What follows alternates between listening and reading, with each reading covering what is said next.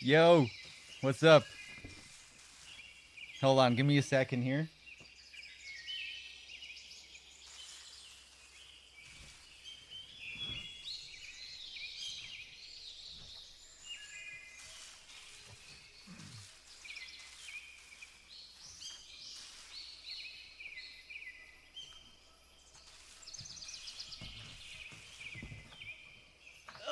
Okay, how's it going, everyone? Hold on, I just need to change some settings here. Let me do some radio calls while we wait. Hold on.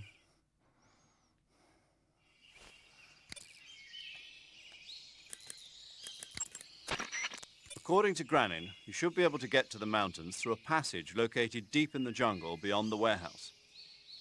Right. Then if I climb the mountains, there'll be an underground tunnel leading to Groznygrad near the summit.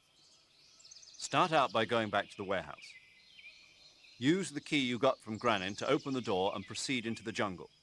You remember where the door is, don't you? It's directly north of the door you went in when you came from the aqueduct. According to Granin, Yeah. Anything else, Zero? in the corner view, Yeah, just tutorials. Paramedic? The gauge below your life gauge is your stamina. Eat food. You can You should be able to find Siberian ink cap mushrooms growing in that area. The Siberian ink cap is a mushroom from the ink cap family. Its life cycle is transitory. As soon as the spores mature, the cap starts to turn black, liquefy, and melt away. And that's why they call it an ink cap? That's right. It doesn't really turn to liquid, but you get the idea. In its immature state, before it melts away, it's valued as a source of food. Just be sure not to eat them while you're drinking alcohol. Why's that? Ink caps contain coprin, which inhibits the function of aldehyde dehydrogenase. This prevents the body from breaking down alcohol, causing a buildup of acetaldehyde. Meaning? Meaning it will give you the hangover from hell. Oh. I'd better go warn Granin. Huh? Nothing important. Wait a minute. What? You think I'd drink alcohol in the middle of a mission? Wouldn't you? Hell no. Well, I'm knocking a shot back now. What? Just teasing you. No, Oh, come on. Where's your sense of humor? I need a drink. So that's one really cool thing about the calls in this game, particularly the food calls. They will vary slightly depending on when you trigger them. Like you can do that Siberian Incap call way earlier in the game, but if you wait until after the Granin cutscene, he references Granin because it's fitting that he would reference Granin for such a call, right? So just they add a couple of little lines in there to alter it depending on the player's actions. Um, yeah, MGS3 does that quite a bit. They do it even as far back as MGS1. There are codec calls like that, that will react to what the player has done up until that point. Like the crows and versus ravens call before you fight Raven. Where Otacon where Snake will call them crows or ravens, depending on what he's learned up until that point. All right. Let me see here. Sorry, I'm just still getting into the groove here, but I think we're good to go. How's it going, everyone? I can see the chat now. Blad, what's up, man? Hope everyone's keeping well. Lucky Shot, thank you very much for the Prime sub. Hobo from Zozo, thank you very much for the 5-pack. I think that was probably during DRK's session while DRK was streaming. Thank you, Hobo. Yeah, so we're pretty deep into MGS3. It looks like DRK sniped the end early, it would seem. Let's catch up with our save calls. You want to save?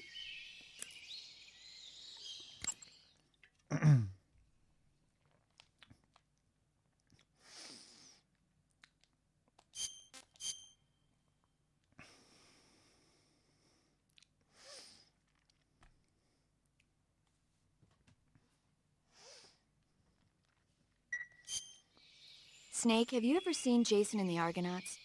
I can't say I have. It's based on Greek mythology. There's this ship called the Argo, and it sets sail in search of the Golden Fleece. Along the way, it encounters many dangers. They run into all kinds of monsters, like bronze giants and the deadly seven-headed Hydra and the vicious bird-like harpies. The most spectacular part of all was the battle scene with an army of skeletons. It was like they were actually standing up and fighting. Are you serious? If you don't believe me, go see it for yourself. Then you'll understand the magic of movies. It was totally amazing. Yeah, all right. If I make it back alive, I'll go see it. It just came out, so I'm sure it'll still be playing. Got a bullet with the 3 months. Thank you. Hey, Hiss Lizard, you playing some Zelda? That's probably what I'm going to do after the marathon.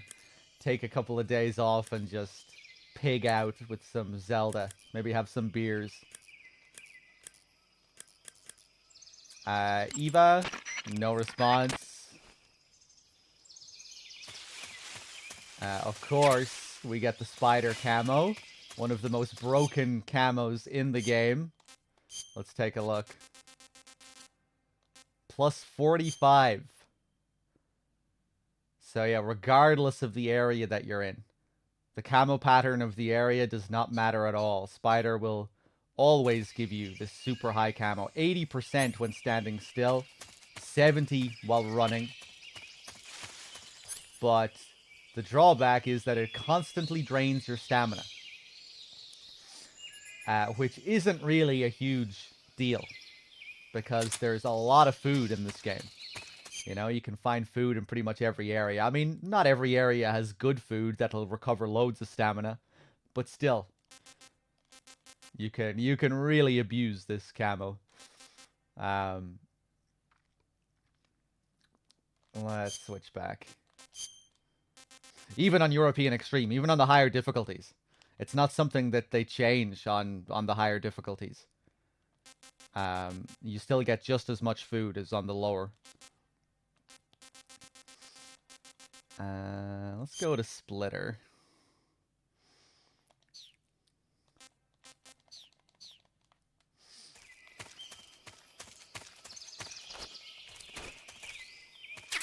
Oh shit! Did DRK get the Tsuchinoko? He did. He left the mouse traps here. Damn, I didn't even know that they stayed here for this long. I guess I'll pick them back up.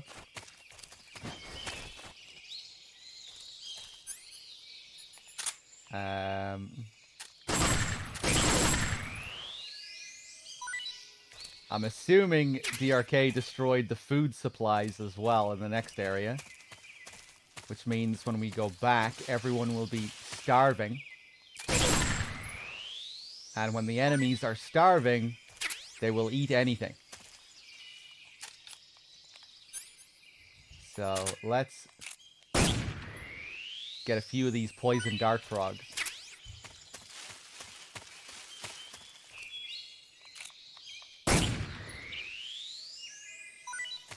Nice.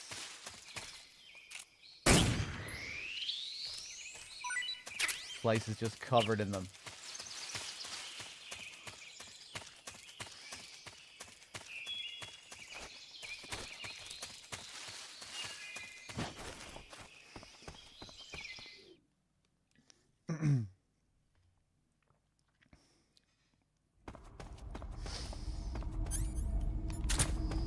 Yeah, the food mechanics are really cool. Really cool how they utilize them for the fear fight as well. I really like the sort of the fear boss is kind of like a puzzle, really. If you want to do a stamina kill, you really have to figure out how to deal with him, how to prevent him from replenishing his own stamina.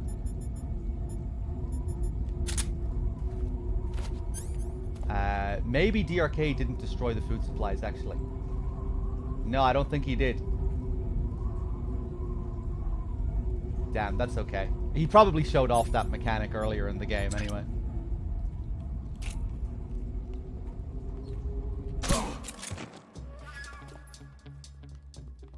Gabada-loop-a-doop-a-doodle-loop-a-doop. What's wrong?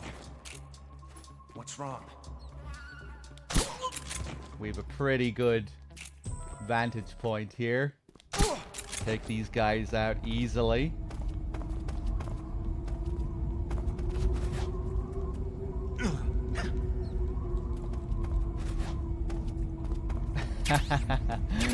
Yeah, we sniped the end early, it looks like.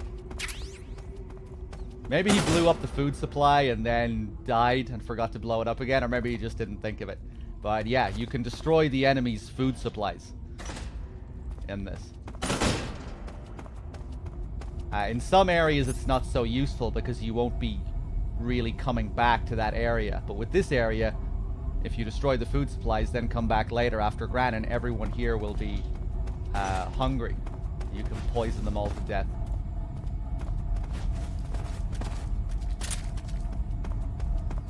This guy should have some ammo for us.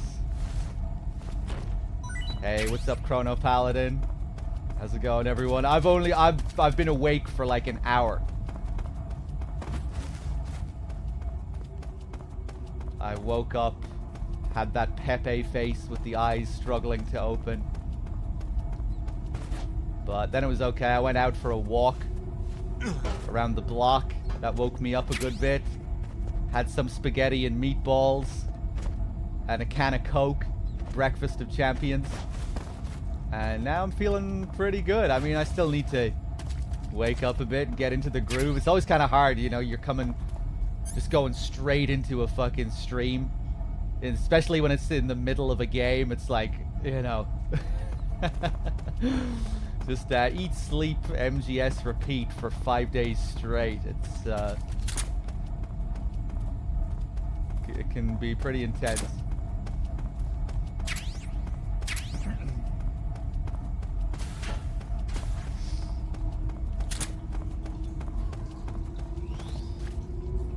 By the way, dog, Bad Humans was correct. Of course he was correct.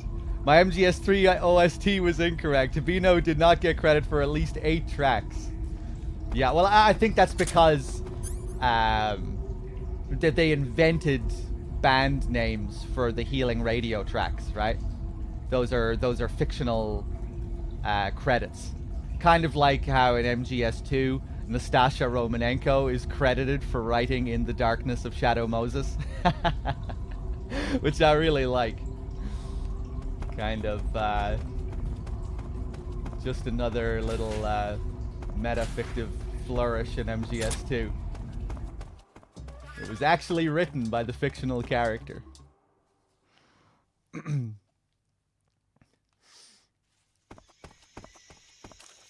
I believe it was Shuyo Murata who wrote In the Darkness of Shadow Moses. He was the real writer. And I think Shuyo Murata also wrote the shocking conspiracy behind Shadow Moses. So yeah, man, props to Murata. Fukushima wrote the review for In the Darkness of Shadow Moses. That 10-page review. Snake, are you there? Eva, where are you? In the fortress, in Groznygrad. Dr. Sokolov is here too. Is he all right? He's fine. Right now he's busy putting the finishing touches on the Shagohod. Good. That means they haven't killed him. Not yet anyway, but you better hurry. They've already finished the Phase 2 tests. Once the final preparations are complete, they'll have no more use for him. The Colonel won't have any qualms about killing him if he thinks the CIA is closing in. Eva, you can't let Sokolov out of your sight. I know. Snake, do you know where Groznygrad is? Granin told me that I should be able to get there from the mountains to the north, through an underground tunnel. Granin told you? Yeah, he even gave me the key to the warehouse. Why? Because he was drunk, I guess. You've got to be kidding me. Hell if I know. Snake, there's one problem with that route. What problem? The mountain entrance to the underground tunnel that leads to the fortress is sealed. You need a key to get in. A key? What about the key Granin gave me? That key won't work. But don't worry, I'll figure something out. I have an idea. There are some ruins at the top of the mountains. Meet me there. The top of the mountains. Got it. Wait, there's something else I've got to tell you. What's that? I heard that the Ocelots have set up an ambush for you in the jungle at the foot of the mountains. Apparently, they've even got snipers positioned there. An ambush? Watch yourself.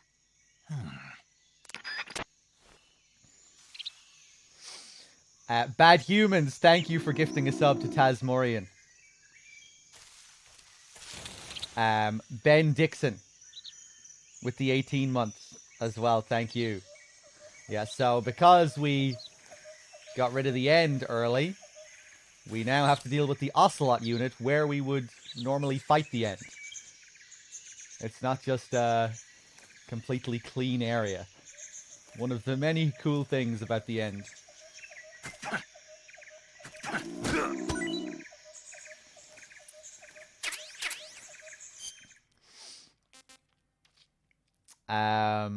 Yeah, let's eat something, shall we? Oh, nice.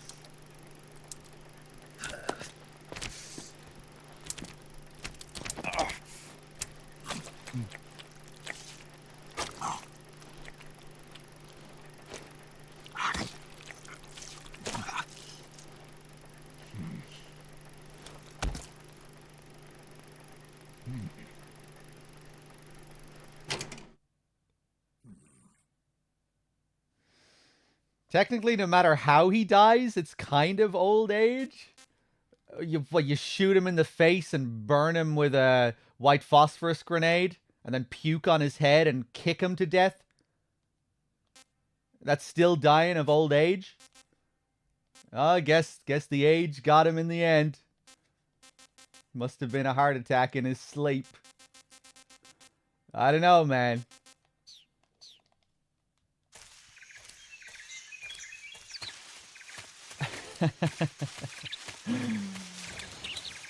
We have some more porn in the bushes here. Classic. Let me call up paramedic. I see you have a calorie mate. Calorie mate? The thing you're holding now? Oh, the little block that looks like a cookie? Try it, it's pretty good. Okay. But what is this thing? Never seen anything like it. Calorie Mate is an energy supplement that contains all the proteins, lipids, vitamins, carbohydrates, and minerals needed for a balanced diet. It's a well-balanced food. Because of that, it's just perfect for giving your body the nutrition it needs in combat. It sounds like a space-age food. Real astronaut food is not very good, but that should taste fine. Yeah, and it'll help balance out all this jungle food I'm eating.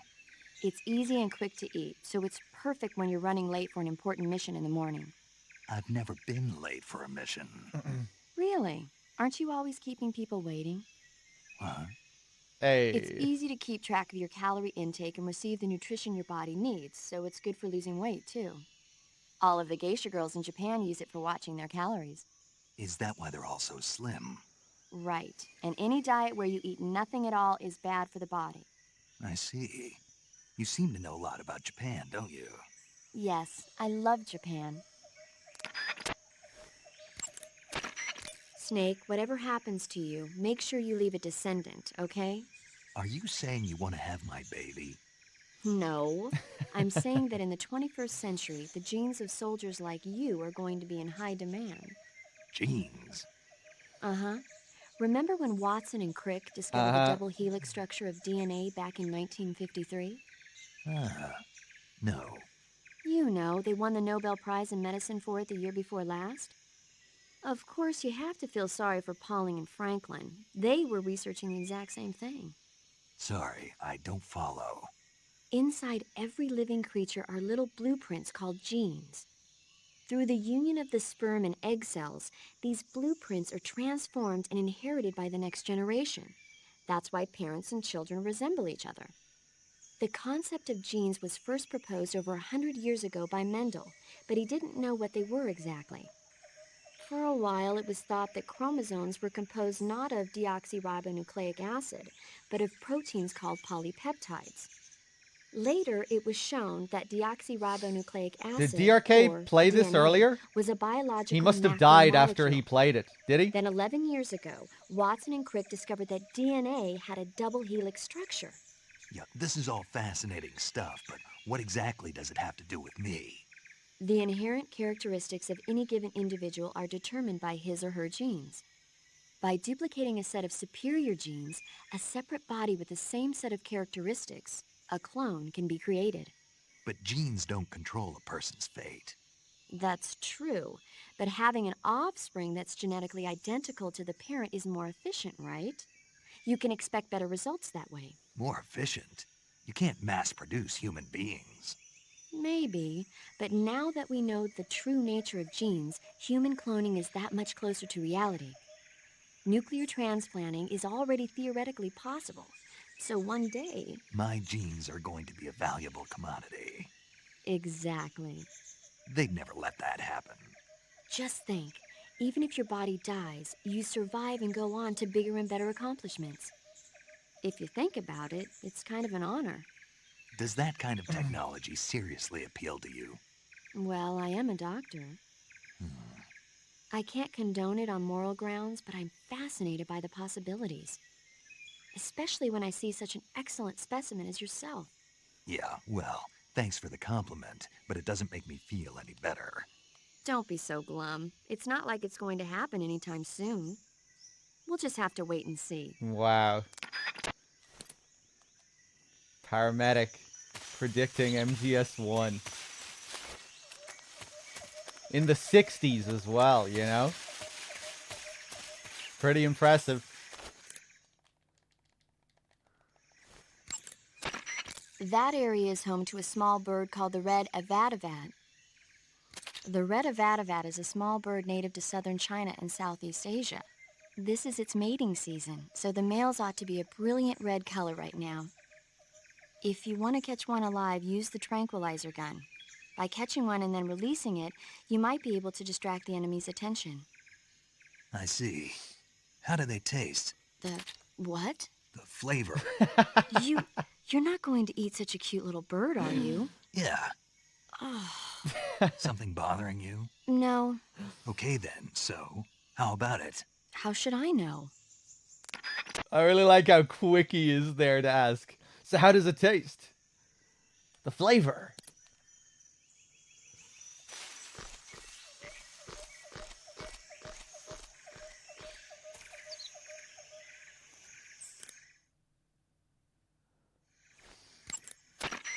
When you get to eat, there should be a mushroom called the Baikal scaly-tooth growing in that area. The Baikal scaly-tooth mushroom is used as an antidote to poison. It usually grows on the trunks of trees, so look for it there. How does it taste? I think you're going to be disappointed. Damn. Oh, quit your whining. You know what they say, good medicine tastes bitter. Paramedic. What's up? Are you a medic or a doctor? I'm a well-respected physician, or I was until I joined the CIA. How is your reputation? My what? Your reputation. Oh, that. How was it? Why? Don't you trust me? That's not what I meant. Fine then. Uh-huh. So, So what? your reputation, how was it? My, you're relentless. Hey, I'm a snake. So, My reputation was spotless. I'm highly skilled, patient, and good-looking to boot. Everybody wanted to see me. What else would you expect? He played this one? No, seriously. Some of these were played earlier? Yeah, he must have died after he played them. Sorry if you've heard some of these before. We'll, yeah, you can usually trigger this on the Virtuous mission. Dog, did you figure out it was an MGS trailer because of the parrot? No, I figured out that it was an MGS trailer because of Snake. And the fact that it said Metal Gear Solid Triangle. Snake Eater. That's how I figured out it was an MGS trailer. No, I wasn't watching the thing live. So I already saw people posting about a new MGS trailer. I wasn't watching the PlayStation event, so. But yeah, when I watched the trailer for the first time, I recognized the parrot. Paramedic. Treating Snake, there should be vine melons growing in that area. The vine melon is a kind of melon commonly found in Selino-Yarsk. Like the name says, it's a melon that grows on a vine. The flesh is crisp and delicious. The vine melon is full of potassium and carotene, so it's good for you as well. Next time you see a vine, why not check to see if there's a melon growing on it? There should be an herb called Chinese plantain growing in that area. The Chinese plantain is an herb that resembles a plantain root. The leaves and seeds contain large amounts of aucubin, choline, and tannin. When you mash it up Did and apply DRK it to do a the wound, Spatza it call helps stop the earlier? flow I of guess he blood must have. and eases the pain a bit. The Chinese plantain becomes a styptic when you pick it up. If you see one, don't forget to He take did? it with Ah, okay. I always do the Spatza call here. Did he show Snake eating the Spatza while on top of a tree?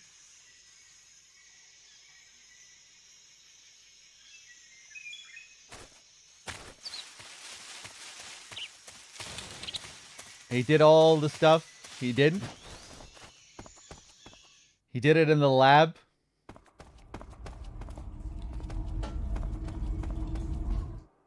And did he do the follow? I'm assuming he did the follow-up call with Paramedic. Alright, well, if you ever wondered what happens if you eat a Spatza while up in a tree, this is what happens.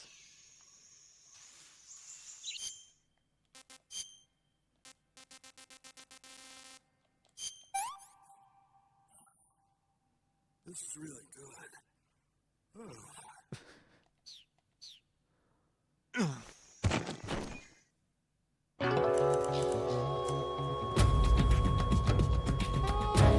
Snake, what's your status? Snake! Snake! Guess he didn't land cleanly there. Be funny if you heard like a really nasty crack, like they played a different sound effect.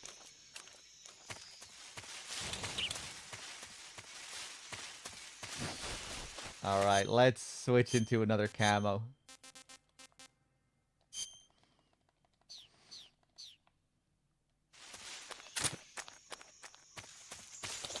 Let's eat something.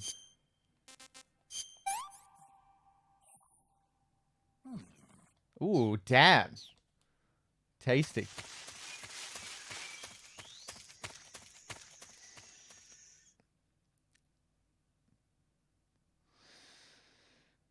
Should have saved. You don't need to save. You'll always go back to your last checkpoint. That's why I exited the area and entered the area. So I wouldn't lose any progress.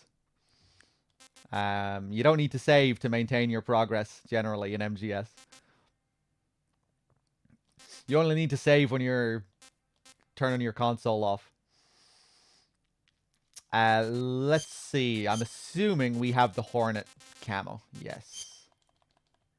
One of the most fun camos to fuck around with in this game. The Pain's camo uniform wards off hornets, spiders, and leeches.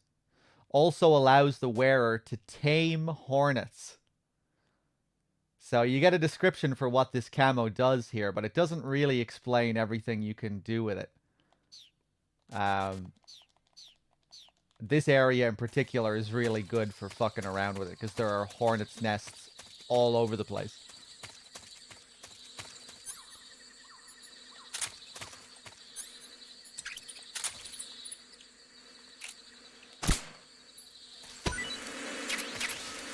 So now, when I shoot down this nest, this is what they mean by taming.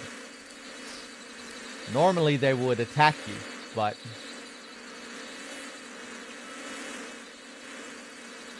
now, they're cool. They're just gonna follow me around. They're friendly.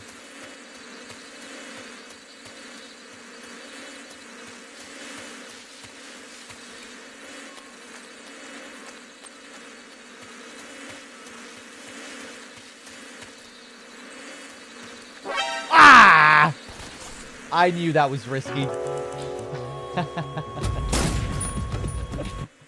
I knew that guy was right there.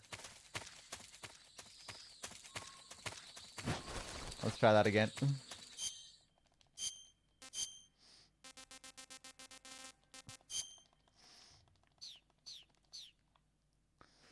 What happens if you switch to another camo while they are tamed? You know, I can't remember. We could maybe try that. But they probably start attacking you.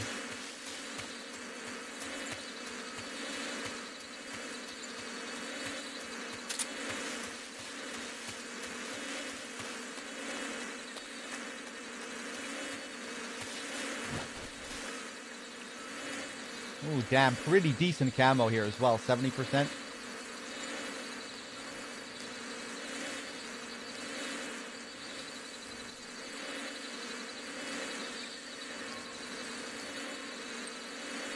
Okay, now we're going to wait for this guy to turn around.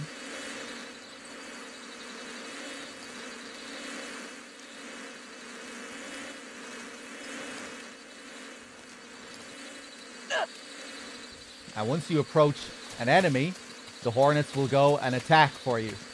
And now they're going to chase this guy.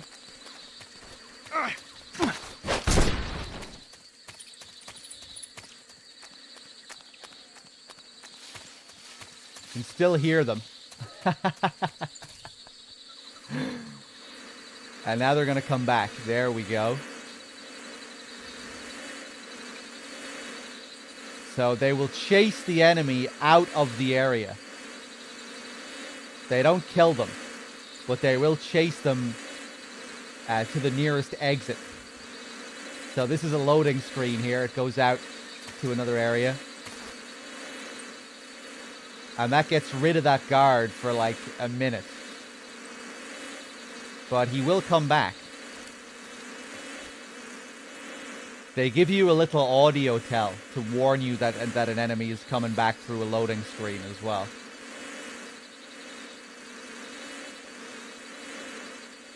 We just chill here for a minute.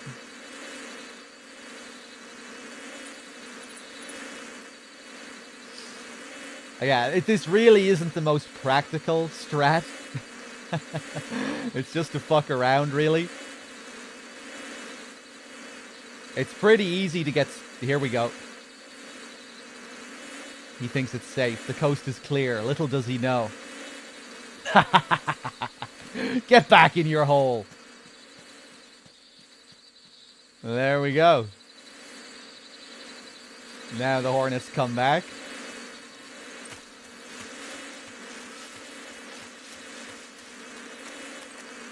But yeah, it's very easy to get yourself spotted fucking around like this, right? Because you approach the enemy, the Hornets go up, and then the enemy runs away, and it can be hard to know exactly where the enemy is going to run.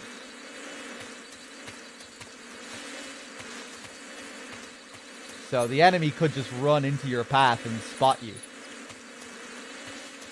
But it's still pretty fun fucking around with it.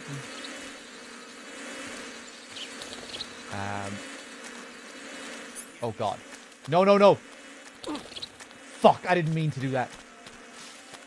Look at that guy. He disappeared. He just teleported.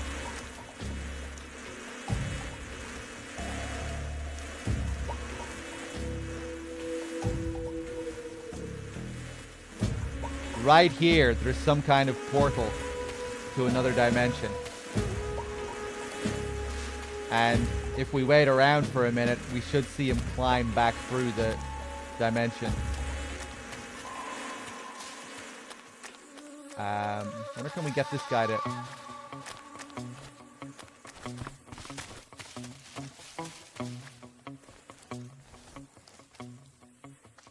What the fuck?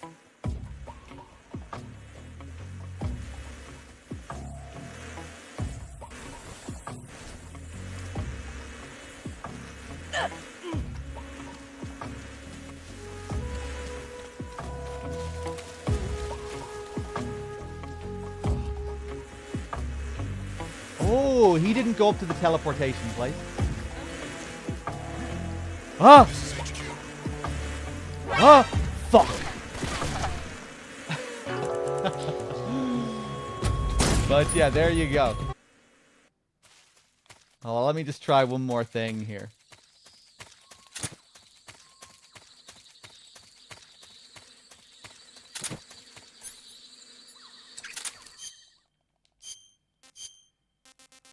Bum ba-dum ba-dum ba-dum ba-dum ba-dum ba-dum bum bum. Now let me just check something as well. Huh.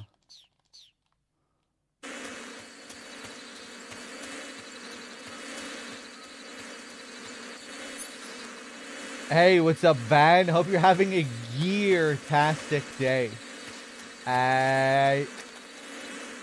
Yeah, I mean, I guess I'm having several gear-tastic days. This one hasn't been too gear-tastic so far. I've only been streaming for like a short while.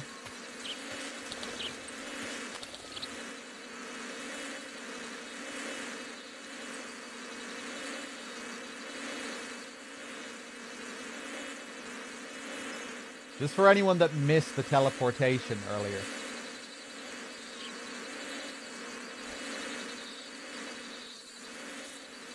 I'll show it again with this guy. Let's just wait. It can be kind of tricky to trigger.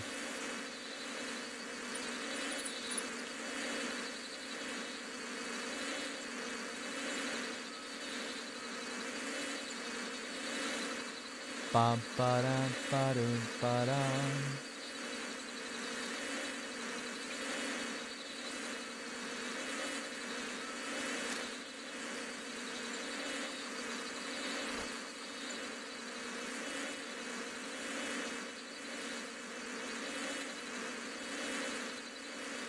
I wonder did DRK choose European Extreme for both games because of what I put in the title with highest difficulty?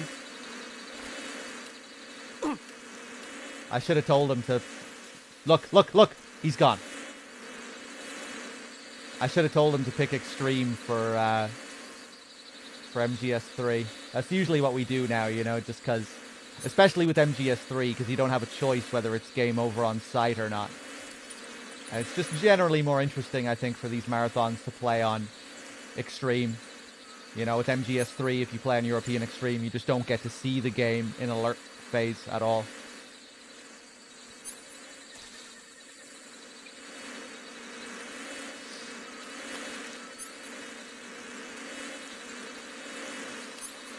How much... Oh, God! Tasmorian. I was too focused on your question. How much to play Twin Snakes? I don't have Twin Snakes available.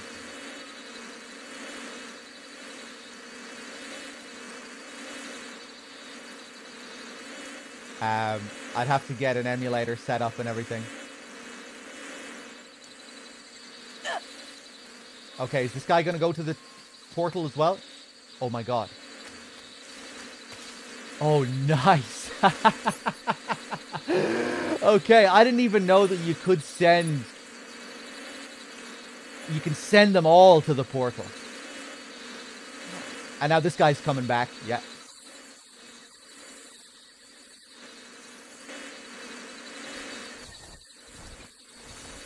Okay, right. That's enough fucking around here.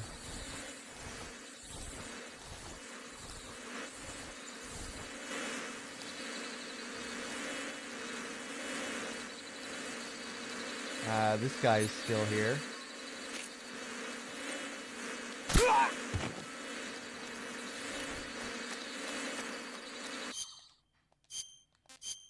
Okay, let's see what happens when I switch camo.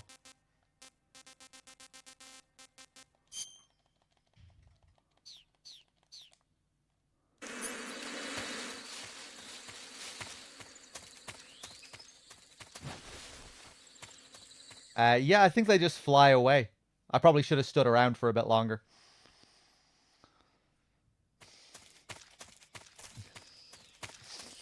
Should we start doing that for every marathon now? We will play Twin Snakes. If someone donates $1,000.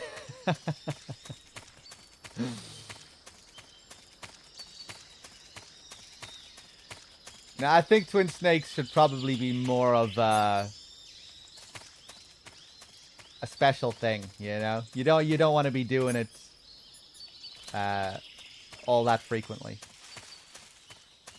It's nice that you only see it every so often, I think. Not that everyone would donate 1,000 every time.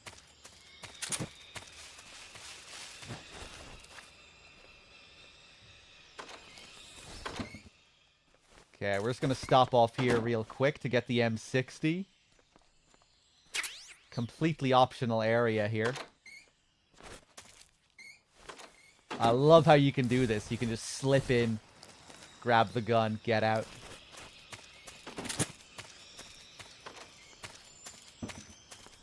All those doors opening. Bum ba dum ba doo ba dum.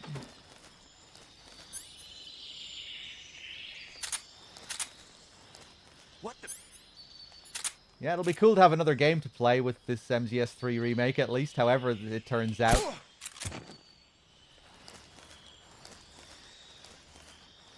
Maybe we'll mix it up every now and then with the marathons.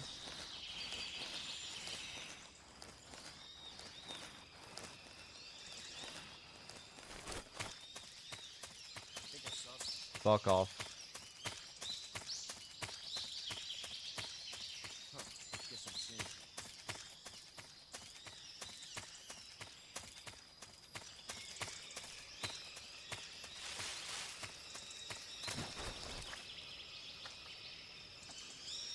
What the?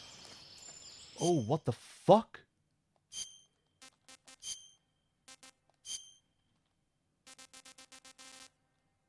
I assume I'll be streaming my first playthrough of the game. Oh yeah, for sure.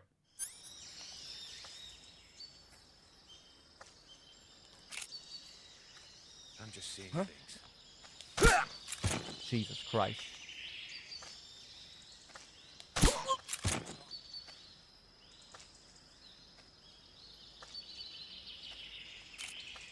This guy hasn't seen him.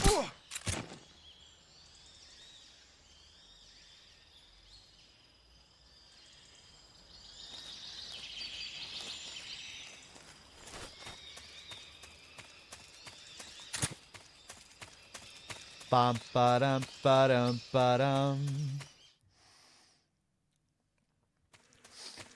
We don't even have a release window for MGS Triangle, do we?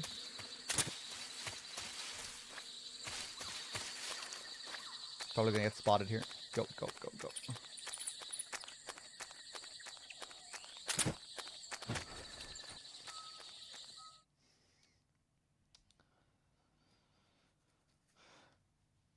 Just facing away from the enemy help? I don't think so, no.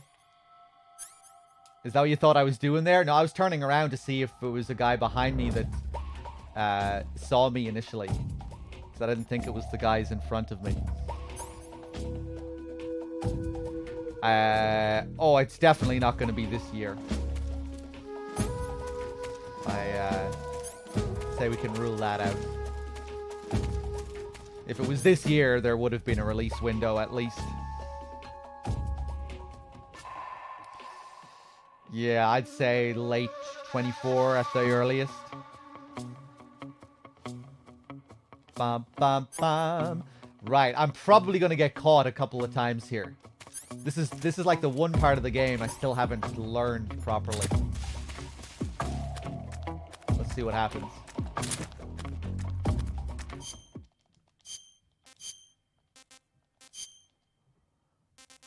Bum, ba-dum, ba-dum. But we could cheese it up with the spider camo.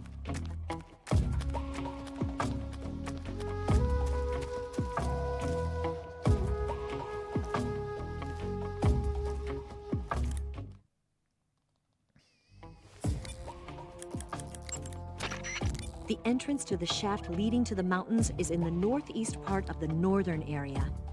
Take out those ocelots and head for the shaft.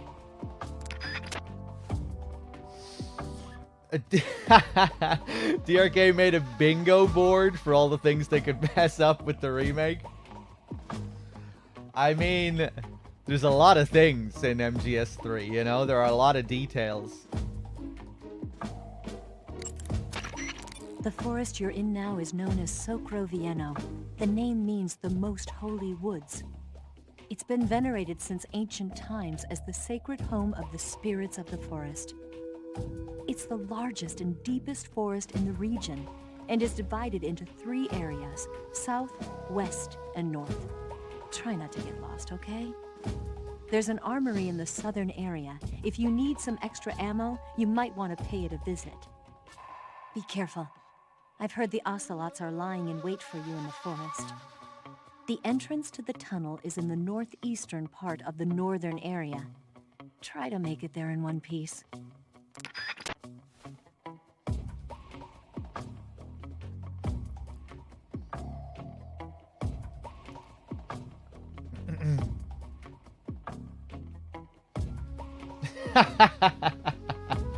Eva's proctitis.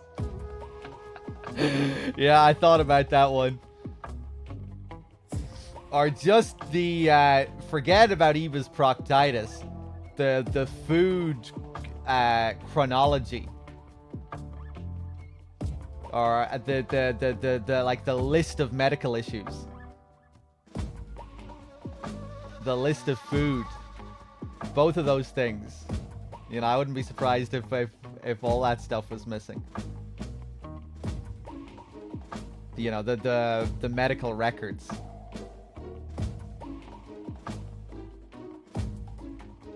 Johnny narrating his shit. Johnny narrating his shit will be in the game, I would say.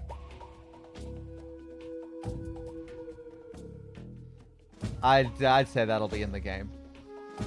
Ghosts holding their junk.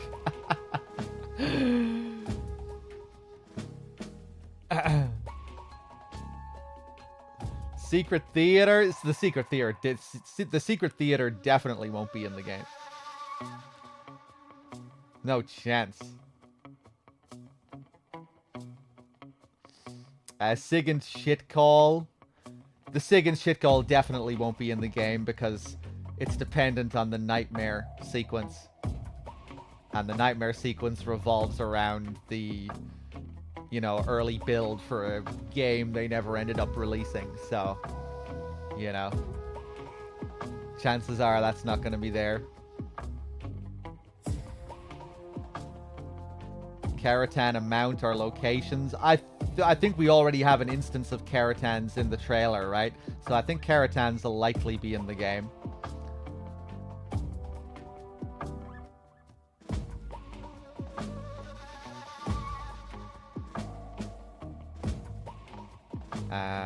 Okay. Hold on a second.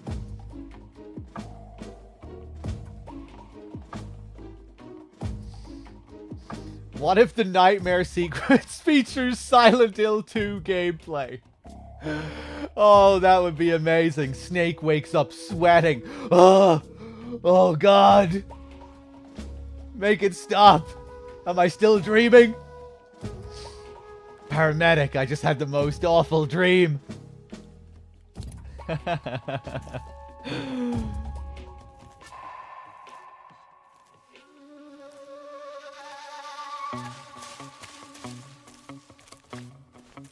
Bum, bum, bum. Oh, hello there. Must be seeing things.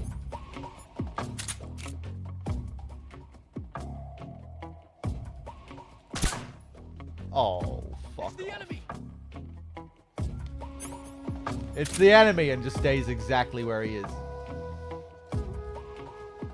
Nothing here. How was that not a headshot?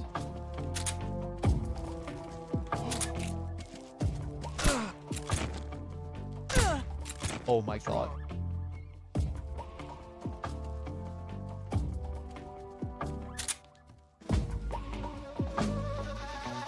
Thought I heard someone coming up behind me.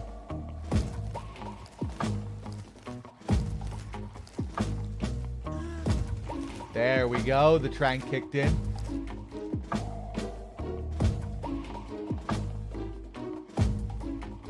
I'm gonna see what this guy drops.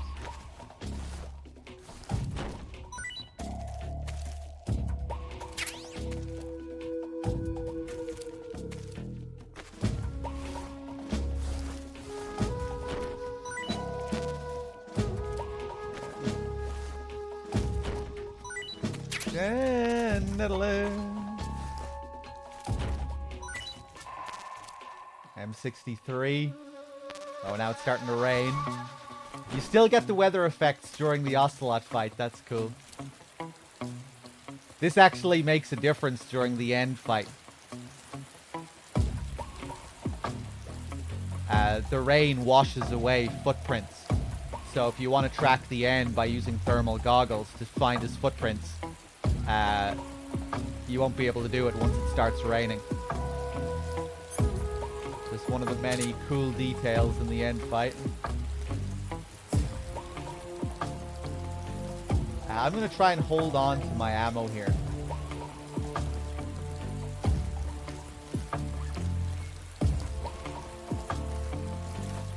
Go.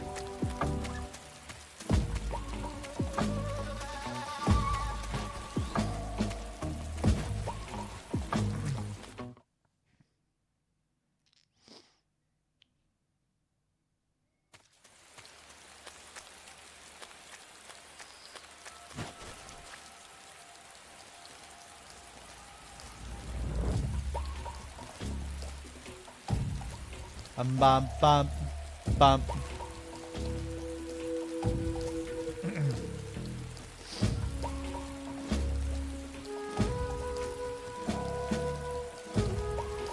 You know, that'd be something. Speaking of weather effects, that'd be a really cool addition to MGS3. You know, if they could play around more with weather, time of day, day-night cycles, things like that affecting gameplay more. I think that's what Kojima originally wanted to do. I think he wanted to do a lot more of that initially with MGS3.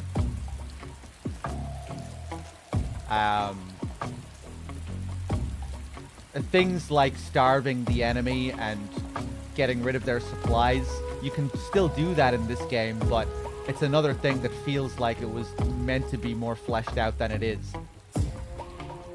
So it's more of a focus on that kind of stuff. Just to add things maybe to the food system, the survival system, the cure system.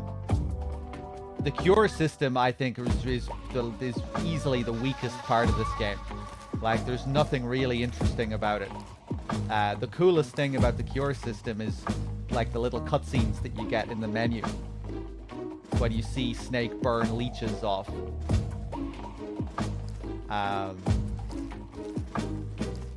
Shit like that. But it's never really a system that you do much with, you know? And there are so many supplies in the game that you never even really need to care about managing the supplies, you know? It's just like it's more of a time waste than anything. Like, oh, I got shot, I just open up the menu, go into cure, bop, bop, bop, bop, back into the game. Oh, I got shot again, open up the menu. Like, there's no real... You don't really have to put any thought into it. It's just like a process that you go through. You know, you can't... With the food system, there are all sorts of cool little details and things you can do with it. Hey, this works. So, yeah, I think they could definitely improve on the cure system. Menuing in general. It'd be cool if they... streamlined that a bit, made it faster to change into camo. Obviously, MGS4 improved on the camo system with the Octo camo.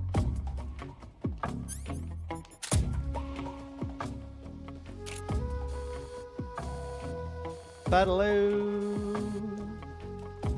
I mean, the game does do a couple of cool things with the cure system. Usually when it comes down to things that aren't so obvious. Like leeches, you know, when you don't realize that you need to go into the cure menu to get rid of something.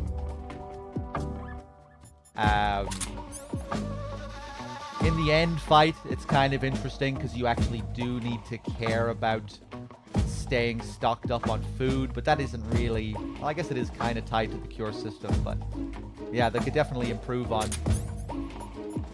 certain gameplay aspects.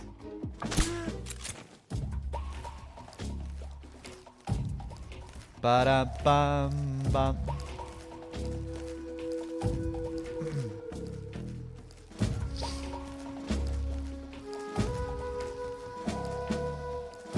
Ba-da-loo.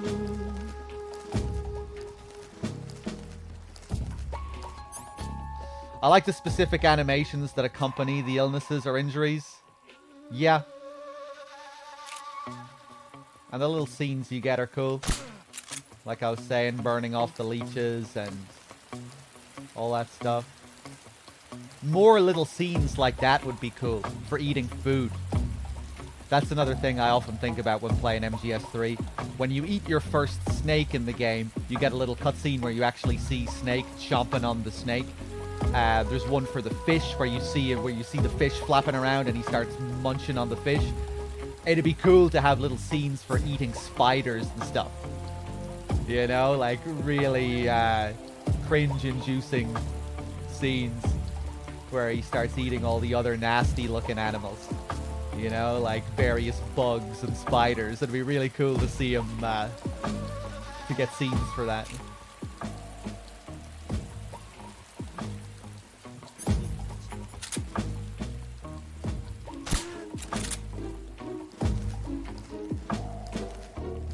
You know, just see the spider crawling around in his hand and then he just like pops it into his mouth.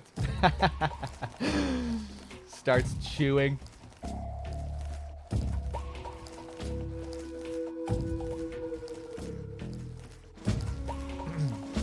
We'll be able to walk while crouching. Yeah, I mean, that's already a thing in the DS version, right?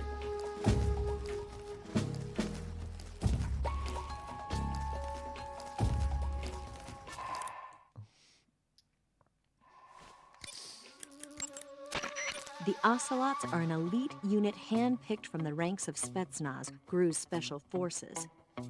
So naturally, their fighting skills are second to none. They're crack shots, and if they hit you, you'll likely be seriously wounded. Avoid taking them head-on. If they manage to surround you in large numbers, you're... Oh, did it replace stalking in the DS version? Damn, I'm not sure if I like that, actually. It's one of the unique things about MGS3.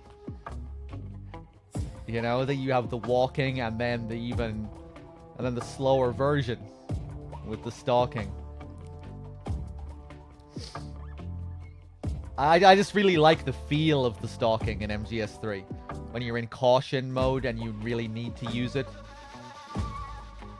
Outside of caution, you don't need to use stalking, right? You can just sprint right up to the enemy and grab them.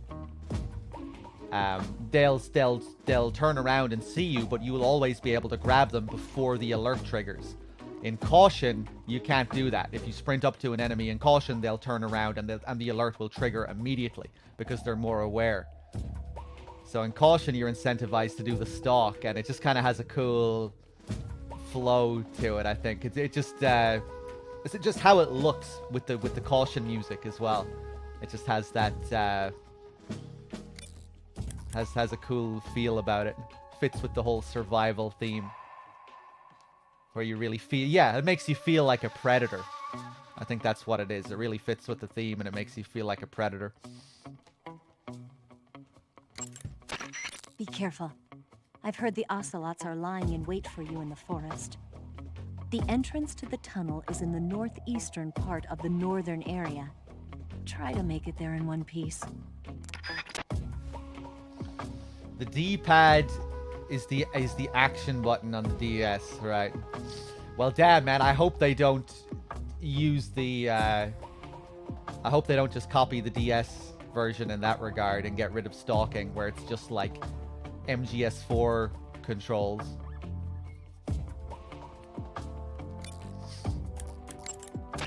The entrance... I think they could rebalance certain things. I think that is a little bit too OP in this game. How good CQC is when you're outside of caution, being able to just sprint up to enemies and grab them so easily. But I mean, I guess you can only really take advantage of things like that when you know the game, to be fair. You know, you really need to know where the enemies are to feel confident enough doing that. So, yeah, I don't know. Be careful. I've heard the Ocelots are lying in wait for you in the forest. The entrance to the tunnel is in the northeastern part of the northern area. Try to make it there in one piece.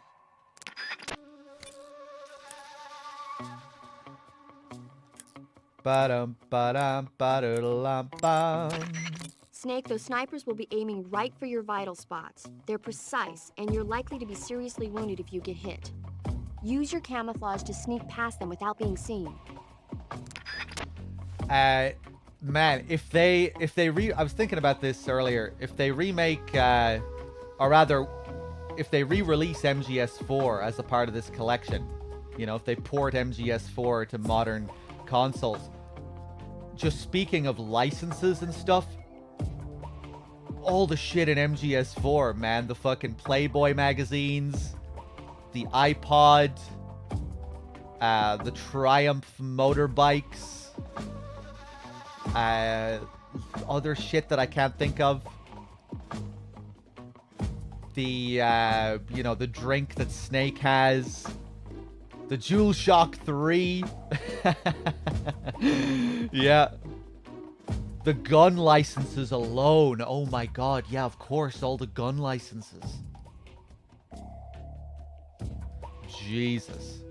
Yeah, MGS3. Assassin's Creed. Yeah. Man. MGS4 is going to take a real hit with all that stuff.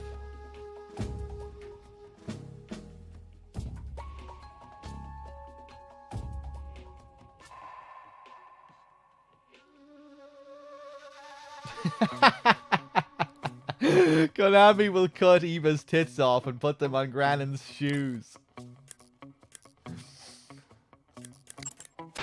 Snake, those snipers will be... Snake, be careful. Aren't the Ocelots supposed to be setting an ambush for you in those woods? Yeah, and I hear they've got snipers too. The Ocelots are an elite unit handpicked from the ranks of Gru. You won't find them so easy to deal with. Use your camouflage to avoid being seen. Proceed with caution. Yeah. Snake, be on the lookout for ambushes by the Ocelots. They may be hiding in the bushes and similar places. Make sure you're fully camouflaged and proceed with caution.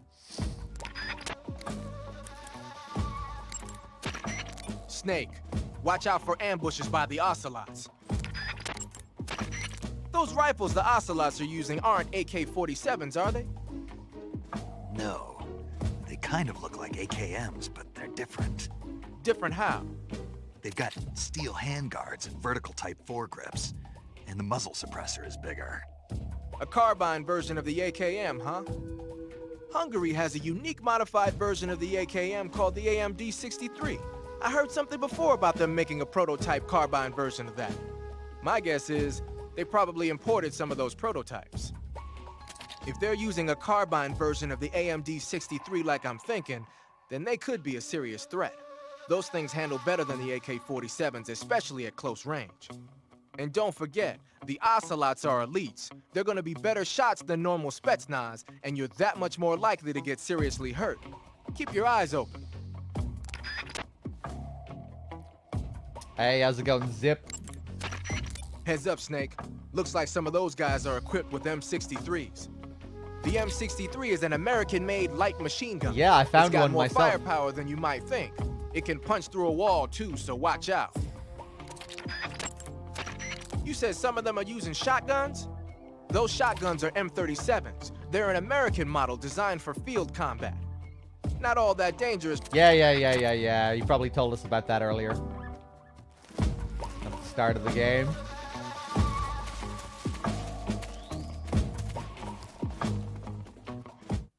Alright, there we go. I think if I go back now, will the area be clear?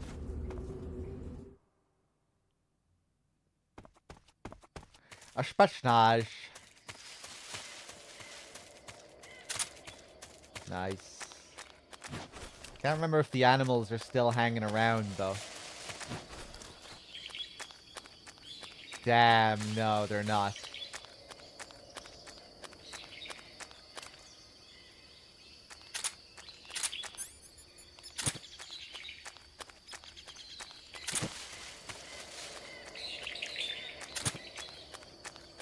Bum ba-dum ba-dum ba-dum ba-dum ba-dum ba-dum bum bum. I'm out of time.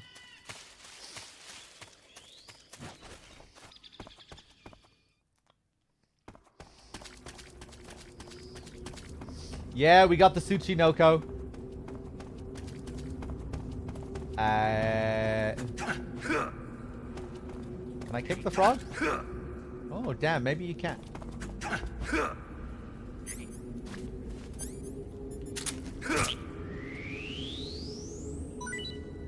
Hey, mysterious fish, thank you for the 57 months.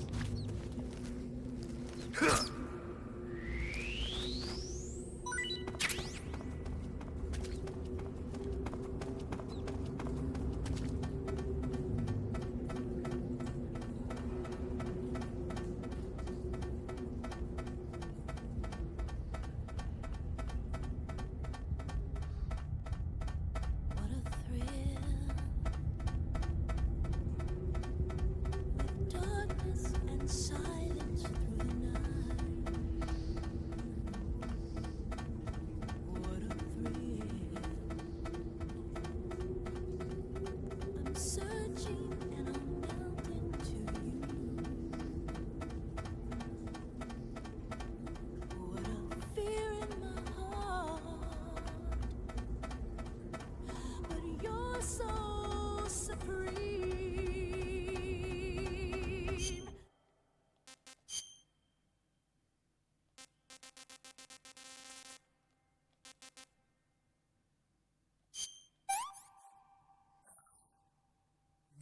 Good.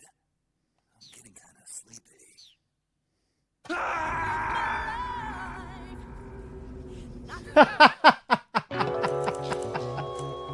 I give my life! What's going on? Snake!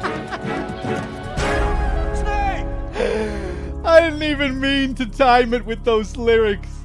Okay, I have to do that every time from now on, I guess.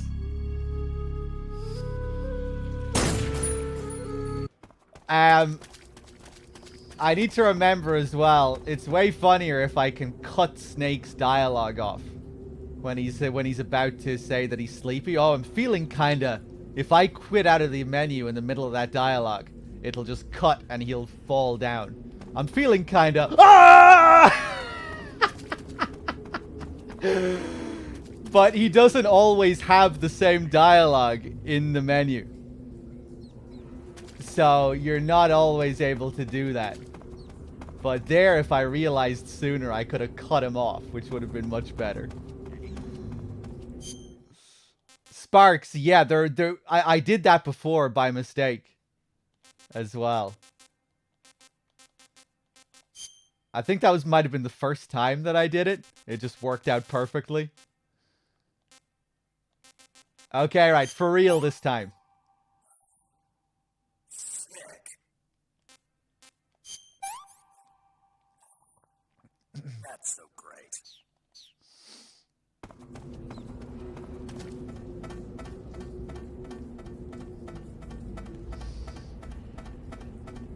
Alright, for real this time. What a thrill. With darkness and silence through the night.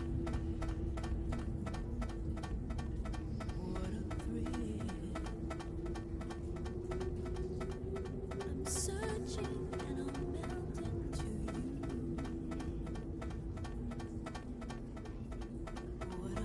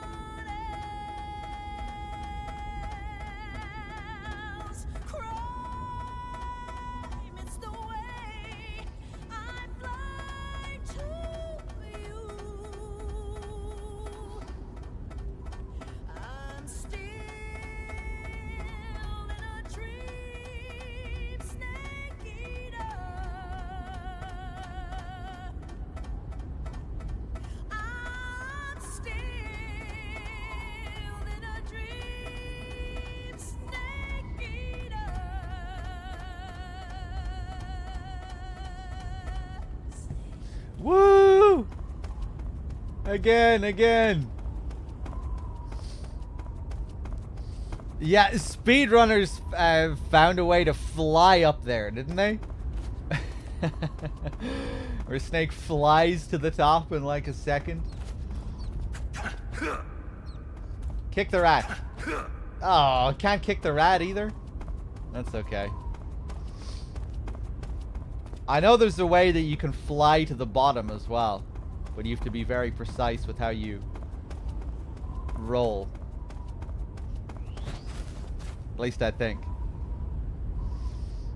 Hey, Hachiro, with the 26 months. Thank you very much. Cheers. Try it. Try and fly to the bottom. Okay, I'll try. I have no idea of what the strat is. I just remember watching it, and there's probably... I probably have to do something that I don't even know how to do. Hold on.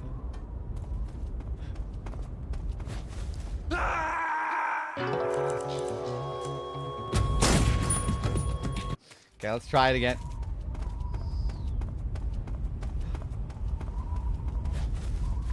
Ah, fuck. Okay, if I didn't pull it off that time, I don't think I'm ever pulling it off. Anyone know how to do it? Oh!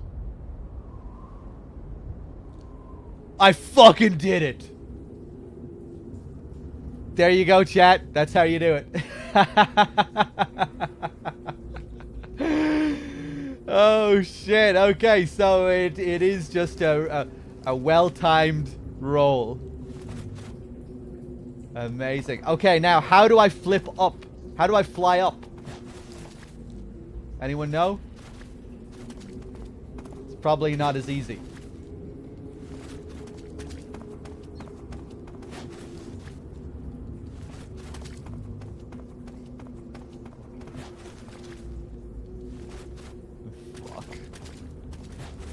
Yeah, it's probably some like weird interaction with the ladder where you spin around and then press the action button at the right time. Oh, just Snake T-pose all the way up to the top, yeah? Right, hold on, let's... Do I have the ability to kill myself? Oh, hey, fake death pill. Oh, except DRK probably used the fake death pill. Yeah.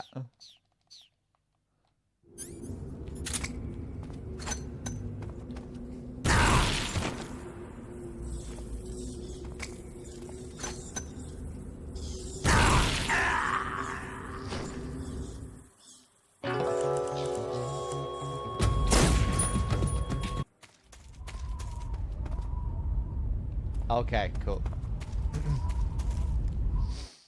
It's an inventory glitch, okay.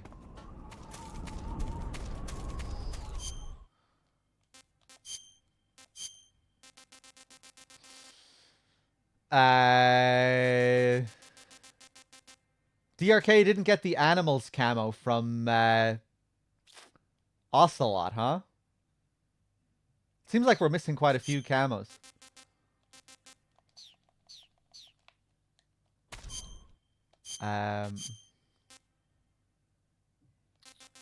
What's the best one we have? Choco Chip?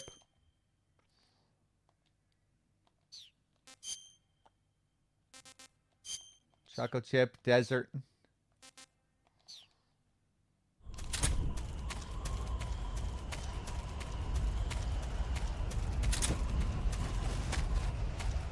Yeah, I think I'm just gonna stand back and snipe everyone here. Oh, fuck off.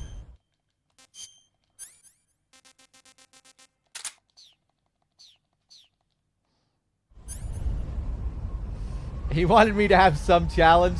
Yeah, the animals camo is pretty insane here. But that's okay. I'm gonna make my life easy with this sniper rifle. Patrol here. We're under. I actually wanted to shoot the radio there. Respond. Which I think I did, but I got him in the head as well. There's something wrong.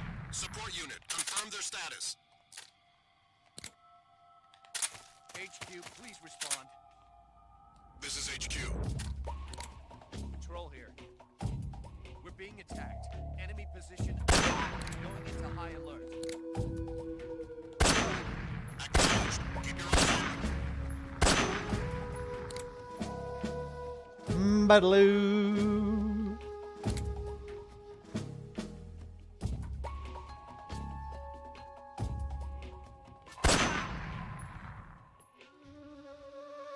The frames.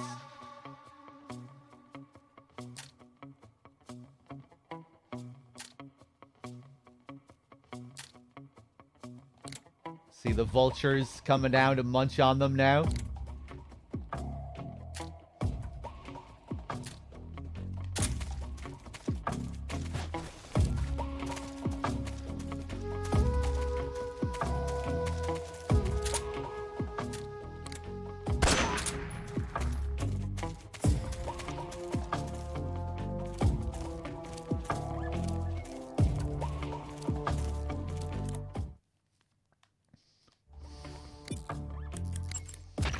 You made it to the mountains. Those mountains are known as Krasnogorye. The name means the Red Mountain Ridge in Russian. The entire range has been fortified to act as a defense for the great fortress of Groznygrad. The area near the top has been dug with bunkers and trenches, and there are anti-aircraft gun emplacements everywhere. It's literally an impenetrable wall. Proceed with caution. Oh, there's a provision storehouse in the hillside area, and there's an armory at the summit. I'll meet you in the ruins at the top of the mountains. The summit is still a ways up. Keep going forward. Oh, you don't actually fly up the ladder, damn. Eva, how are things on your end? Are you going to be able to make it? I'm fine. I managed to slip out okay, though I did run into a few snags. Is there a problem? I took a little detour on my way here. Detour? Yeah, I thought since you went to all this trouble to meet me, I should give you a present. A present? What is it? You really want to know? Yeah. It's a secret. You'll find out when you get here. Ah. You must be worn out from all that mountain climb. Yeah. Paramedic? Snake, the altitude in those mountains is pretty high. That means the oxygen concentration in the air is lower than normal. When there's less oxygen in the air, naturally you'll be breathing less oxygen as well, and the oxygen content of your blood will go down. In other words, you run the risk of becoming hypoxic. Hypoxia is a very serious condition. In the worst cases, it can lead to pulmonary and cerebral edema. I don't think you need to worry right now, but all the same, be careful. So, what do I need to be careful about? In high altitude areas, you will tire quicker than normal. Ah, okay. Snake, climbing uphill takes a lot of stamina as it is, but on top of that, the air up there is thinner than normal. You're burning through stamina a lot faster now than ever before. Keep an eye on your stamina gauge. Be sure to eat something to restore your stamina before you run out. DRK destroyed the Hind earlier. Yeah, it's kind of a funny detail. If you destroy the Hind earlier, you think you should be getting rewarded for it. Right? Because it's this optional thing. You have to go out of your way to do it. You have to make a lot of noise to destroy the Hind. But you're actually making your life more difficult by doing so. If you destroy the Hind, you have to deal with flying platforms up in the mountains. If you don't destroy the Hind, you have to just deal with the Hind. But the Hind is actually way easier to deal with than the flying platforms. The flying platforms get really close to your position. The Hind, you know, flies around quite a way away from you. But still a cool detail, you know, how it changes the area depending on what you do. Sigyn? Looks like you got your face painted in desert color. Desert is a brown-colored face paint used for operations in mountainous terrain as well. It should let you blend in well in mountain and desert environments. Yeah, I don't know if I've ever been caught by the Hind. Is it even possible? You're on a solo... I'm assuming it is possible, but I don't remember ever getting caught by the Hind.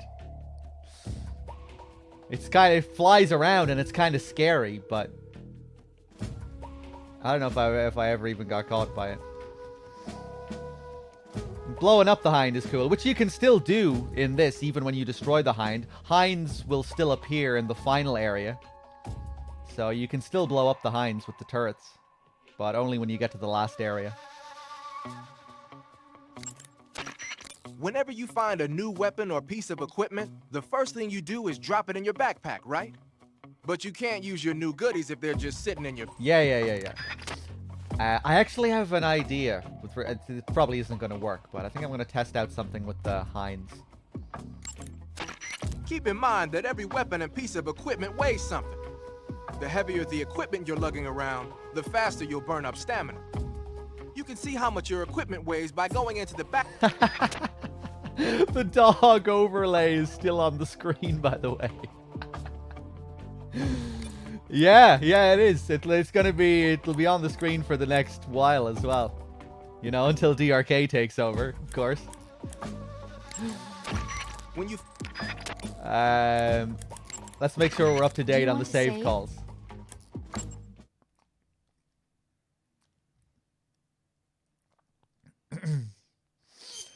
Bum ba dum ba dum ba dum.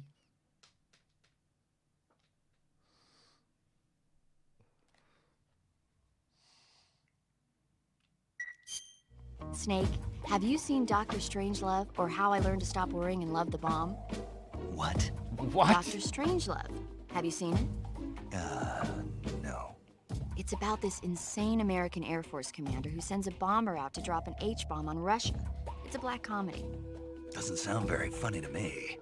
The actor who plays Dr. Strangelove also plays two of the other main characters. It's actually kind of funny once you get past the scary parts. It just came out this year, so I bet you could still go and see it. Maybe when I'm in a lighter state of mind, I'll give it a try.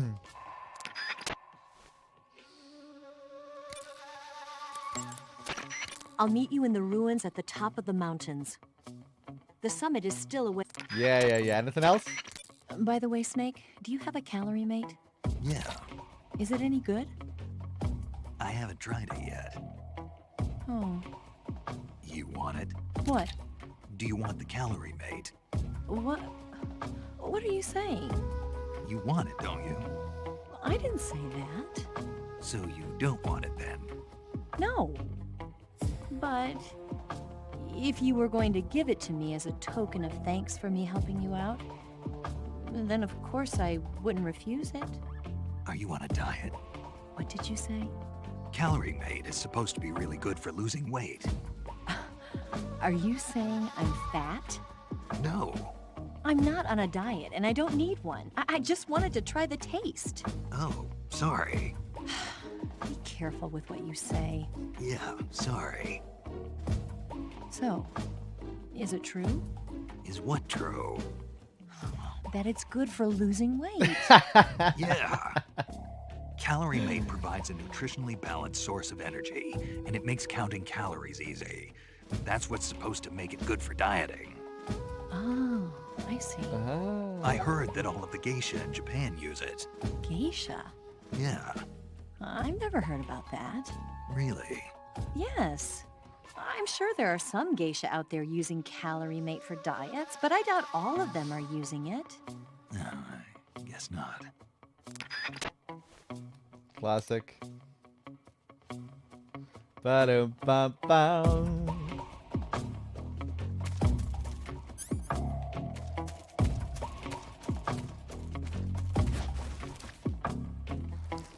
Oh God. Hello there. I can't point my gun down from this angle. Fucking asshole.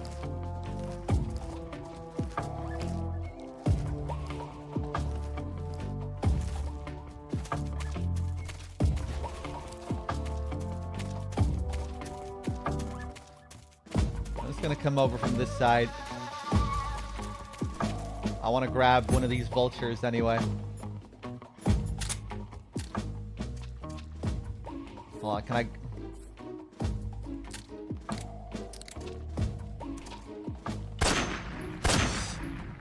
Don't even think about it.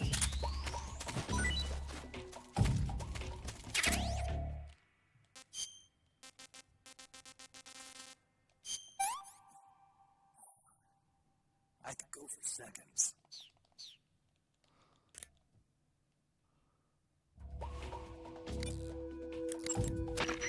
I see you've captured a white-rumped vulture. The white-rumped vulture is a type of vulture found in India. Its diet consists mostly of dead animal carcasses. I don't think it'll attack you, but it's a fairly large bird of prey, so you probably won't be able to capture it alive using the tranquilizer gun. Got it. But there is something here that's bothering me. What is it? They say the white-rumped vulture doesn't just eat animal carcasses. It eats human ones as well. Is that so? Yeah. So then if a person eats a white-rumped vulture, does that mean he's eating human meat too? What do you think? Yeah, you had to tell me that after I ate one. So yeah, obviously another call that changes slightly depending on whether you've ate the food or not. Snake, be careful when you approach the enemy. The closer you are to them, the more accurate their shots will. That area is home to the Thai cobra. The Thai cobra is a large venomous snake that Probably carries got an this one before. extremely potent neurotoxin. Be careful not to get bitten. If you do get bitten, go into the survival viewer right away and use Cure to give yourself a serum injection. The Thai cobra Oh, no. originally comes from Indochina, Thailand, and southern China. The ones in that area were probably imported as pets and research subjects before they escaped and turned feral. Not as food. Come again? They weren't imported as food, They're not for eating. so they don't taste good then. That's not my point. It's not a matter of whether they taste good or not. People don't raise snakes for food, period. Okay. So you're saying they might be good to eat, right? Only one way to find out. Ah, she actually she doesn't disapprove this time.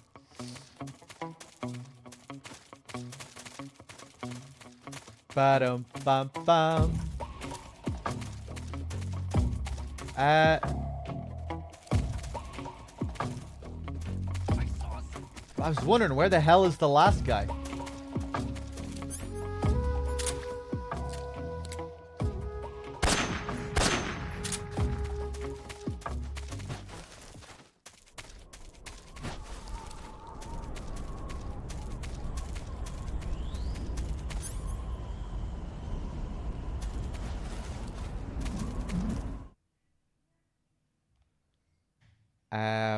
I want to test something. Can I get an instant headshot if I use a lethal pistol here?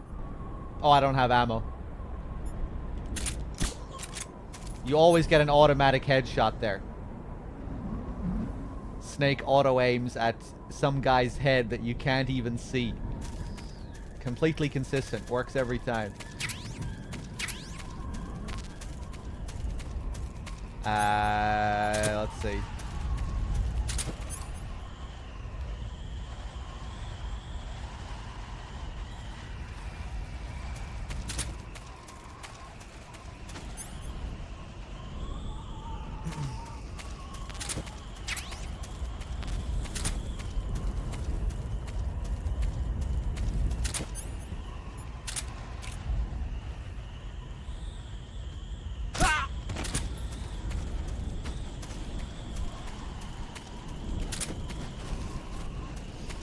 I don't really have any desire for remakes in general.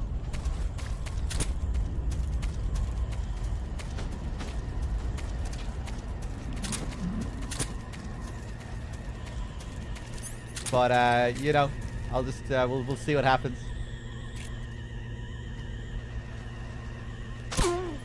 Nice. Look at these flying platform guys.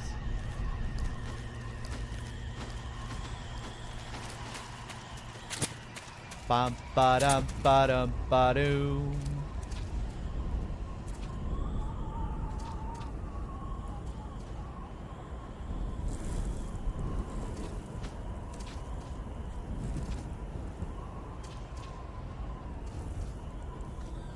I don't really know what I would like to see from the series going forward, you know, with the idea that the series must continue.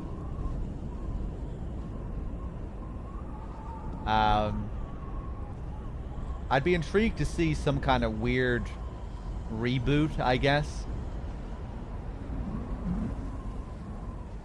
I think it'd be cool to see the old Kojima Productions team make something new. You know, because there's still a lot of the old members there. Some of the guys that have been there since the old days.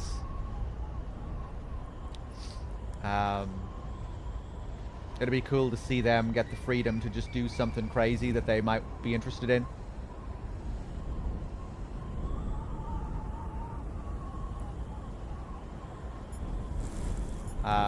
Yeah, I don't know.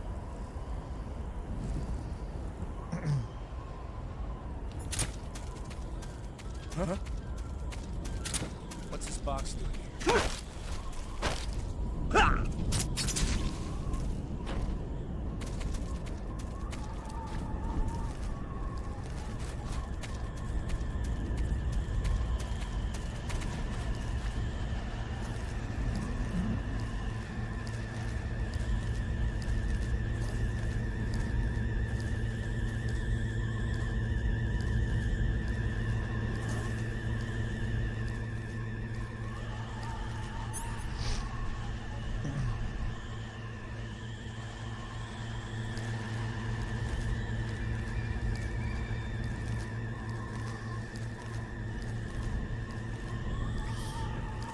Skullface in MGS Triangle. What they should do is make it like MGS4.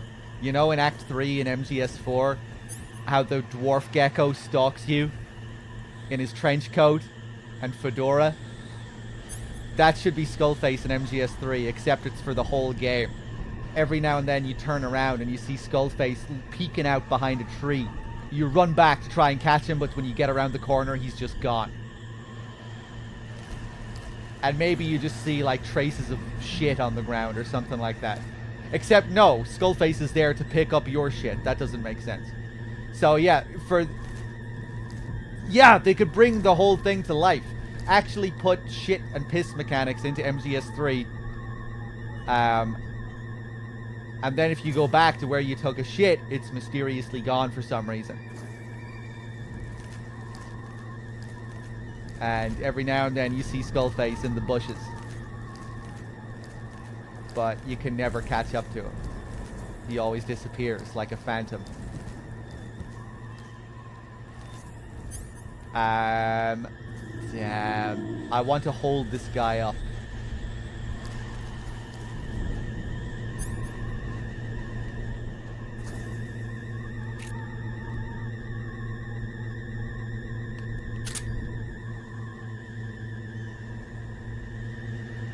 I'm probably going to get caught here.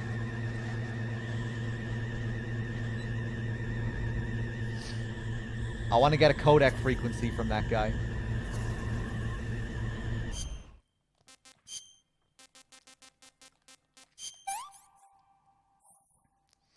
That's so great.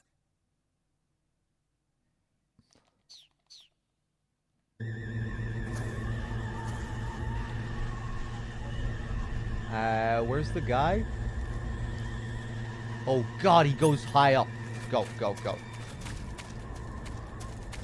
Huh? Yeah, I'm probably gonna get caught. Answer me. I'm not talking. Speak. Fire support request 146.46. Thank you.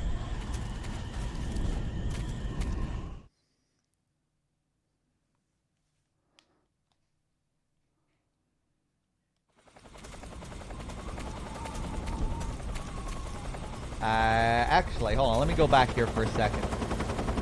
Yeah, you can get fire support. I'm not sure if DRK showed this off earlier.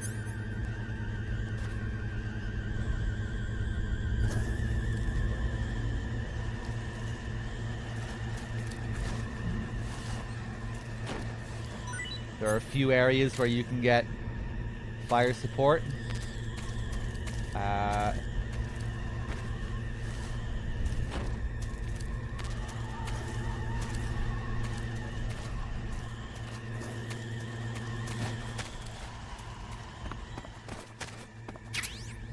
RPG.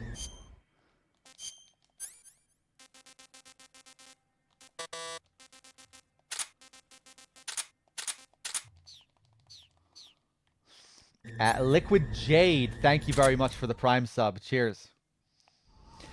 Can you codec that frequency? Of course, yeah, it'd be a bit strange if you couldn't. That's what I was just saying. It's a fire support frequency. There are certain areas where you can get fire support. But first you have to get the frequency from the guard. Even if you already know what the frequency is, it won't work until you get the info. At least I think. Pretty sure that's how it works. The armor plating on the body of a flying platform is bound to be pretty thick. I don't think you're going to be able to penetrate it with a handgun or an assault rifle. When you're up against a flying platform, try and aim for either the pilot or the engine on the underbelly. The flying platforms have a searchlight attached to the front. If you knock it out, that should handicap its scouting ability. And in some cases, it might even have to go back to base for repairs. I'm assuming DRK showed that earlier. If you take out their searchlights, they'll go and get them repaired. Maybe they don't do it in every single area, like he says. I'm not sure if these guys would go back for repairs, but it's a cool little detail. Take out the light and they'll buy you some time. They'll fly out of the area for a couple of minutes. The armor plating on the body of a flying platform is bound to be the flying...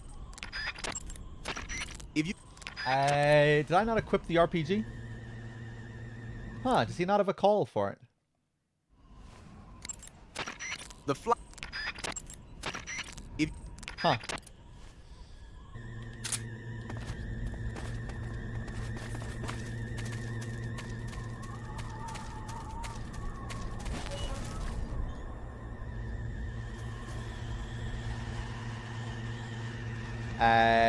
Oh, these guys aren't even using the searchlight. I never really thought about that. Yeah, no, it wouldn't work with these guys, I bet, because they're not even using the searchlights. Earlier on, when it's darker in the game, and you're in that area before you get to the warehouse for the first time, they actually use the searchlights. The lights are turned on. And if you turn off the lights, if you break the lights, they'll go back for repairs. And that's probably what Sigint was meaning by that when he Got says... a man down. When he Going said... into alert formation. When he's... Acknowledged. Sending reinforcements. You know, when he said sometimes they might have to go back for repairs. But that's probably only if they need them. Oh. Who's that?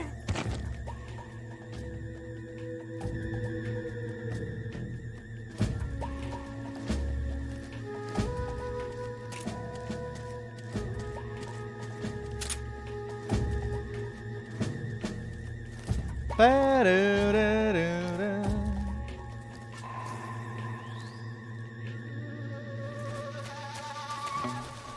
Ba-dum, ba-lam, ba-do-da-dum. Nuclear Cinnamon, thank you very much for the 5 months.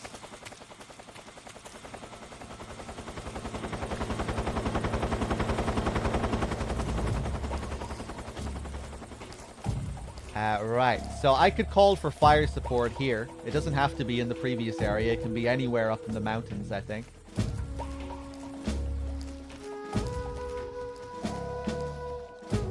We just do it, see who gets blasted. I might bomb myself here, though.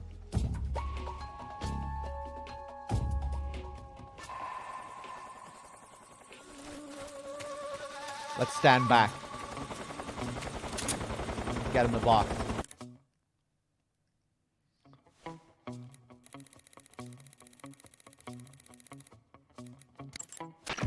This is Patrol, requesting fire support. Over. Understood, Patrol. Commencing fire support. As per standard operating procedure, this frequency will no longer be used. Out.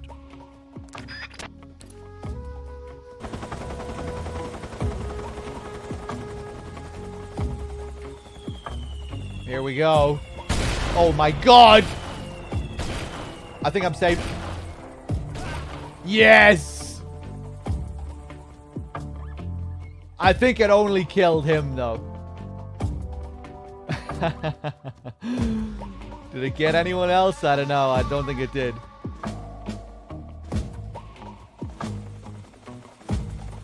Ba-dum-bum-bum.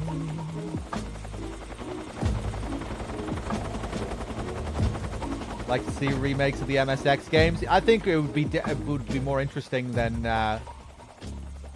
remaking MGS3, you know, because if they remade the MSX games, they'd have to be like completely new games. Those games are so old now. You'd imagine the MGS3 remake is going to be very much like the original, but if they were to remake Metal Gear, it would have to be different because the times have changed so much since those days and the technology has advanced so much. It would definitely be more interesting, I think, as a remake project.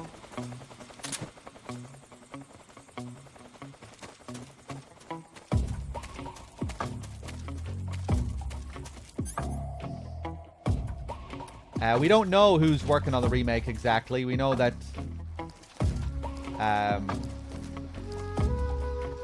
Konami are working with a company called Virtuos or something like that, who also helped with MGS5. But we don't know for sure what's going on. But yeah, hopefully some of the old Koji Pro members are working on it.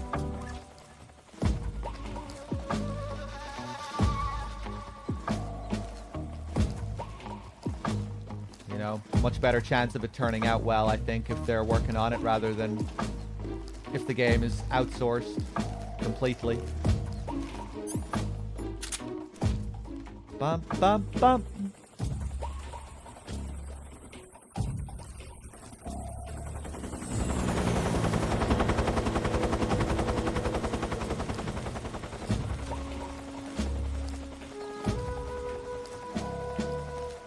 Battle.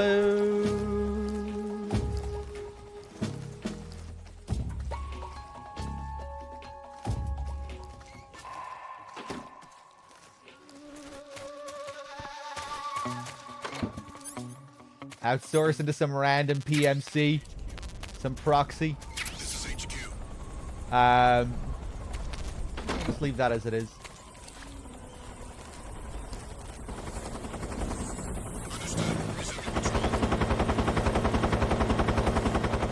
I really love these mountain areas.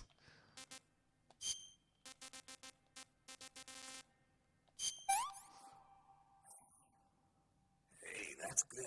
Bum ba dum ba dum ba dum. That's damn good. Bum ba dum.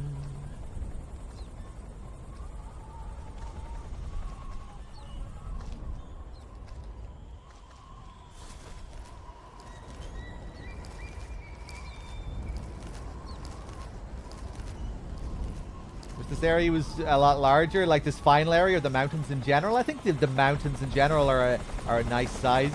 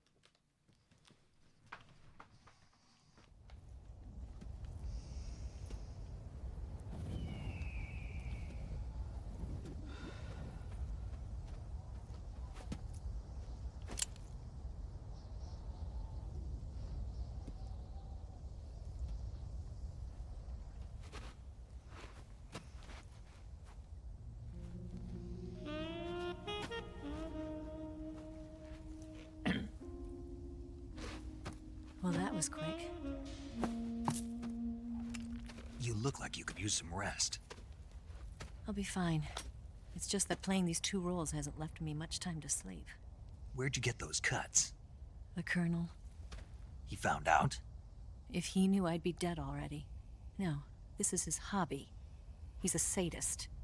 He gets pleasure out of making people suffer. He's scum.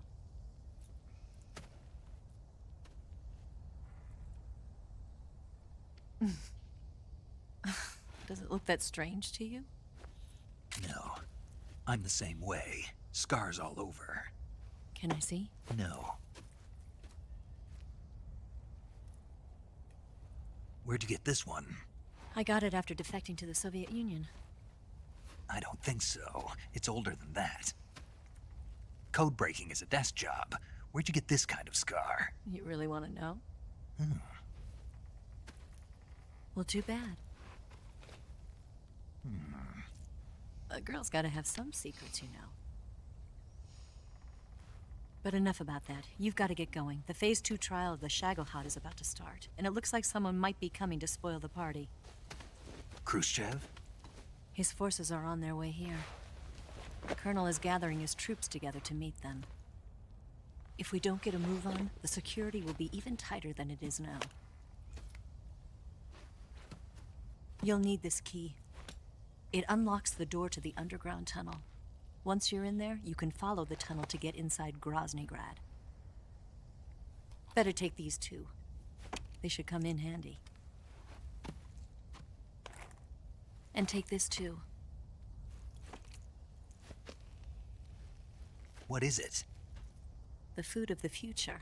A well-balanced meal for the space age. It's good to eat some real food once in a while.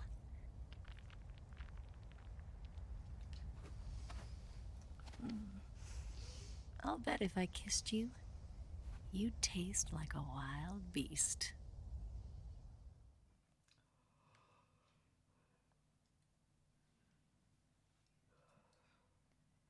Do you know where exactly in Groznygrad Sokolov is located?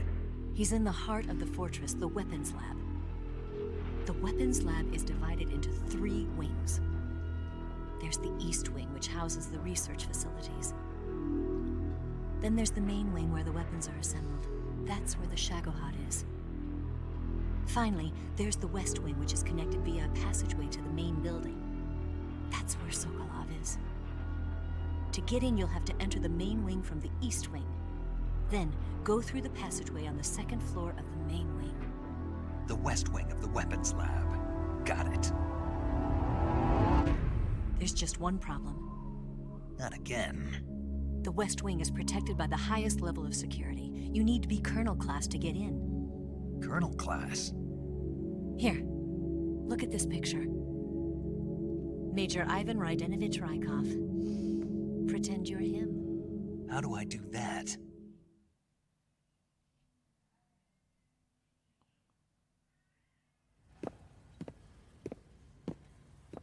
Steal his clothes. You look similar from behind. They won't know the difference. Your face might be a problem, so you just have to figure something out. He should be somewhere in the East Wing.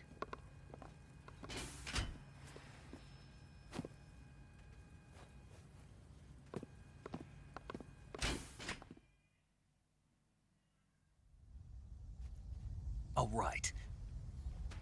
But how am I supposed to escape once I get Sokolov out of there? Command said you're supposed to have something ready for me. And I do. There's a lake 30 miles north of here. I hid a wig there. A wig? It's a state-of-the-art ground effect vehicle. A ground effect vehicle? I can't fly one of those. That's okay. I happen to be an excellent pilot. Taking off from a lake is trickier than it looks. It's not like riding a motorcycle. You've got to be more delicate. Of course I will. You've seen how good I am with the bike, right?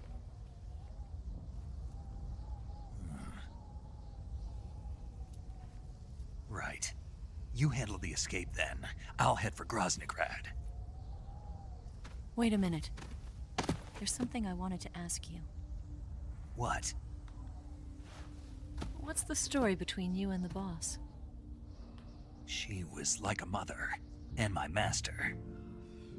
And your lover? It went deeper than that. Deeper? Half of me belongs to the boss. Do you love her? No, nothing like that. Do you hate her? Does it have to be one or the other? Love or hate? Between a man and a woman? You bet. For 10 years, we lived and died together. You couldn't possibly understand. And you think you can kill her now? That's your mission, isn't it? Assassinating the boss?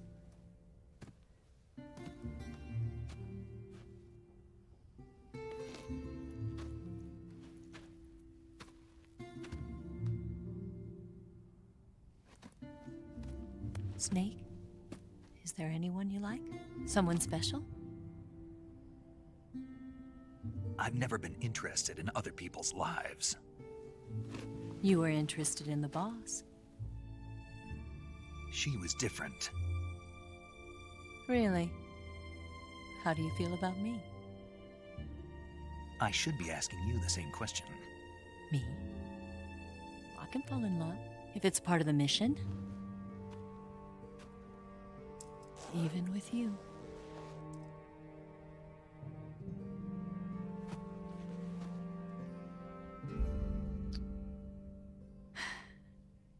Snake?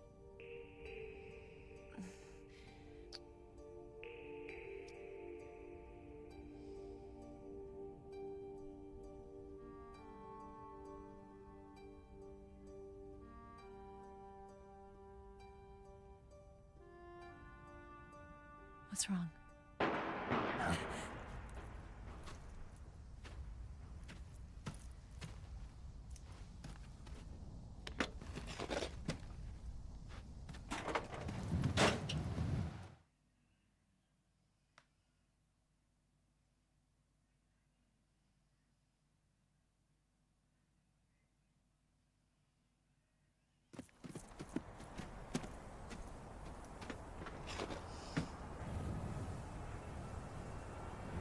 See you around, Snake.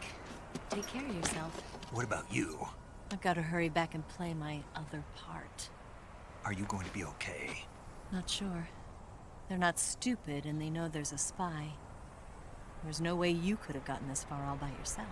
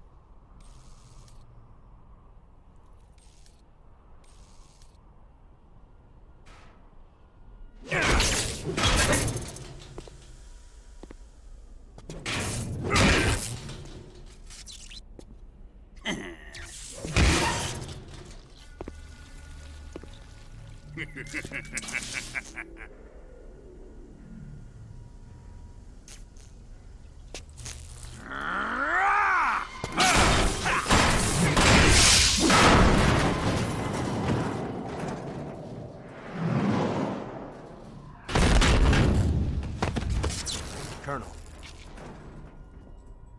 Did he talk? No, he died before I could get it out of him.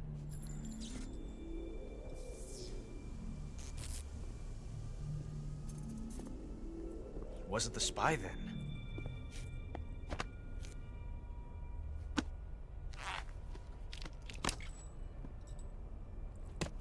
Look at this. A transmitter? Exactly. Planted to keep someone informed of his location.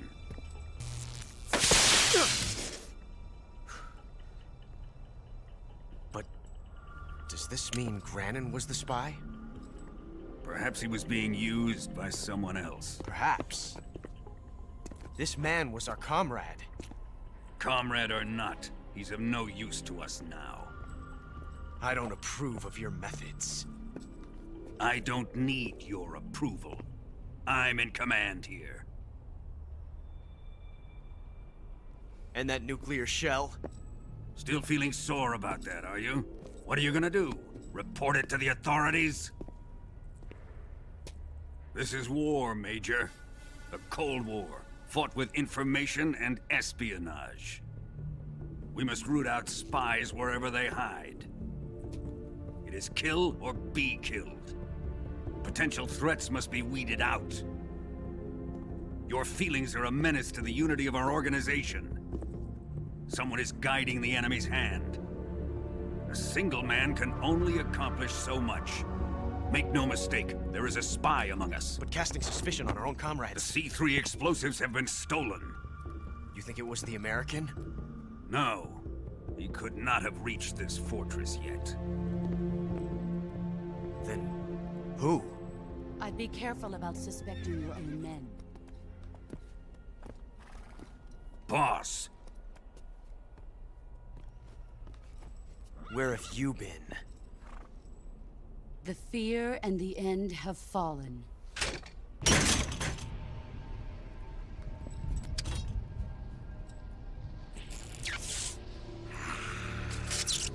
damn it! CIA dog? That leaves only the Fury. How can the legendary Cobras be beaten so easily? He's good. Fallen for him? Don't worry. I'll take care of him. What is he after? Must be more than just Sokolov. America is out to destroy the Shagohod and get its hands on your inheritance. The Philosopher's legacy. Impossible. The legacy, it... Then they're out to kill me as well. Colonel, tighten the security on this place. He's coming here, I'm sure of it. I'm gonna get the Davy Crockett.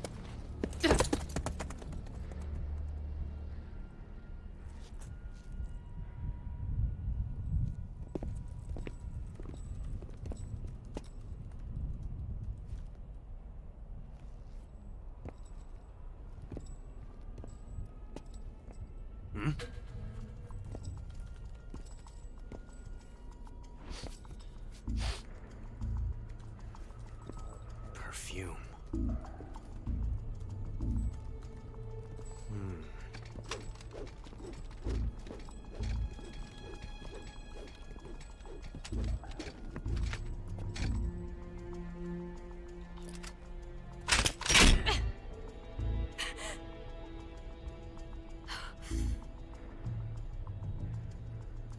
Nice boots.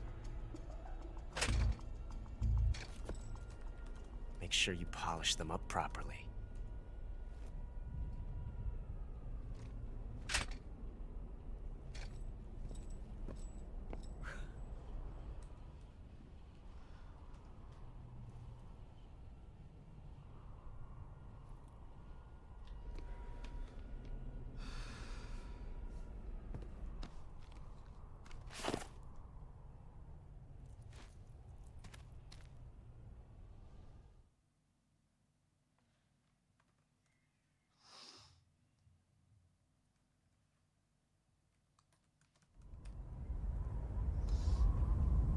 All right, hold on 1 second, guys.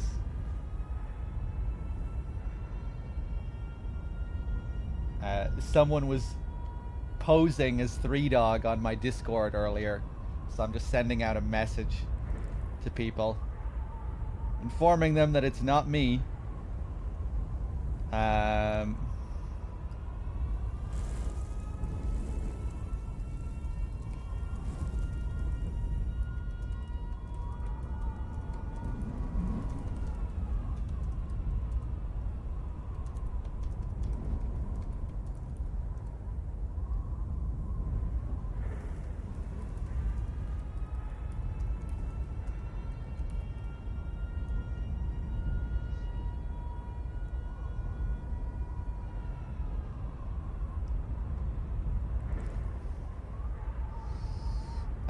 Okay, right, I think we're good. Sorry about that. Yeah, someone joined my Discord earlier with my channel profile image. So I'm assuming they were trying to fucking scam someone or something like that. They were only on the Discord for like a couple of hours and then they left the server. So kind of weird. They appear for a couple of hours with my profile image and everything, trying to copy me.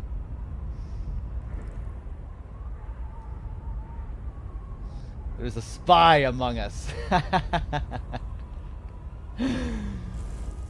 Hold on. Okay.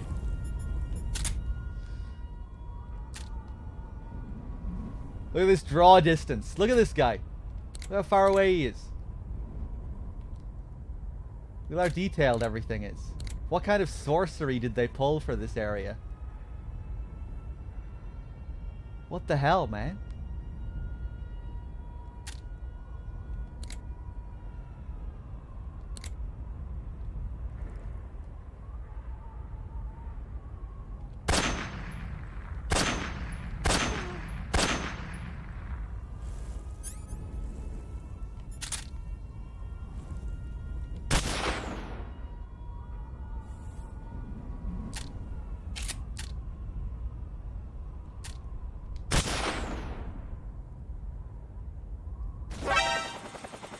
Oh, we're on European Extreme. We can't do it.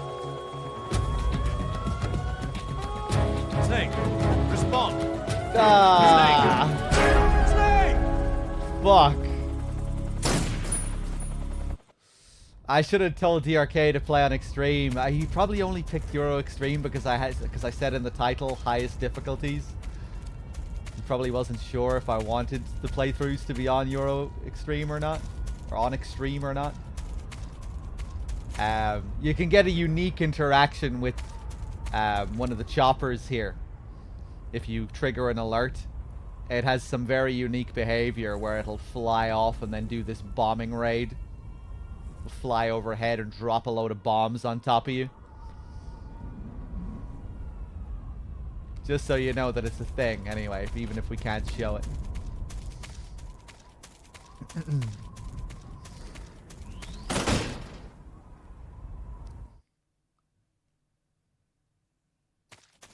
Yeah, I mean, like, I think we always say highest difficulties anyway for these marathons, even when we do play on Extreme for 2 and 3.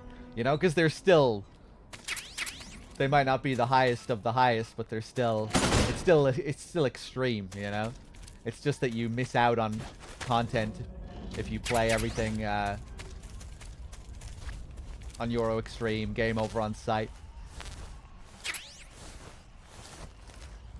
But that's okay. I mean, it's not like we miss out on loads of shit, but...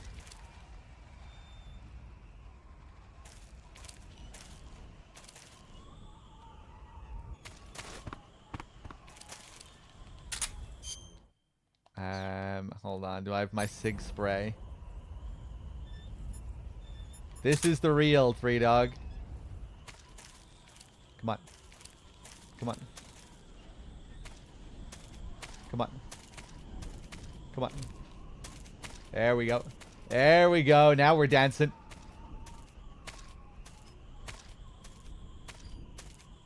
Oh!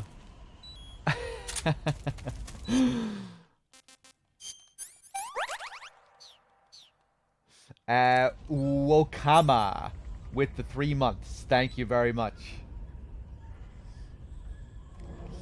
It's called European Extreme because only Europeans got that version of... Only got that... when the game's first released, only the European versions got European Extreme. And I think it was designed to be a sort of apology for the delays that the European versions of MGS2 and 3 had. With MGS2 and 3, we got the game much later than the US by like several months. So to make up for the delay, they added some stuff. And then later, when the games were re-released as Substance and Subsistence, everyone got to play European Extreme. But Initially, it was just the European versions.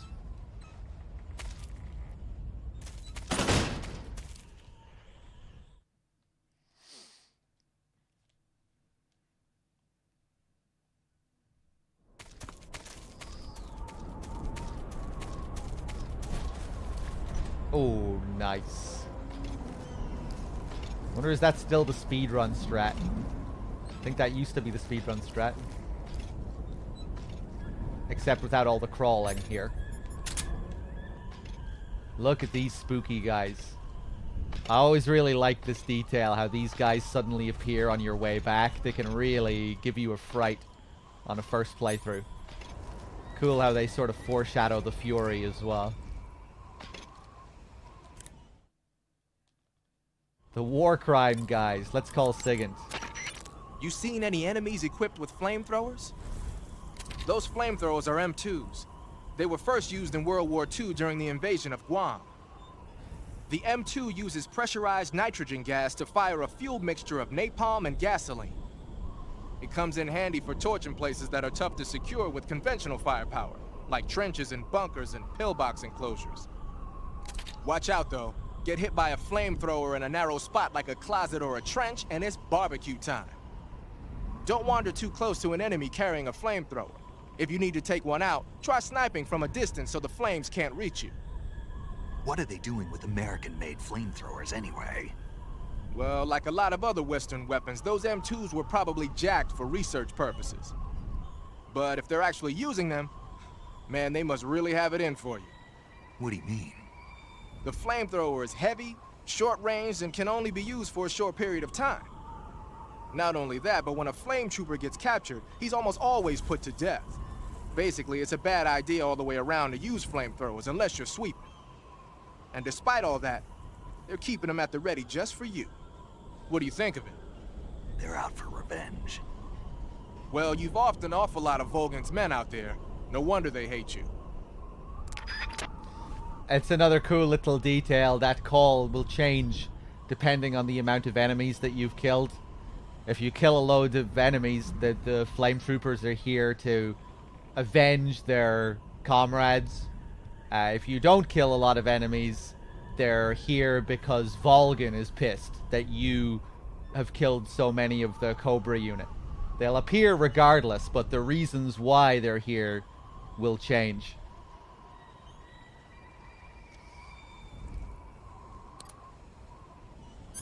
I like the variation of this call if you have a lot of kills or a little, yeah. It's been a while since I heard the other one, I think, but I think that's the different reason, isn't it, Bad Humans? They're either here to avenge their comrades or because Volgan specifically sent them due to what you've done to the Cobra unit.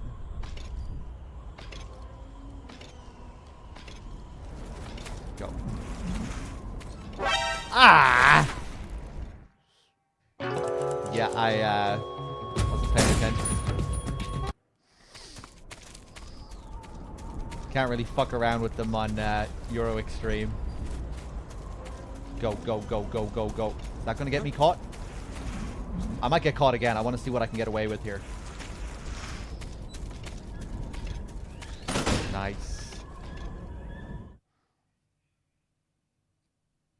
I think their vision is generally the same.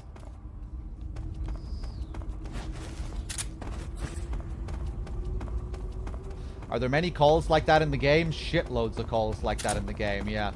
I was talking about this earlier. Specifically the food calls. The food calls have loads of variations depending on what you've done in the game. Like if Snake has already eaten the food and you call paramedic, Snake... You know, Snake doesn't... You know how Snake always asks, how does it taste? How does it taste? How does it taste? Well, if you've already eaten the food, he won't ask how does it taste. He'll have information that he tells paramedic about how it tastes.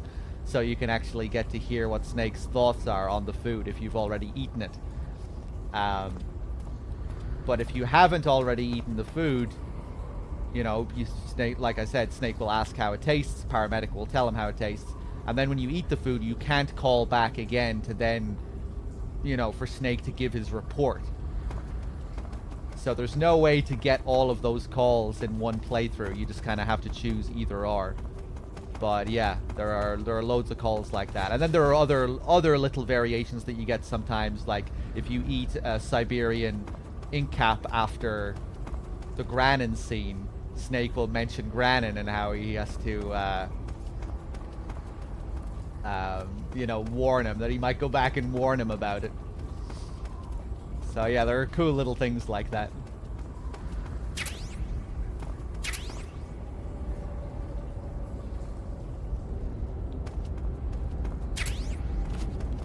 Yeah, Kojima actually had a term that he used for that style of game design.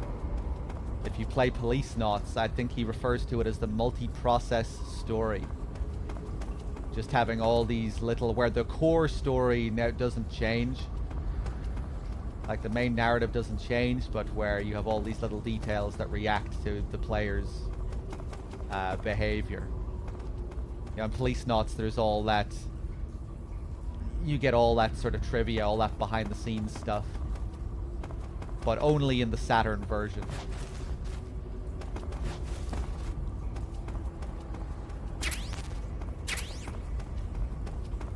There was some stuff like that in the games before Policenauts. Like, I think Snatcher played around a little bit with things like that. Like, it would change things depending on what the player did.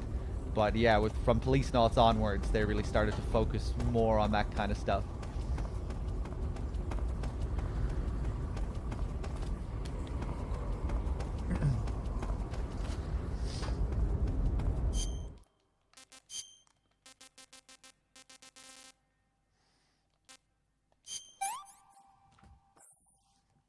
I want some more.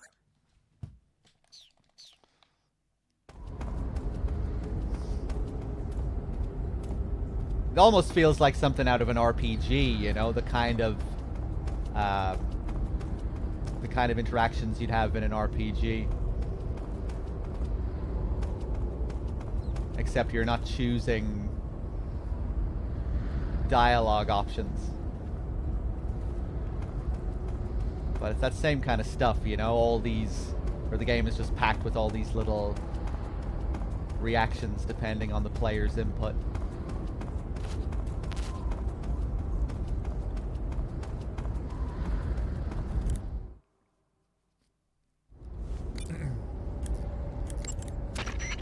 Follow that tunnel to the north and you'll come out inside Groznygrad. Keep going north.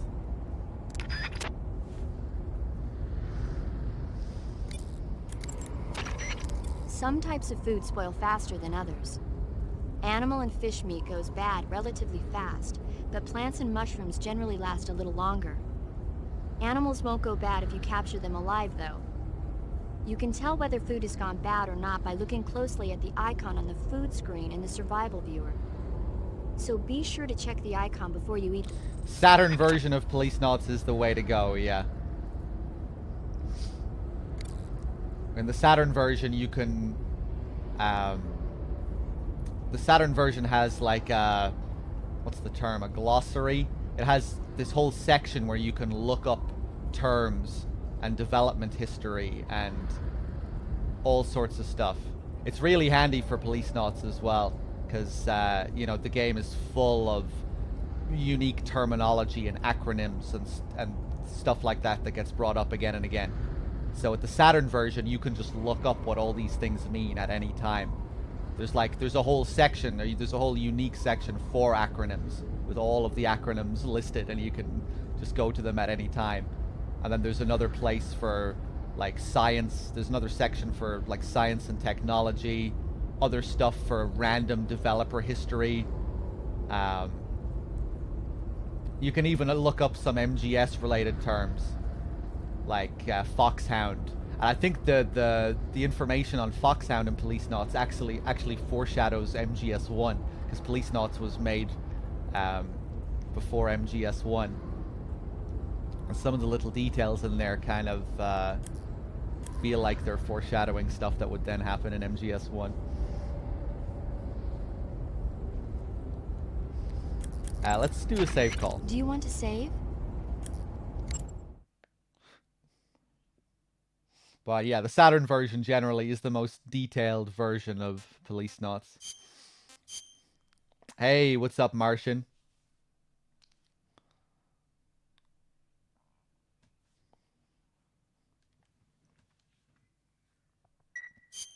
Snake, have you ever seen the Guns of Navarone?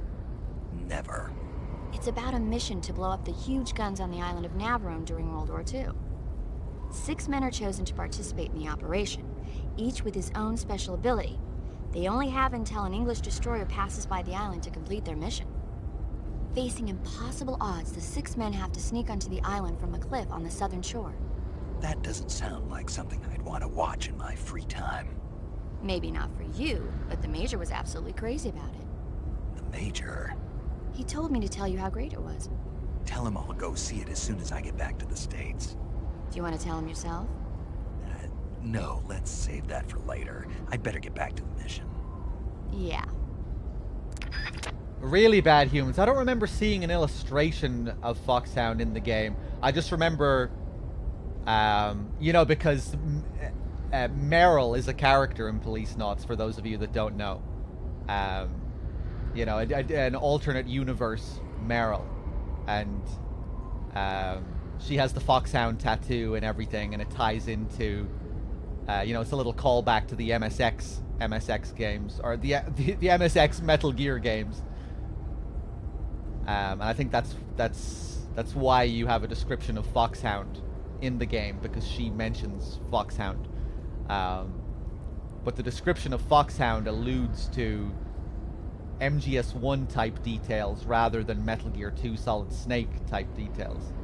Like, they talk about genetic engineering and stuff like that. I can't remember exactly what it is, but yeah.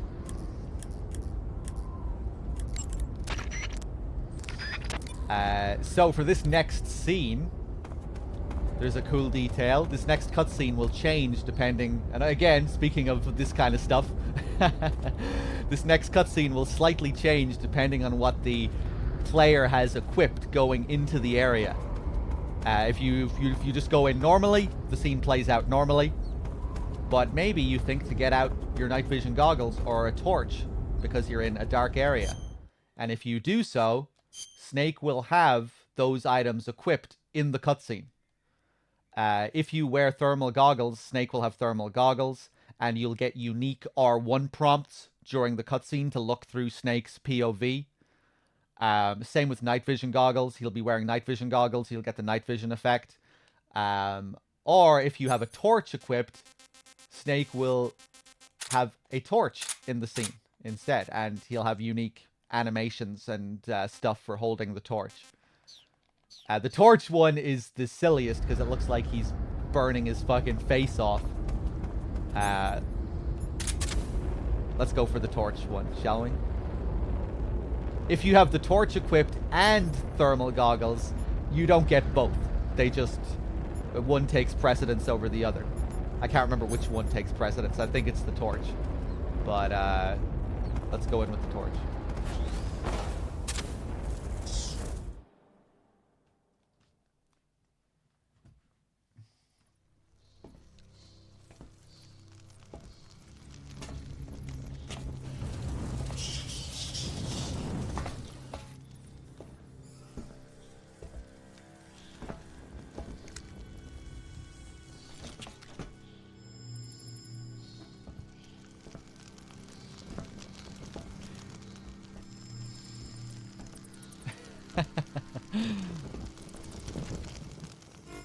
The CQC pose.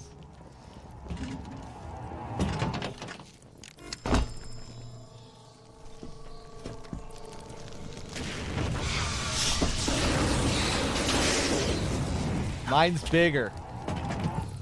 You call that a flame?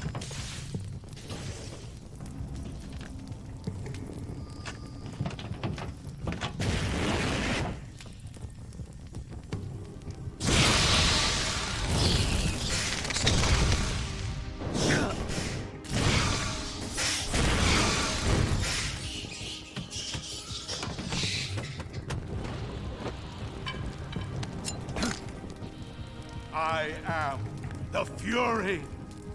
The flames of my rage will incinerate you. I came back from space. As I returned, I had one vision.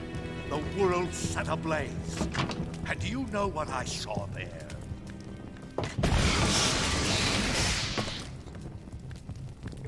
Fury.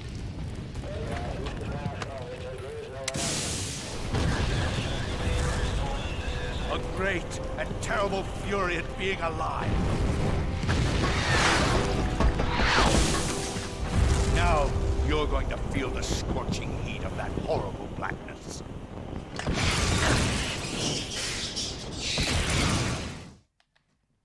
Here we go. Burn! Let me equip some stuff here. I think we'll go for a regular kill on him today.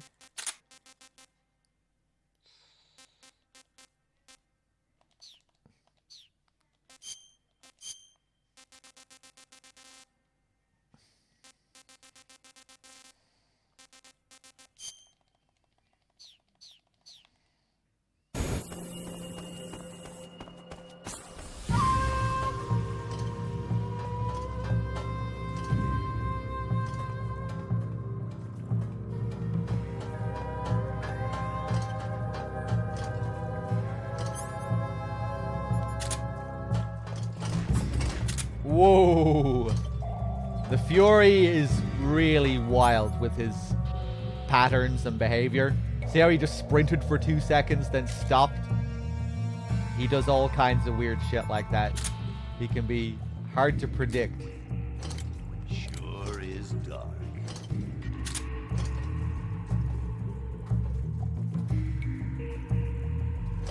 Bam, bam, bam.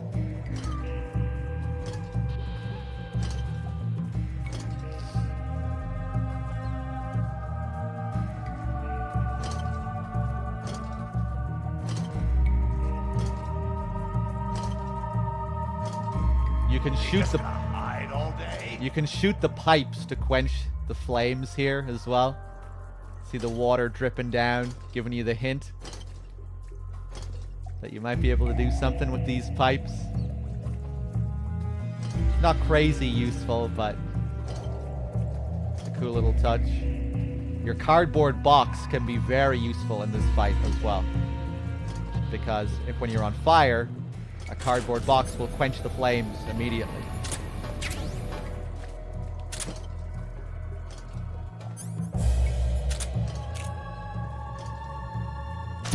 Burn, baby. Whoa!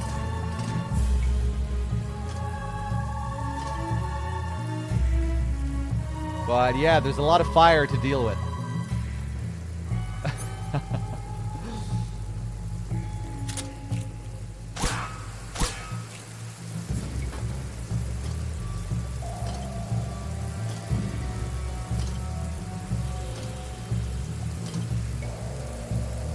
Can you see me?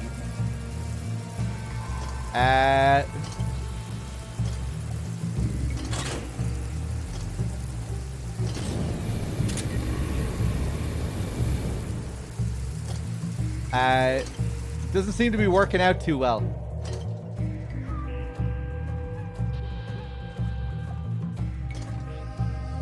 Is the remake directed by Hideo? No. Hideo was fired from Konami 8 years ago.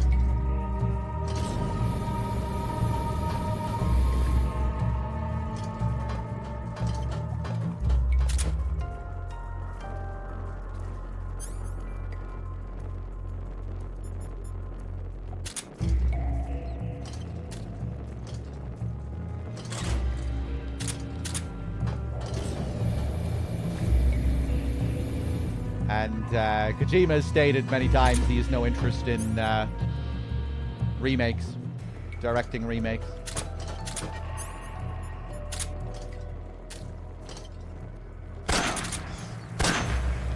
Taste my fury.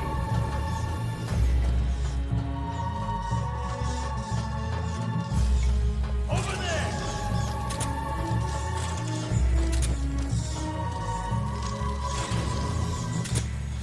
Kojima didn't direct the Twin Snakes, no.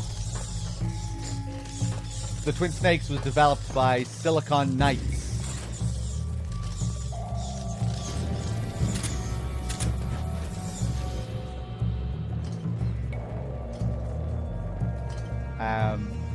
Kojima Productions did help with the development of the game, but it wasn't a Kojima directed game. He was involved, yeah, and like I said, people from Kojima Productions did help with the development of the game.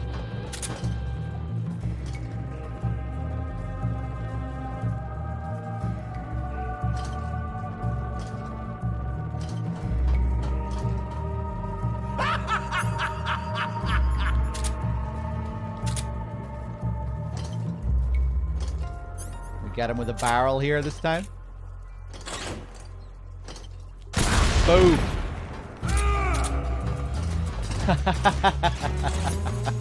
I love his frustrated groans. Ugh. Where are you going?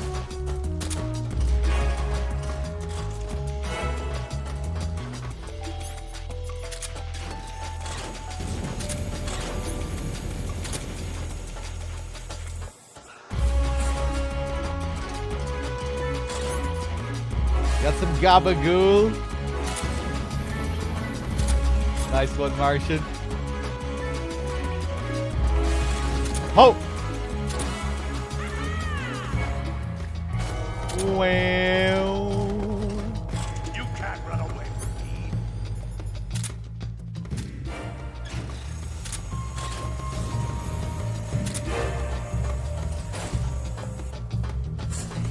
Bump.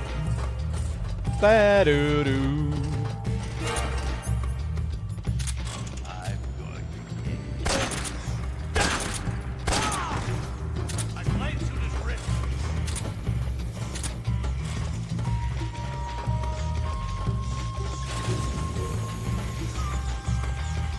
Bam, ba-dam, ba-dam, bow. Here I come.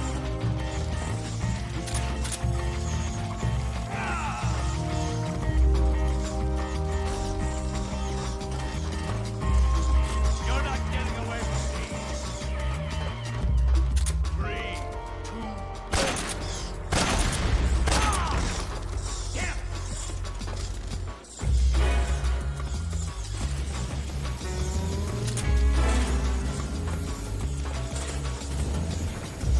The box isn't fireproof, no, but it is really good at dealing with the fire. Feel the burning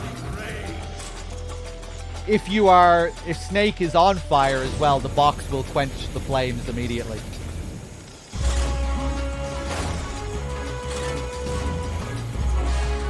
Let your anger grow.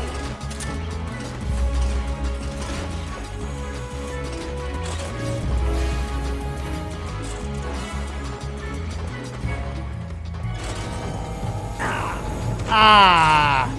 However, if I'm knocked on my ass like this, the fastest way to get rid of the flames is to change camo. Jesus, the fucking damage.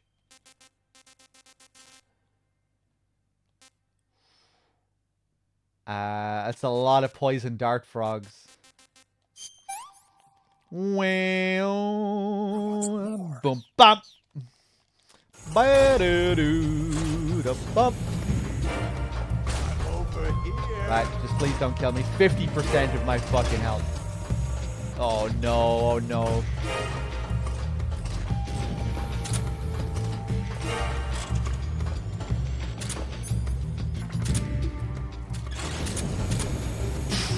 Jesus. You're running low on anger.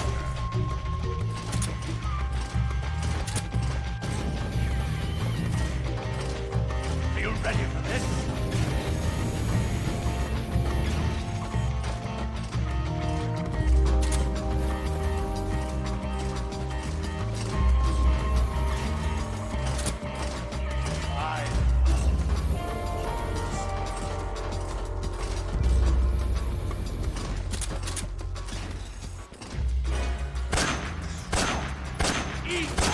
Ooh, no scope. Are you?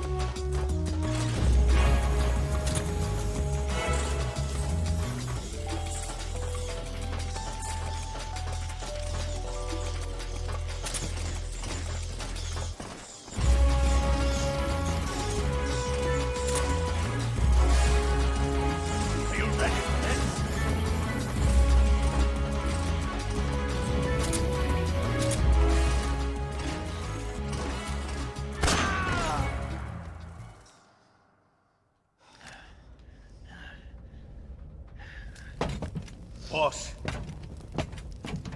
this is the end of the Cobras. You've got to live on. You're the only one left.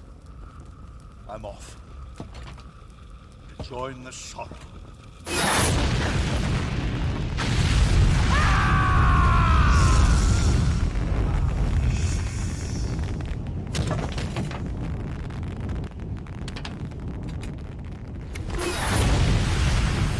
Behold, the flames of fury. The fires of hell will purge me clean.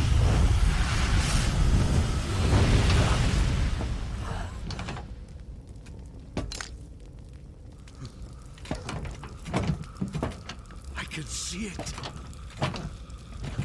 Mission Control, do you read me?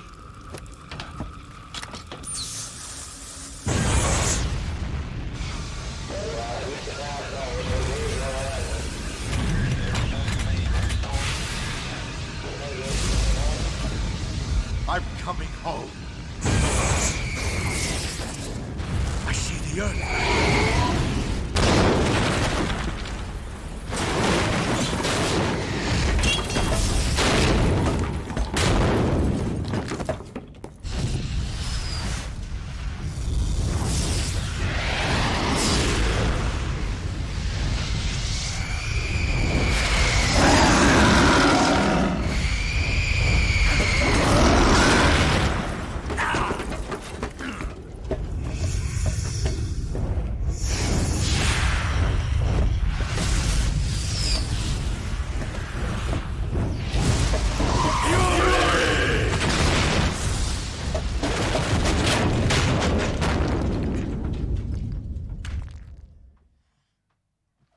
Plop.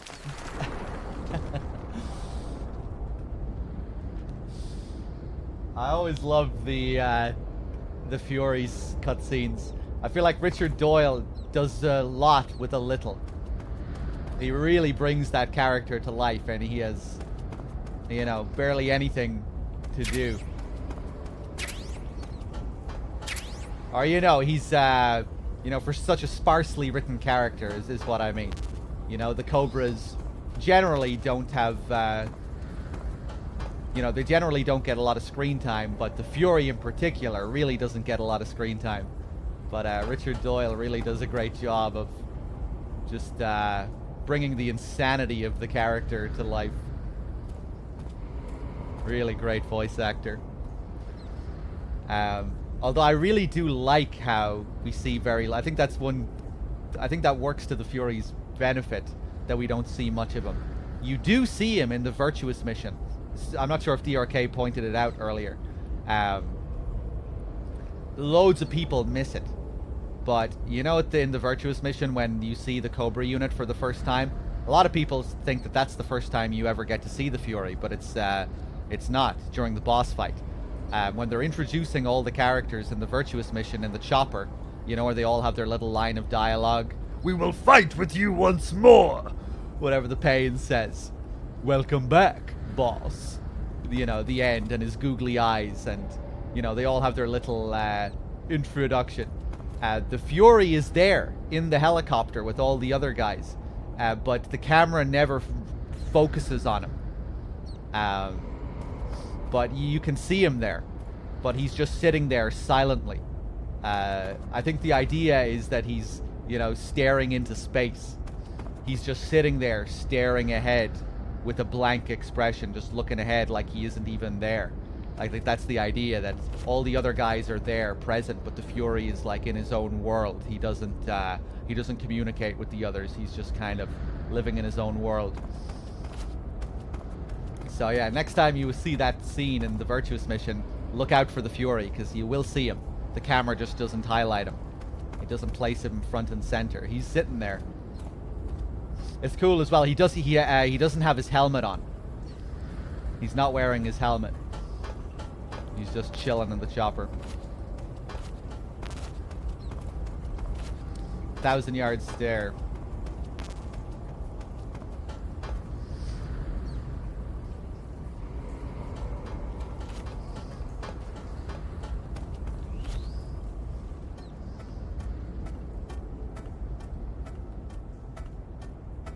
I don't mean to hijack, but did you want to see that Foxhound concept art?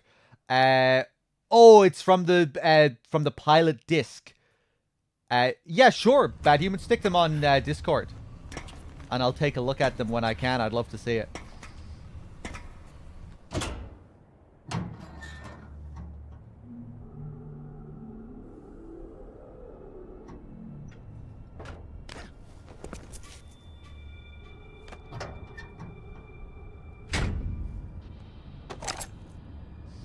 No, he's not the chopper pilot.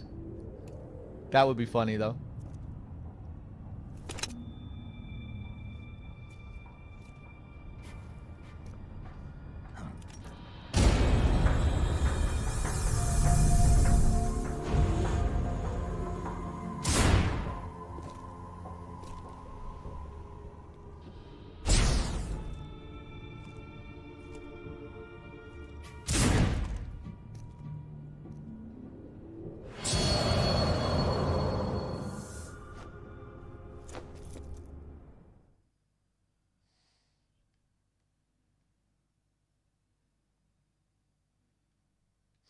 But yeah, it's interesting, right? Because the Fury doesn't really talk about the boss or anything. He doesn't really speak like the other Cobras.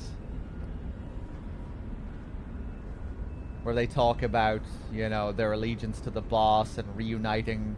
Even when you get to the fight with him, he's just talking about his time in space and everything. He's... Yeah, I think it makes sense why they didn't give him a line of dialogue like the others.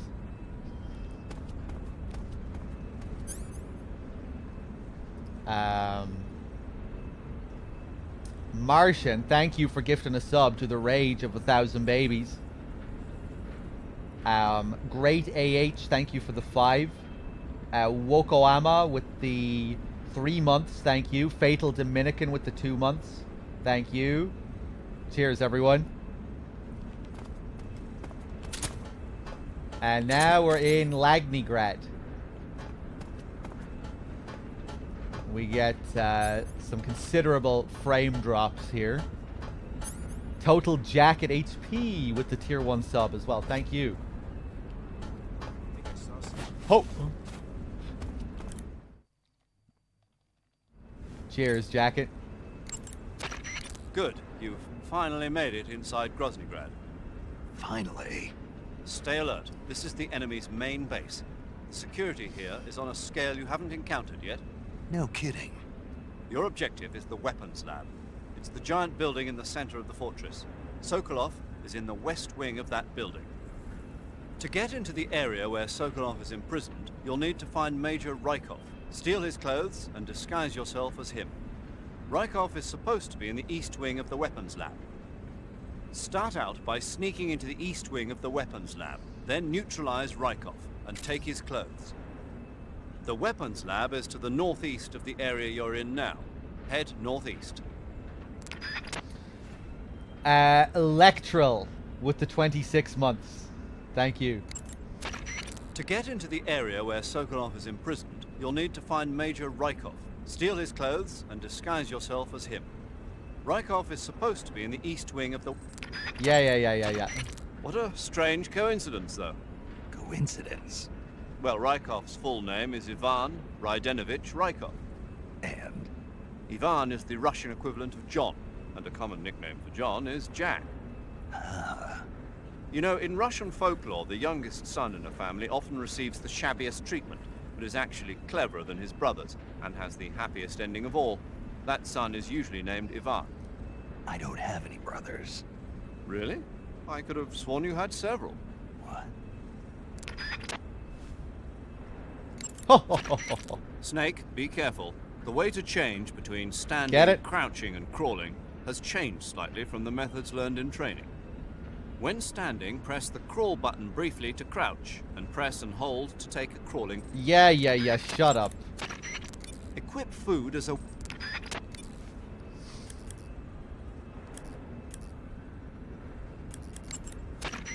Eva? Snake? You're all right. Were you worried about me? Yeah, I can't continue my mission without your help. I'm touched by your honesty. Don't concern yourself with me. I'm doing just fine. But What? thanks anyway. Sure. Okay, back to the mission. The security in the West Wing where Sokolov is being held is extremely tight. The only ones who are cleared to enter the West Wing are those with Colonel-class authorization. One of those people is Major Rykov. To get into the West Wing, you could disguise yourself as Rykov. First, you'll have to take Rykov out and steal his uniform. He's in the East Wing of the weapons lab in the center of Groznygrad. The East Wing is northeast of your current location. Head northeast. All right, but why? Huh? Why do I have to steal Rykov's clothes from him? What about that scientist outfit? That's not going to work this time around. Rykov's uniform is a special type that only he wears. You'll have to get it directly from him. Normally, I'm pretty good at getting men to take off their clothes, but it won't work on him. Huh? You, on the other hand, might have a better chance with him. What's that supposed to mean? What indeed? Anyway, the only way to get Rykov's uniform is to take him out and steal it yourself. He's somewhere in the East Wing. Total Jacket HP, thank you for gifting a sub to TK Endo. Electral, did I thank you for your 26? Thank you again if I didn't. Eva, about this Major Rykov. Yes? You said he had Colonel-class authorization, right? Right. But his rank is Major, so how can he have Colonel-class authorization? Rykov is treated as an officer of equal rank with Colonel Volgin. Treated as the same rank? Yeah. Even though he's a Major? Right. Why? You don't know? No. Even after seeing that photo? Nope. Has anyone ever told you you're a bit slow? What are you talking about? I'll leave you to think about it. Wait a minute. Gotta go. She has a very similar call later on about Ocelot. When Snake can't figure out why Ocelot took his food. The security in the West Wing where I think he's Sokolov got is his being mind held- on someone else right about now. Let's see. Let's save again. Do you want to save?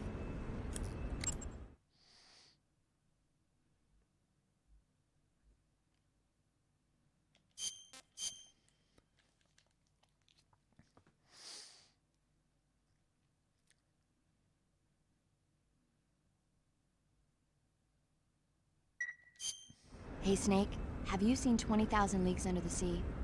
Nope, haven't seen that one. After a number of battleships mysteriously sink at sea, the American government investigates and finds that the culprit is this pacifistic Captain Nemo.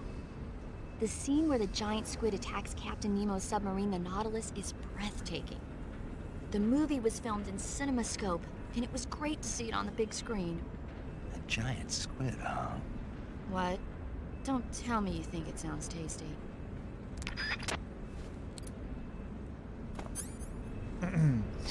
I think Ocelot is definitely gay. Well, bi. I think Ocelot would stick his dick in anything. I definitely think there are homoerotic suggestions with Ocelot and Big Boss. And then even more so in MGS5.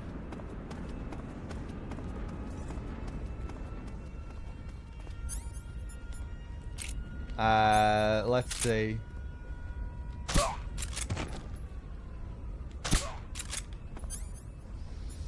And then, of course, the fight in MGS4, when you take the role of Naked Snake, Big Boss, in the third phase of the fight, which is the only phase where Ocelot can grab you and give you a big kiss.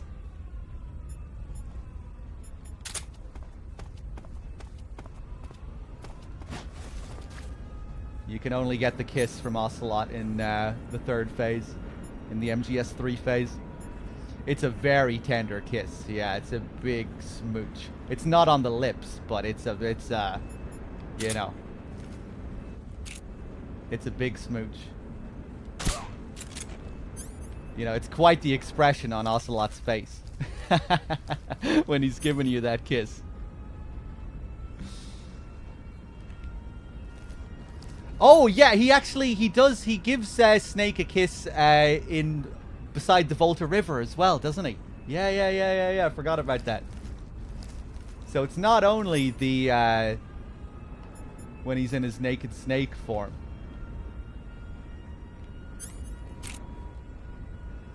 But the kiss when he's in his naked snake form is definitely much more passionate than the Volta River kiss.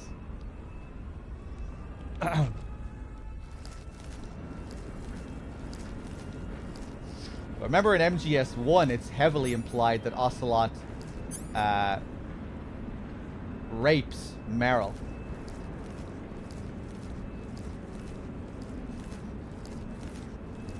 I'll have my fun with her before I kill her.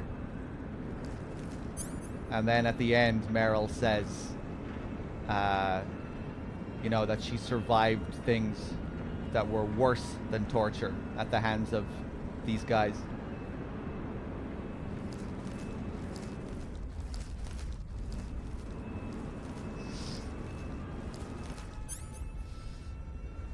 I think he means torture. Yeah, up until you get Meryl's line of dialogue, which suggests that it was more than torture.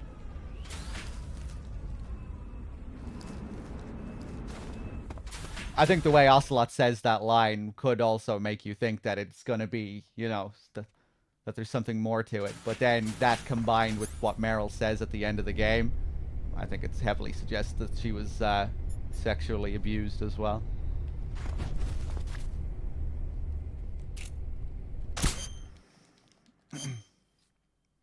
Yeah, and she talks about the pain and the shame that she experienced. Like, it's pretty blatant.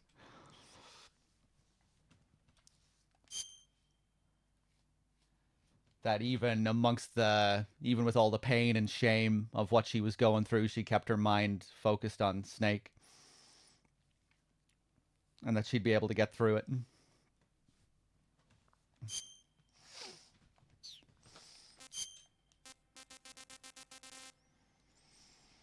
Shame can mean anything in Japanese. Okay, right, just whatever then. Come up with all your fantasies to keep believing that Ocelot is some kind of fucking hero and that he's the true, you know, the true protagonist of the MGS series because he loves Big Boss and wants to take down the Patriots. All right.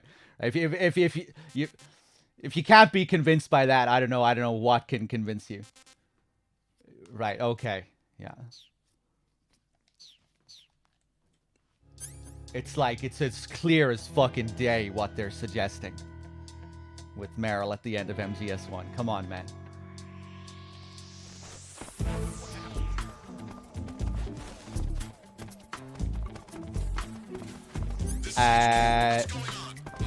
Ocelot isn't a regular war criminal. He's not like the others.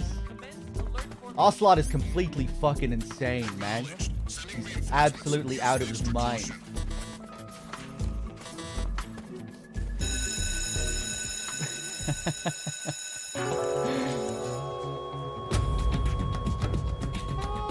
Snake, respond. Snake! Snake!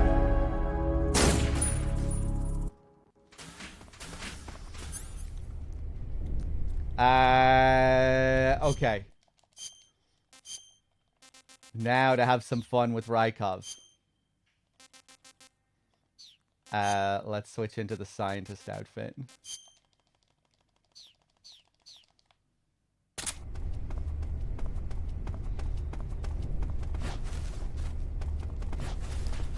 Torture and things worse than that. What could she mean? She probably just means even worse torture.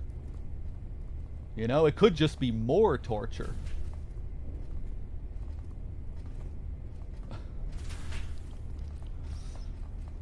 Maybe oh god, I didn't take off my face camo. Torture plus plus. And yeah, maybe she was getting tickled by feathers like in Peace Walker.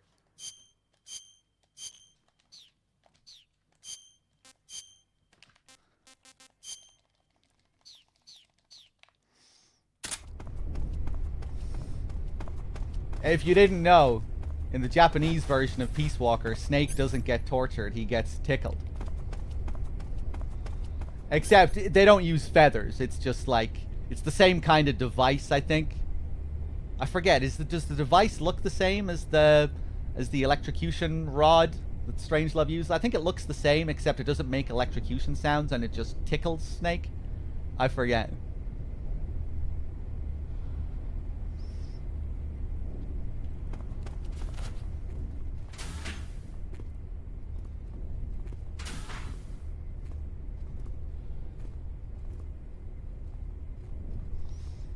It could be something that's just in the English script, Bad Humans, given the liberties that Blaustein took.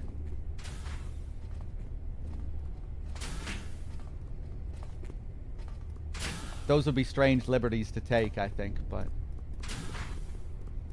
Yeah, I wonder what the dialogue is in Twin Snakes, because that might be something to look at. Twin Snakes is a more direct translation, isn't it?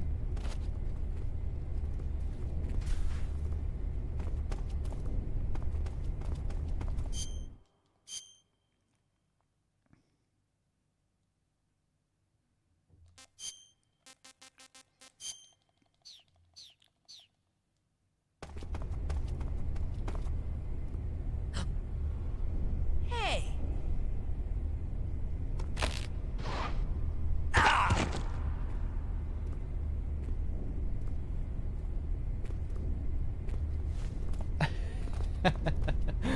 So, he'll keep doing this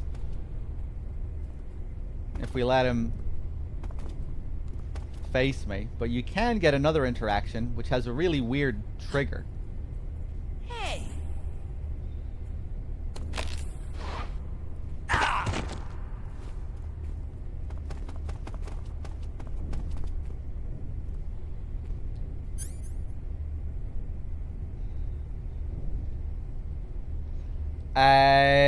Bad Humans, what do you have to say here?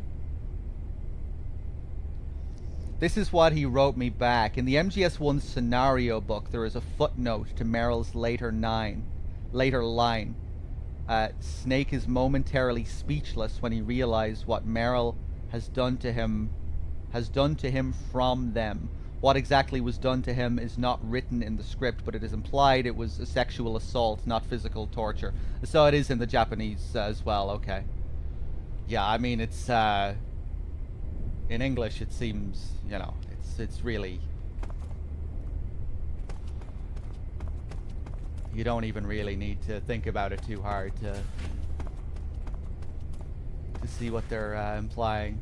You know, it's not particularly subtle, I don't think. But yeah, if we bump into Rykov here... Major!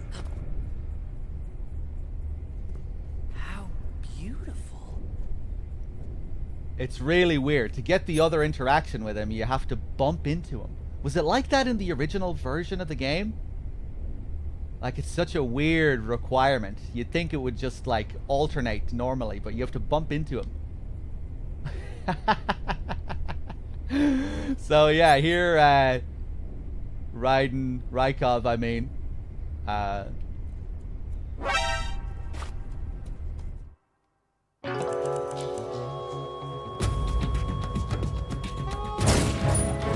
Thinks he's, It takes him a few seconds to realize, wait a second, something's not right about this situation.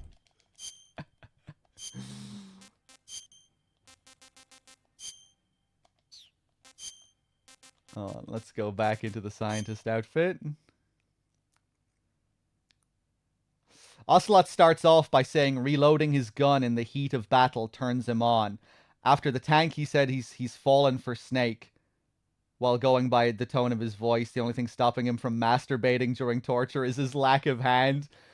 Yeah, I think that's kind of a theme in MGS1 in general.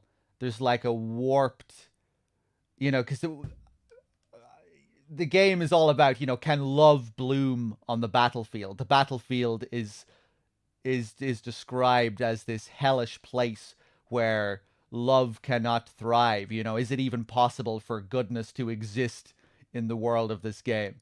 You know, can love bloom? in this world, can love Bloom on the battlefield. And, you know, Meryl is the character that really changes Snake. It's Snake's relationship with Meryl that changes his character. You know, Snake's whole dilemma in MGS1 is, am I just a weapon of war? Am I just a clone of Big Boss? Or can I live for something more? Can I live for somebody else? And, you know, Meryl is the catalyst in that change for Snake. It's Meryl that really makes him live for something else. But with a few of the Foxhound members, I think there's like a warped association between love and war and love and violence. Like Ocelot masturbating his revolver, the lines of dialogue you get during the fight with Ocelot.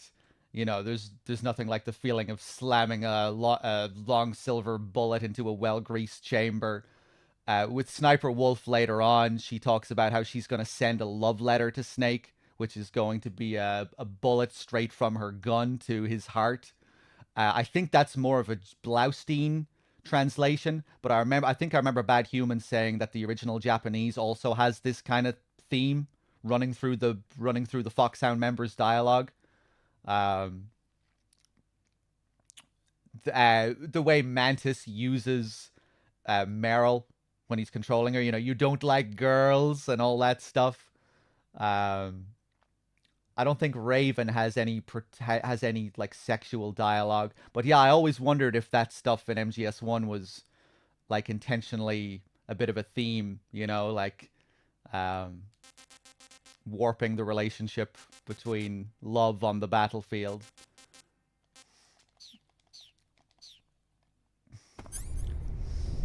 But yeah, I think it is also a thing in the Japanese script, even if Blaustein also does take some liberties with some of it. The love letter line from Sniper Wolf is actually a reference to Blue Velvet. Frank Booth in Blue Velvet says the exact same thing, almost word for word. I don't think that's in the Japanese script, but I think something similar is...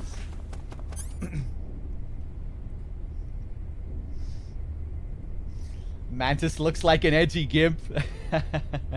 Yeah, I thought maybe I was... for a while I thought maybe that wasn't an intentional theme. But now I think it probably is.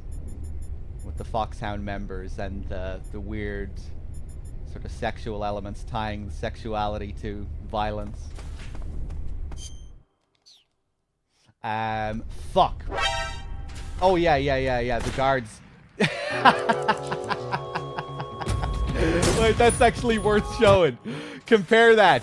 You walk up to the guards with the Rykov mask, they notice immediately. You walk up to Rykov with the Rykov mask, huh, how beautiful. Grabs your balls. Hold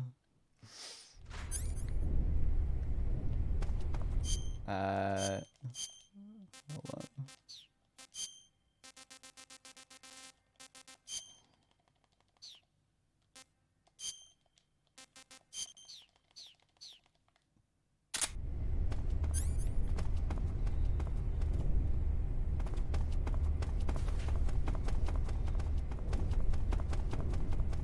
Yeah, maybe it isn't supposed to be a theme with the Foxhound members in general. Maybe it is just supposed to be more of an Ocelot thing. But I think you can also tie it to a couple of the other characters and their behavior, what they say.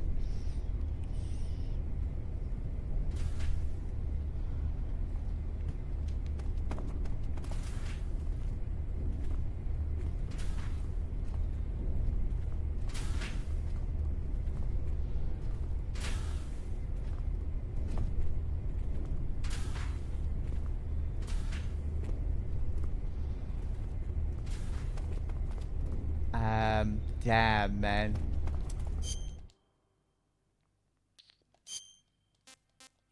Yeah, you can't do that much with Rykov on European Extreme compared to Extreme. He has some unique behavior when you alert him. You can even get him to do his punch kick combos and his cartwheels.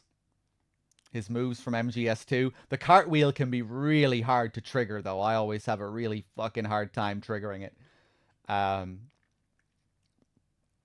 If you have stealth camo and you hide in the bathroom with Rykov, he will comment on that. He'll say, oh, I feel like someone's watching me. Even though he doesn't know you're there, he'll feel like he's being watched. Crazy little detail if you have the stealth camo. Let's see if we can get the SIGINT call. Is there a reason why Rykov and Raiden look so similar? Yes, it's playing off of the fan backlash to MGS2. When MGS2 first released, it received a huge fan backlash. People hated Raiden. Everyone made fun of Raiden, particularly in the West, I think, and particularly in the US. I don't think the game really received much of a backlash in Japan. Where I come from, in Ireland, I didn't even have internet. Like, I wasn't involved in any like MGS internet fandom back then. You know, all I had were my close friends, and I know we all really liked MGS2. We thought it was weird, and we weren't expecting the twist, but everyone I knew still really liked MGS2. I don't really know what the general European consensus was, but yeah, either way, MGS2 received this big backlash, and MGS3 reacts to that backlash with a lot of its content and the inclusion of Rykov. And I think that's why Rykov is gay in the game, because Raiden was this very effeminate character as opposed to the macho Solid Snake. And, you know, back in 2001 especially, you know, the gamer bros didn't like that. You know, I don't want to play as this fucking pussy, man. You know, there was a lot of that sort of sentiment. You know, the Raiden was too gay, too much of a pussy. But yeah, it's interesting. You know, MGS2 has received such a, you know, it's such a beloved game now. But yeah, it took a few years for it to get to that point.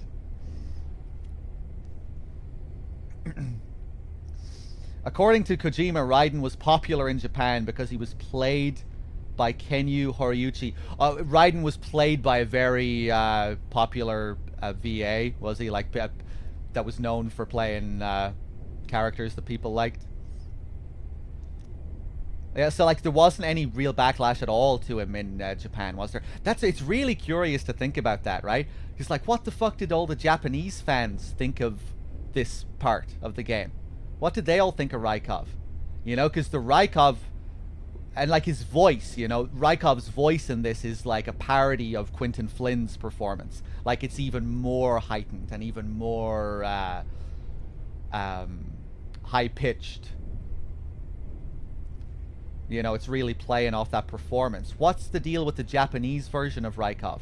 Right, because in MGS2, in the Japanese version of MGS2, Raiden sounds quite different. You know, he has a much deeper voice, and the interpretation of the character is very different to Flynn's. You know, it's not like this really heightened on edge thing all the time.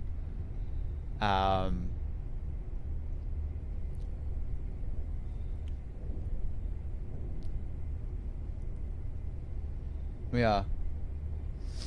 It must have been weird for Japanese players playing this, right? Because if they didn't know about the well, they probably did know about the backlash, so I guess they were still able to, yeah, they'd be able to figure it out, right? Because I'm sure the core fan base still knew about the backlash.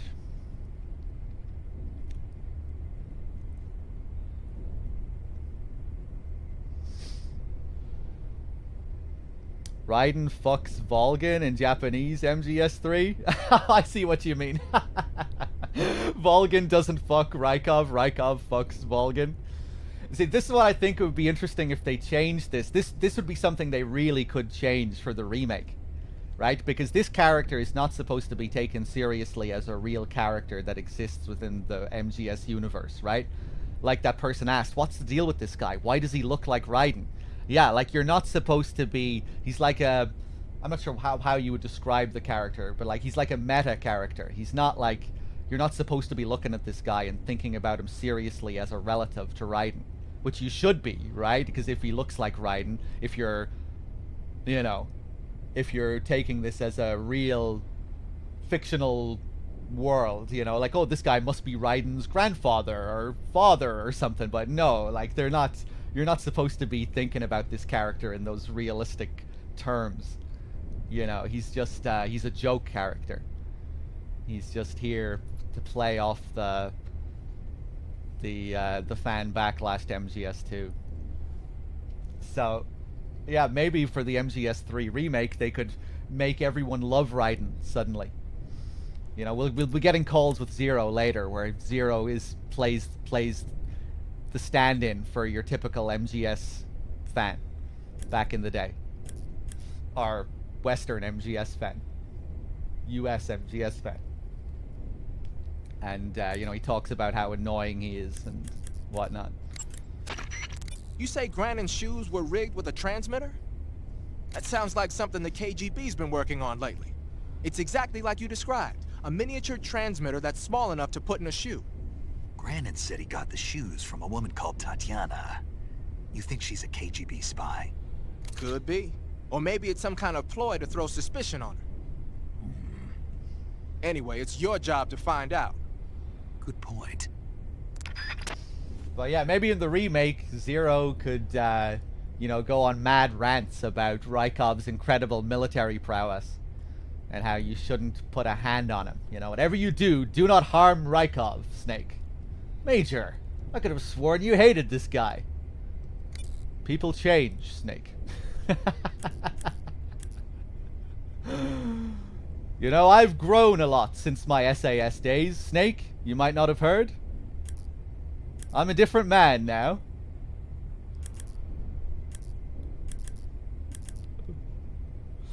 Sigint, what else do you have for me? Sigint. Yo! Eva said she set up a ground effect vehicle for us to make our escape. So I heard. The ground effect vehicle, or WIG, is something like a cross between an airplane and a boat. It uses ground effect to fly. Ground effect basically means that when the craft skims the surface of the ground, the air between the ground and the wing is compressed, which gives the wing an extra boost. From what Western intelligence agencies have been able to gather, the Russians are pretty serious about developing these WIGs. Apparently they're planning on using them for anti-submarine patrols. I guess I can see why. The WIG's long cruising range and high-speed capabilities make it a good choice for that kind of mission. Eva must have gotten her hands on one of the first prototypes while it was being field tested as a transport craft. The WIG has a top speed of over 400 miles per hour, and its range is pretty good too. Not that speed is gonna help you if you've got a supersonic fighter jet on your tail, but if you hug the surface and stay off the radar, you should have no problems getting away. Yes, Brand. That's what we were saying before as well. They should allude. They should turn him into Rising Rykov. Yeah, that's perfect. Then Zero tells all these tales alluding to Rising Rykov, Rising Raiden. Maybe he could talk about like his incredible acrobatic skills. And you just have, instead of Rykov slowly walking around Groznygrad like he is now, he sprints around at full speed with his lightning shoes. And you have to catch him. You have to like set traps for him because there's no other way to get close to him.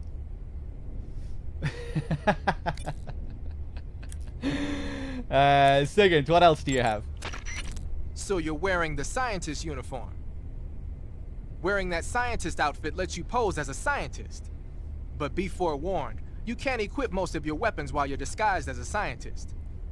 Even when you're disguised, your cover will be blown if you get blood on your clothes or something. If you do get blood on your clothes, take them off and switch to another outfit. The bloodstain should...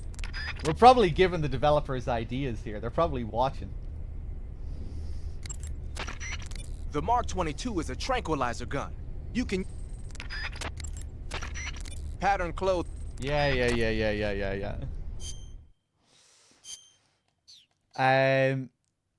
Did DRK do the mask call earlier? I usually do the mask call earlier, but I think he usually does it here. I'm not used to doing it here, so maybe you can't. Covering your body. I don't know.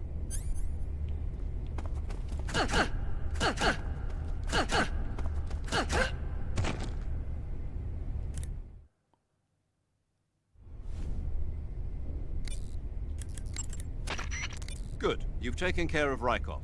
Now to take those clothes he's wearing. But don't take his clothes off there, out in the open. It's far too conspicuous. Also, once you've disguised yourself as Rykov, you'll need to find someplace to hide the real Rykov's body. There must be a place where you can take Rykov's clothes and hide his body. Drag Rykov's body over there. Eva might know a suitable location. Try asking her. Be careful not to wake Rykov up while you're dragging him, and make sure you're not seen by enemy soldiers or scientists. Snake? Enemy... Yeah. Snake? You took care of Rykov? Good. Now drag him to the locker room. There shouldn't be anyone in there. You won't need to worry about anyone seeing you take his clothes, and you can hide his body too. The locker room is on the southwest side of the 2nd floor. Hurry and take him there. Eva, about the escape plan. Yeah, we're getting out on a Wig. The ground effect vehicle. Right. Here they call it an Akranoplan. The Soviet Union has already finished testing one of those? No, this is just the prototype given to GRU. It was designed to search out and destroy American submarines. That's why it has a long range and a decent speed of 470 miles per hour. It's far beyond the BE-1 developed 3 years ago. The problem for us is that the one here doesn't have any weapons on board. If we're tailed, our only choice is to try and shake them. I'll leave that to you. Sorry if I won't have the time to play stewardess for you. You took care of Rykov? Yeah.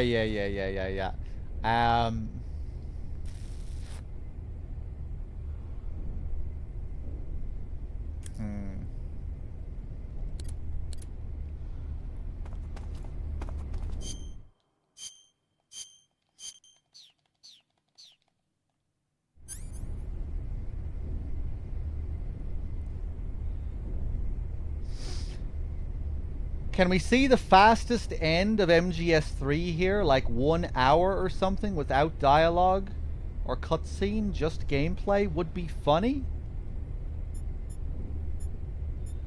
You want me to just scrap my whole playthrough here and just sprint to the end of the game without watching any cutscenes? No. Why would I do that? That would ruin the whole playthrough. Do you want to just ruin the playthrough? Be kind of funny.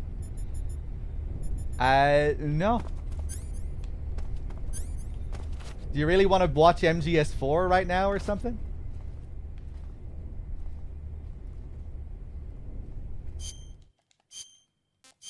Yeah, I think that's just like a really bad idea. I don't think anyone would be too happy about that.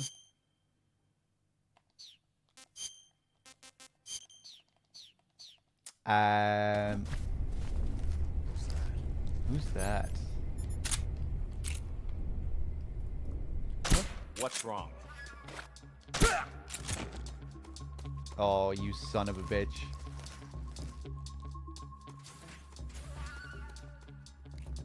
This is HQ. What's going on? We're under fire. Ba-do-do-do.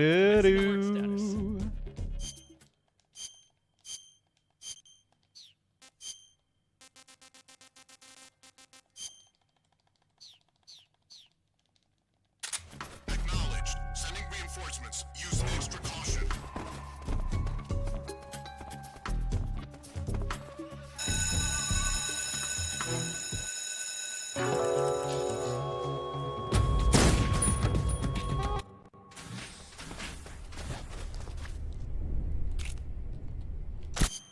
Fuck this. I just want to get Rykov over to the other side.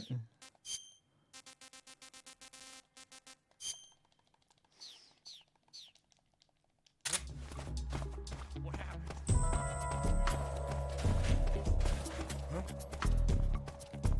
This is HQ.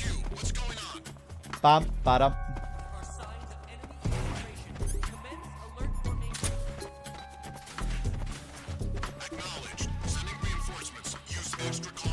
Any second now. There we go.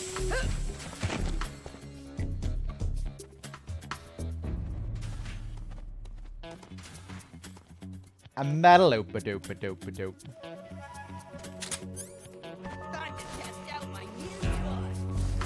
Bow now.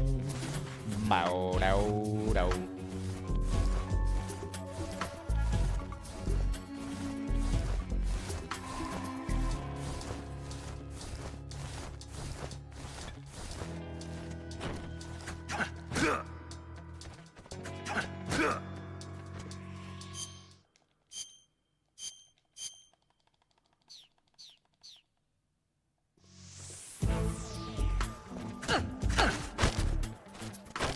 Speak. Water. The Colonel is weak against water. Answer me. The Colonel. He has trouble with bright mushrooms. Answer me. Speak.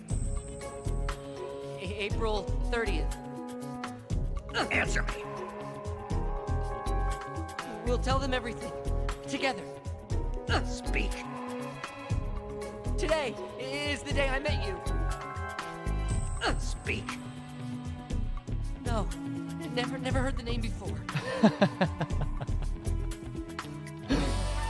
How does he know? Speak. How does he know what his grandson is gonna say in the future? In 2009. Speak. Water. The Colonel is weak against water.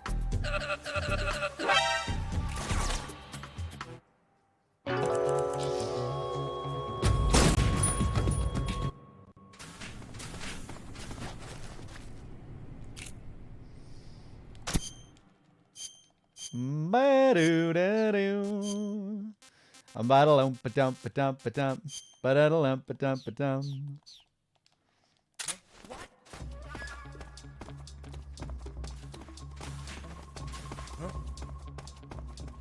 This is HQ. What's going on? What's wrong?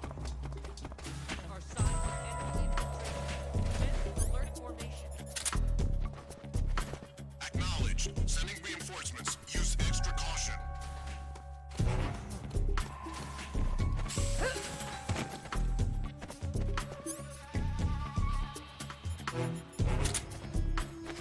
Oh! Yeah, I had a feeling that might happen. When he slid back, it was just enough to open the door, and the guy outside the door saw. What a load of shit. Okay, last fucking time we're doing this.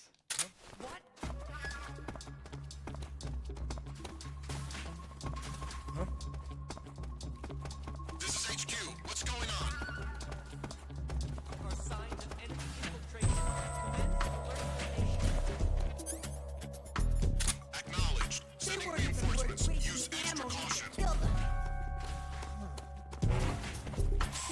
Pop. Major.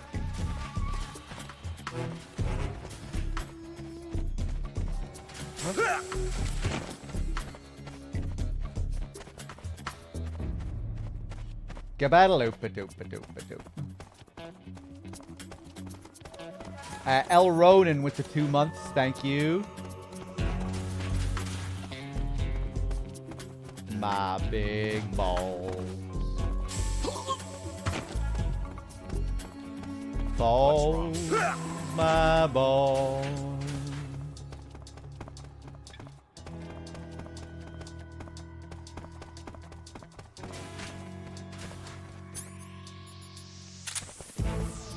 Big balls. Does Sig Spray work during boss fights? Yes. It does. It can be particularly good against the end.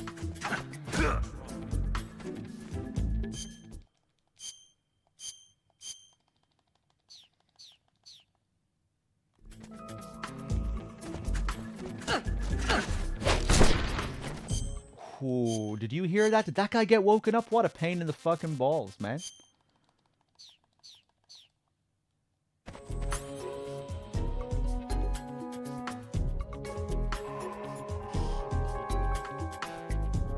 Earlier when DRK was playing in the scene where the boss asks the Sorrow, is that you? Your alert went off perfectly with Steve.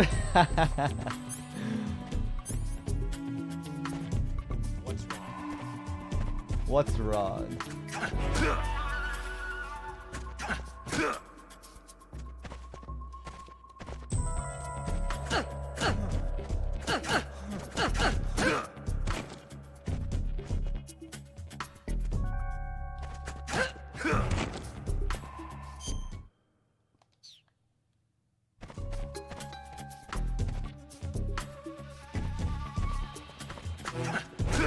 Who the fuck's hearing this?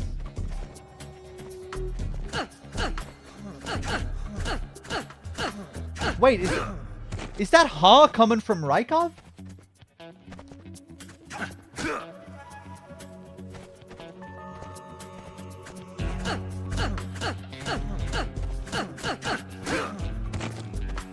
The scientist downstairs? The scientist in the room below?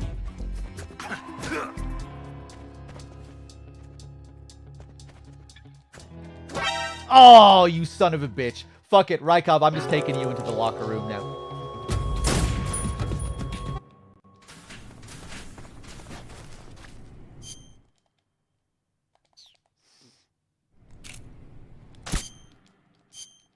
Ba-dum-bum-bum.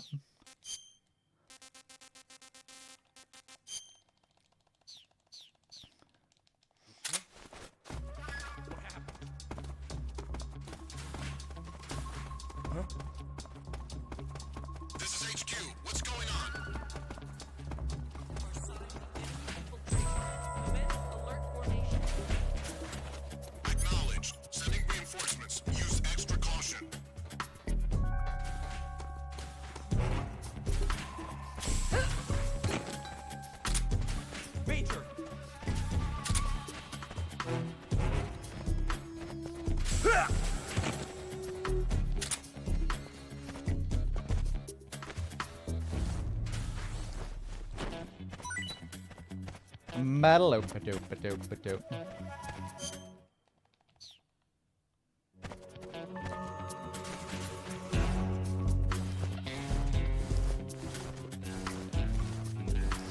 My ball sack. Look at the pictures of the Shagohod there. Look at that UFO.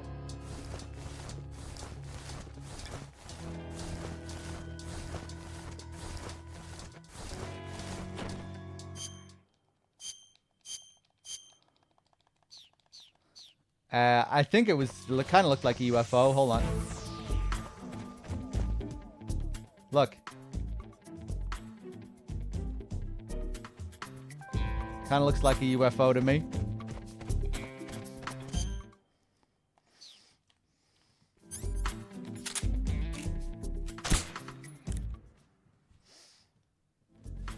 Zero of any reaction if you kill Rykov? Good. You've taken care of Rykov. Now to take those clothes he's wearing. But don't take his clothes off there. Snake?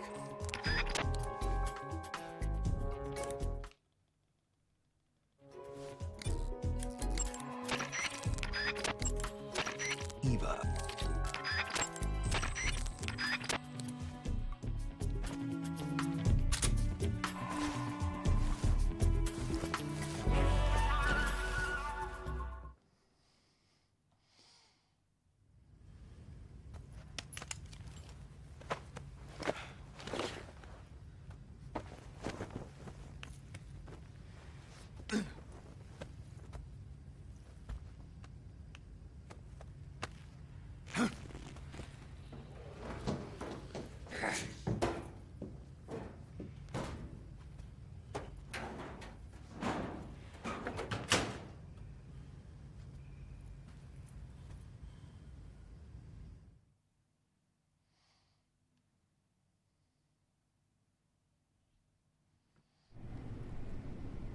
All right. Let's just call the crew before we dress up. I see you've got Rykov's clothes from him. Disguise yourself as Rykov and infiltrate the West Wing, where Sokolov is being held. Select Officer from Uniform on the camouflage screen to change into Rykov's uniform. However, that won't be enough to pass as Rykov. To really become Rykov, you'll need to make your face look like his as well as your clothes. As for how you do that, well, I'll let you think about it. I did kill him. He's dead. And yeah, if you kill him, he'll show up as a ghost later on during the Sorrow sequence. And his ghost is really fucking creepy.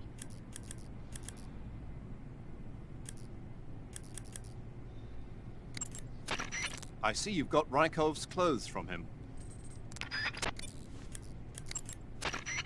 Snake, what are you doing?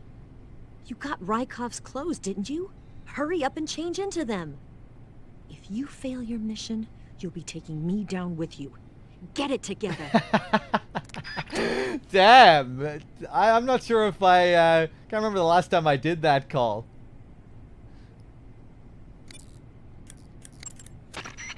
Eva. Yes? Eva. Who is that Tatiana?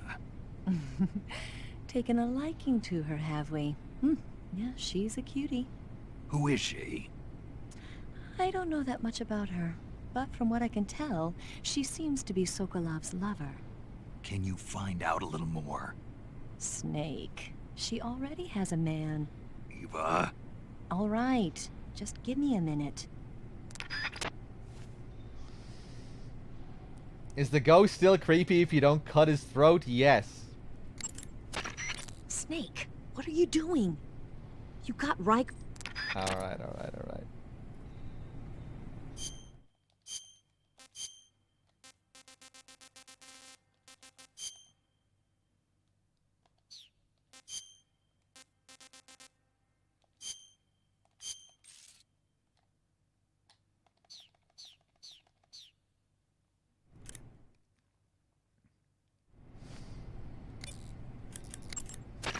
Ah, your Rykov disguise has turned out nicely. Yeah, not even his own mother could tell the difference. Indeed. You're starting to irritate me already. Why?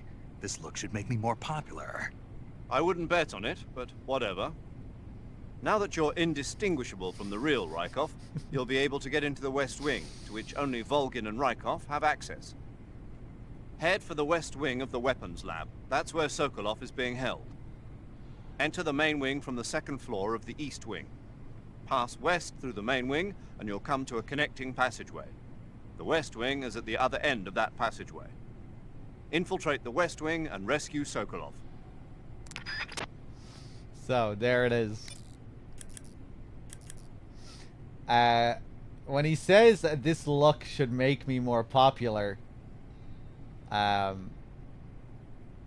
they said that one thing that encouraged them to make Rykov was to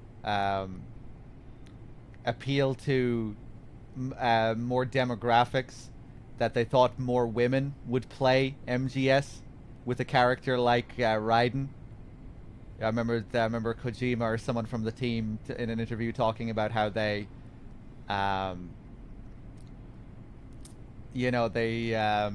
what's the fucking term I'm looking for? They sent out questionnaires and stuff for people to answer, and due to these questionnaires, they thought that, maybe this kind of character. They found out that not many women played Metal Gear. I think that's what it was, and they thought that with a character like Raiden, maybe more women would enjoy Metal Gear. Survey, I think, was the word I was looking for, rather than questionnaire. Yes, survey.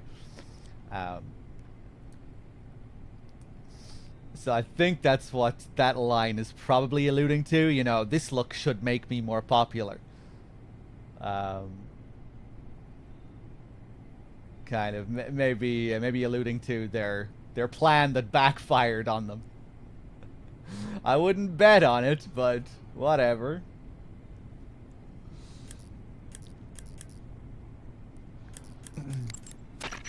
Snake Eye. Huh? Hello there? Paramedic, it's me. Snake? Oh, it's you. For a minute there, I thought you were someone else. Why are you so nervous? You've seen this mask before, right? Yeah, but it looks so cool. Huh? Cool.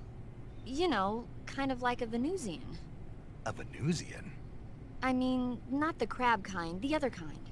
Paramedic, do you really think a guy you've never seen before would suddenly call you on this frequency?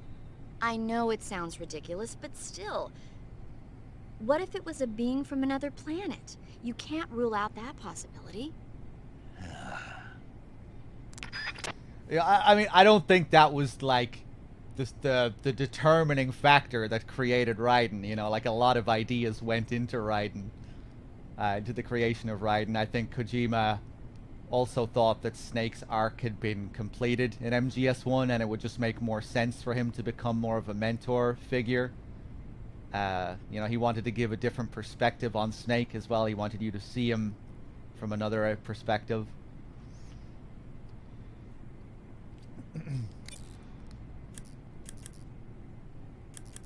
Because obviously in the end, MGS2 was much more about, well, it does satisfy fan expectations in the tanker very deliberately, but then obviously on the plant it turns everything on its head. But yeah, that was one of the motivating factors apparently. I wonder if it worked. Did more women start playing MGS because of Raiden? I don't know. In the West, I think women find Snake more attractive than Raiden. But maybe in Japan, more women found Raiden attractive.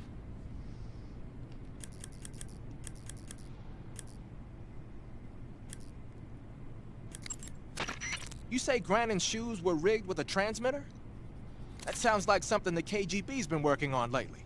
It's exactly like you described. A miniature transmitter that's small enough to put in a shoe. Granon said he got the shoes from a woman called Tatiana. You think she's a KGB spy? Could be. Or maybe it's some kind of ploy to throw suspicion on her. Anyway, it's your job to find out. Good point. Sigint. Yo. Eva said she set up a ground effect vehicle for us to make our escape. So I heard. The ground effect vehicle, or WIG, is something like a cross between an airplane and a boat. It uses ground effect to fly. Ground effect basically means that when the craft skims the surface of the ground, the air between the ground and the wing is compressed, which gives the wing an extra boost.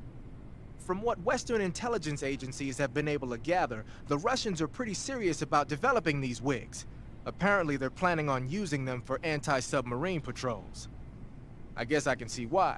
The WIG's long cruising range and high-speed capabilities make it a good choice for that kind of mission. Eva must have gotten her hands on one of the first prototypes while it was being field tested as a transport craft. The WIG has a top speed of over 400 miles per hour, and its range is pretty good too. Not that speed is gonna help you if you've got a supersonic fighter jet on your tail, but if you hug the surface and stay off the radar, you should have no problems getting away. The trailers only showed Snake, so I don't think the plan worked.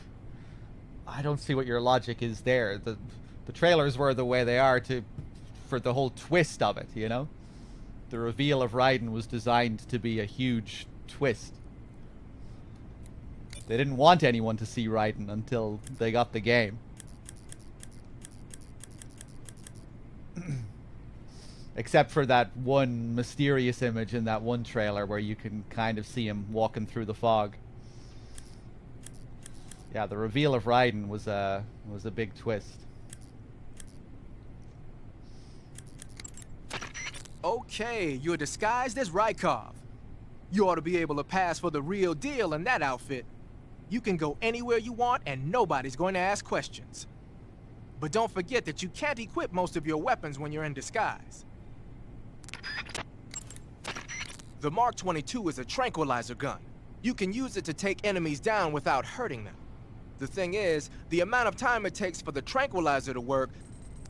Yeah.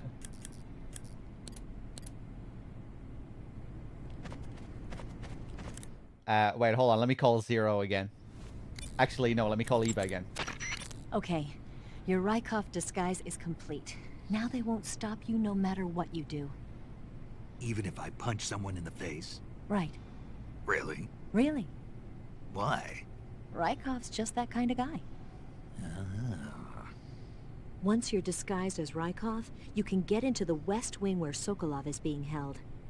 To get to the entrance to the West Wing, pass west through the main wing of the weapons lab and go through the connecting passageway. You can get into the main wing of the weapons lab from the southwest side of the second floor. Head for the main wing. All right, let's test that out. Snake, I found out what I could about your Tanya. Just as I thought, she's apparently Sokolov's lover.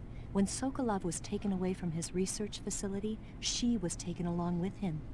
So she's been with him since he was at the research facility? That's what it looks like. Are you sure about that? Yes. Why? The Major said Sokolov wasn't the kind of guy who'd take a lover. Maybe he was lonely, being away from his family for so long. And whatever else he is, Sokolov's still a man. It's only natural he'd be attracted to her. Only natural? She's irresistible. Gorgeous in a girl-next-door kind of way. Nice proportions, too. Sounds like your type, huh? Eva. Gotta go.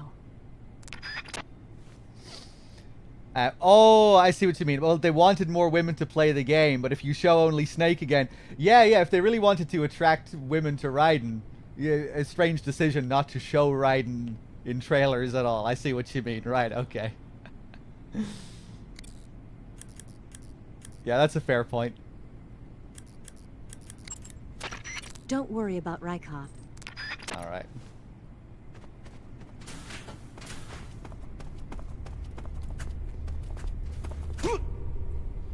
Thank you, sir. Yeah, maybe that was just something Kojima did to encourage the higher-ups to let him do what he wanted to do with Raiden. Hey, look, Mr. Konami executive. Look at this survey we conducted. See? More people will play the game because of Raiden. What the? Maybe it was just a negotiating tactic.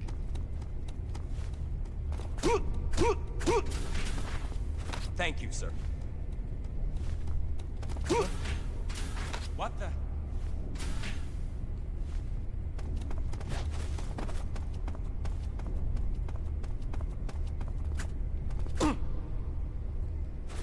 Forgive me for troubling you, sir.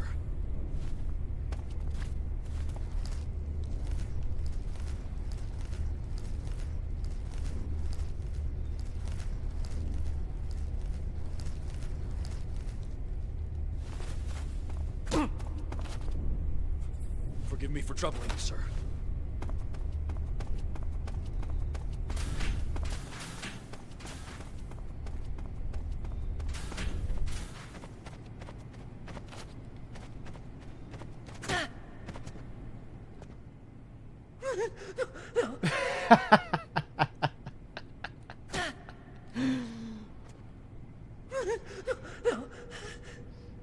I love how Kojima turns all of his scientist characters into little bitches. Apart from Granin.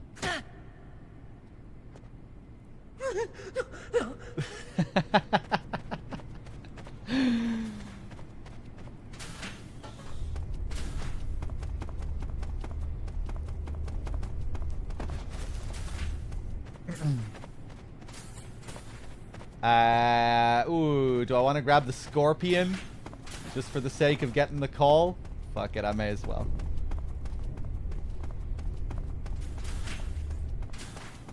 Sir.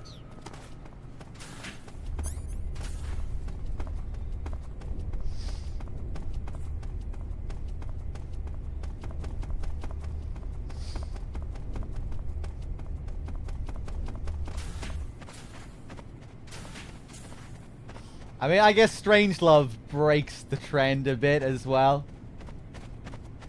Strangelove doesn't do much crying. But Strangelove also has her own issues.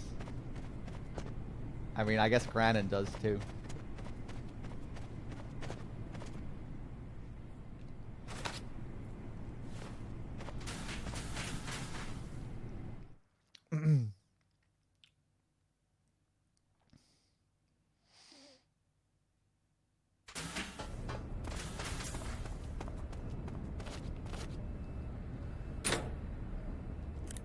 Can I get a call here?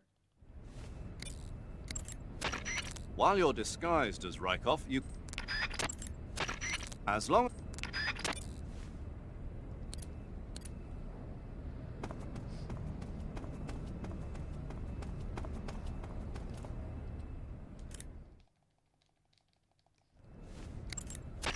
Snake, press the left stick down on...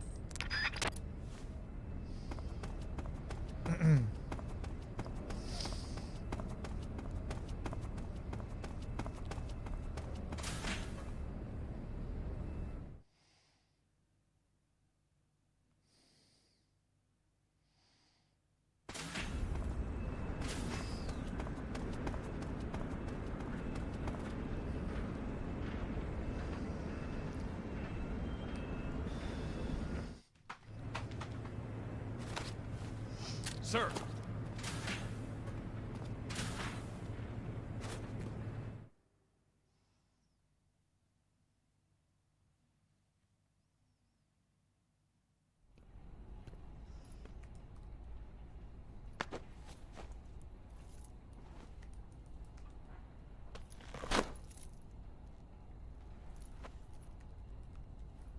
Here it is.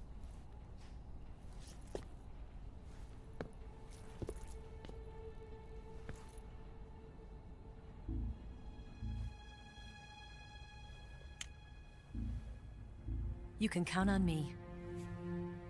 What about the Philosopher's Legacy? I don't know anything about that. What are you? Are you trying to kill me? What's the matter? I know nothing, I swear it. No one but the Colonel knows of the legacy. I see. No, don't! Oh.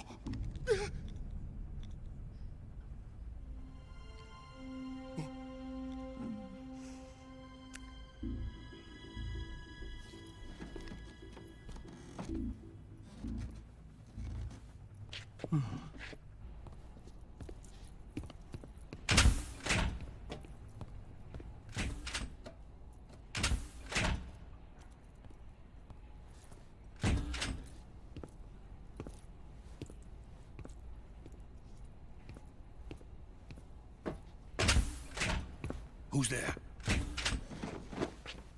You're the man from the CIA. What are you doing here? I told you before, didn't I? I'm going to get you out of here. A man of honor, just like your commander. But I'm afraid you're too late. Too late? Don't tell me. The Shagohods. Exactly. The final preparations for Phase 2 are complete. Sokolov, what exactly is Phase 2? To put it in technical terms, it's a composite range extension system for medium-range ballistic missiles.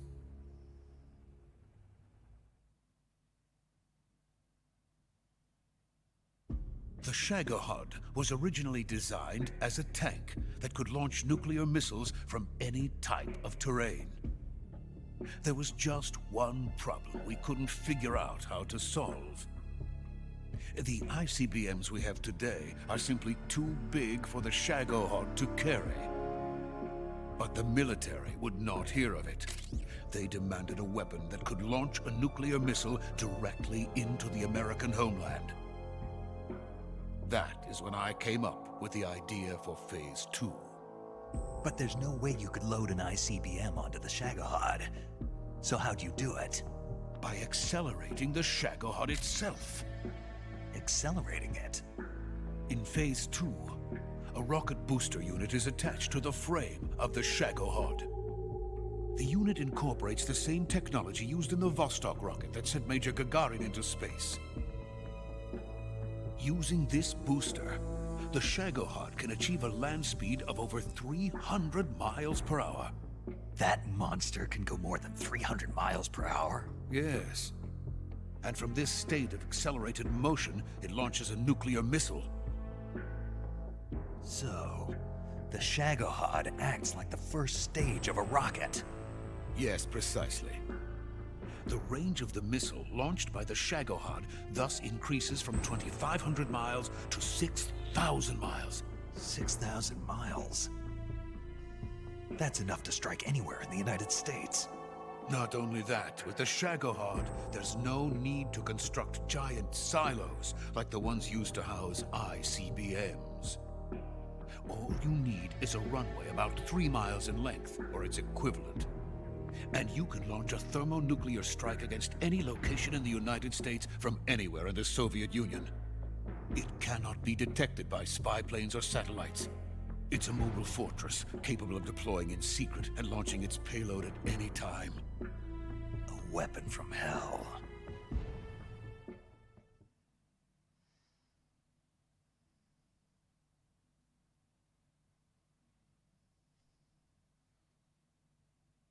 A completed prototype now sits in the hangar. At present, it is the only one of its kind. But Volgin is planning to mass-produce them based on that prototype. And deploy them all over the Soviet Union. Yes, and that's not the end of it. He's going to ship them to Eastern Europe, to Asia, to all the countries of the Eastern Bloc. Even worse, he intends to use the Shagohod as bait to foment armed uprisings among dictators, ethnic insurgents, and revolutionary groups throughout the Third World. His funds are nearly limitless. He could start mass production tomorrow if he wanted. The reason that tensions between East and West have settled into a Cold War is because each side fears the other's power. Deterrence. The idea of using threats to keep one's enemy in check is the perfect word to sum up this state of affairs. But the Shagohod goes far beyond the level of threat. It will render the concept of deterrence utterly meaningless. If such a weapon is unleashed on the world, it will not be long before all nations are engulfed in conflict. The Cold War will end, and the entire planet will be consumed by the fires of war. Volgin and the Shagohod will be at the center of it all. So you see, it's already too late. No, it's not too late. What do you mean? We've still got a chance. All we have to do is destroy the prototype and the whole facility before they can mass produce it. But just tell me what I need to do to destroy this place. All right. The liquid fuel used in the rocket engine is stored in a tank. If you can blow it up somehow... Some C3 ought to be enough to blow the entire hangar to smithereens. C3? You mean that cutting-edge plastic explosive? It could be molded into any shape. The bomb of the future. Where can I get it? There was some in the armory here, but it's gone now. It was stolen by a female spy who was here a minute ago. Eva? No, that's not her name. Her name is Tatiana. She made her way in here by becoming Volgin's lover. I thought she was your lover. Mine? Oh no, she is Volgin's lover. This is my lover.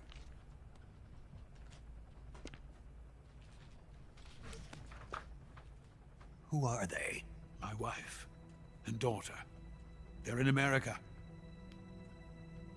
Now I remember. Your family is in the custody of the CIA. How long has Tatiana been here? Only a few weeks. A few days before the Virtuous mission, then. She said that Khrushchev sent her. What did you just give her? All of the experimental data for the Shagohod. Please, it is essential that you destroy the Shagohod. I will, but first I've got to get you to safety. No.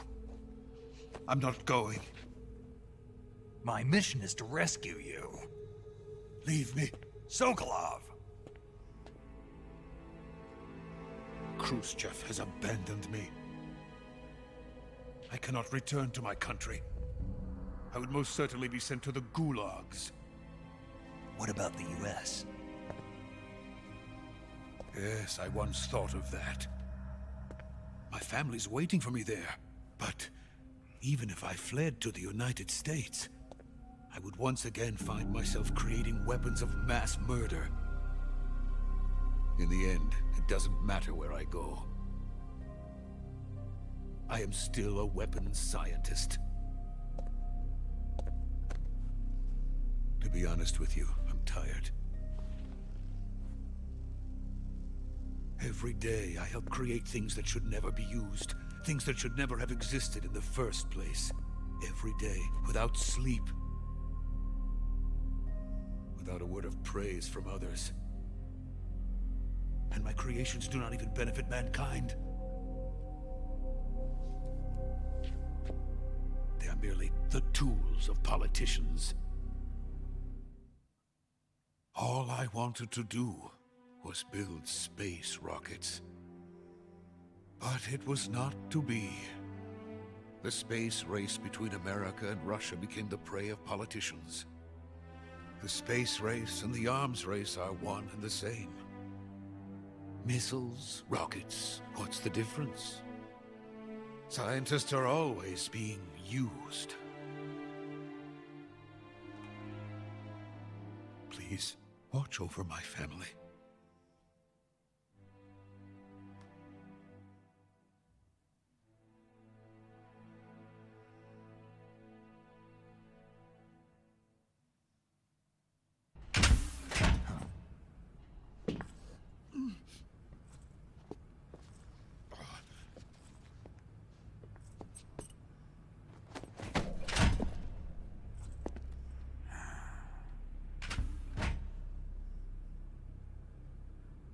Major, what are you doing here? I've been waiting for you in my room.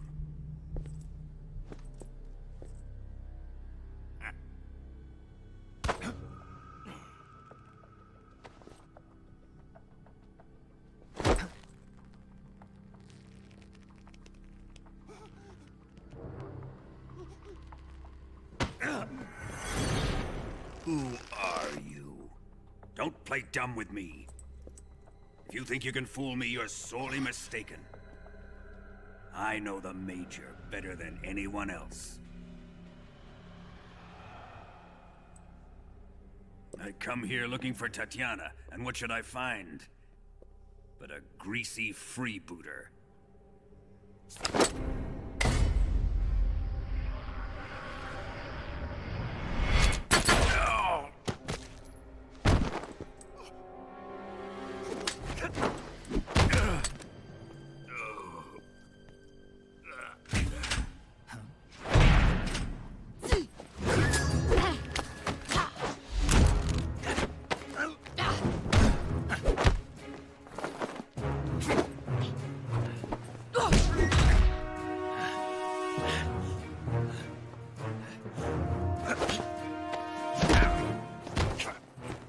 This fairy disguise.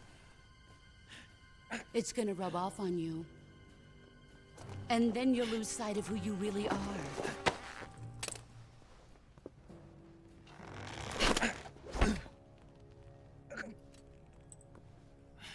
Stay out of this!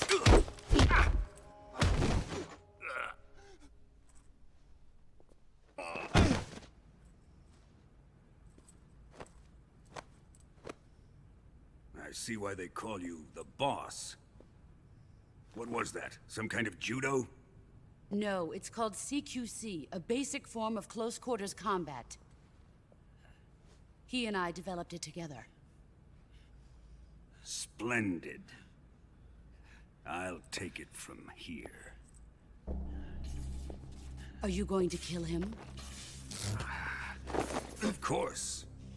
But first, I will make him pay for hurting Ivan.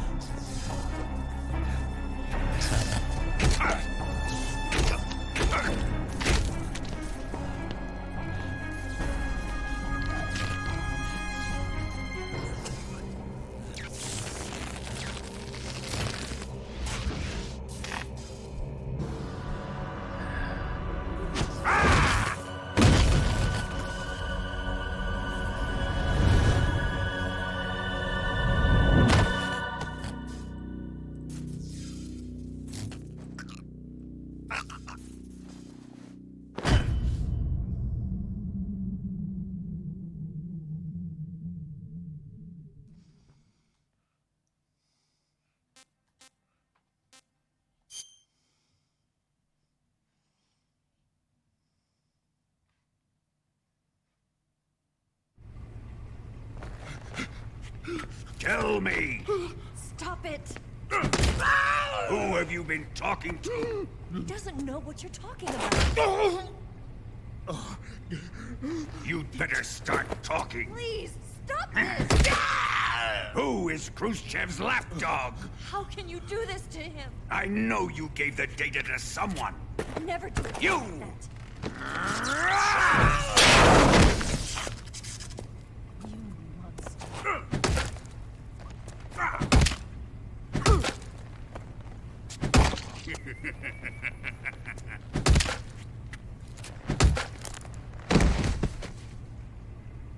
I guess he's dead.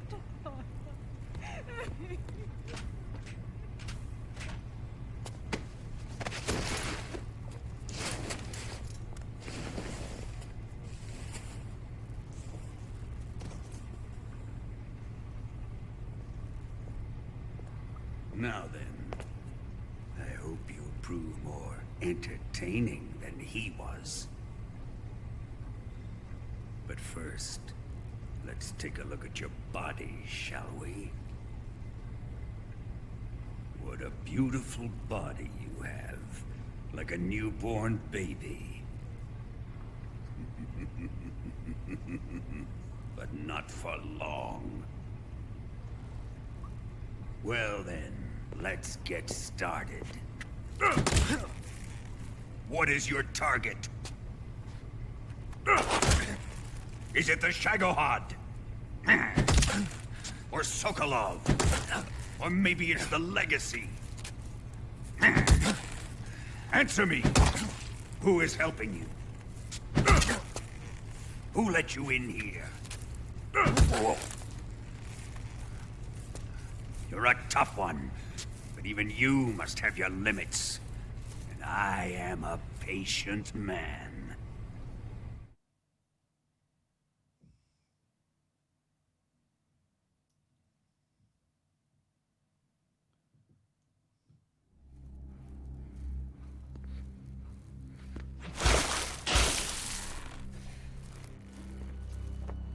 Here's where the fun really begins.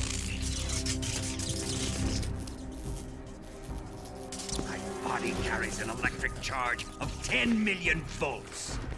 Let's see how you like this.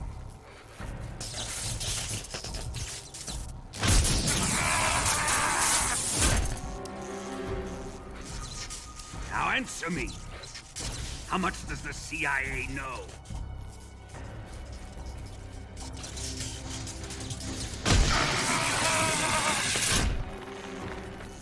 They're after my legacy, aren't they? Your real target is the Philosopher's legacy, isn't it?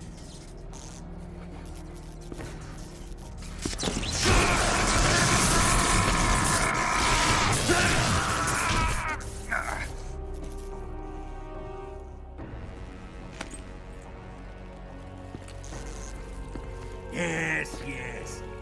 Let yourself go. That's what I want to see.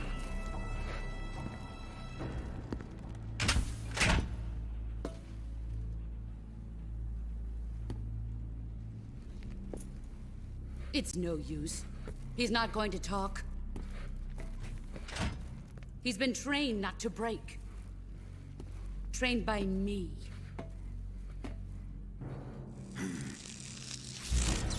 Admit it! We're after the location of the legacy! The secret fund established by the three great powers during the 2 world wars. That's what you're looking for, isn't it? $100 billion, divided up and hidden all over the world. And you're looking for a record of where all that money is hidden, right?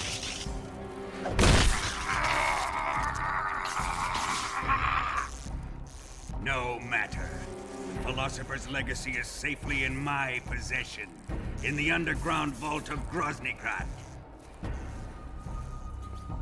You'll never lay a finger on it.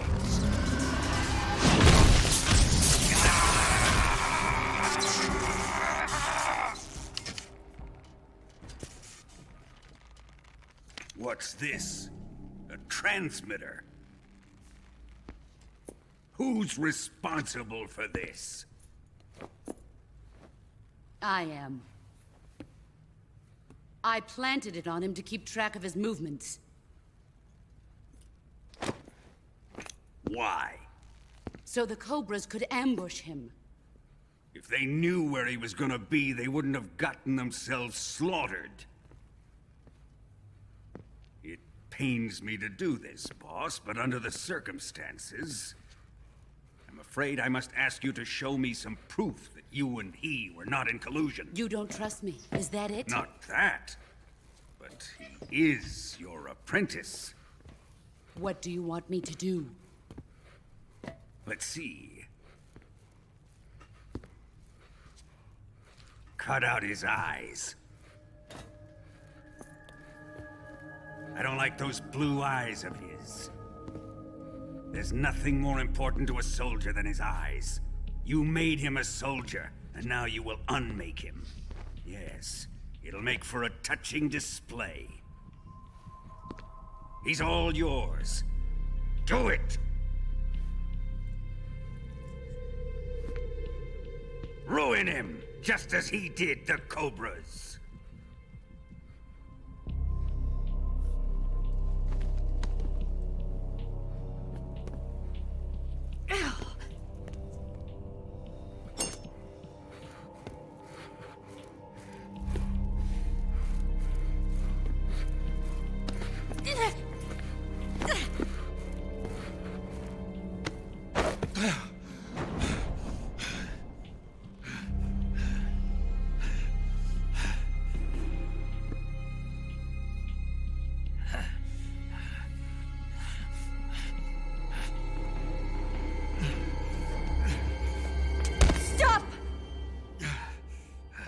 What is it, Tanya? He's suffered enough. Well, well. Why are you protecting him?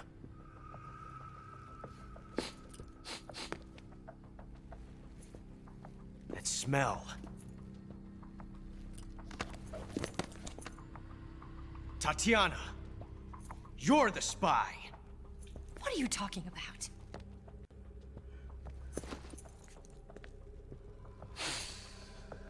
I know that smell. Stop it! Taking a fancy to her, eh, Ocelot? No. I have no interest in this woman. I want to test her.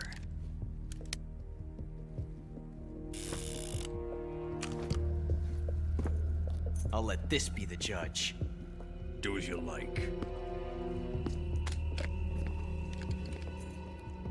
Here we go.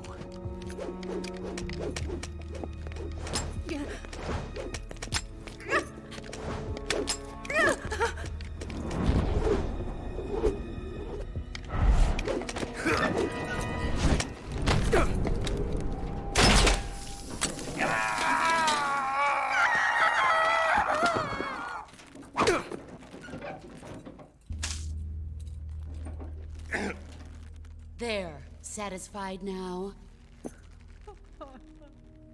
Well, that was refreshing. Come, we're going to my room.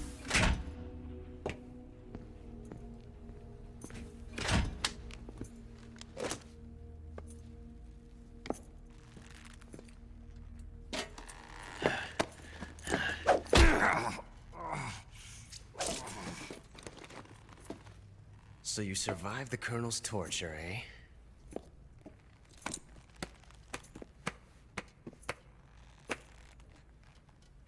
Watching this has made me realize something. It's really not that bad.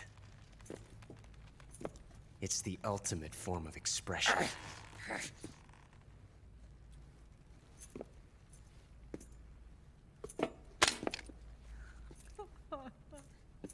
You got lucky this time, Tatiana.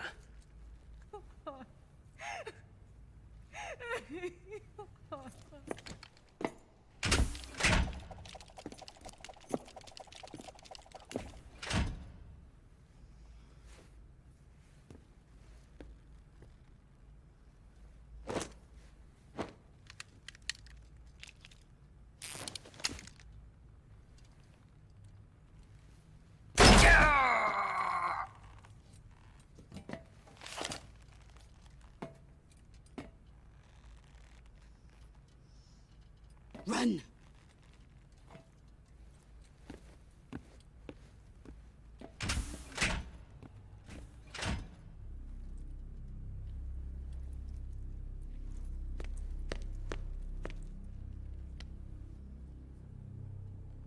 I've prepared an escape route for us. Go out and head west. Pass underneath the connecting passageway and go north. You'll find an open manhole there. You're... Quiet! Go through the manhole down into the sewers. The door at the north end of the sewers is unlocked. You can use it to get outside the fortress. I've got your equipment. We'll meet up later. Eva. But I can't get too close to your cell. You'll have to figure a way out of there yourself.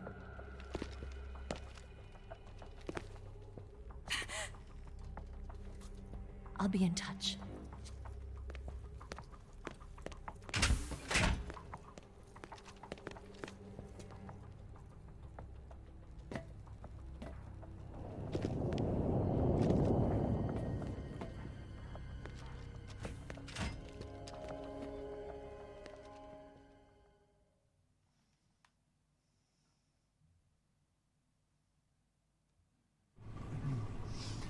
All right, we're back. How's it going, everyone? Time to eat! Thank you, Johnny. And here we get a fork for the first time. So now we can just eat animals on the go. We don't have to go into our menu. Well, it depends on the size of the animal, but...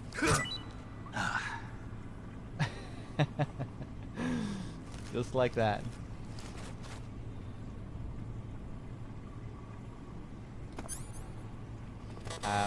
Volgan's dialogue changes there, I'm sure many of you know, when you're getting tortured. You know, when he comments on your body. What a beautiful body you have, like a newborn baby. That dialogue changes depending on the amount of damage you've taken. Snake's appearance after the torture sequence also changes. If you took a lot of damage, you'll have more bandages. I forget exactly what he says if you take loads of damage, like you've seen your fair share of battles or something like that.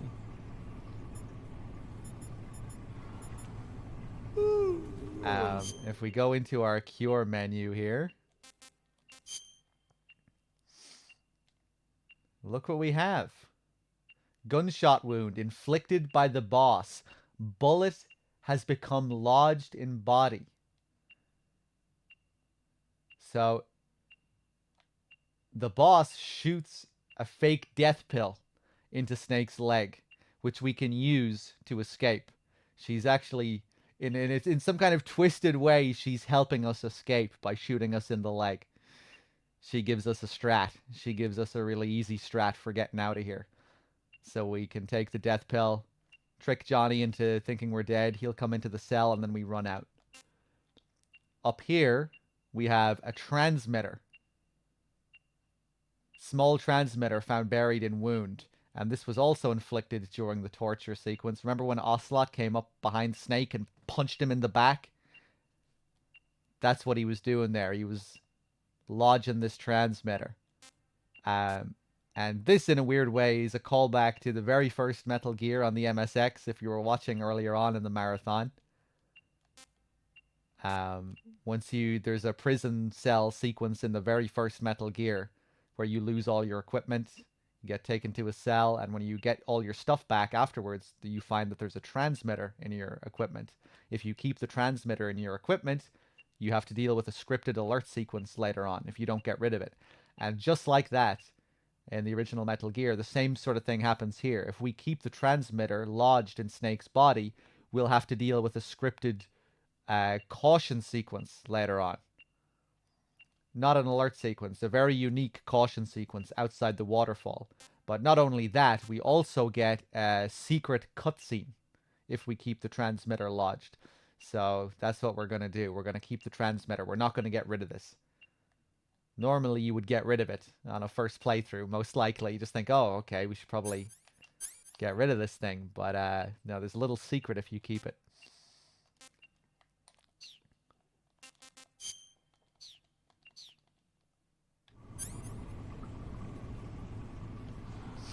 I love how the first meal you always get is the vampire bat.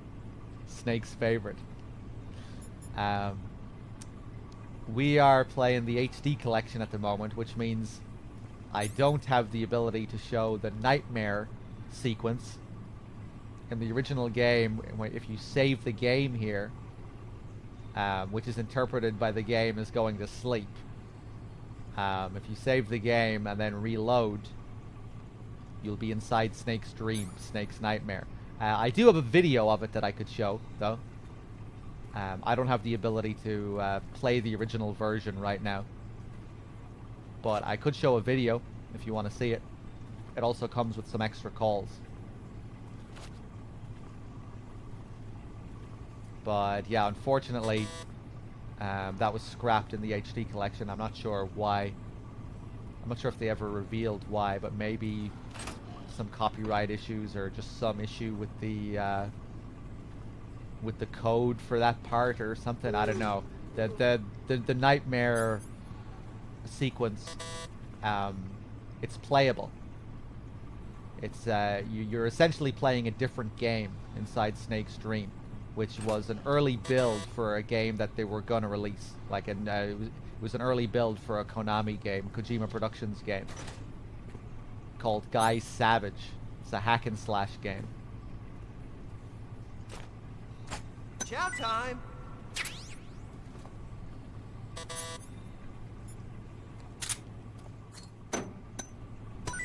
Huh? What? You don't want this?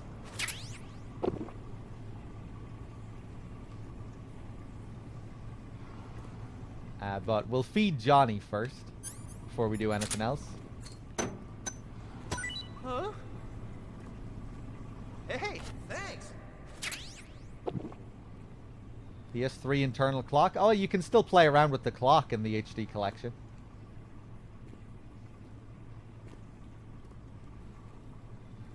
all the other clock-related stuff works.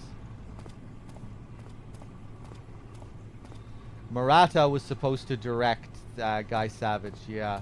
I didn't know Yamaoka was the composer, or he was going to be the composer. Wow. Or if I did, I forgot about that detail. Interesting. Of course, we can play around with the single action army now as well.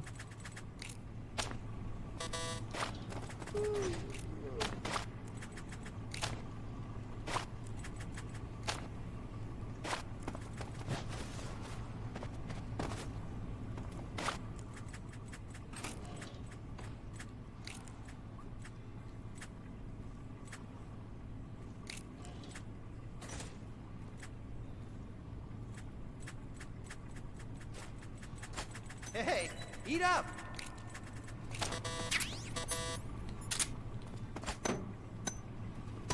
Huh?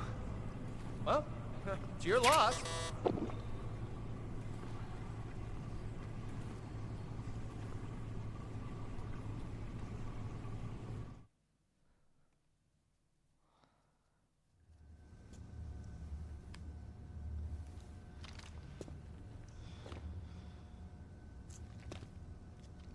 Hey, you're not such a bad guy after all.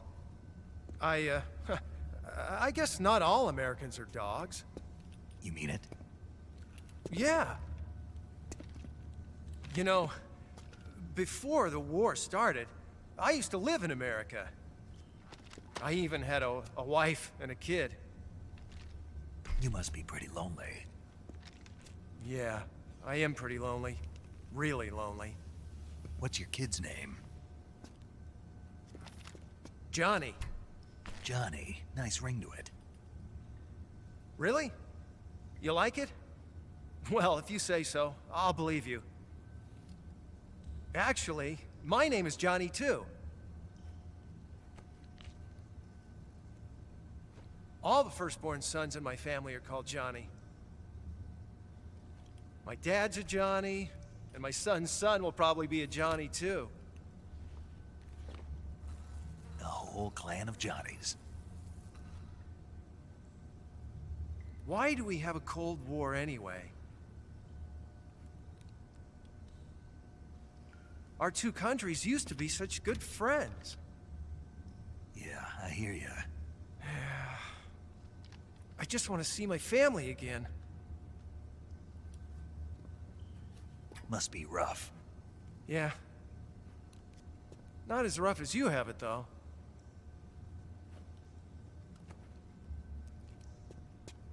Here. I filched them from your equipment when the Colonel wasn't looking.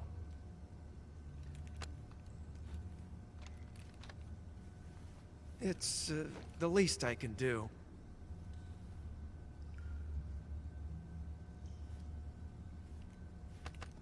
Well? Don't suppose you could let me out of here? Huh? I can't do that.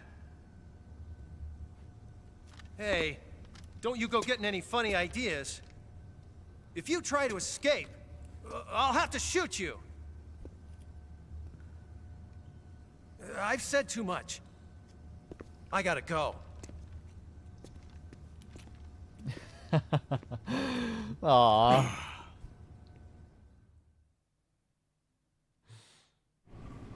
I'm not convinced. He's really not so convincing there. You'd almost wonder if he's capable of shooting you. Well, he gave us our SIG spray back without realizing.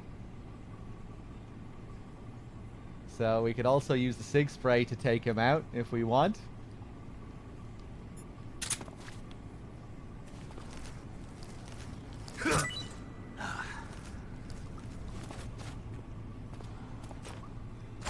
Time to eat. Let's keep throwing out food for him. Huh? What? You don't want this? Show the nightmare. Calm the fuck down, big boss. I'll show it when I'm ready.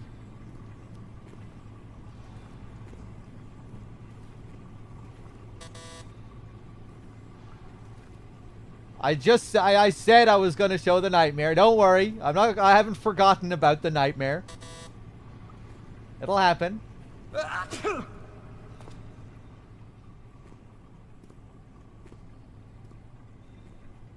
Look at his ass. He really moves his hips.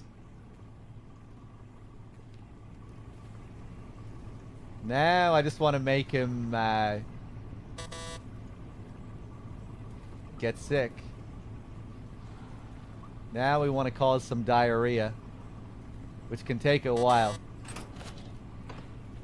But shouldn't be much longer. I think 2 more meals max, hopefully.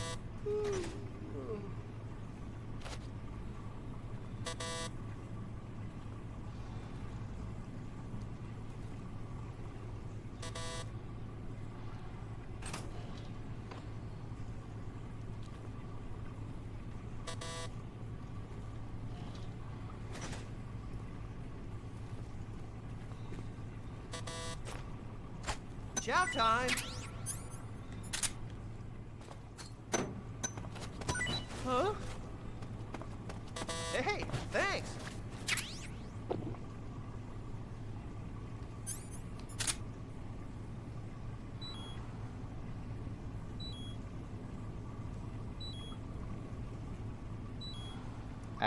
Now, hold on, let me check my dashboard.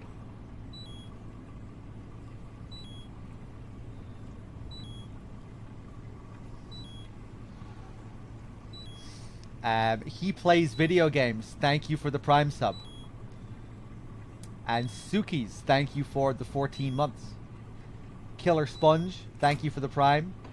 MAB, thank you for the 30. I'm way behind here, guys. Sorry. Gokhang with the Prime sub. El Ronan with the 2. A Real Hero with the $10. And Samadin with the $15. Samadin, let me know if you're in the chat there. Same with A Real Hero. Sorry, that was like an hour ago. Cheers for the donations, guys. Cheers for the subs. Hey, eat up! You fucking asshole, Johnny. Come on. Huh? Well, it's your loss.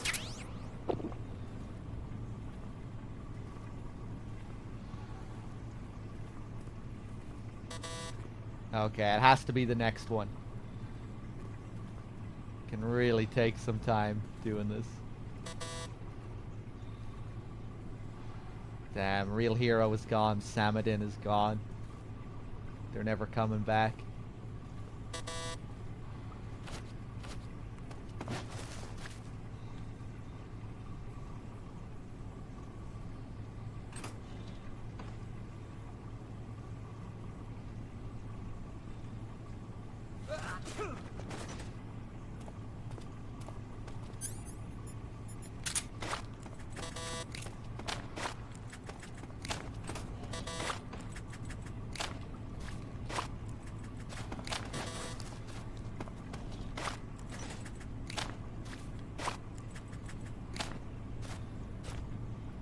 Got some goodies for you. Oh yeah?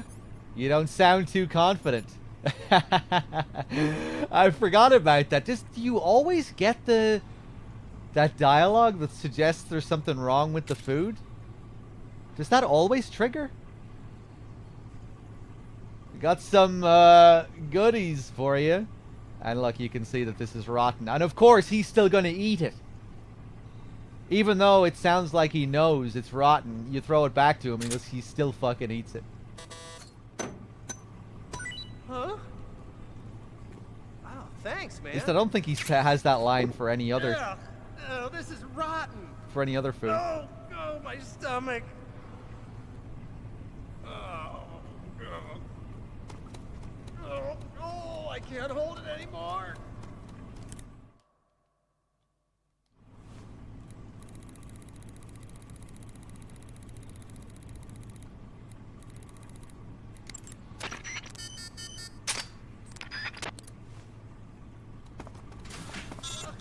Hold on.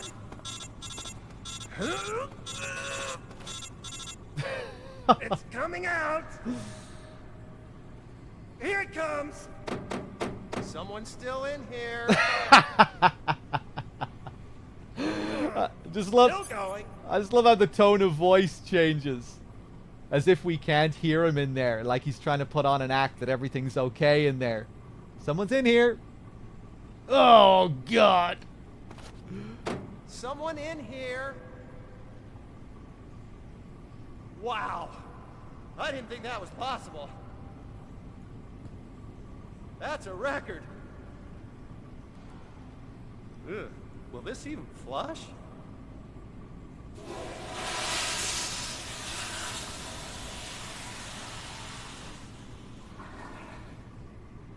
Oh, jeez.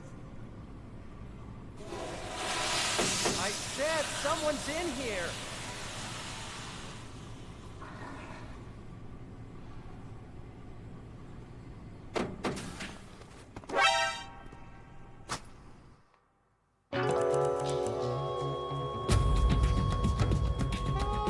Snake, what happened? Talk to me. Snake! Snake! Sorry, I can't explain this one, paramedic. If you're fast enough there, you can knock him out before the alert triggers. But that's okay. We don't want to escape yet. Let's save. Ready to save, Snake? Ready to save?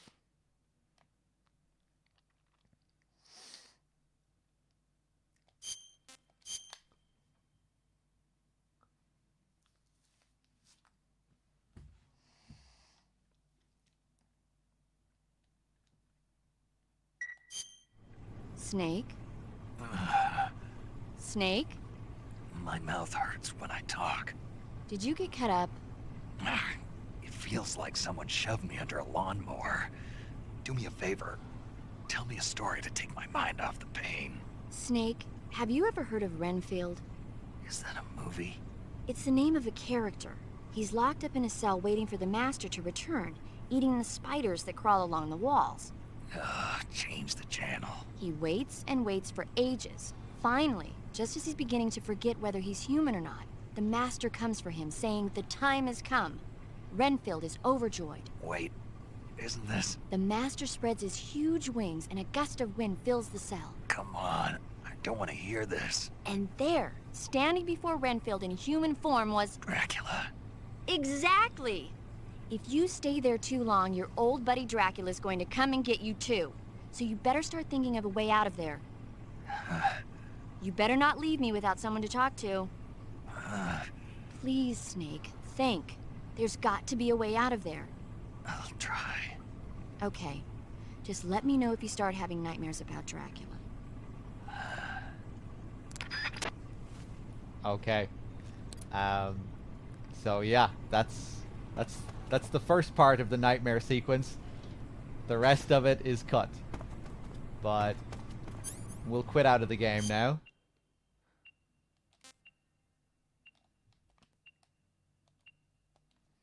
And I'll play a video.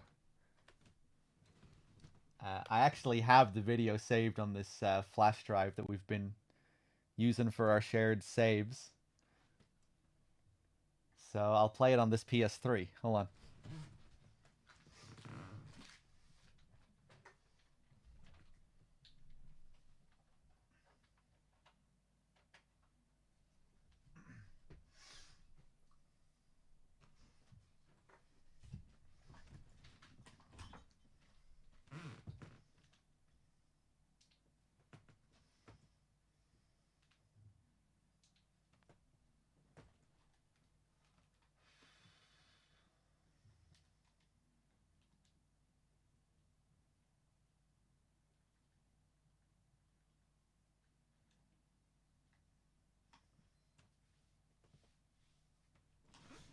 So this is what happens.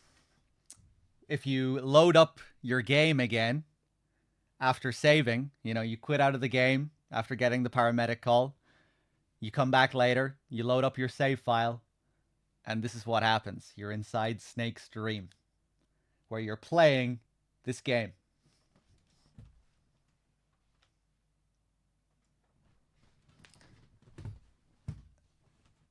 And like we were saying before, this was going to be a Kojima Productions game. This was like an early build for a game called Guy Savage, directed by Shuyo Murata, one of Kojima's co-directors, co-writers.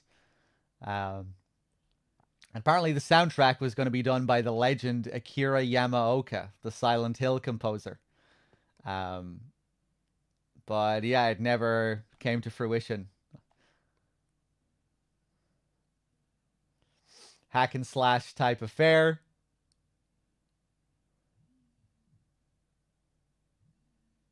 And I guess your character is supposed to be some kind of vampire.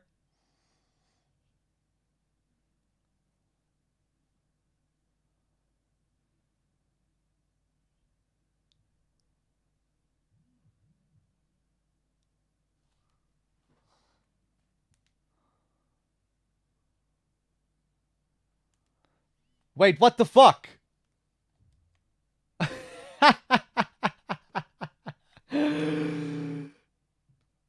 What the fuck? Hold on.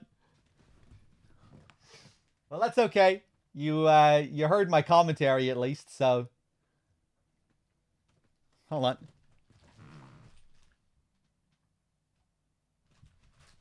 You have the backstory.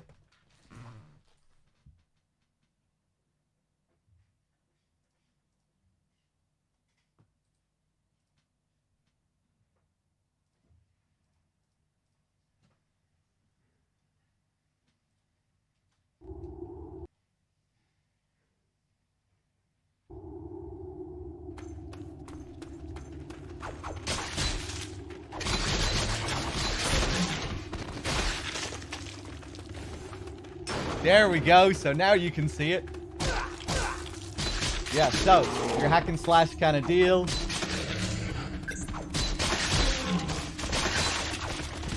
And this goes on for a while. I'll probably fast forward a bit of it.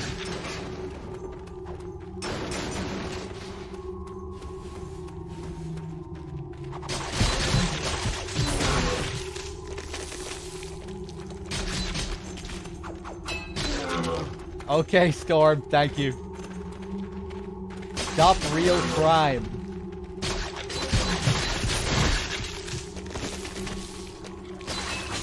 But yeah, all this cut from the HD collection, unfortunately.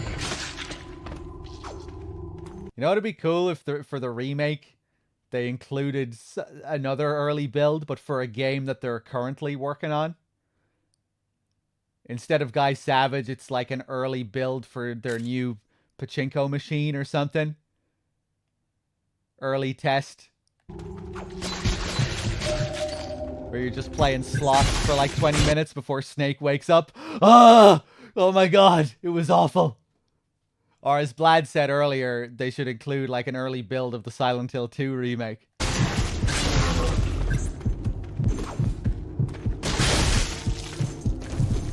Maybe he plays PT. That'll never happen.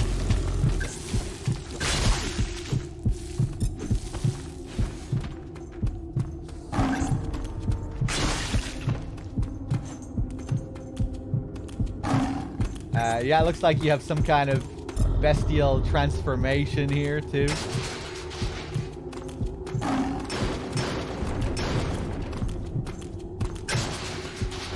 So long since I've played this now.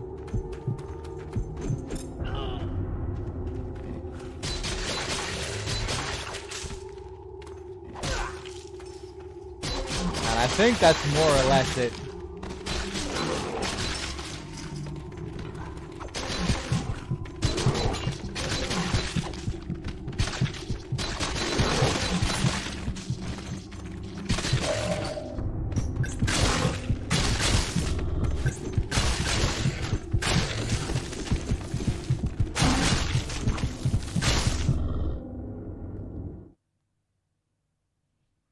And now we wake up.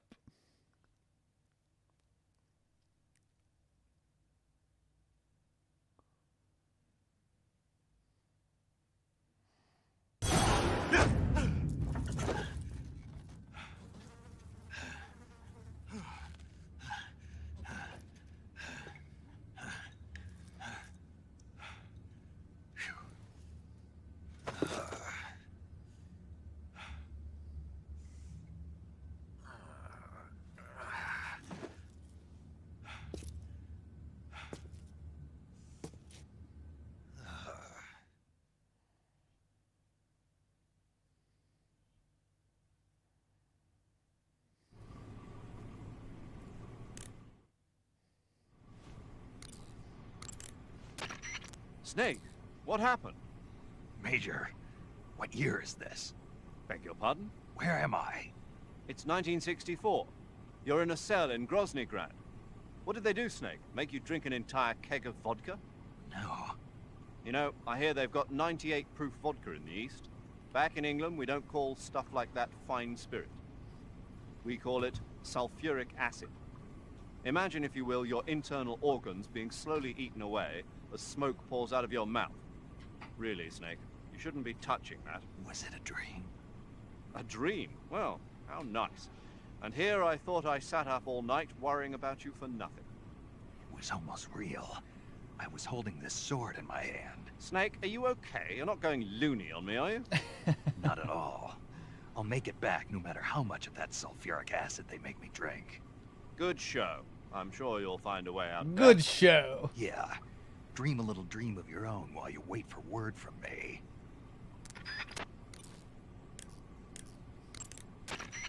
Snake? Eva, do they drug the prisoners here with hallucinogens? I don't think that's their style. Why? I had a pretty bad dream. A dream? This monster that I'd never seen before was coming at me with a knife. And I wasn't me, I was something else. That doesn't surprise me. You're in a mild state of shock from all the pain and exhaustion you're going through. Ah. Maybe one day you'll learn to stop hiding yourself. What do you mean? I know how you feel, Snake. I'm a spy too. You don't realize it, but the fake you is eating away at the real you. The person you're pretending to be is becoming the person you are. And the real you is screaming out from somewhere deep inside. That's what you saw in your dream. Maybe so. I'd sing you a lullaby or something, but unfortunately I don't know any. So pick your favorite song, and I'll sing it for you in your head. Any song? And you can have as many encores as you want. Sounds fun.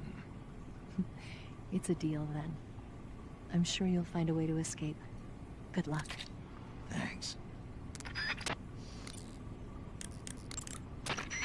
Snake, you okay? Yeah, I had a terrible dream. Here we go. No kidding. What happened? I don't want to think about it. I was being attacked by monsters that looked human, and I'm not even sure if I was really me. At least it was just a dream. It's all over when you wake up. True. When you think about it, the fact that you can imagine a situation worse than the one you're in now means life can't be all that bad. I sure hope so. Well, let me tell you about the absolute worst, most sickening nightmare I ever had. This isn't one for the kids. Okay, so there's this big pile of crap, right? It's shaped like a giant tank, and it's walking around on two legs, going on a rampage and stomping on people and houses and stuff. And this giant turd is carrying the nastiest missiles you ever saw. Like, whenever it launches one of its turd missiles, whatever it hits, people, trees, buildings, turns into shit.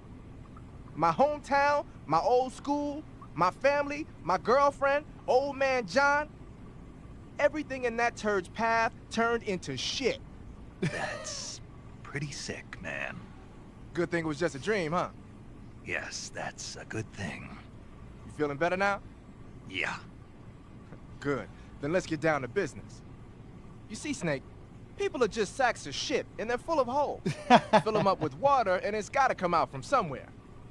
Okay, maybe that was a bad example. What I'm trying to say is, no matter what the situation, there's always a way out.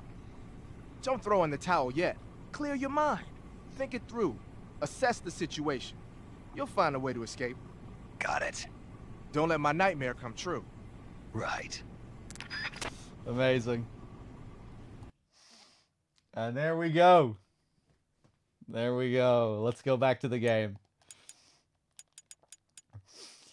So when it comes down to it, people are just sacks of shit. And they're full of holes. Fill them up with water and it's gotta come out somewhere, whatever he says.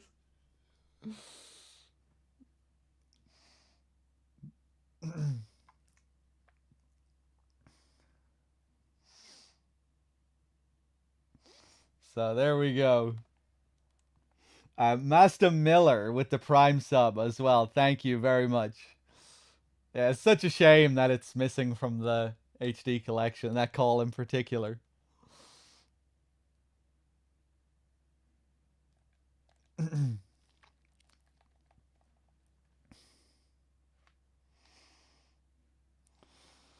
Does the Legacy Collection still have this cutscene in the minigame? No, the Legacy Collection contains the HD Collection. This is the exact same thing that's in the Legacy Collection. The Legacy Collection is a collection that contains the HD Collection. So it's the exact same.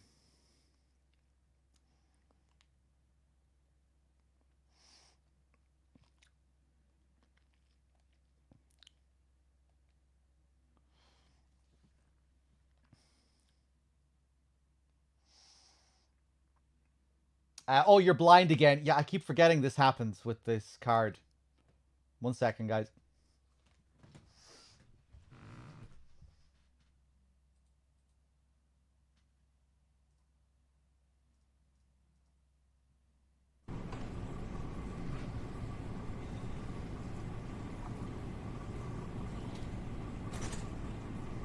All right, perfect.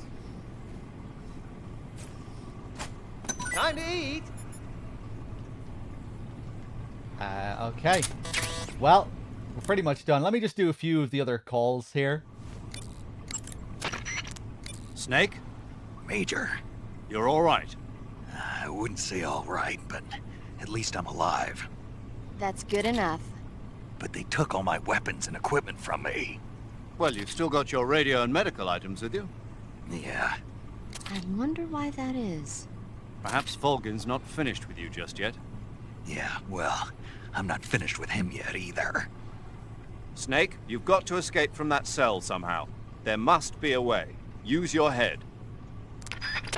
Vlad, thank you for gifting a sub to Lydia Loud. And thank you for the $5. Cheers. The boss gave you a gun? Yeah, a single-action army. For what? I'm not sure. Anyway, why don't you use that gun to shoot? I can't. Why not? No bullets. I see. Well, you'll be able to get some once you're outside. First, you've got to escape from that cell. There must be a way. Don't give up. Major, I'm sorry. Sokolov, I couldn't... Don't say it. You weren't able to rescue him, but that doesn't mean your mission has failed yet. Eva said they've completed Phase 2. There is no time left. You must destroy the Shagohod at all costs. That will be our final tribute to him. Right. Snake, you've got to escape. Snake, your right eye. The cornea and the lens are severely damaged, and the eyeball is ruptured. So I can't heal it, even in the survival viewer. I'm afraid not. I'm sorry, Snake. I wish there was something I could do. Don't worry about it. I can still fight. I don't doubt you. But don't do anything crazy, okay? From here on, it's going to be difficult to see out of your right eye. Attacking in first-person view will feel a little different from before. Be careful.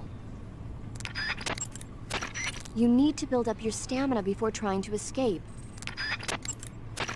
Sleep is an... It's okay, it looks cool. I'm surprised Paramedic doesn't say that to Snake. It would be pretty in character. But you look so cool with that eye patch, Snake. Snake, the door... Yeah. Eva? Snake, I wanted to ask you something. What? In the torture room, why did you protect me when Ocelot was about to fire? Because I knew that the chamber wasn't empty, and you'd be dead if he pulled the trigger. But your eye... I was tied up, and it happened so fast. It was the best I could do. I feel a little strange, but it won't interfere with the mission. What about me? Huh? Did you only save me because I was important for completing your mission? What other reason would there be? And when the mission is over? Right now, it's just the mission. The mission you used to love? That's not what I mean. I'm trying to dig up as much as I can on that cell. Just sit tight. All right, let's get the fuck out of here. We've been in this cell long enough.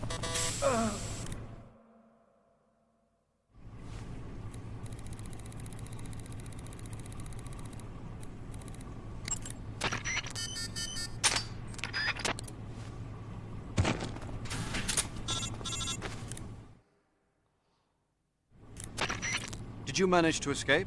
Yeah, I'm out. Be careful. In your present state, you're practically naked. You don't have a single decent weapon, and you'll never survive in a battle. Take some time and pull yourself together. Eva says she's recovered your equipment, so rendezvous with her as soon as possible to get your gear back. Use the escape route Eva set up for you. Go down into the sewers through the manhole in the northwest section of Groznygrad. Start out by exiting the holding cells and heading northwest. Actually, no,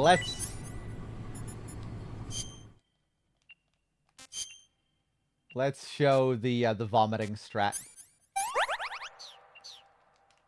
Just for people that don't know about it.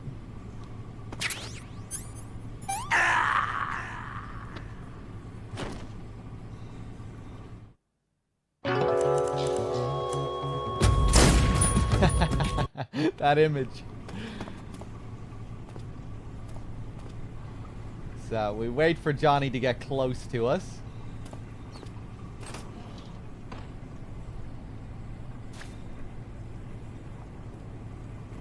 It's a shame you can't make Snake vomit just by doing this.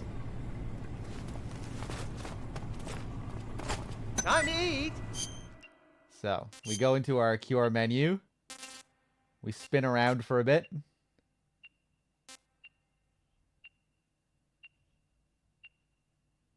Get Snake nice and dizzy. And then... What's wrong? Are you okay? Oh, jeez. Did you throw up? Aww.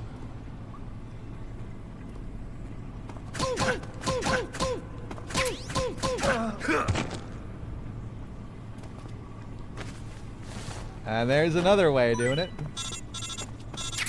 Same call from Zero again. We don't need to take it.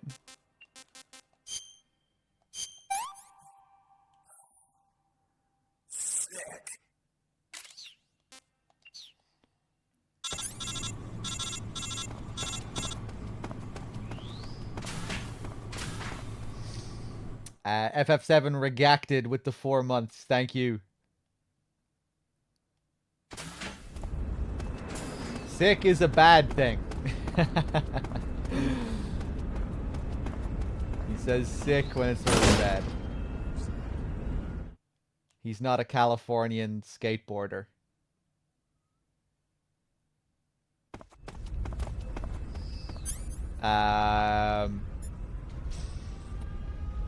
Okay.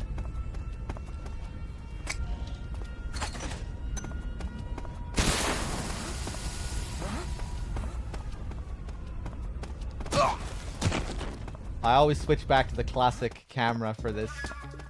The top-down, MGS1 style. Okay, ba-dum.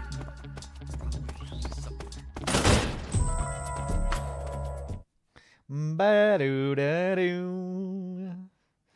Ba-ba-dum.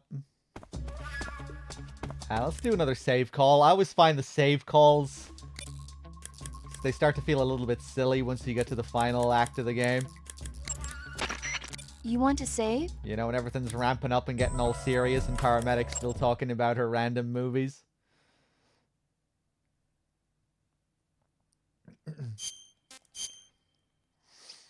Bum, ba-dum.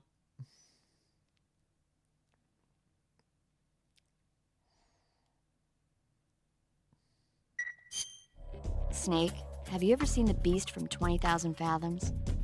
Nope. It's about this monster that comes to life from deep within a glacier as a result of an H-bomb test in the Arctic. It crosses the ocean and emerges in New York. I especially like the scene where the monster attacks the lighthouse, and the one where it pops out of a valley in Manhattan and makes a big hole in a building. And the last scene on the burning roller coaster was simply incredible. And because I saw it in a drive-in theater, I actually felt like I was part of the movie. It's funny, isn't it? How you can let yourself get absorbed into these things without thinking even when you know it's not real. Distinguishing between what's real and what's not isn't always as simple as we think. Well, don't get too absorbed in your mission. It's important to take a rest every now and then. Hey, kind of like MGS3 as opposed to MGS2. Another little nudge nudge, wink wink with regards to MGS2 there. There are several calls like that, kind of highlighting MGS3's relaxed nature in comparison to MGS2. You know, or they say, Snake, you know, you should have a little fun sometimes. Just take it easy. Don't get too absorbed into your mission.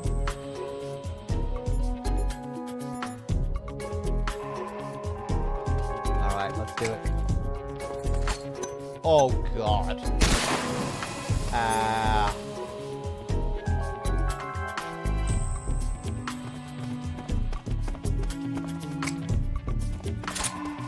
Probably gonna get caught. Yeah. Fucked up that grenade throw.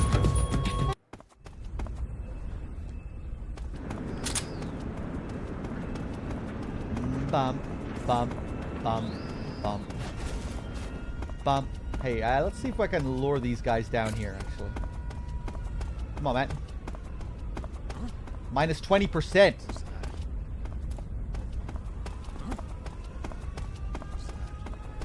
Mr. Slickers with the 4 months. Thank you.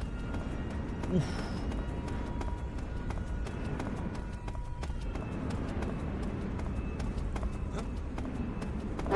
Ah, yeah, I knew that was risky.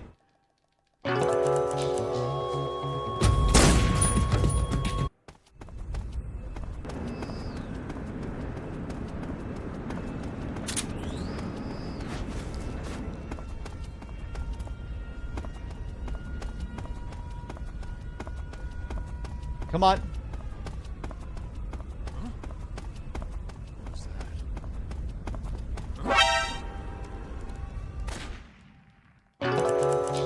Okay, third time.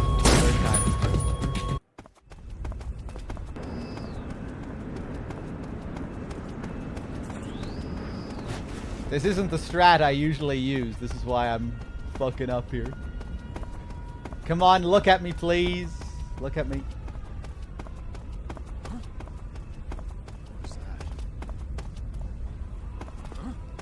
Perfect.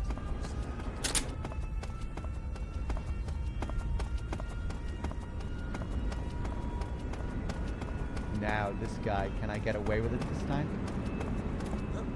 You fucking asshole. Go around the other side. Yes, yes, yes. Perfect. Okay, pretty cool strat.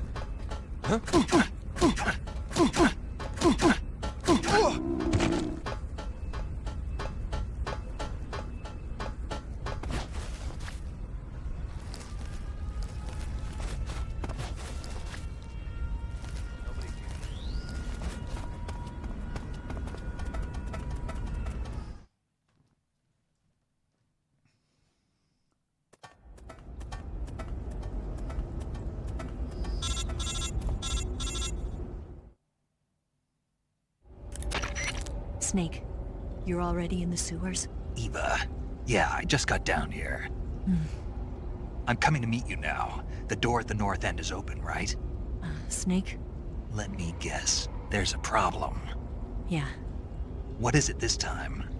The Colonel found out you escaped. He did, huh? I figured as much. Yeah, and now all of Grozny Grad is on red alert. Just my luck. But once I'm out of the fortress... You can't get out. I can't? When the fortress went on red alert, they sealed off the sewers. You've got to be kidding me. I'm serious.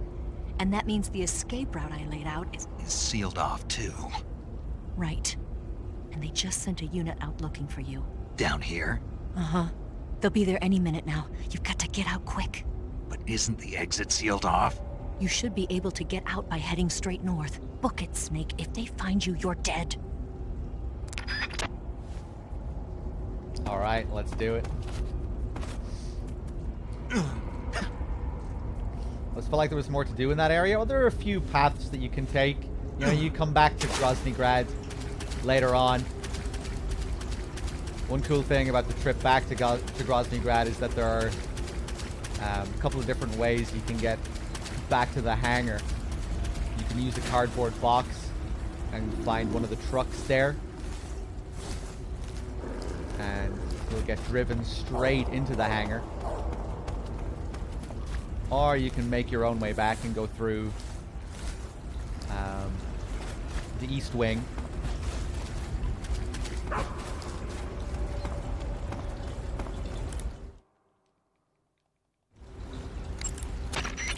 Snake, forgive me.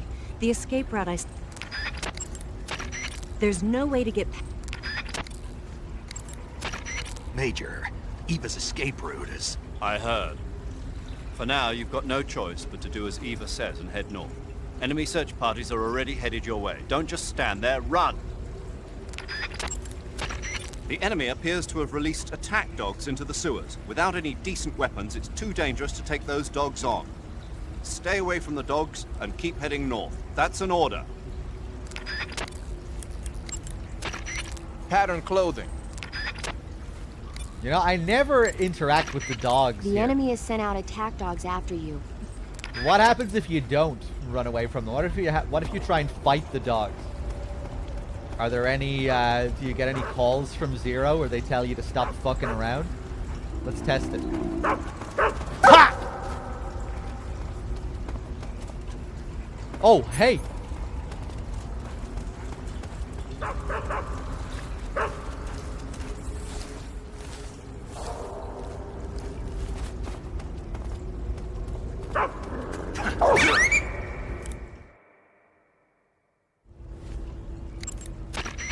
Snake, without any decent weapons. No scolding like Otacon. Snake, the enemy has sent a...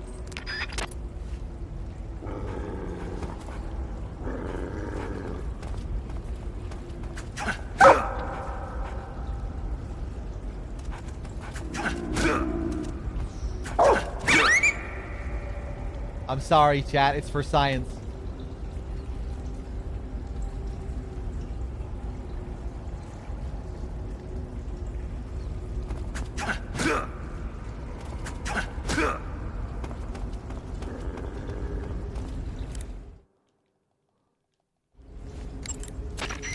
Snake, you're really gonna feel the cold with no clothes on.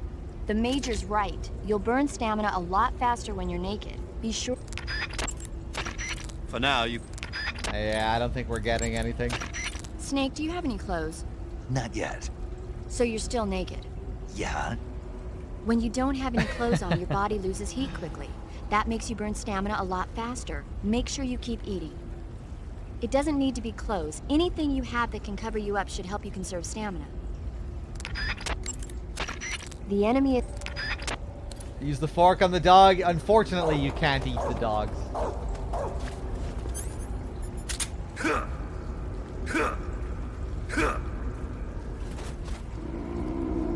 But we can kill them with the fork. What if we kill all the dogs? Will they say anything then?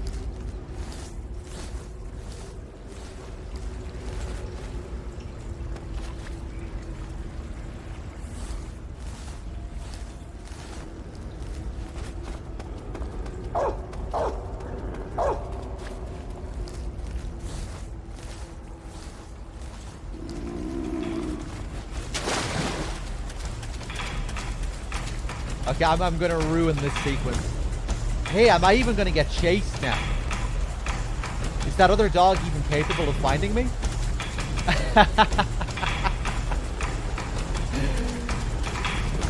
Yeah, we ruined the chase because there are no dogs. Okay, I don't think I ever did that before.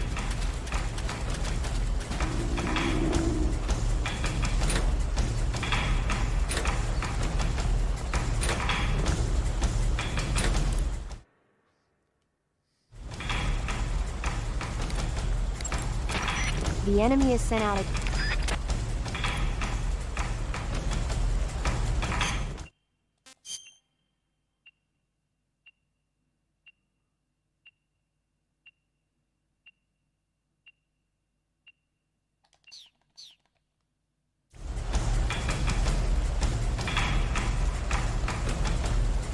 What?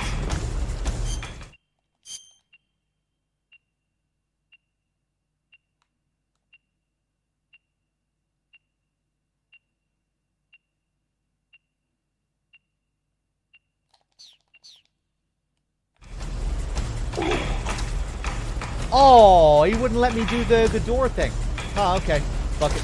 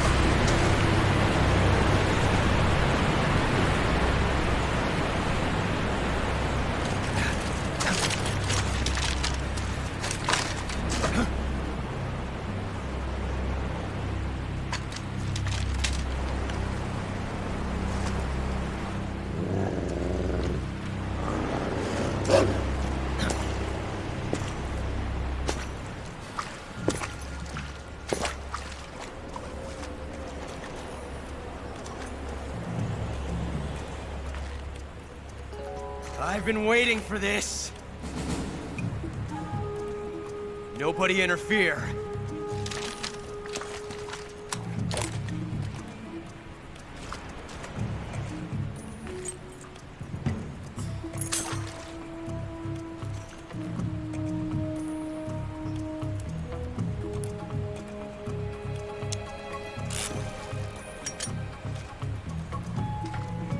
This is where it ends.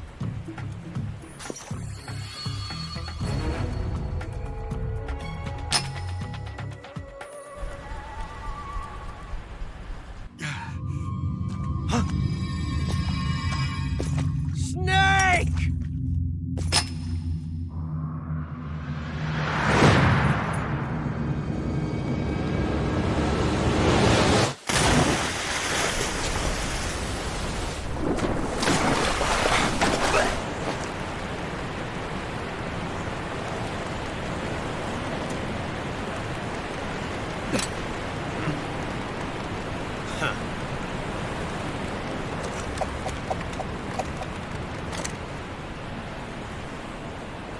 Don't die on me yet.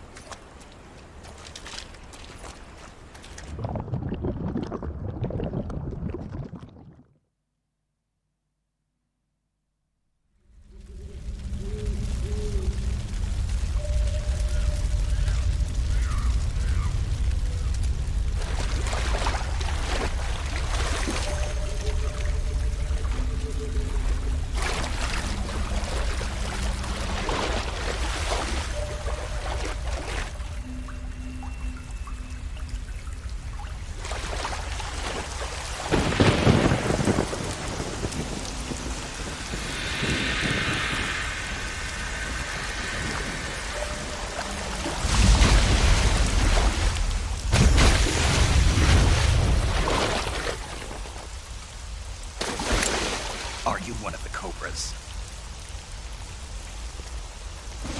Sad. So sad. A host of sorrows.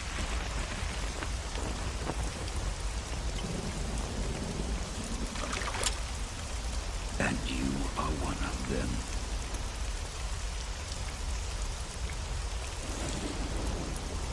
I am the sorrow.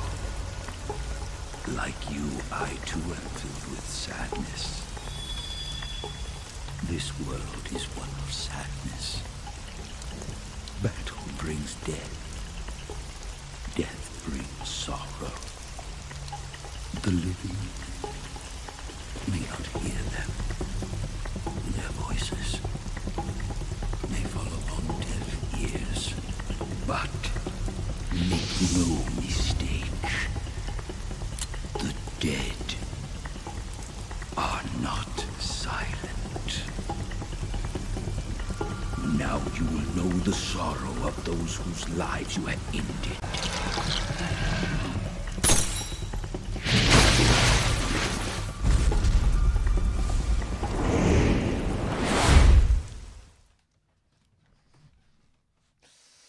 Here we go. I have no idea how many people we killed in this playthrough.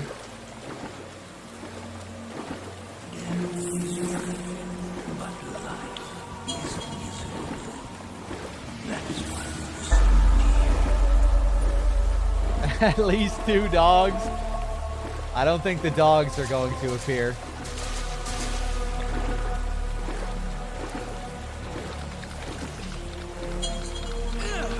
Chomp, chomp, chomp, chomp.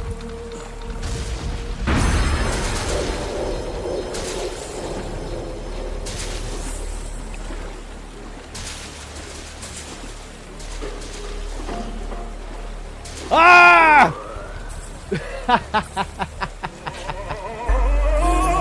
I love the running guards. I feel like usually they run either to the left or right side. I'm not used to one running straight down the middle.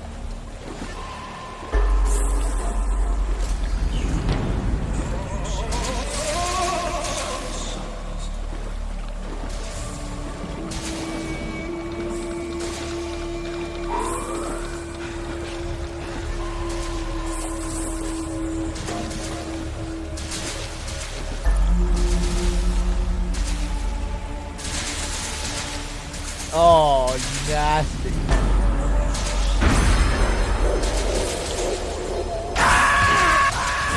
Yeah, that was a dick death. That's what Rykov does. Even when you don't kill him in the dick. To mirror Arsenal Gear Raiden.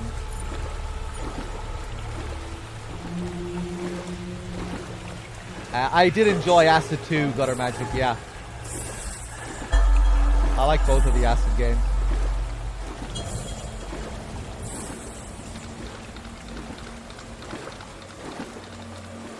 You can watch my full playthroughs on YouTube if you want. I voice act all the characters too.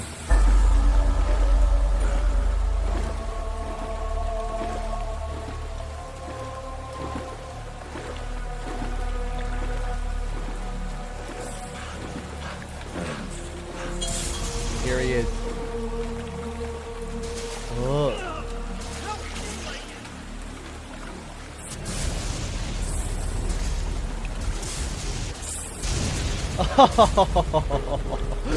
Those eyes.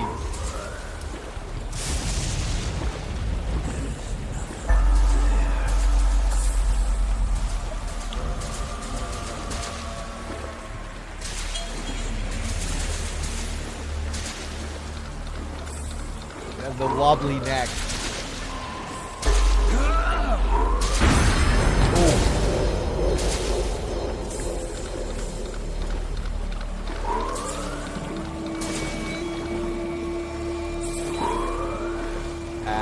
We're gonna die.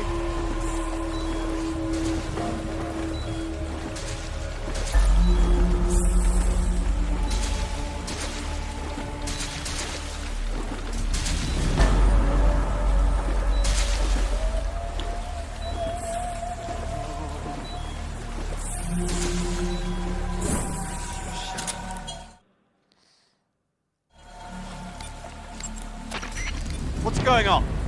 Snake! Snake! Snake, you have to get up! Snake! Snake! Quit fooling around, Snake. Snake? Snake!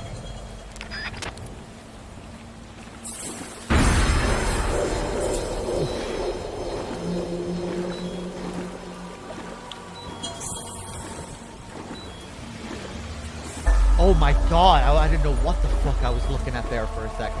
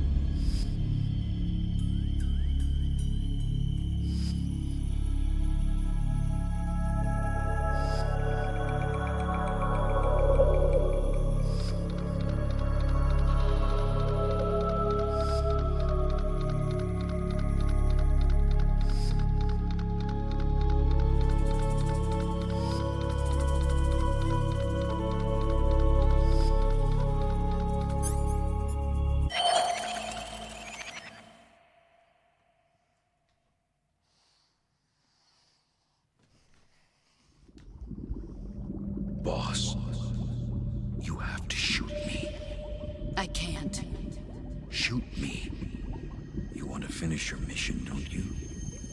Then you'll have to shoot me. The spirit of the warrior will always be with you. Don't be sad. We'll meet again someday.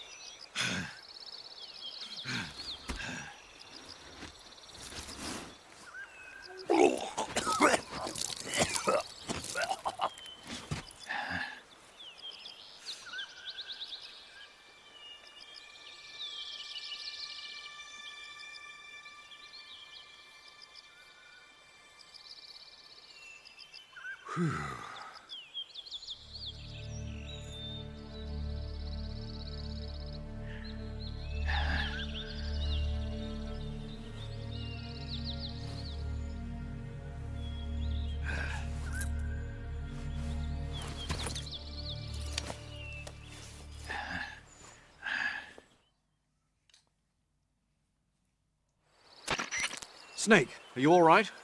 That was a close call. What the hell happened to me? You were halfway drowned at the bottom of the river. Almost crossed over to the other side. Other side? So that really was. Something on your mind, Snake? Major, was there a man in the Cobra unit called the Sorrow? Yes, I've heard of him. He was an uncanny soldier who fought alongside the boss. What kind of man was he?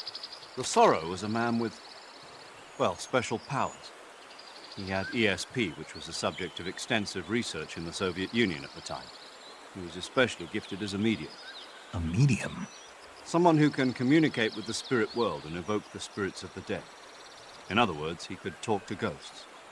They say he could find out what was going on in a battle by talking to dead soldiers. What about him and the boss? What was the story between them? I don't know the details. Why don't we ask Sigyn? Yo, I finished checking up on this Sorrow guy a while ago. Thought you guys already knew, though. Knew what? That he's dead. He's been dead for 2 years now. Died 2 years ago? At Selino-Yarsk. You know, those cliffs you were at. And the boss is the one who did him in. The boss? Yep. 2 years ago, the boss was sent by the CIA on a secret mission to Selino-Yarsk. That's when she met the Sorrow, who'd gone back to the Soviet Union after the Cobras broke up at the end of the war. Except this time they were enemies. And then what? The boss killed the Sorrow herself and accomplished her mission. At least, that's what the records say. So, he was never there in the first place. He just couldn't let go of the boss. You okay, Snake? Yeah, I'm fine. It looks like it's not time for me to die yet. I sure hope not. Otherwise, the whole mission is shot. We're counting on you, pal. Roger that. Eva? Snake, you didn't call. I was worried. Are you all right? Yeah, I took a pretty freaky detour. What are you talking about? Nothing. Forget it. Let's just say I'm back. Good. But how did you escape from the sewers? I jumped into the river. From all the way up there? You're out of control. Yeah, I got carried away by the current and almost drowned. Great. That's perfect. What do you mean that's perfect? I mean, if you ended up in the river, then I know a good spot nearby. Let's meet up there. Where is it? Keep going upstream until you get to a waterfall. A waterfall, huh? Right. Behind that waterfall, there's a cave. We'll meet in there. The cave behind the waterfall upstream. Got it. See you there.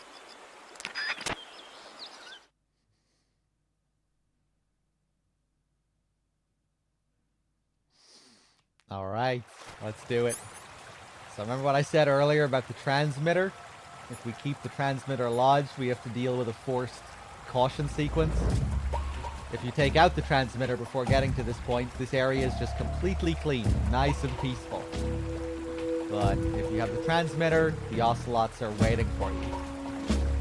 course, it was Ocelot who stuck you with the transmitter in the first place. Appy. I remember playing it the first time and never knew I had to use the revival pill. So I had restarted the file a few times before I realized I had to use the pill. Oh man, yeah, same with me. I don't know if I'm not sure if I ever figured it out. I think I had to look it up. Because on my first playthrough, I never used the fake death pill. So it was not in my mind as even being like a mechanic. Like, I didn't play around with the fake death pill at all. I'd imagine a lot of people were like that too. So you get to that point and you're not even thinking about how the game plays around with the death state. I wasn't even thinking about that as a possible solution.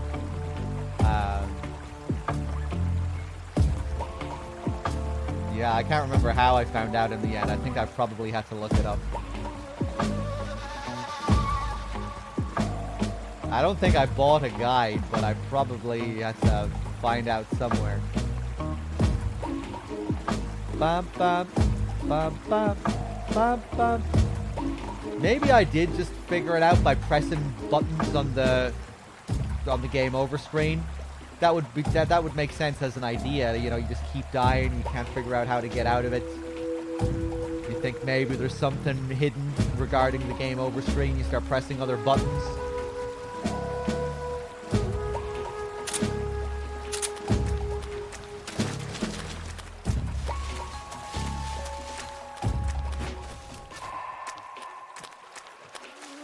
Alright, let's do it. Love this area. Such a unique looking area compared to everywhere else in the game. So full of life. Which I guess is the idea they're going for, like we've been reborn after death. The butterflies.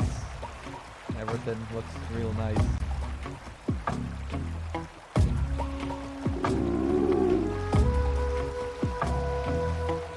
Metaloo.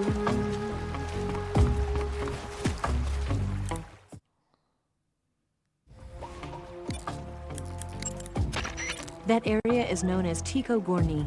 It means the tranquil mountain ridge in Russian. Like the name says, it's the most beautiful riverbank in the region of Groznygrad.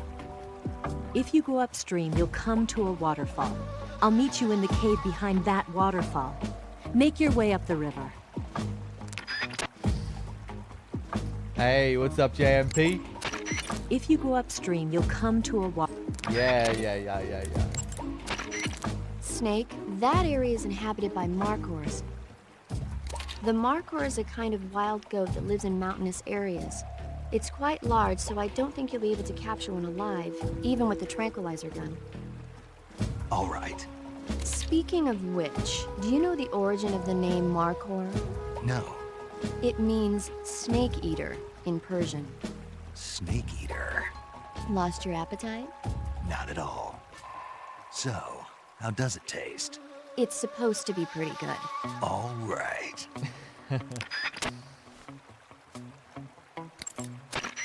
Snake, I looked at your medical record. You've been exposed to an atomic blast? Yeah, the Bravo shot. It was a hydrogen bomb test conducted at Bikini Atoll on March 1st, 1954. I was at the American base on Kwajalein in the Marshall Islands when the ashes of death started falling from the sky. Any symptoms? None. At least, not yet. But a lot of the guys who were in it with me are now suffering from thyroid cancer and leukemia. Some of them are dead already. One of these days. Anyway, I'd better get back to the mission.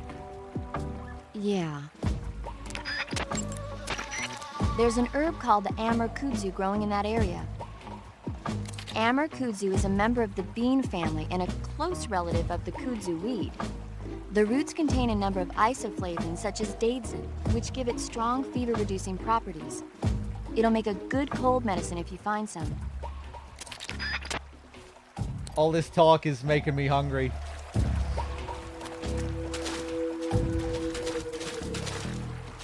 Damn, the light looks so nice here. Look at that. Colors.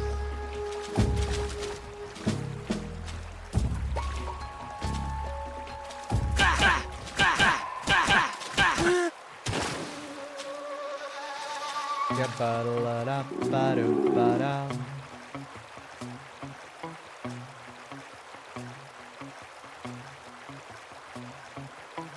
Look at the vision on this guy. Minus 10% camo. You can see me all the way over on the opposite side of the map.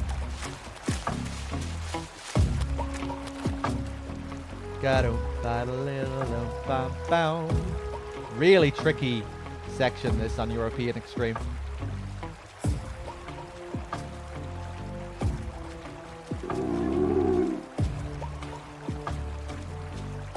He's going all the way over to inspect. This guy's going to turn back in a second. There we go.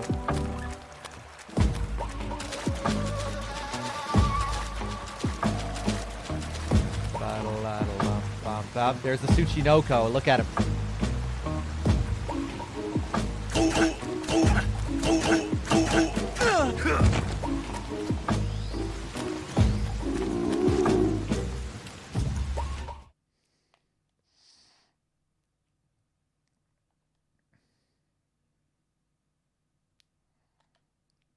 We'll pick him up after the cutscene.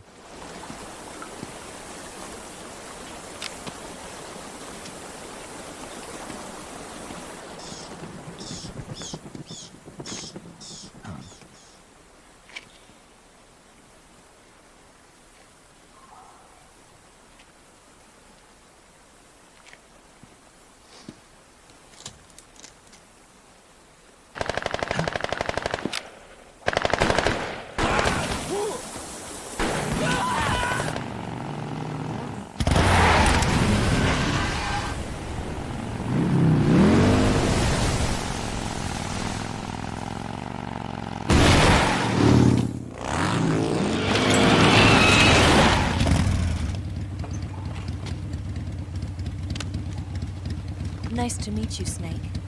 I'm Tatiana.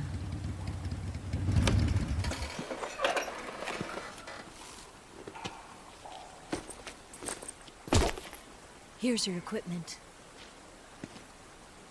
Eva, you could use a towel. So could you.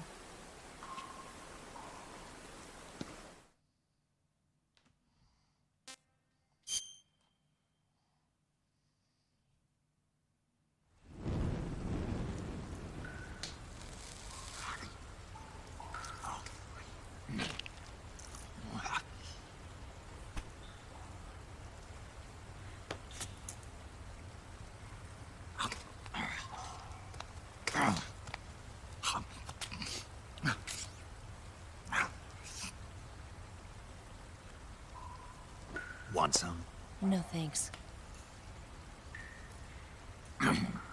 Don't like snakes? Not for dinner. Didn't you have to eat them at the KGB? In my training, we always got the good stuff. French, Italian, that kind of thing. A regular Matahari. The least you could do is call me Cynthia. Tell me something. How does it feel to spy on your own country? I can't say it feels good, but it's my job. Can't even eat a snake during a mission, huh? I wouldn't mind eating you.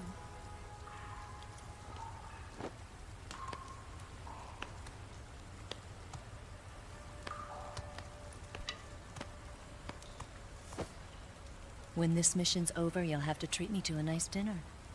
What do you want to eat? Let's see. How about sushi? Sushi? It's Japanese. I hear it's all the rage right now. Supposedly it's made from raw fish. Raw fish? Just the place for my survival techniques. What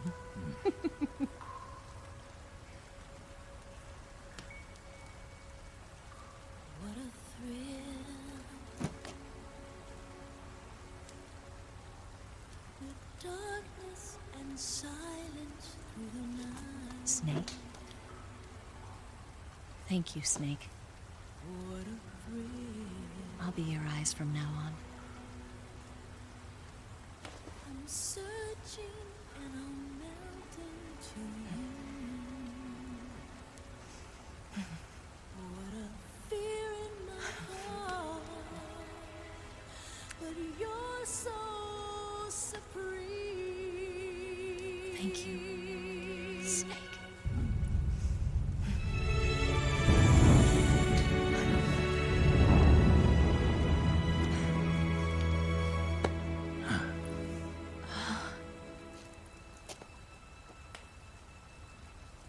Don't worry about it. Are you all right? It's not like I can't see. I've got one good eye and can still fire a gun. Really? Good.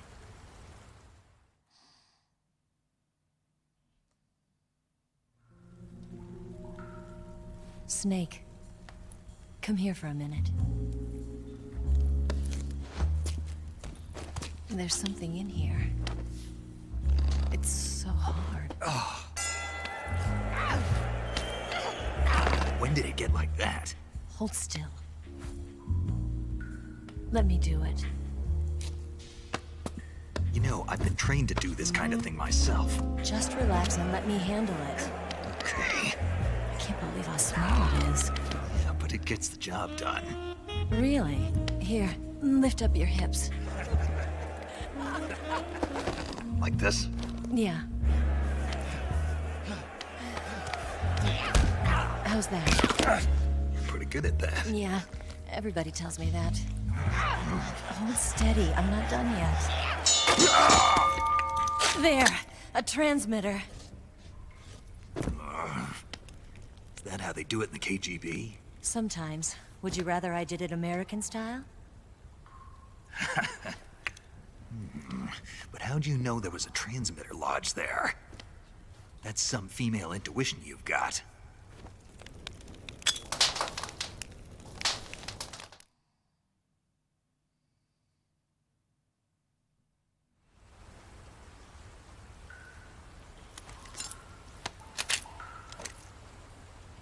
Eva, didn't you steal some explosives out of the fortress? C3, a highly potent explosive from the west. It can be molded into any shape, like clay. With just this much, you could blow up the Shagohod and the lab along with it. Is that right? Yeah, but there's a trick to using it. Tell me about it.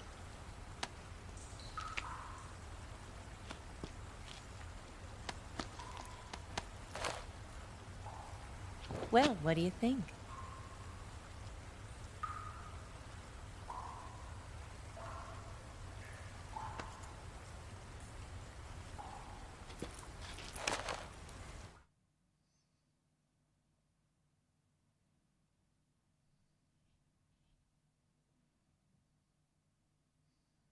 The Shagohod's booster unit uses liquid fuel. The fuel tanks are in the main wing of the weapons lab in the hangar housing the Shagohod itself. So I should blow up the tanks. That's the basic idea. It should be enough to blow up the entire hangar. There are 4 fuel tanks. In order to destroy the hangar, you'll have to set explosives on each of those tanks. All 4 of them? It should be no sweat for you. Besides, the scientists had the day off today. So the hangar's completely deserted. Not quite. They've still got guards posted there. So what do I do after I set the C3? The bombs run off a timer. Once the timer has been set, the countdown will begin. When the timer reaches 0, the bombs will all go off at once. How long do I have? 20 minutes. Once the Phase 2 trials are finished, I wouldn't be surprised if they kill all the scientists to prevent them from talking. So you've got to act fast. I'll take care of it.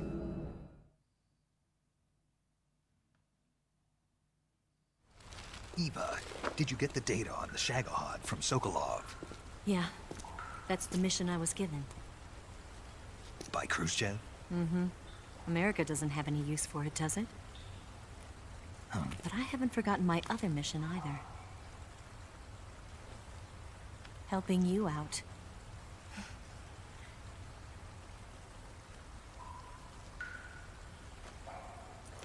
Follow this cave and go up the ladder at the end. You'll come out inside Groznygrad, just southwest of the weapons lab.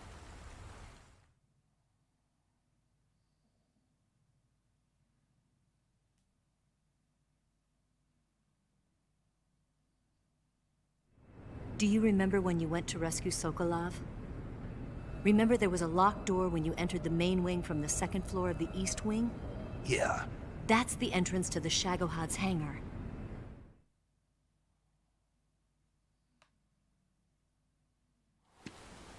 Use this key to open that door.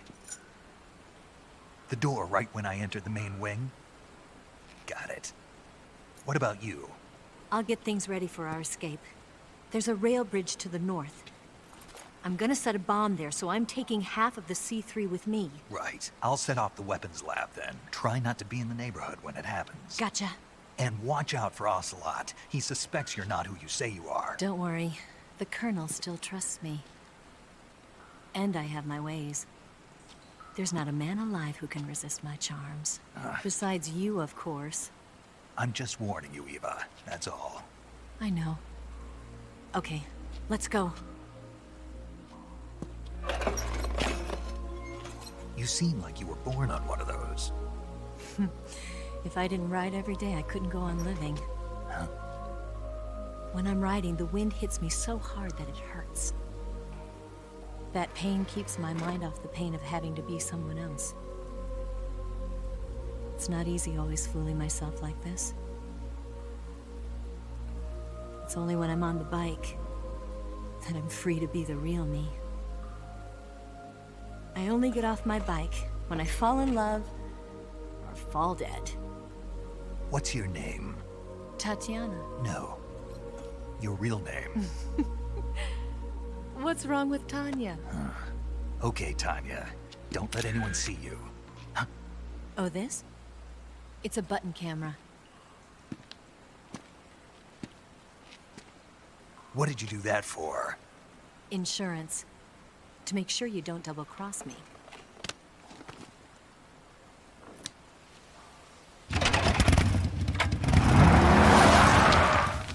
Hey. What? You're gonna get wet again.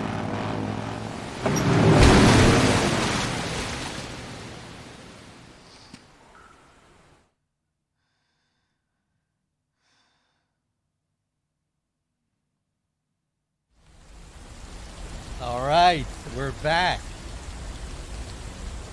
I'm having some weird issue on Twitch recently. It's not really an issue, but where emotes are sometimes appearing bigger than they usually are in chat. Has anyone else noticed that with Twitch recently? A few days ago, or like a week or so ago, it was the LOL emote. I brought it up, and I thought I was just imagining it. I thought it was probably always like that, and I was just imagining that it was showing up slightly bigger. But now I'm noticing that the dog weird emote is definitely different to how I usually see it in chat. I think I can probably scroll up and find another instance of it where it's smaller. No, I can't. But it's good. It looks better. It looks more detailed.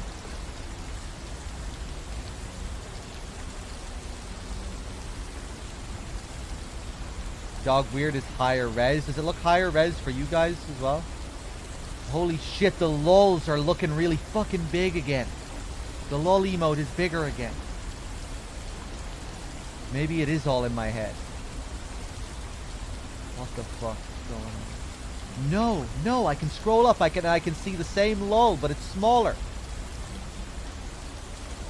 Yeah, there are smaller lulls higher up in the chat, but it's the exact same emote, and bigger lulls are appearing.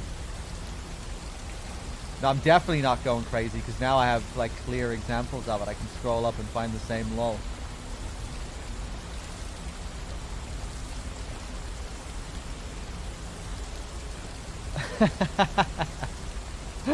Anyway, it's okay. Has anyone else noticed this with their chat? Has anyone else had this same issue where emotes are appearing in a bigger size? Yeah, Voic, you've had it. Makawala, yeah. Oh, everyone has experienced this. Is everyone seeing it right now? Are we all experiencing this really big lull? And the really big dog weird? I was actually thinking about getting my dog weird emote redone, because usually it's a bit messy, like the lines on it are kind of jagged. but when it's at this bigger size now, it's you know, it looks more like it should. Like, look at that AGN Sheepo Dog Weird. Assuming we're all seeing the same Dog Weird, it's way better than it usually looks.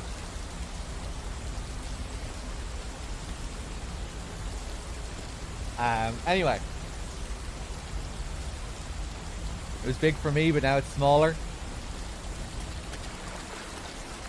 I love that Dog Weird emote.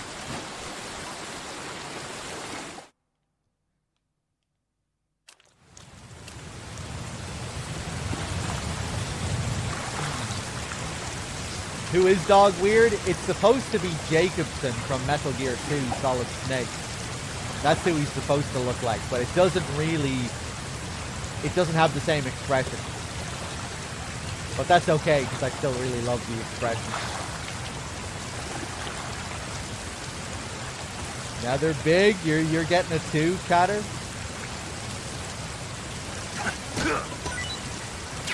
So yeah, here's your Tsuchinoko. We could eat him if we wanted. Will we just fucking eat this Tsuchinoko? No.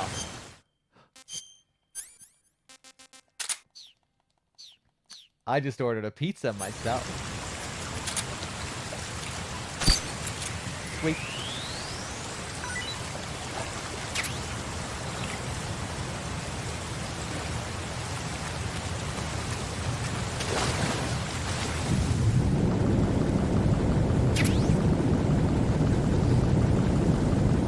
Yeah, Metal Gear 2 Solid Snake is kind of a smug face. A derpy, smug face. But Dog Weird is more, like, kind of a judgmental face. Giving you the... What the fuck did you just say? Look.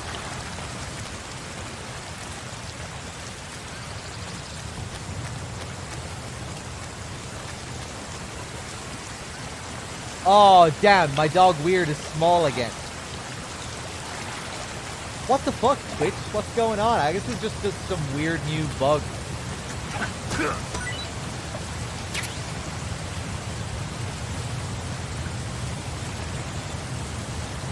Weird. Are we seeing like the second size? Like the 56 by 56? Do I have 7 TV plug-in? I think so. I mean, I have 7 TV.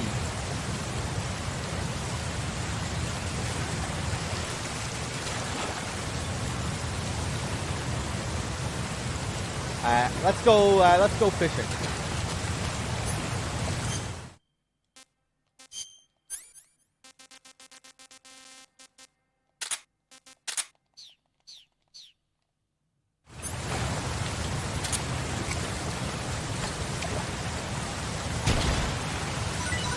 Oh my god.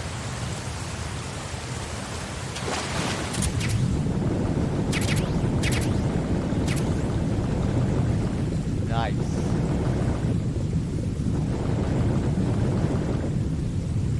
Give me the fish. Take the fish! Oh, it's out of reach. Wow, you can't actually swim that far.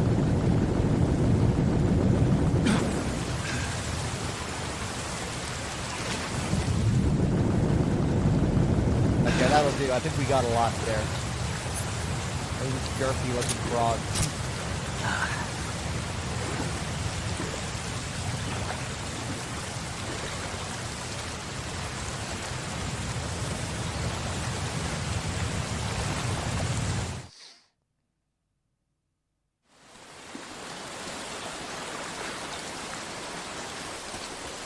Okay, let's continue.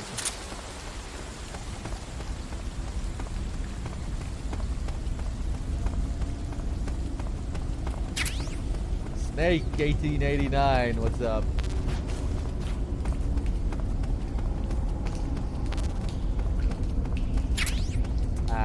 Do I want to grab some glow cap? Yeah, I guess so. Do I want to grab you? What kind of frog are you?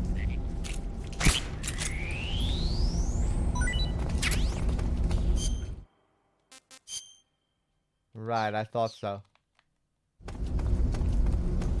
The tree frogs also absorb Volgan's electricity for some reason.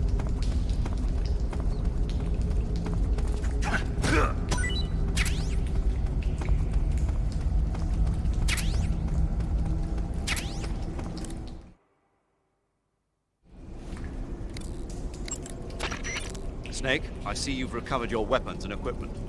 Now I can finally go on the offensive. Time to pay Volgin back for what he did to you. Yeah, and then some. But first, you've got to destroy the Shagohod. The Shagohod is in the hangar in the main wing of the weapons lab. Go back to Groznygrad, make your way into the hangar, and destroy the Shagohod. You can get back into Groznygrad by going to the end of the cave behind the waterfall. Head back to Groznygrad. Door of Puke, please? Yeah, I'll do it. You don't have to do it at this door.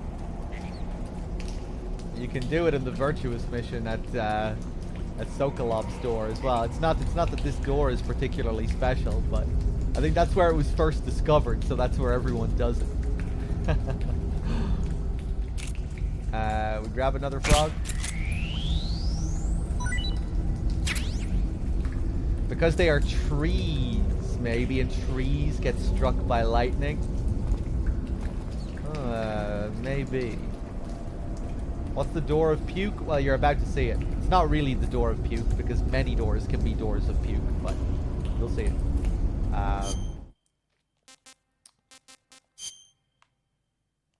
But first, I have to do some secret stuff here on this screen that you're not allowed to see.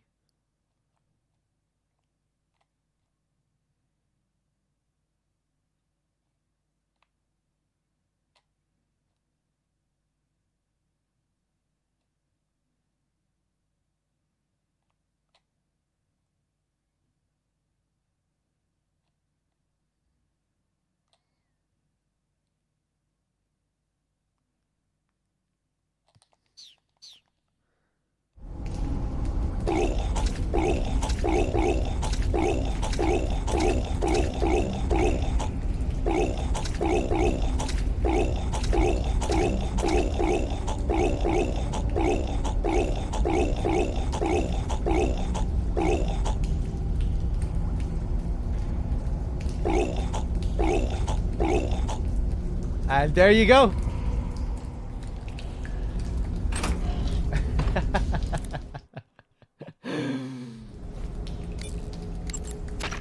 The Shagohod is in the hangar in the main wing of the weapons lab.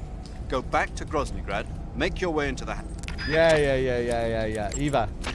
There's a ladder at the back of the cave behind the waterfall that will take you up into the fortress.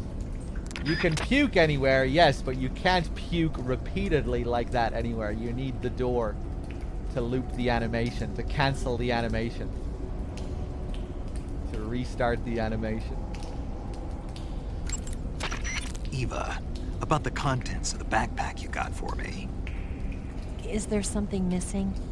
Yeah, all of my food. Will, how strange. You didn't. It wasn't me. All those snakes and crocodiles and suspicious-looking mushrooms, I wouldn't eat that stuff even if you paid me. What about the instant noodles? Eva. I was hungry, okay? Give me a break. It's just a little packet of noodles. It wasn't just the noodles. All those animals I worked so hard to capture. That wasn't me. So who was it? It was Ocelot. Ocelot? He said he wanted to eat the same things you did. Why would he do that? You haven't figured it out? No. You are dense. There's a ladder at the back of the cave behind the waterfall that will take you up into the fortress. Head to the back of the cave. Classic. The Shagohod is in the... Equip food... The Cynthia that Eva mentioned was a famous lady spy who worked for Britain during the Second World War. Her real name was Amy Elizabeth Thorpe. She was a lovely, intelligent woman, and she used those charms as a weapon to extract numerous secrets from the enemy. They say her most brilliant achievement was getting the French Vichy government's naval ciphers. But don't let yourself be taken in by Eva's charms. I'll be careful. I'll be your eyes. Makes me want to cry. Why's that? Reminds me of something a certain spy once said. His name was Oleg Penkovsky, a Western spy who worked inside GRU. He was arrested by the KGB and executed last year. They say he sent a letter to the DCI at the time saying, "I must remain on this front line in order to be your eyes and ears." His code name was Hero. A hero whose name will never be known. Yes. That's the world we live in.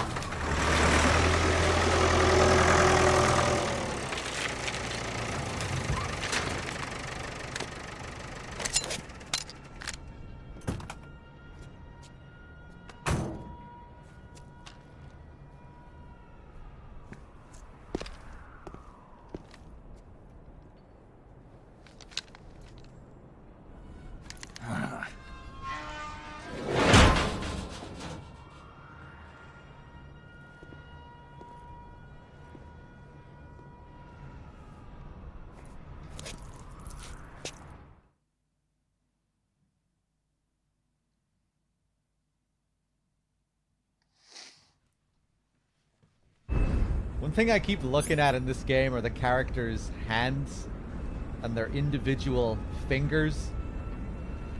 It was kind of rare on PS2 for characters to have hands that were like fully formed with individual fingers.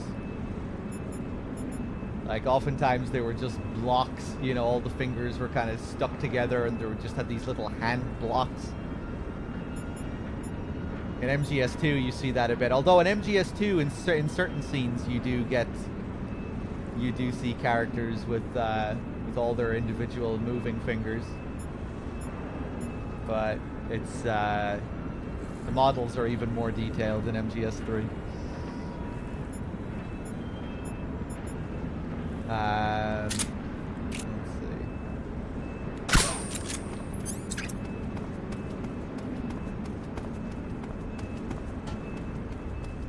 see. The PS2 GTA games were the best for scrunched up fists and hands. The hands in GTA games were legendary.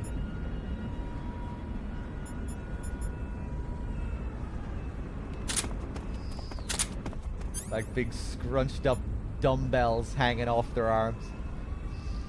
Let's see here. We're getting pretty close to the end, so let me try and get some of these final... I see you've got yourself a ration. Rations are portable meals carried by Soviet soldiers. Portraits. No, they're not. Huh? They're disgusting portable meals carried by Soviet soldiers. Hey, you should be grateful. Those things are designed to last. No matter how long you keep a ration, it'll never go bad. And they're surprisingly good for you, too. I'd take a snake over this any day, even if it's a little rotten. You are hopeless. FF7 is the whole other thing. In FF7 they have hooves. Cloud and his big hooves. I like this. They're like the skinny little arms. And then these giant blocks.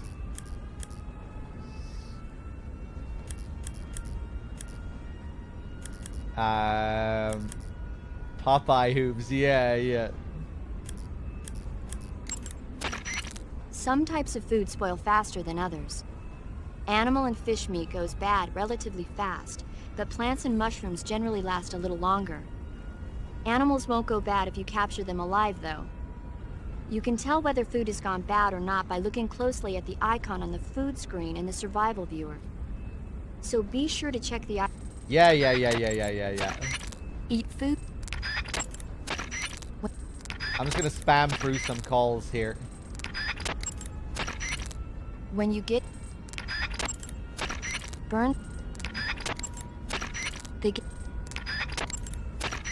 to take a What we're doing here, each character has, see how there are 6 slides, 6 pictures there?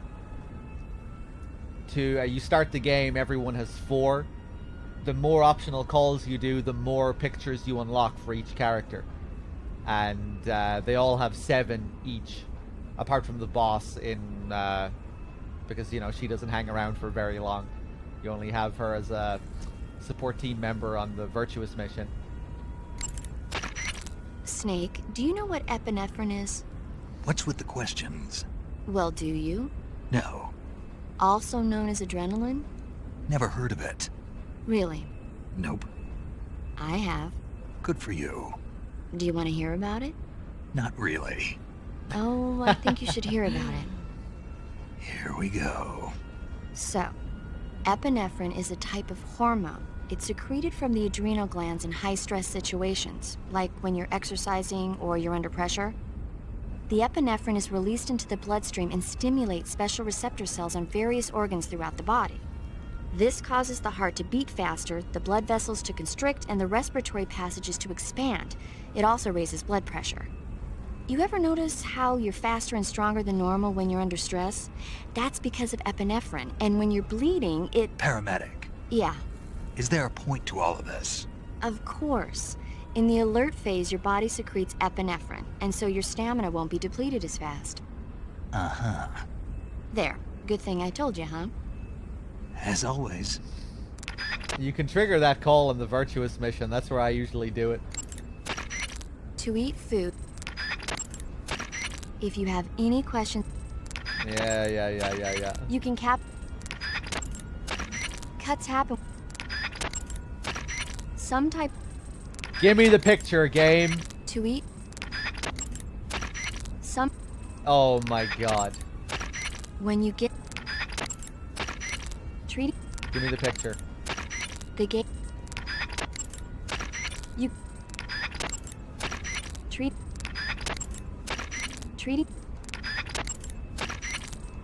We have to be really close.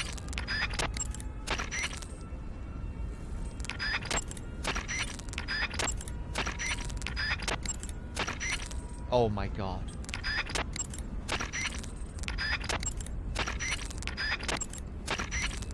Okay, it's gonna happen within the next 10. 1. Ha! Yes! Do you want to save?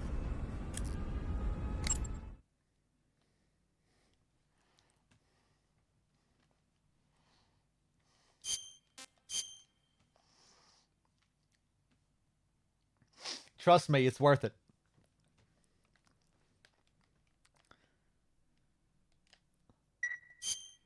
Snake, have you seen The Magnificent Seven? Sorry. It's a remake of the Japanese classic The Seven Samurai, only in a Western setting. This tiny Mexican village is attacked every year by bandits.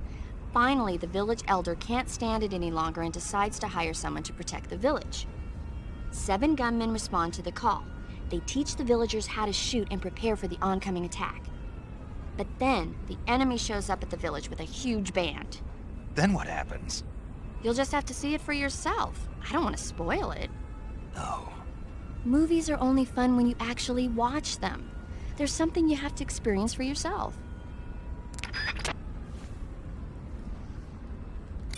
The Shagohod. Eva, didn't you take a picture of me when I was about to leave the waterfall cave? Oh, that's a button-shaped hidden camera developed by the KGB. I use it to take pictures of the fortress and the Shagohod. That's not what I wanted to know. Why did you take a picture of me? Because I wanted a picture of you. If I told you why, would you believe me anyway?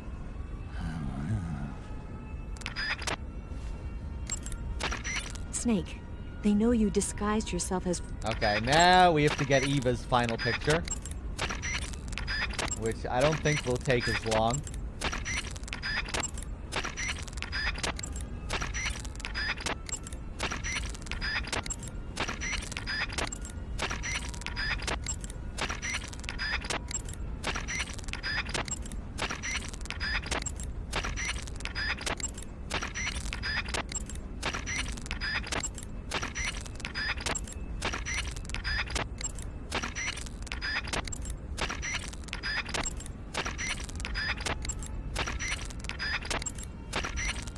Come on. Okay, within the next 10. 1. Oh my god, it happened again. Oh my god.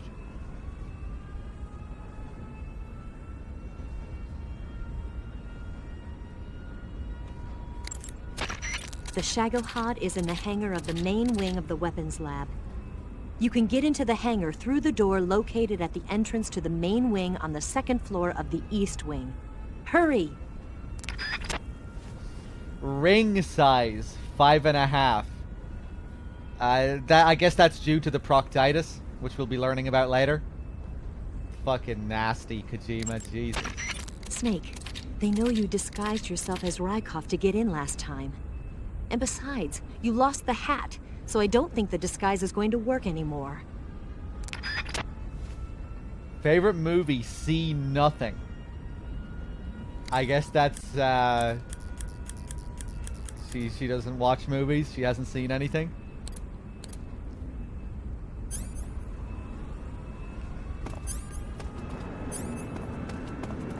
Hold on. Probably gonna get caught. Wait, hold on, let's just reset the area.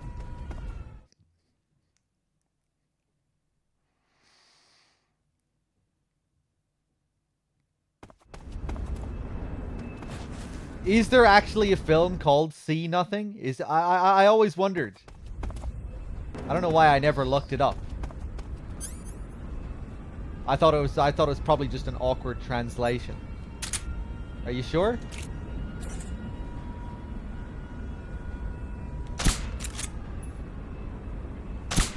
Huh?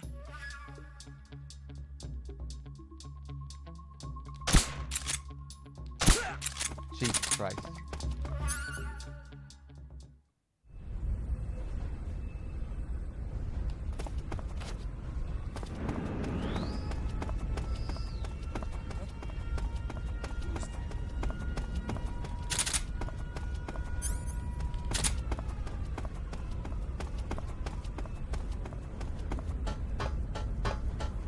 I did grab that cardboard box, didn't I?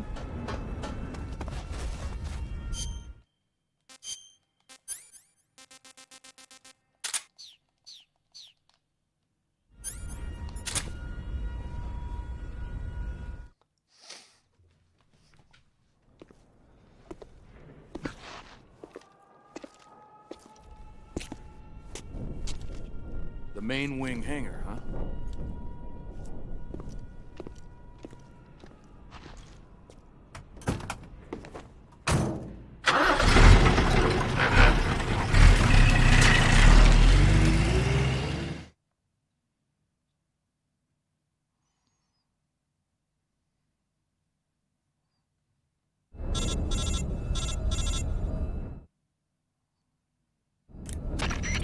Snake, I see you've managed to sneak into the hangar. Yeah, the Shagohod's in here. The completed Phase 2 Shagohod represents a grave threat to the West. We can't allow it to be mass-produced. You've got to destroy it. Eva's got the data on the Shagohod. Do you think that's safe? Well, I wouldn't exactly say it's safe, but Khrushchev is a shrewd leader. I can't imagine he'd use it for anything other than deterrence. Volgin, however, is a different story. He's planning to use the Shagohod to turn the Cold War into a blazing hot one. We can't let him have it. Agreed. That leaves just one more mission for you to carry out. The boss. Exactly. For now, just focus on destroying the Shagohod. Yes, sir. I'll let Sigint fill you in on how to destroy it. Yo, like Eva was saying, if you're looking to blow the whole place sky high, the best way is to take out those liquid fuel tanks with the C3. You know there's 4 tanks in there, right? You have to put C3 on all 4 of them. To plant a C3 charge, all you gotta do is equip the C3 and press the weapon button while standing in front of a tank. Just like TNT. But make sure you don't plant it in the wrong place. You barely got enough C3 as it is, right? Good point. I'll make sure not to plant it anywhere else. Good, man. And be careful. Liquid fuel has a nasty habit of going off at the slightest shock. So don't go using any heavy firepower near the tanks unless you're aiming to get yourself barbecued. I'll keep that in mind. The C3 charges all have to go off at once if you want to bring down the hangar in one fell swoop. So if I were you, I'd wait until after you plant the last charge to start the timer mechanism. All right. I'll make sure I finish planting all 4 charges before I start the timer. Once the timer's set, you've got 20 minutes until it explodes, right? So make sure you get your ass out of that place by then. I think that's about all I've got. The rest is up to you. Good luck, pal. We're counting on you, Snake. All right.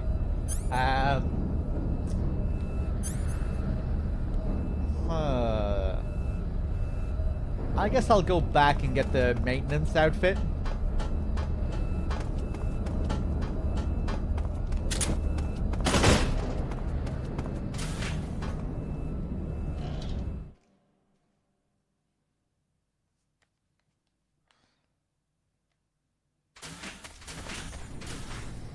I want a Sigint swimsuit picture. That would be amazing.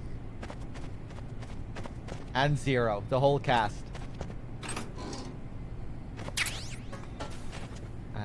Yeah, that's where we get our maintenance suit. And now if you come back to Rykov's locker with the red tape, you get the sneaking suit.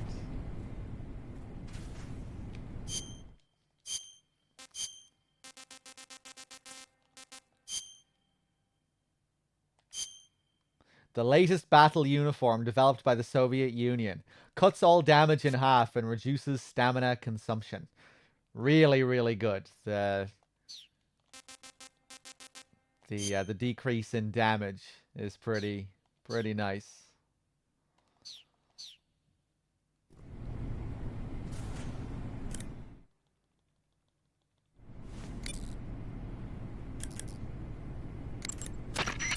Those are some funky clothes you're wearing. Yeah, it's called a sneaking suit. Sneaking suit? What's that all about? I'm not sure, but it looks like what the boss was wearing. Huh. Well, whatever it is, it's a fine piece of work. The suit seems to be made of some kind of special bulletproof fiber. Wearing it should reduce all the damage you take by half. The waterproofing and heat and moisture insulation are top-notch. Just having it on will reduce the amount of stamina you burn. It even increases your overall camo index. It's like a parody. You got yourself a keeper, there. Snake. Yeah, maybe we should make it the official uniform of Fox. Maybe we should make it the official uniform of Fox. Wink, wink, nudge, nudge. Maybe special ops soldiers like myself in the future could also use this on their sneaking missions, like in those other MGS games. Let's see. Let's go back to the maintenance outfit.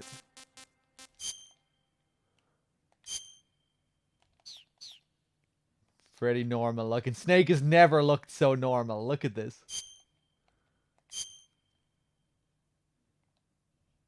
Almost looks a little bit chubby.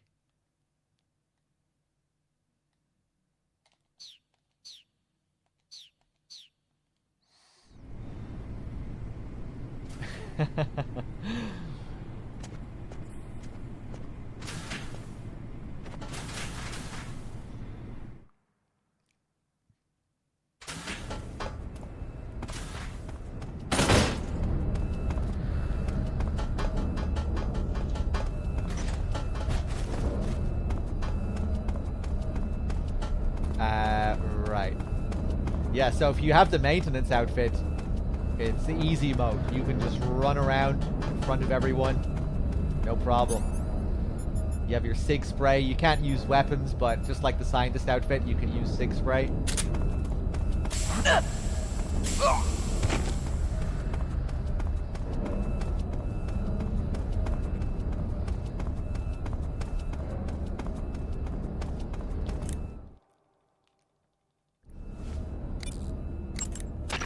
Snake, your job is to plant the C3 charges on the liquid fuel tanks. There are 4 liquid fuel tanks. You need to place a C3 charge on each of them. The tanks should all be located close to the Shagohod. Snake, be careful when you approach the liquid fuel tanks. Apparently, even the smallest disturbance will cause them to explode. Don't use firearms near the tanks. Snake, Snake, your job? Yeah. You're wearing a maintenance crew uniform? With the maintenance crew uniform on, you can pretend you're one of the workers assigned to the Shagohod hangar. But people are going to suspect something's up if you suddenly get down on your belly or start punching somebody. Don't do anything that'll draw suspicion. You mean you're not covering your body? It looks like you made it inside the hangar, huh? Plant the C3 charges on the liquid fuel tanks. There are 4 tanks in all. If one of the C3 charges you planted is dismantled by the enemy, your mission is over. Try to plant the C3 someplace out of the way where it won't be seen. If it looks like an enemy is about to find a charge, take him down immediately. And if the enemy sees you planting the C3, show's over, folks. So don't plant the charges in alert phase. Got it? Once you've finished planting C3 on all 4 tanks, turn the timer on. When the count reaches 0, all of the C3 charges will explode at once. Once the timer has started, there's Yeah, Jesus. Aha! You disguised yourself as one of the maintenance crew. Dressed like that, you should be able to go anywhere you want in the hangar. Don't go doing anything suspicious like rolling around or crawling. And if the maintenance crew gets a good look at your face, they'll know you're not one of them. If the maintenance crew gets suspicious, turn around so they can't see your face and act casual. If the guards get suspicious, just stand still and you should be fine. I forgot that she had a call talking about the maintenance outfit. The maintenance crew in charge of getting the Shagohod ready is in the hangar. You don't want them to see you any more than you want the guards to, so keep an eye out for them. If one of the C3 charges... Right. So, nobody talks about getting rid of the maintenance guys to damage the Shagohod?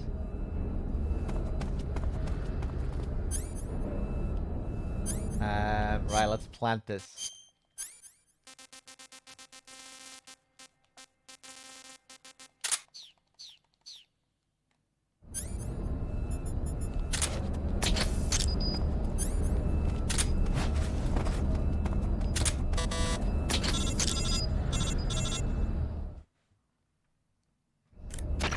Snake?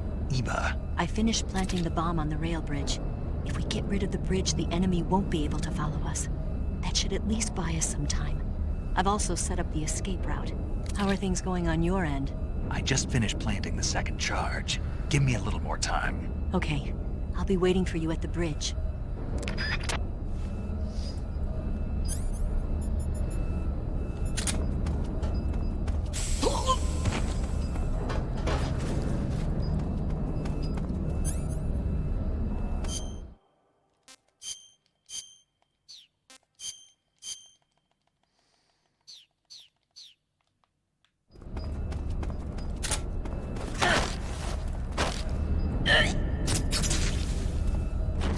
Son of a bitch.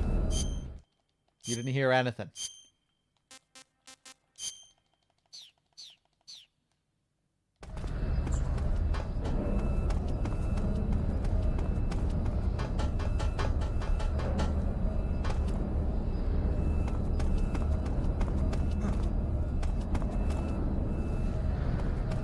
Oh! He was about to see me.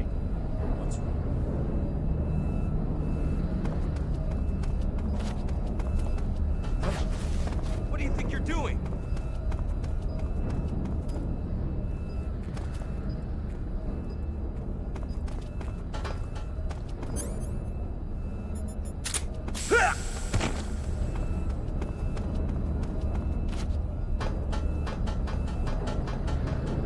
Usually I don't do this. I can't even remember the last time I did it.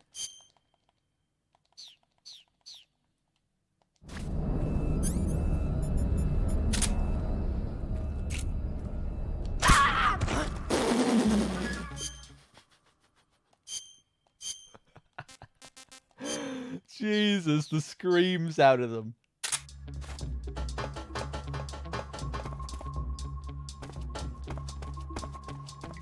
Who heard it? This guy?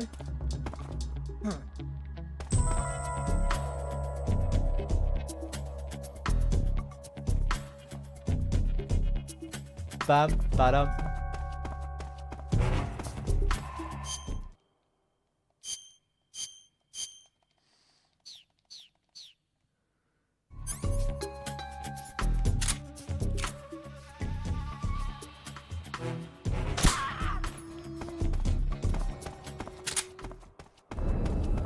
Battle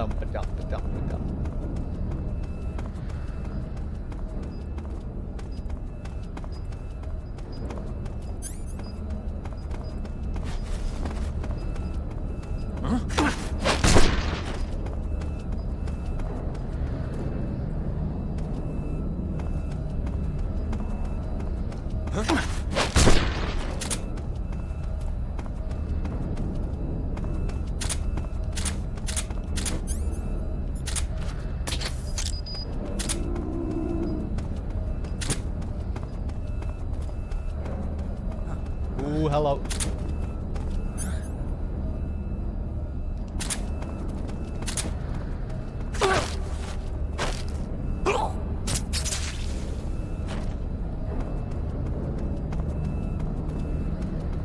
Okay, any maintenance guys left?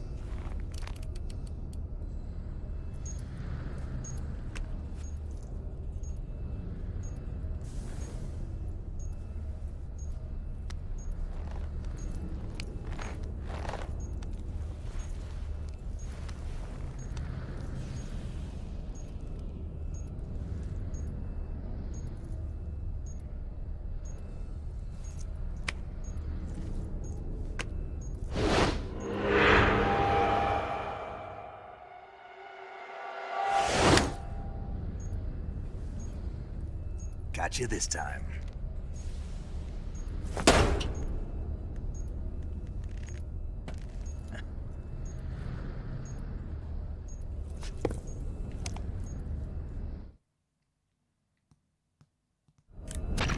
Major, I finished planting the C3. I'm on my way out now. Hurry, Snake. Is Eva taking care of the escape route? Yeah. Are you sure? She can handle it. All right then, well hurry up and get out of there.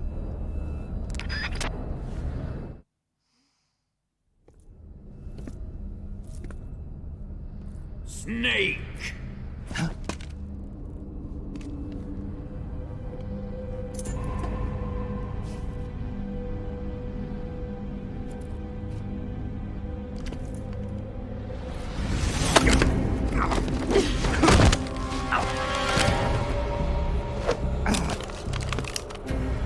Why'd you come back?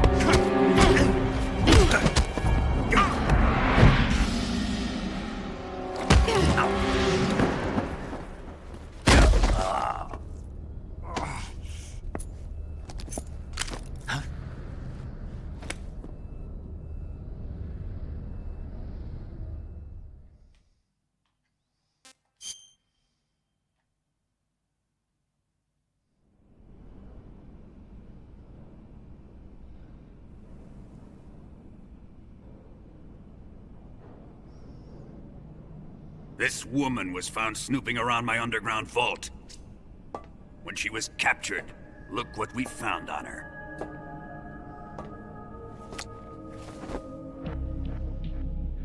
The Philosopher's Legacy.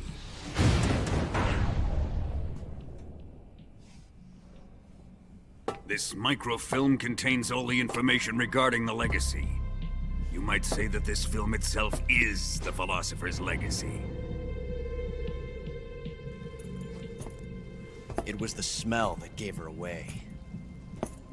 No, not the perfume.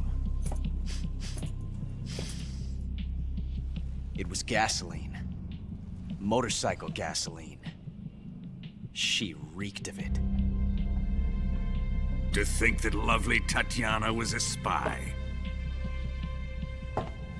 We found this radio along with her too.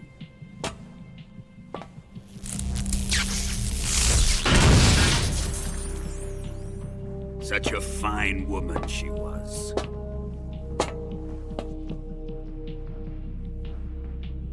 It almost pains me to have to kill her.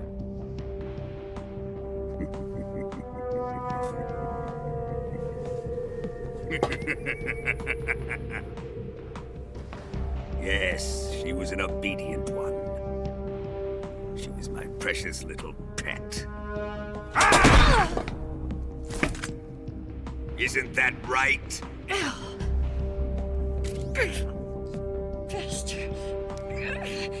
What was that?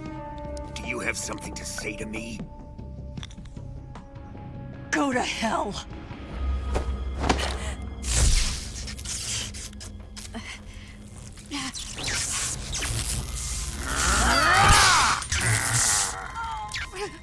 You dirty whore. I've had enough kisses from you. I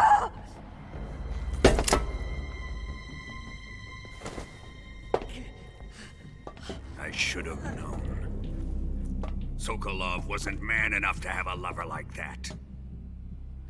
Just like the KGB to send something so beautiful, yet so deadly. What is the Philosopher's Legacy? Very well. I'll explain it before I kill you. During the last Great War, the most powerful men in America, China, and the Soviet Union had a secret pact. The pact was a blueprint for defeating the Axis powers and creating a new world order. To secure victory in the war, the three countries pooled their resources to conduct the most covert types of operations and research. The atomic bomb, rocket technology, the Cobra unit. And they amassed an enormous sum of money to fund these projects, enough to fight the war 5 times over. That wealth is the Philosopher's Legacy. After the war was won, the three countries were to divide the Philosopher's Legacy amongst themselves. This explains why the United States and the Soviet Union were able to steal away the best scientific minds in Germany as soon as the war ended. But our great motherland has far surpassed its pathetic rivals. We possess enormous wealth, the most advanced technology, and overwhelming power, assets fitting of our great country.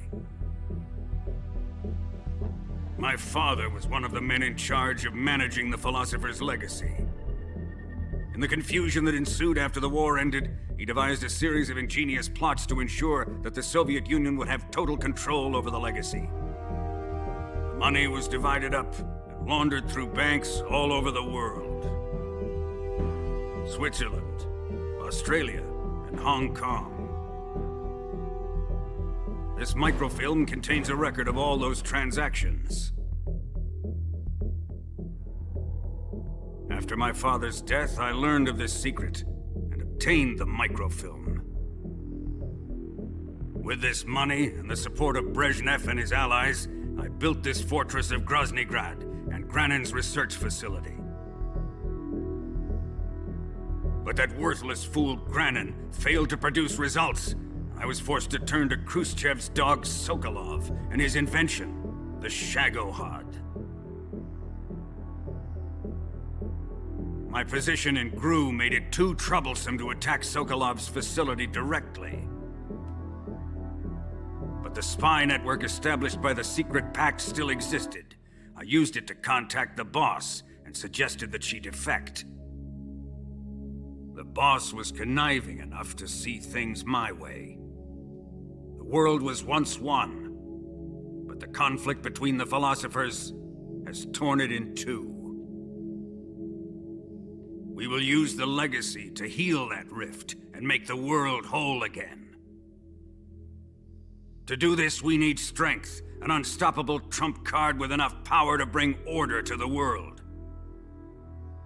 That trump card was to be the Shagohod and the Cobra unit.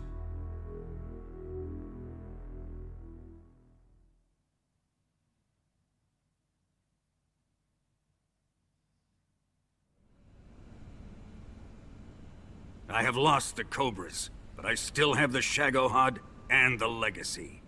There is nothing America can do to stop us. Boss, take this someplace safe.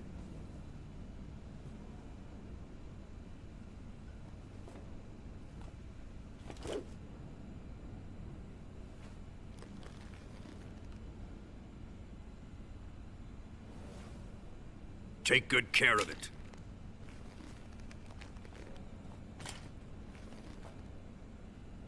He wouldn't have come waltzing back in here unless he had a reason. The C3's been stolen. He must be planning some sort of sabotage. I'll go see if there are any surprises waiting for us. I'll dispose of her as well.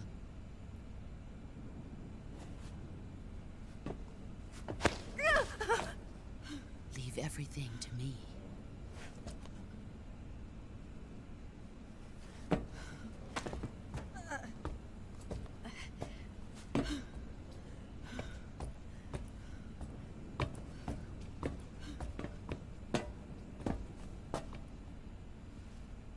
Fight like a warrior, Volgin. But of course.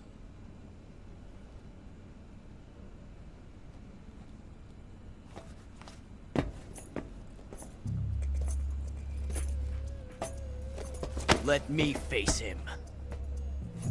I've been waiting for this moment.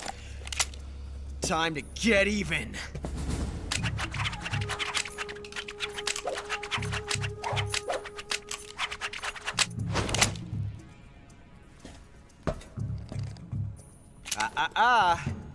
No more judo, and no more field strips.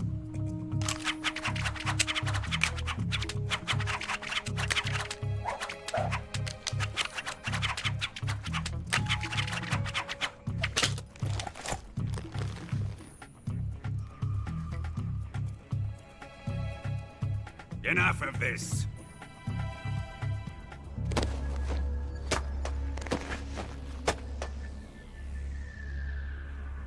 He's mine. You will stand right there and watch. Got it? Please, Colonel, let me— Silence! Huh?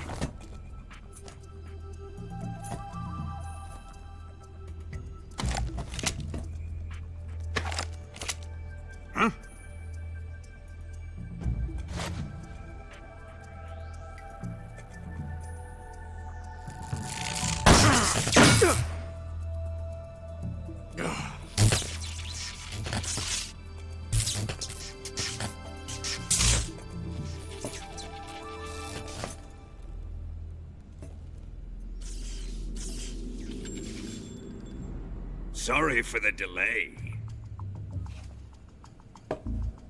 Let's get started, shall we?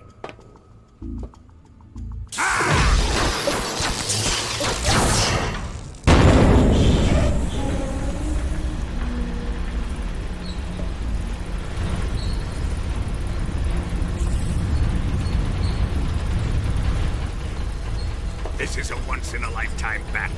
Let's make it a good one.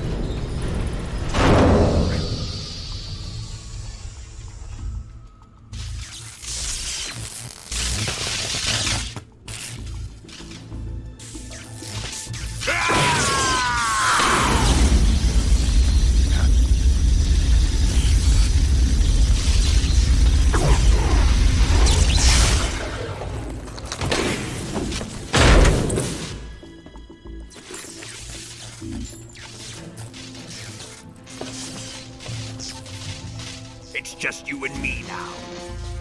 And I'm gonna enjoy this. Snake!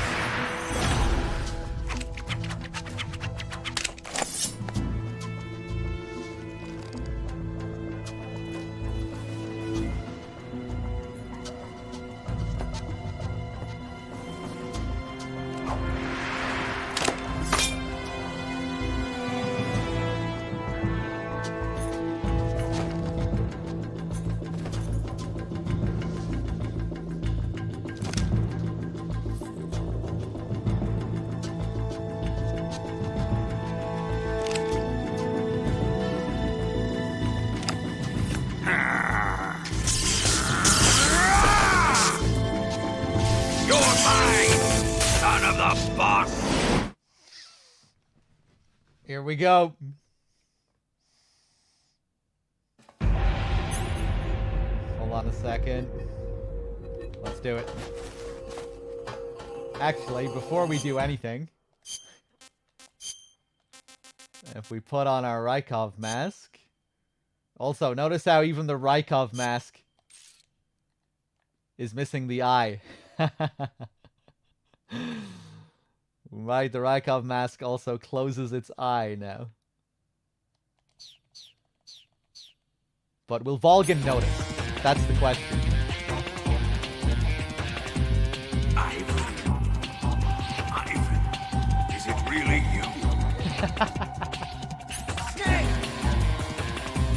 I love how even the extra little details here reinforce Volgin's stupidity.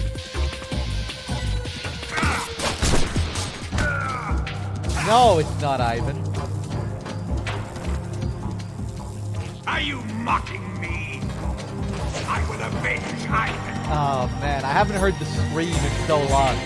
He has a few different reactions that he can do there. That's one of them. But there's one reaction where he just lets out this insane scream. He just goes, "Ah!" And then he runs at you with the diving kick. I swear I've played the game. I haven't gotten it in like the last 10 playthroughs. It's so rare to get it. Here it comes!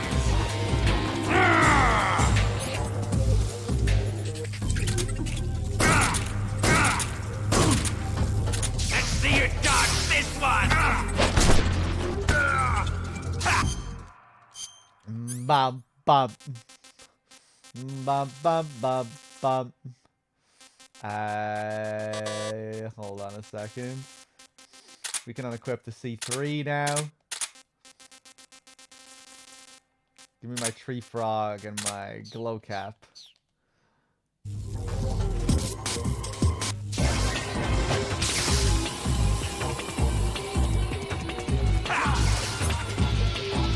Ocelot, whose side are you on?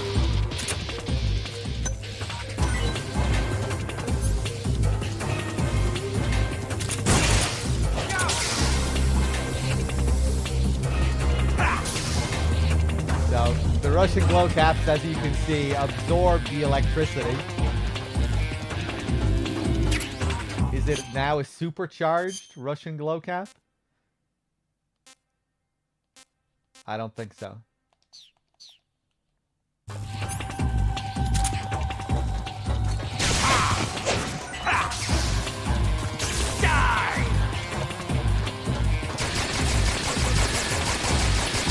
You know, I'm not sure if the frog living. Snake!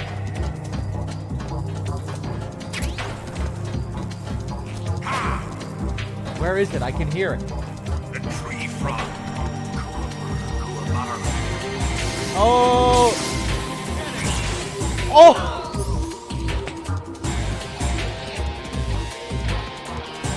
Oh, I forgot about that.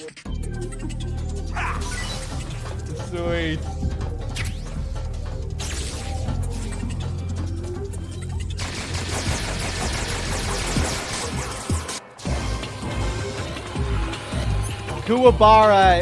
Kuwabara is like knock on wood.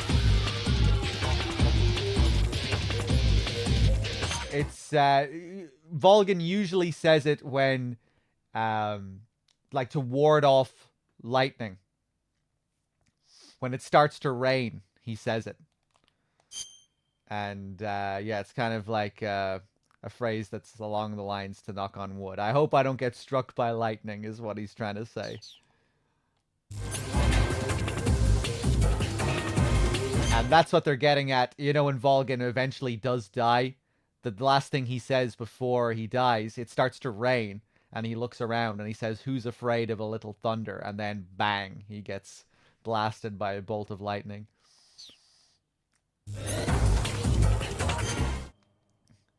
Ba-da-bum. Bum-bum-bum-bum.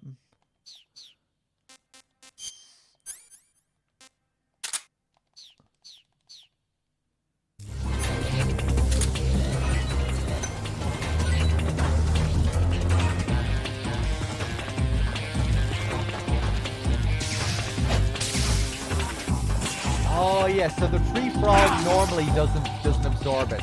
It is only when it's living. Forgot about that. Quiet, Ocelot!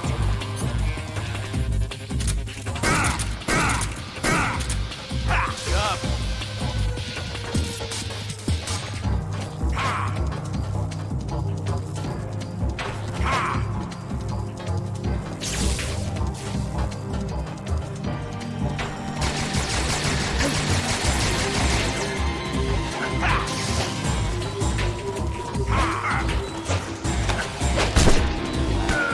I don't know if I'm making it out of this alive.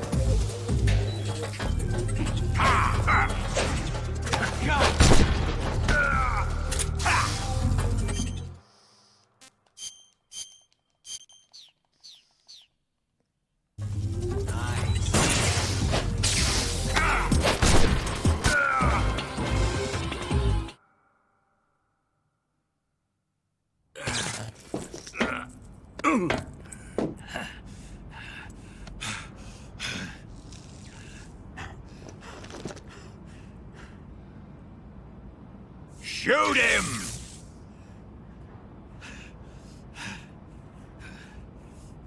Do you hear me? I said shoot him! Sorry, Colonel. I'm afraid I can't do that.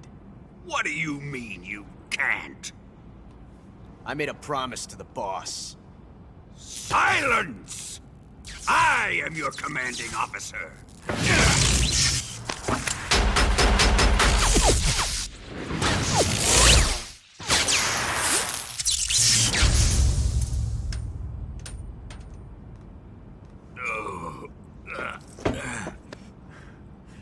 Are you questioning my authority?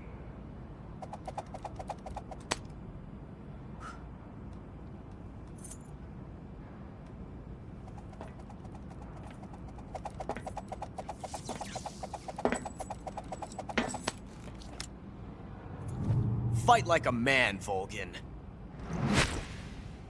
Volgin? Emergency. Explosives have been detected. All non-EOD personnel must evacuate immediately. Ocelot, find those bombs! Repeat, explosives have been detected. All non-EOD personnel must evacuate immediately. Move it! Huh.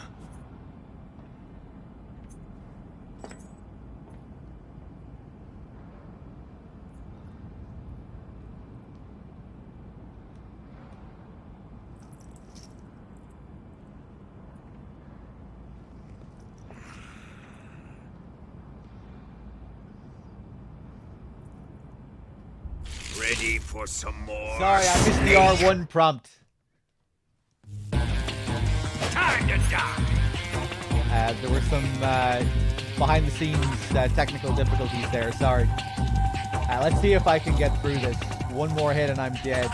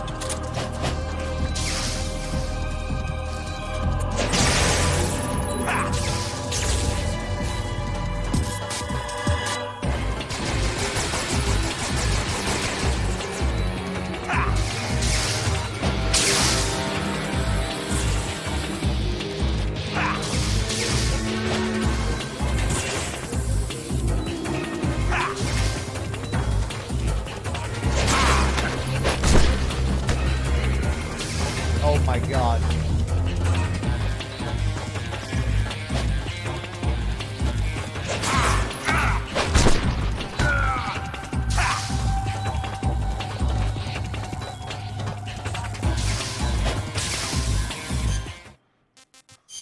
Eat something.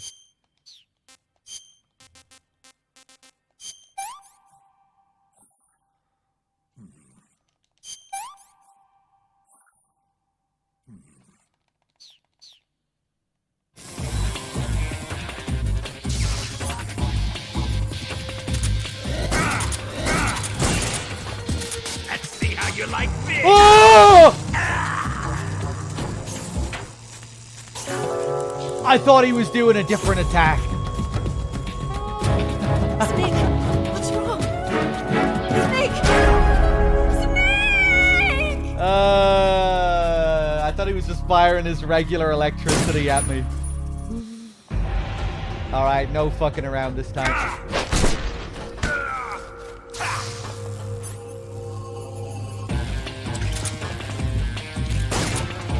Here it comes!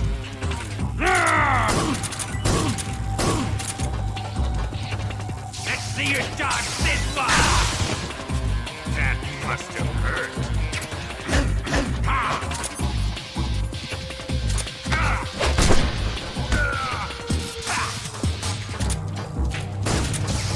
Look out!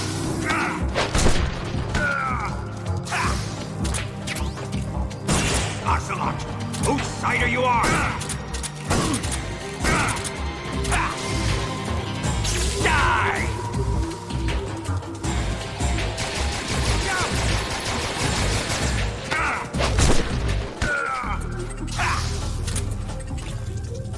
Fire, Ocelot!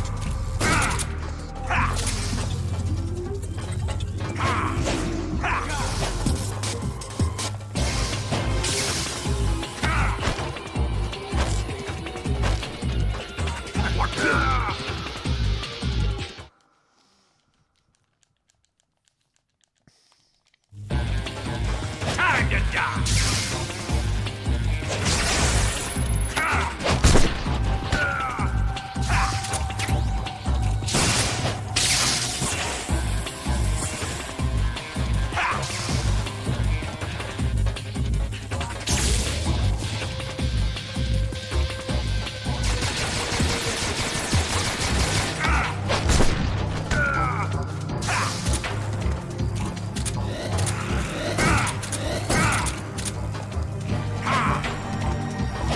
tactical reloads are very rusty.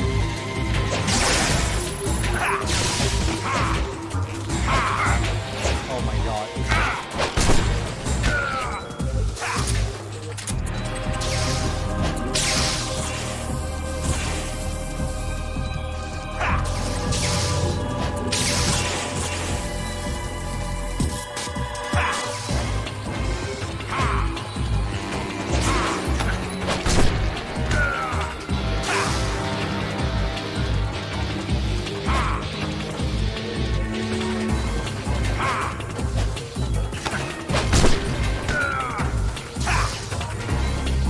Let's see how you like this!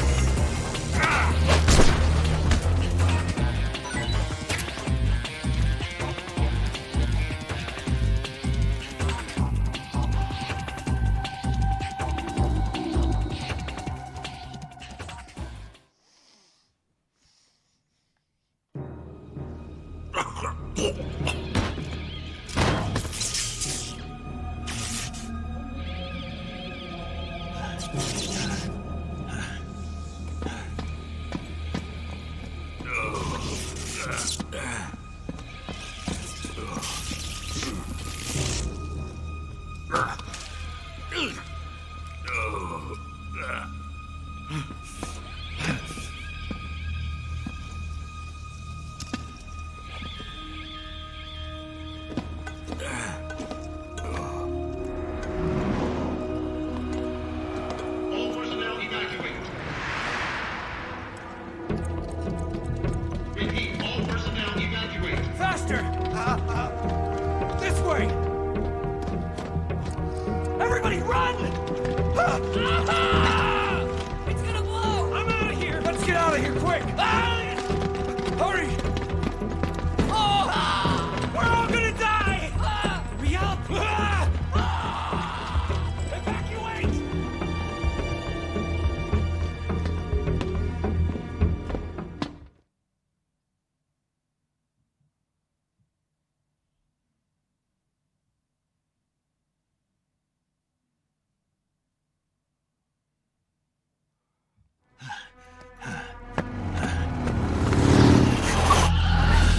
Hop in.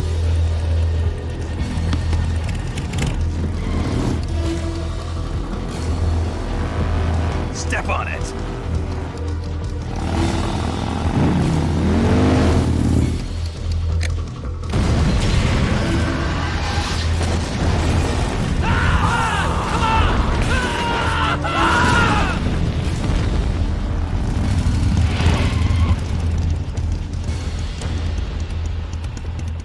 Don't give up!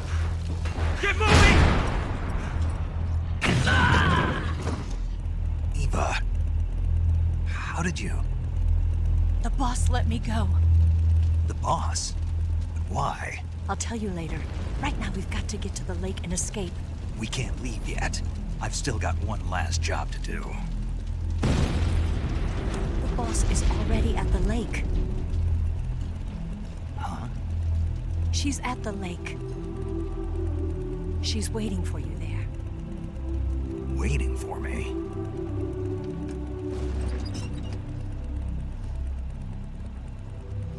I was hoping I wouldn't have to tell you.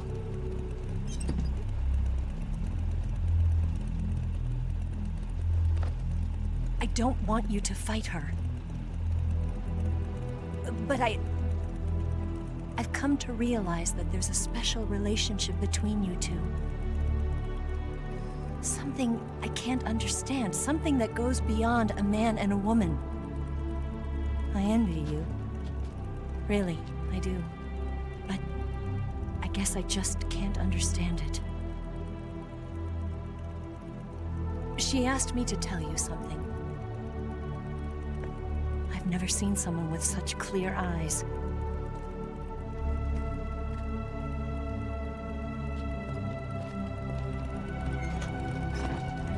There. I said it. Ready to go? Yeah.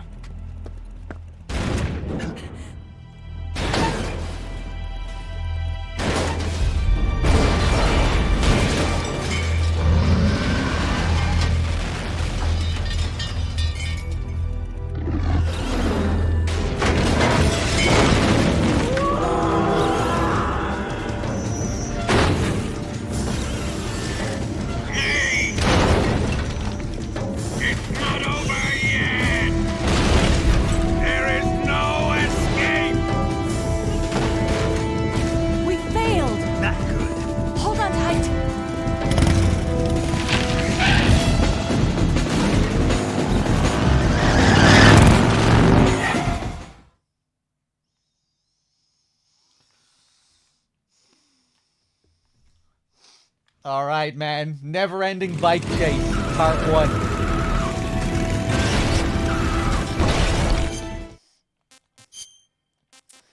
When you trank Volgin, you get the Cold War camo, which is one of the most OP camos in the game.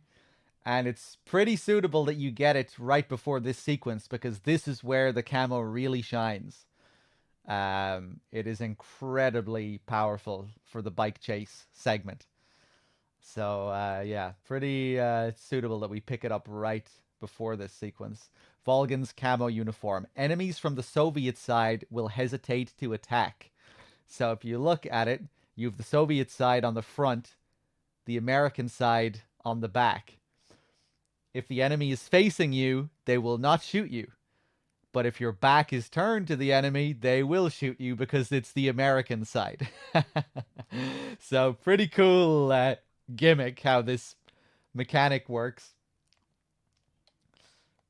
They have unique lines of dialogue as well when they're facing the Soviet side. They get frustrated that they can't shoot you, or at least the guys later do.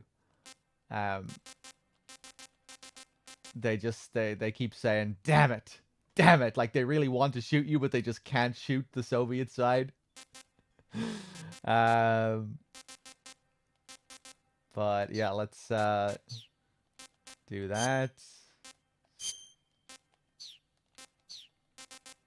Yeah, M63 all the way here.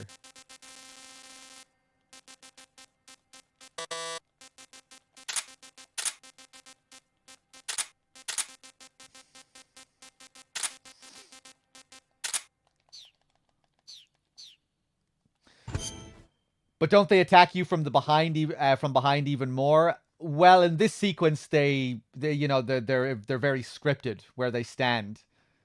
They're usually just standing in one spot, shooting you from a stationary position. Because it's such a unique set piece. You're not fighting the guards like you usually do, and you're just driving past them most of the time. So yeah, it's a really good camo.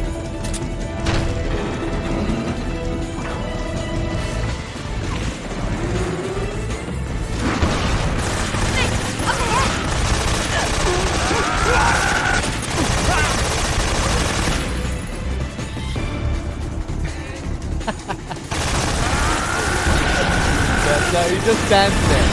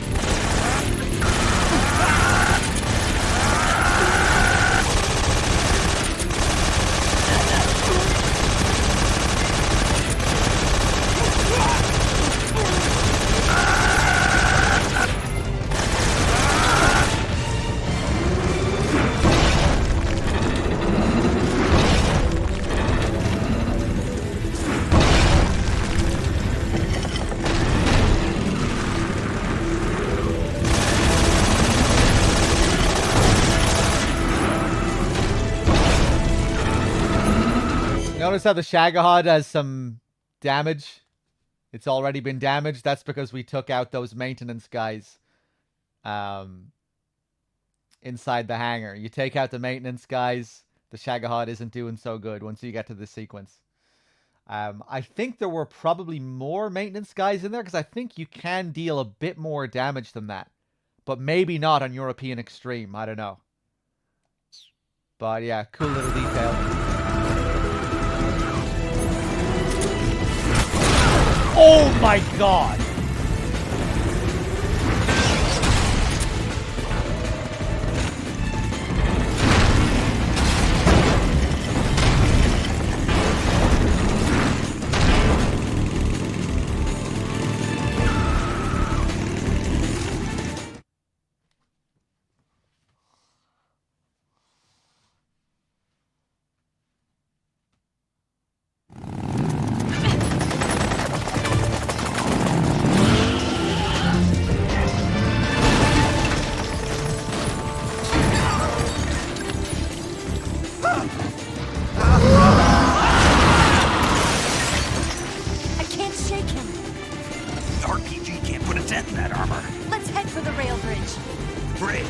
I thought you rigged it with C3.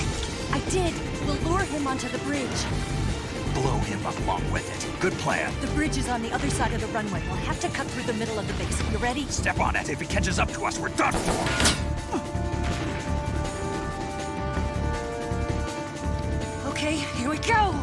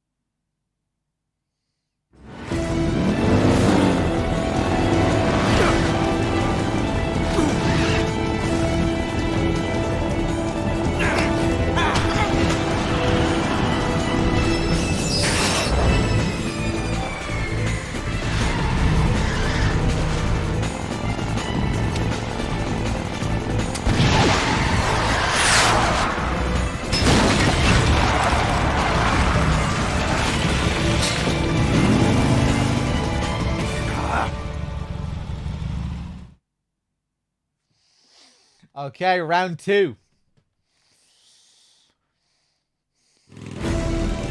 Enemy sighted! Ah!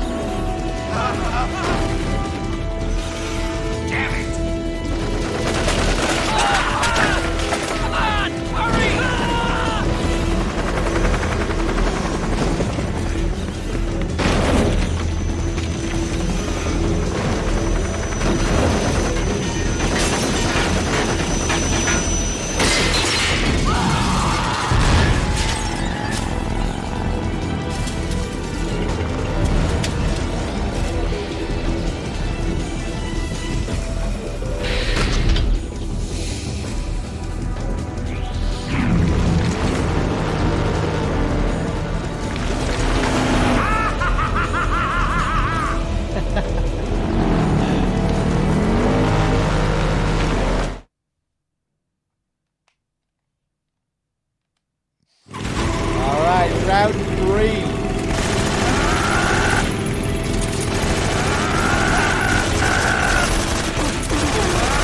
Okay, let's change out of this camo. We'll give them a chance.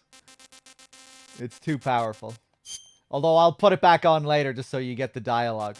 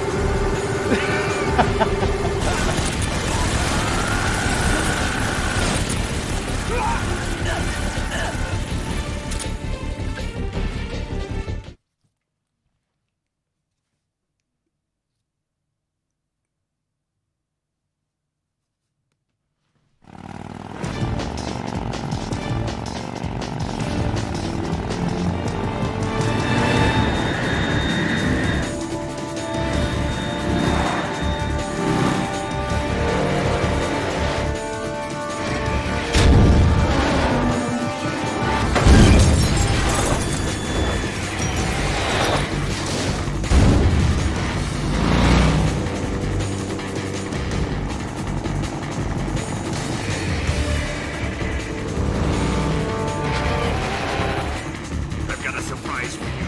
You won't be getting away this time.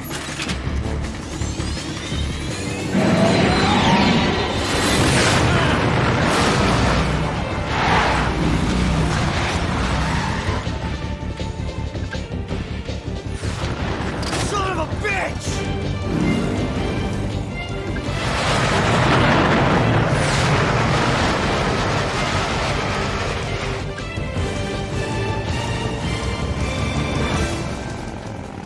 Okay, what is it now? Round 4?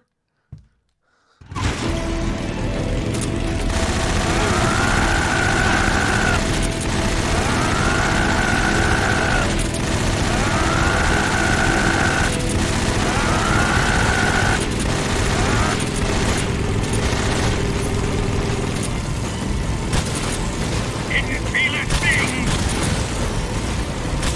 Up, you're wasting your ammo. Didn't feel a thing. Fire. You're wasting your ammo. Didn't feel a thing. Burning hell. You're wasting your ammo. You're wasting your ammo. No! I used to be pretty decent at dealing damage here, but then I stopped doing it because it was too sore for my hands.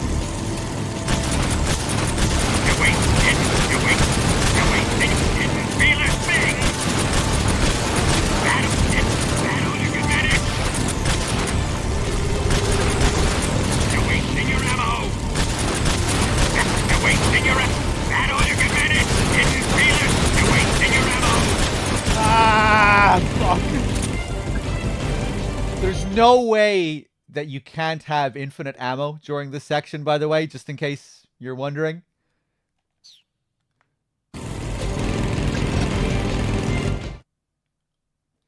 Volgan's dialogue there might make you wonder, but no, he's just stupid. He doesn't know.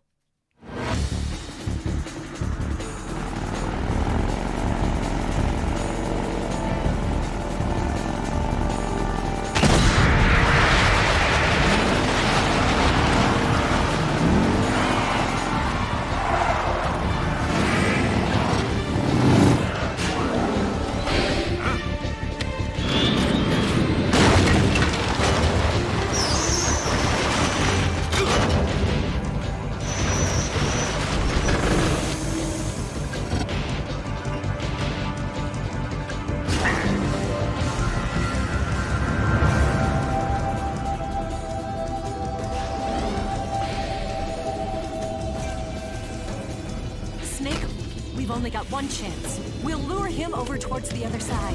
When the Shagohod is on the bridge, shoot the explosives. The bomb is planted on the strut of the bridge.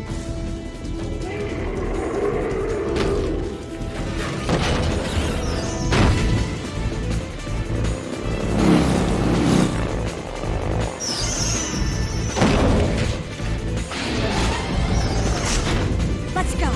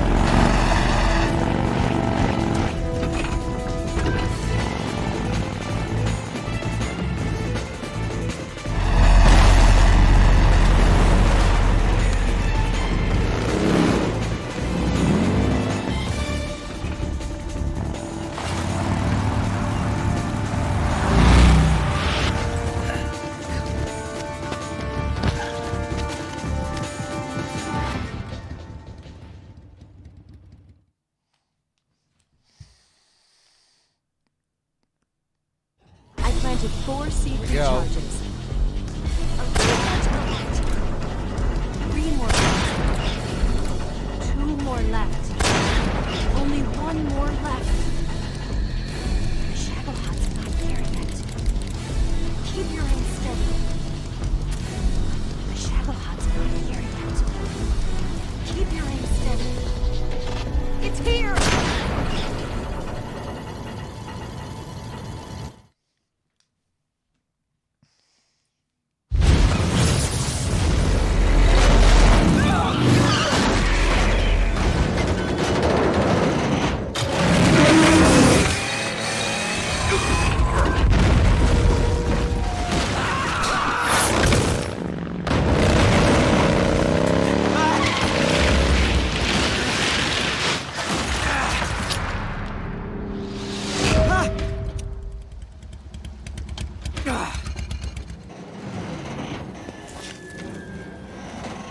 We did it!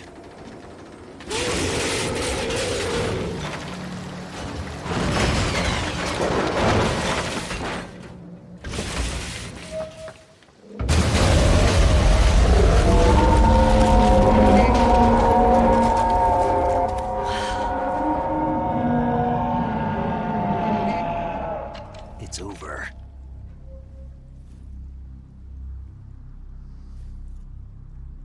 Look!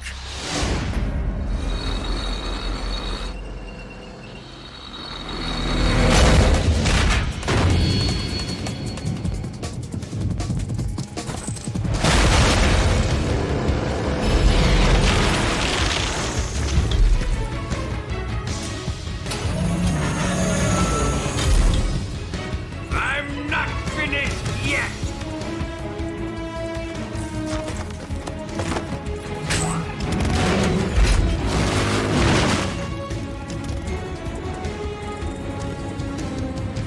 Eva, you take care of the driving. Yeah? Yeah, I trust you. On one condition, though, leave the fighting to me. You got it. I was getting tired of running away anyway. Eva, let's do it.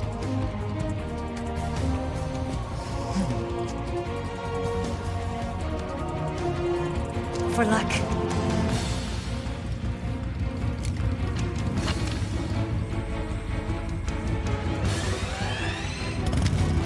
Here goes.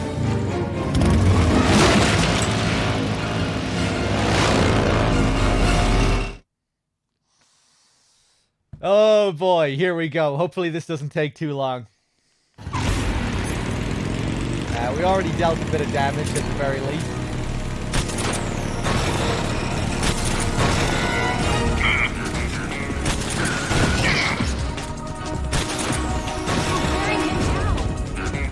One of the least interesting bosses in the series, I think. friends, shoot the back, shoot the friends, shoot the back. Even on European Extreme, he's like no challenge whatsoever. He really struggles to get a single hit in, no matter what difficulty you're playing on. Maybe you could say it suits his character. The detail with taking out the maintenance workers is cool. Deal damage, and then the fact that you can deal a load of extra damage on during the chase if your tactical reload is good enough. So there are a couple of cool things about the Shagohod fight. And the phase after this is pretty decent. But this phase can be a real pain in the ass sometimes. Especially with Eva. Eva doesn't cooperate and don't drive where you want her to drive. What have you done? It can't be.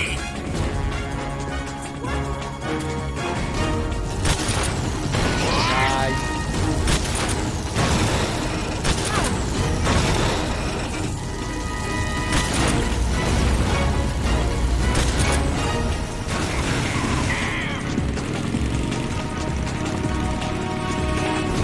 Yeah, sorry my voice is low. Boss fights are just incredibly loud in this. I could turn it down, but then I'd have to turn it back up and turn it back down, so...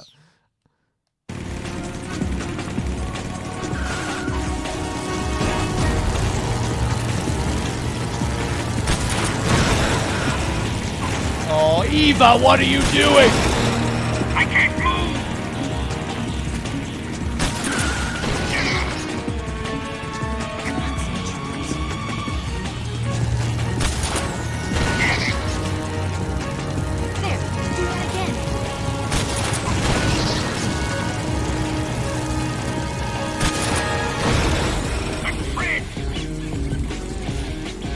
Oh! Nice.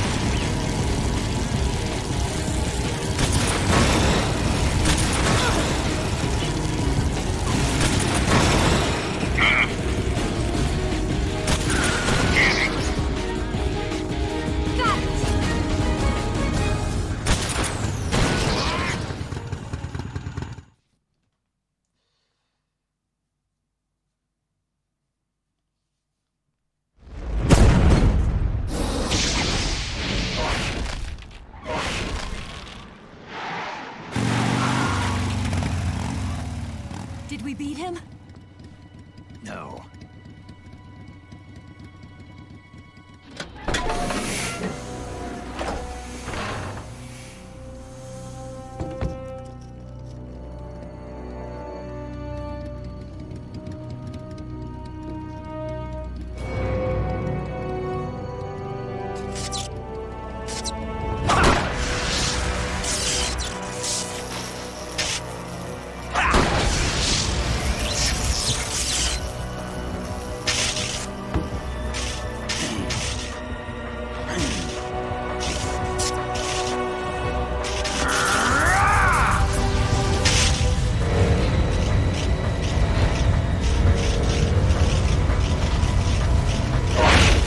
Get off!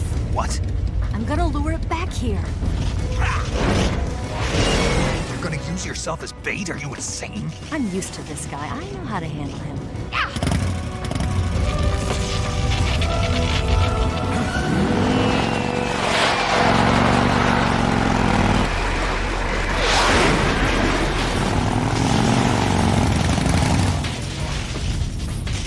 Come on, you blockhead!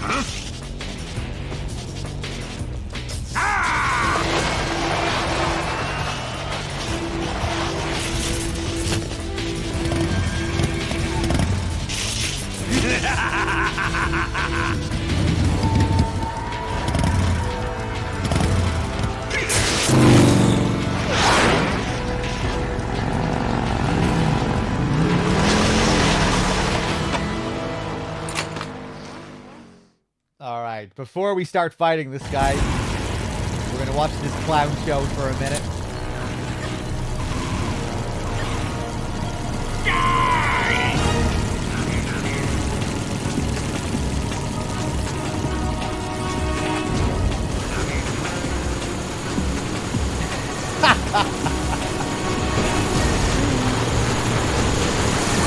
God, Walden, you suck.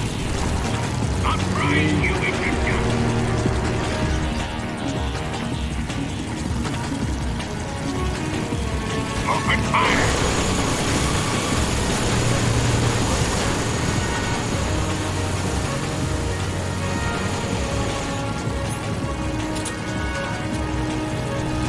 I'll grind you into dust!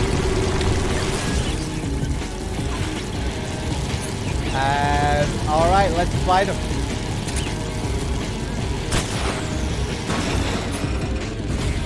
I can't move! That ought to get managed! Is that all I can manage?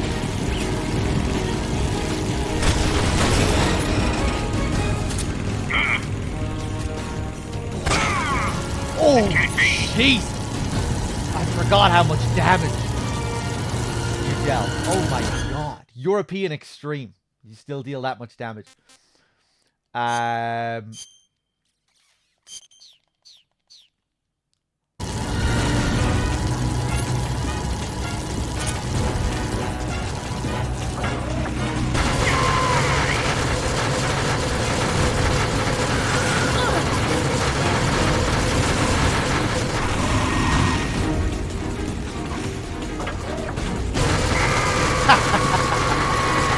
Oh, the spin.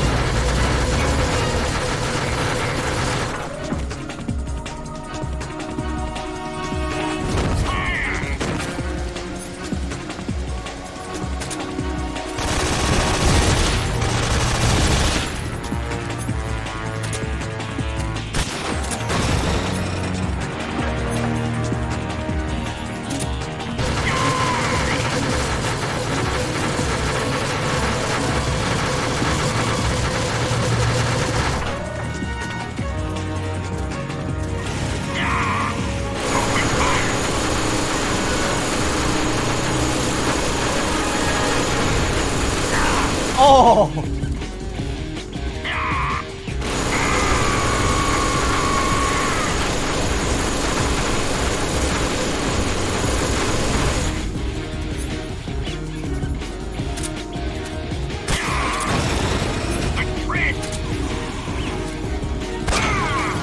Why is this happening?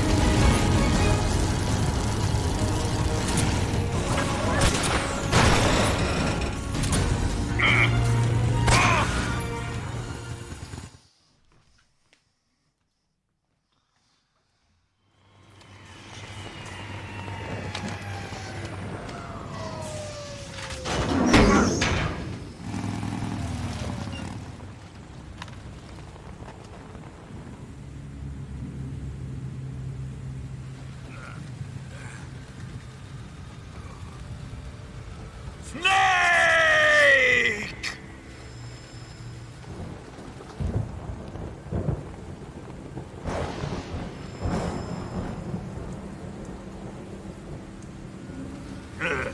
Who's afraid of a little thunder?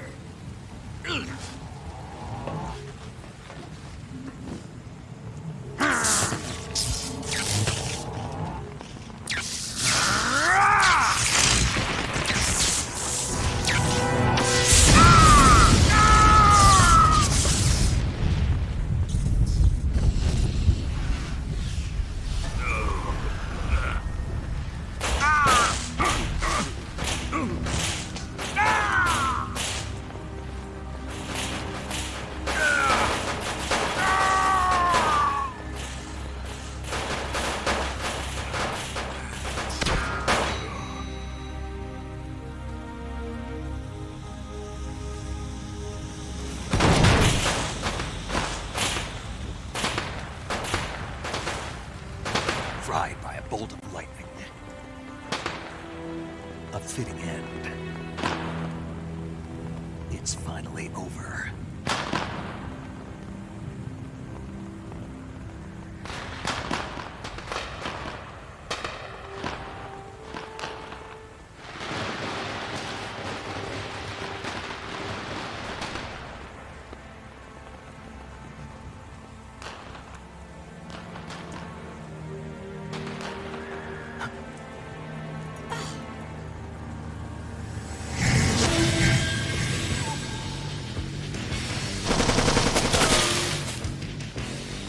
time for this now.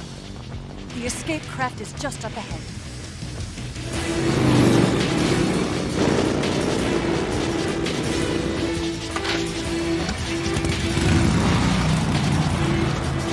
Let's get going.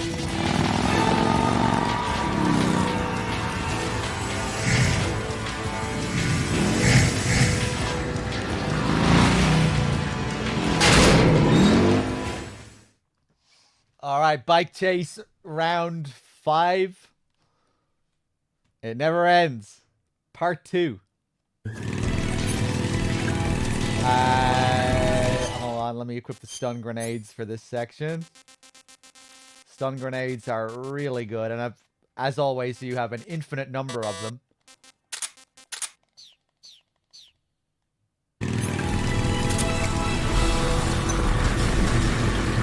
Boom. Here they come. Not bad.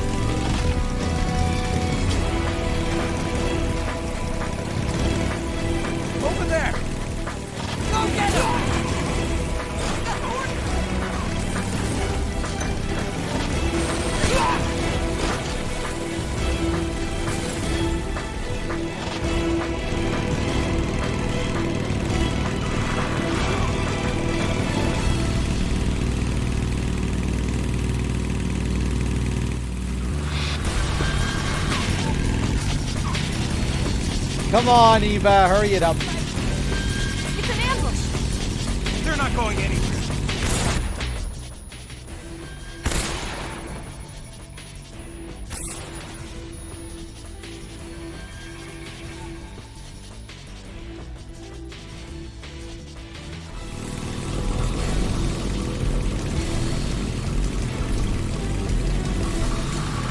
Over there.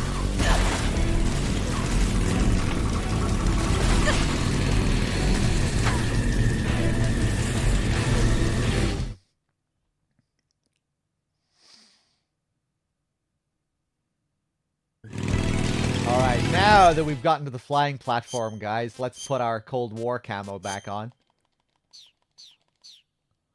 Damn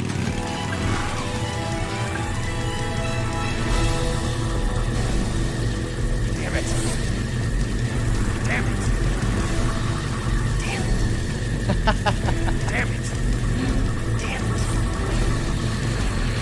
Damn it! Why is it only these guys? Why don't the other guards say damn it? They don't react like this in another part of the game, do they? I think it has to be because of the Cold War camo. I was thinking if you can do this in another way with the other flying platform guys earlier in the game, but no, I think it is just specific to the Cold War camo. Right, that's definitely why they're doing it here. Like they won't say that if you're wearing any other camo. They're frustrated because they can't shoot you. But none of the other guards have that unique line, so it's weird. Damn it. Damn it. Damn it. I want to shoot you, but the flag. Again.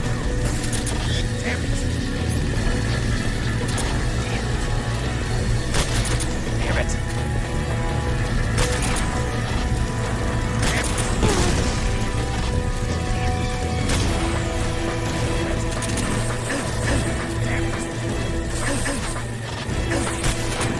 Ah!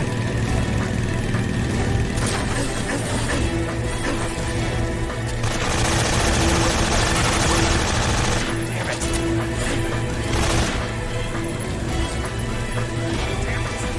Oh, I set it on fire. Don't crash on top of it, please.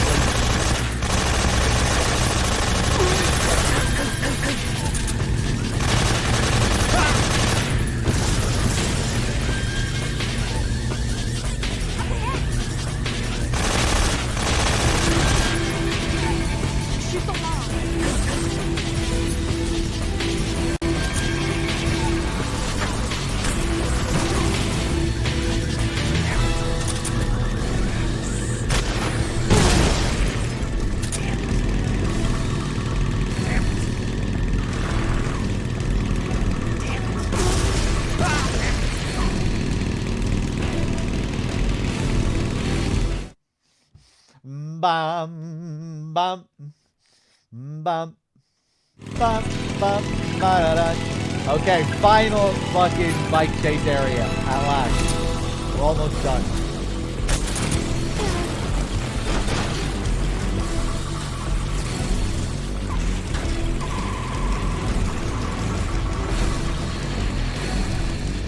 It's this last area where it really feels like it's starting to drag. I don't think it would have been too bad if it was just if it ended after the last section, but once you get to this section, oh my god. I guess because in the first bike chase you have all those cutscenes to break things up and mix things up. This time it's just 3 more straight areas.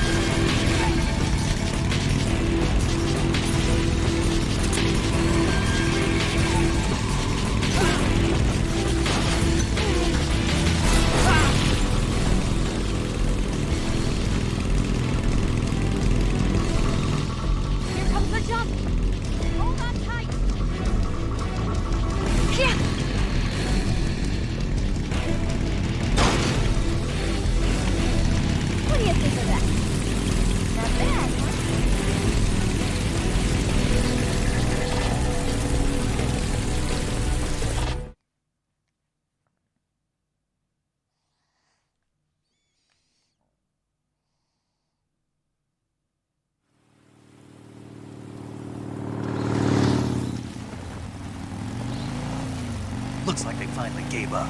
Don't start celebrating yet. We're leaking fuel. Damn it. Tank shot up.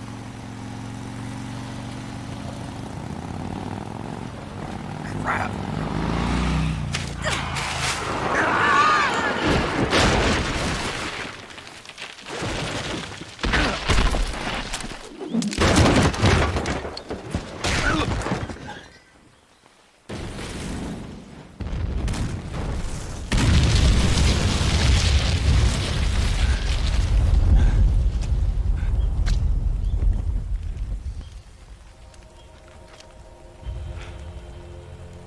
Eva! I'm over here.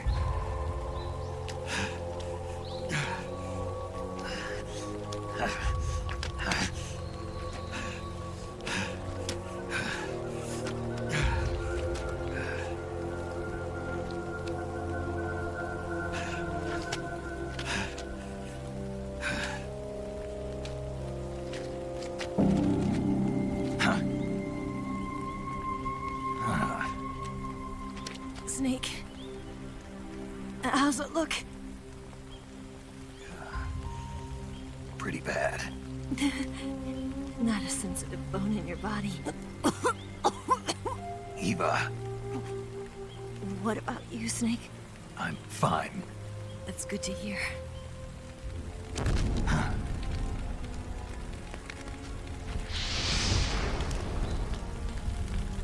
We have to get away from here, Eva. Let's go. Leave me. Eva! The boss is waiting for you. You have to go. Give me a gun. No, we're getting out of here. We're still far away from the lake. I'll never make it. I can't believe this. Uh-huh. I never thought I'd see you act this weak. What do you mean? Listen to me, Eva. We're doing this together. No, you... Eva, I need you. Say that one more time. I need you. I can't fly the wig by myself.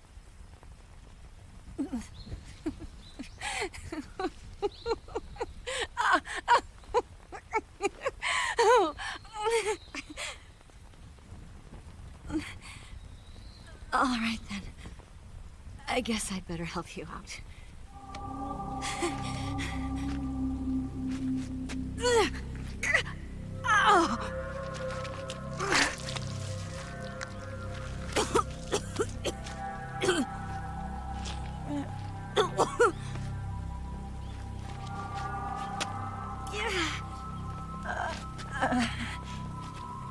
You're lucky to have me.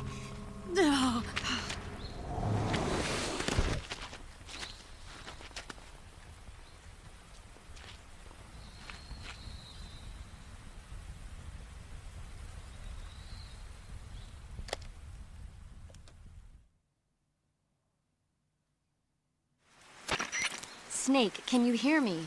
Paramedic, thank God. Eva's been seriously hurt. So have you. Luckily, I think her organs are all intact, but... Calm down, Snake. Calm down. You'll both be fine as long as you get the proper emergency treatment. But you're the only one who can do this. Understand? So you've got to calm down. Right. Okay. Okay. Now let's open up the survival viewer and treat the injury.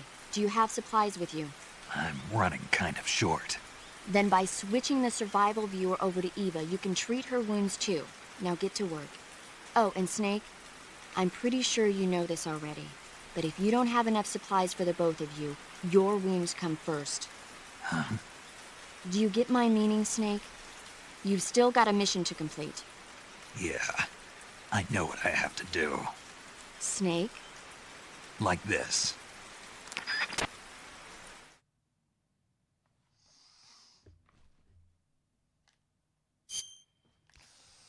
Okay, let's do it. Let's heal these wounds. Snake says he's low on supplies, but we're actually completely maxed out on supplies. I can't remember if that's the same in the original game. I think on the HD collection, there's no way not to have maxed out supplies here.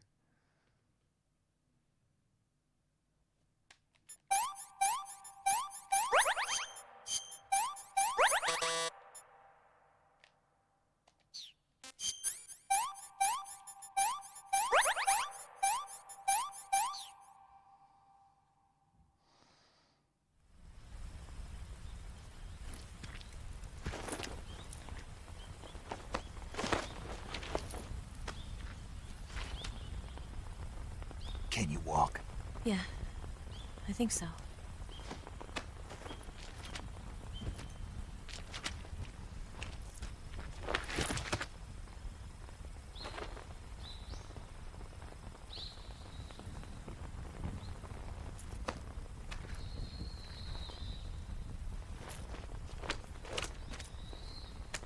Here.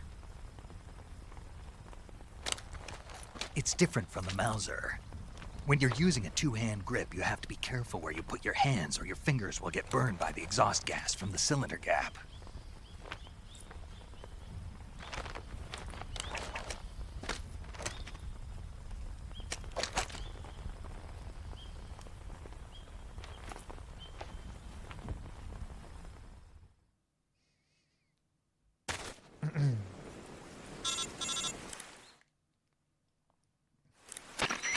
Snake, are you all right? I've been better. What about Eva? I healed her up. She can manage. Good. Snake, you'll take the lead and break through the enemy's line of defense. Eva will ordinarily be following behind you. If you lie on your belly, she'll lie down as well. If you slip and fall off a cliff, she'll follow right behind. You can call out to Eva by pressing the action button. Head to the lake along with Eva.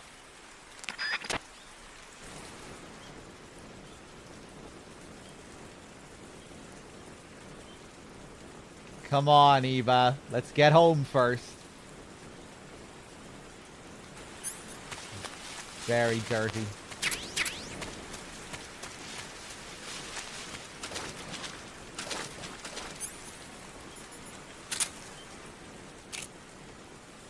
What do you think you're doing?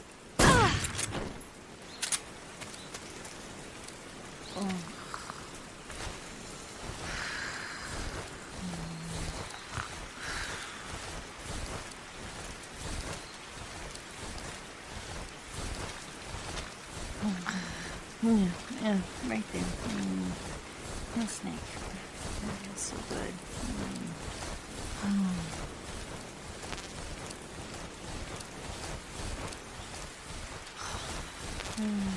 Yeah, right there. Oh, boss, that feels so good.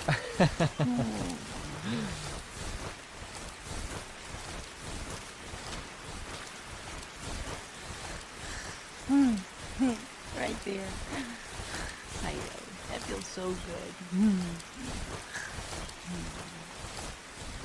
So, I'm sure DRK did the call earlier. There's a call with Eva where she talks about her dog. She doesn't tell you the name of her dog.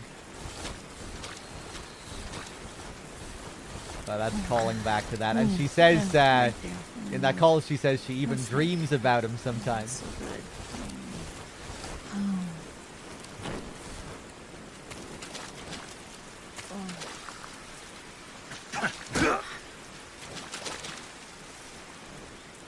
Huh, what happened? You okay?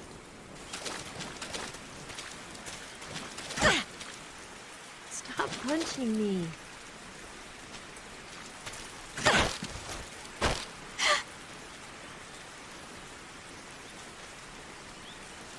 And then, when I was 17,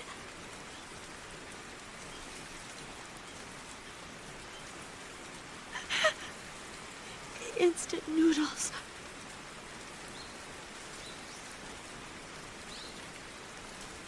$35, $26, $34.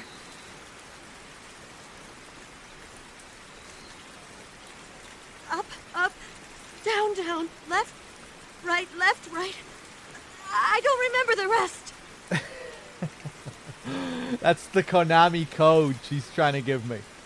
And then, when I was 17...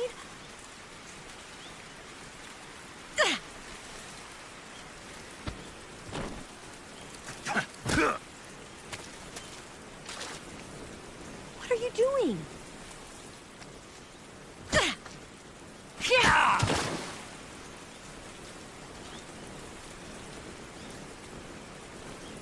Okay, hold on.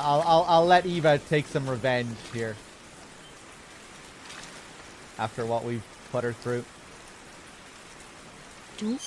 Ah, you... Don't touch me. Oh, damn. Does she only say that if you've, misbehaved?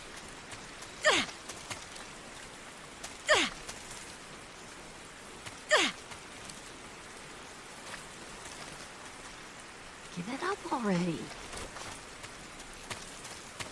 Okay, hold on.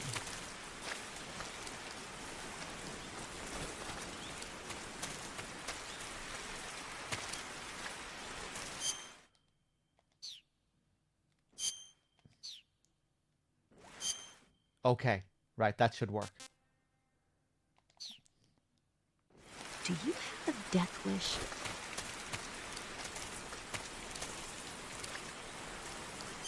Okay.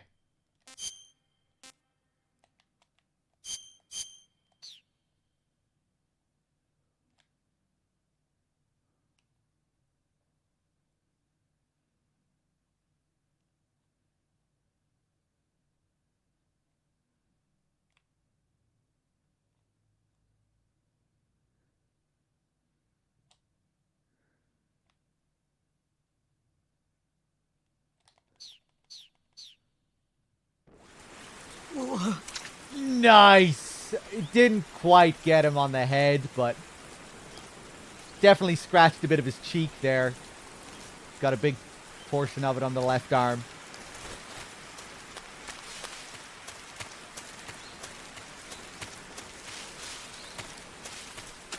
Hold on, let's give her some food as well, because that drains her stamina. So tired.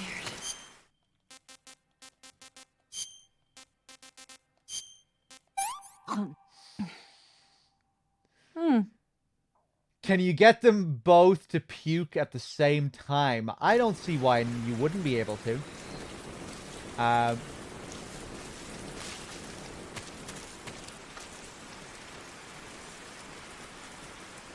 It's gonna be hard to puke on top of each other, though. Maybe we'll be able to puke on each other's shoes.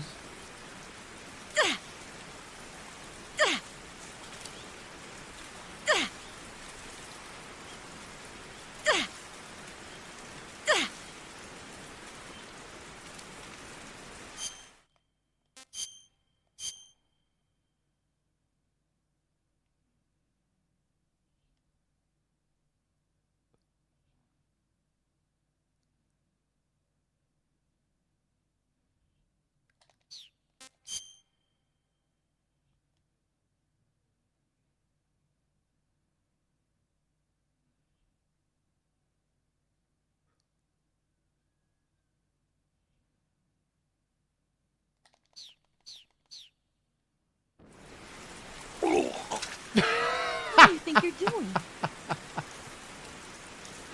Oh, she didn't puke. Damn.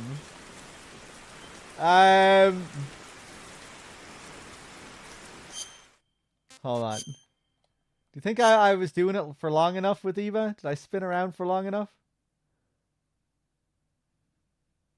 Because Eva did it too soon before? No, I don't think there's like... you should be able to puke twice in a row like that.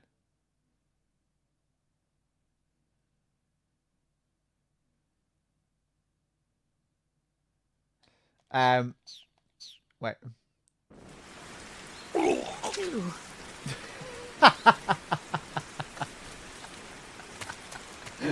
Okay, right, hold on. Let's try Eva first.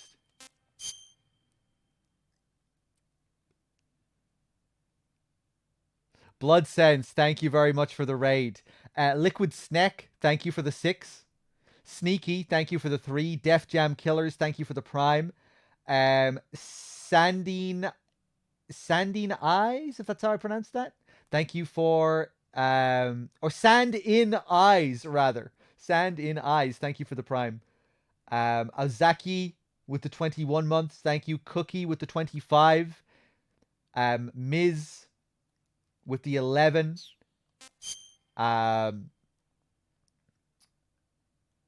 Spy with the 10 months.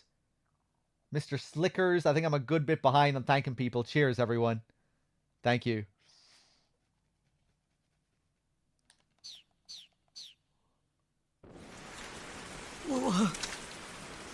Yeah, fuck. It just has to be either one or the other. Damn. Okay.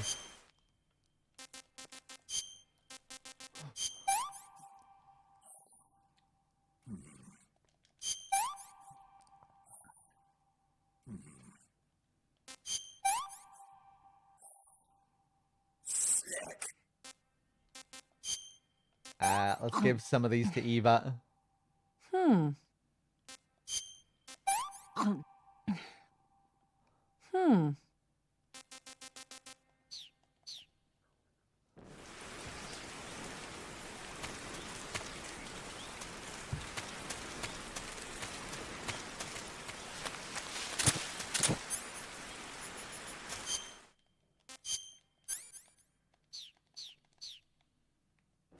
Okay, I think we're ready to continue.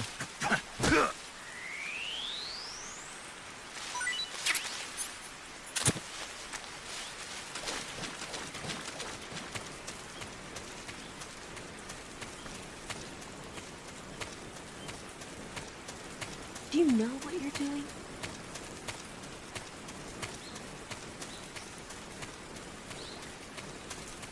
Are you stupid or something?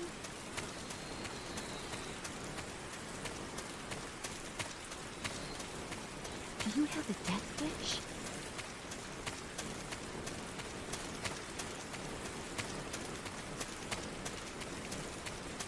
Come on, get serious.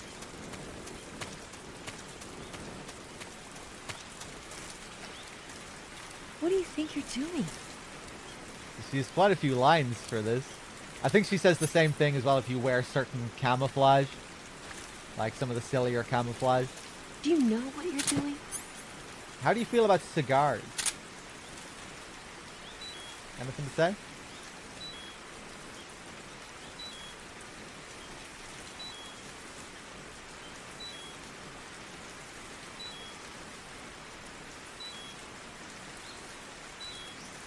No. Oh shit. What about...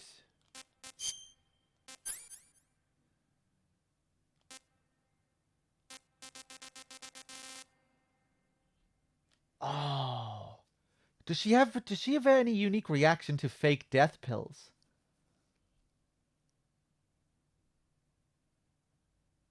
Assuming it is possible to have a fake death pill at this point.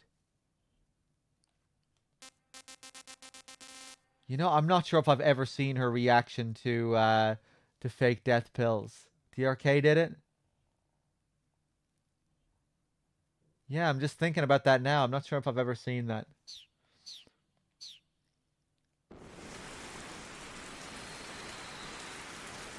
Alright, let's continue.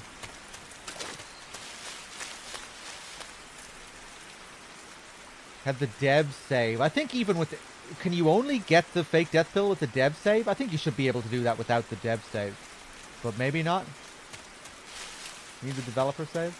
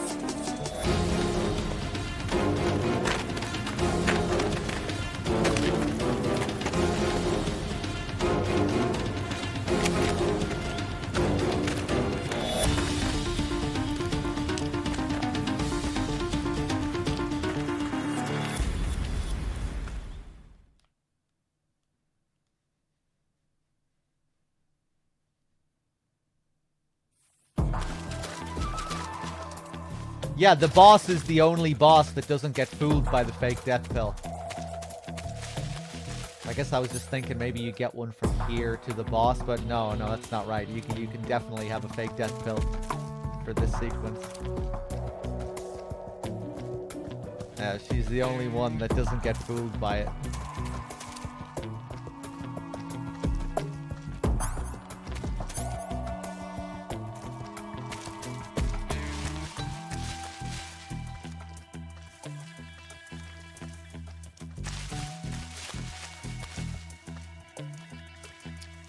Striking simplicity. I don't think there are any randomizer mods or anything for MGS. Not yet. I think they only really started to mod MGS recently. I think people only really started to figure all that stuff out recently. So maybe we'll get stuff in the future like that. Someone created an MGS3 camera for MGS2. I still need to try that out. Where you get the fully controllable camera in MGS2.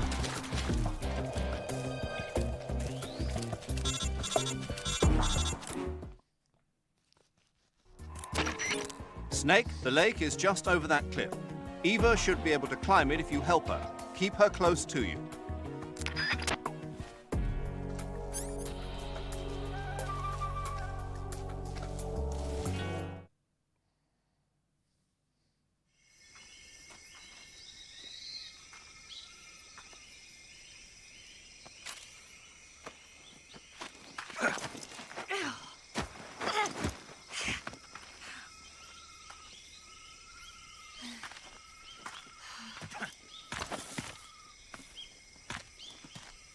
It'd be really cool to do a playthrough with different enemy layouts.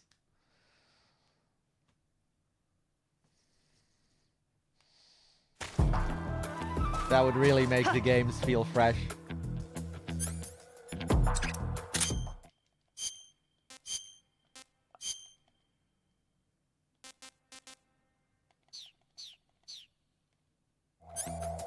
So now, for some reason, once we get to this screen,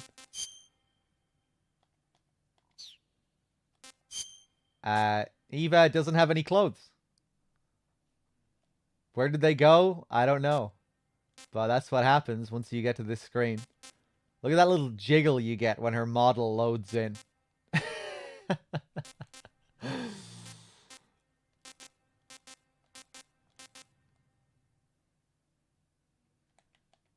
That even happens during cutscenes. You notice it during the bike chase. If they're cutting from one shot to another and right on the cut you see a shot of Eva, her boobs will jiggle right as soon as it cuts to her.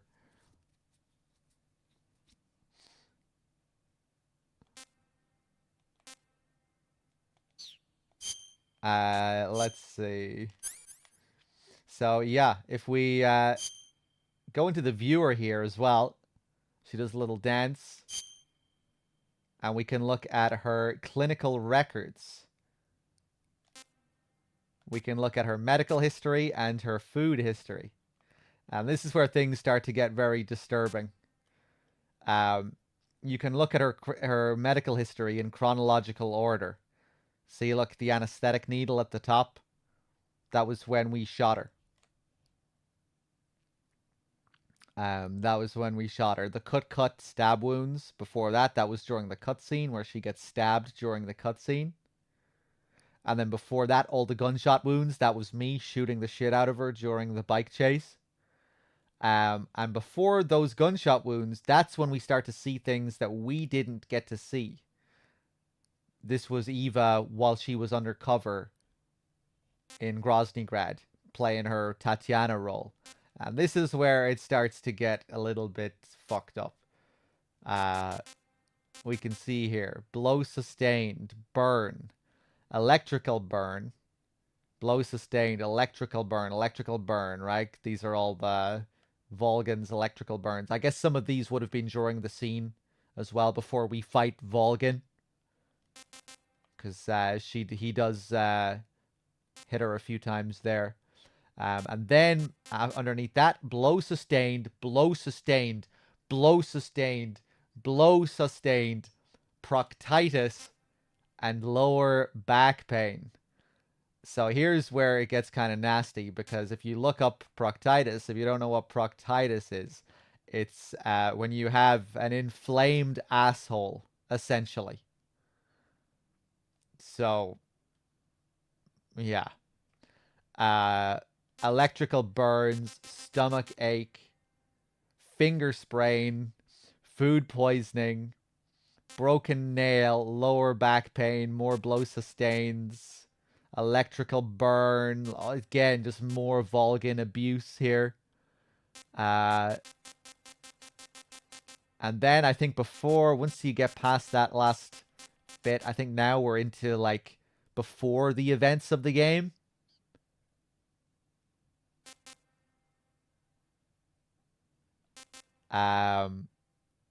Gastritis there. Isn't that when you have like a bad case of the farts? Breast enhancement. Frostbite. Etc., etc. Gastritis, stomach acid. Oh, okay.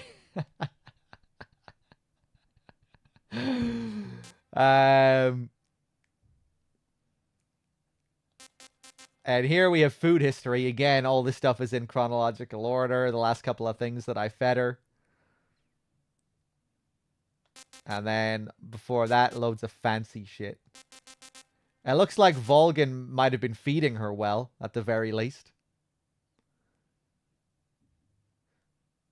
Russian false mango gelato, grilled duck breast with herbs, gorgonzola cream, fettuccine, octopus carpaccio. Where the fuck was she getting all this shit? I can't believe Volgan was feeding her this. Was she making this for herself somewhere out in the bushes when nobody was looking? But like, if you look at the chronology of it, it had to have been during the events of the game, right? The noodles.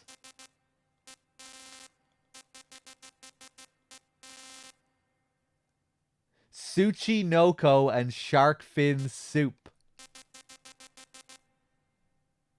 Filet mignon sautéed Bordeaux style.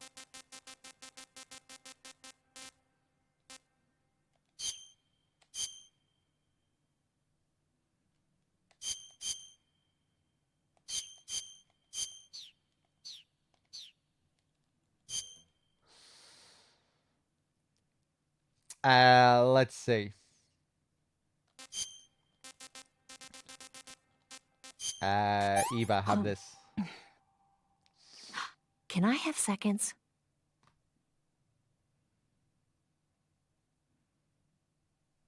Hold on. You can also look at Snake's history, but you can't see anything from before the events of the games. Before the events of the game, yeah. So it's not that interesting, you know, because you get to see everything that you eat, so there's no real reason to look at Snake's history, at least from what I remember. Hold on, let me just go here.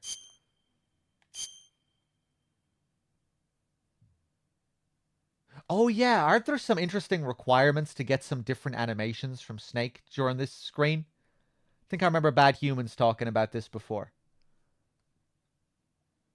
You can get Snake to do some crazy shit on this screen.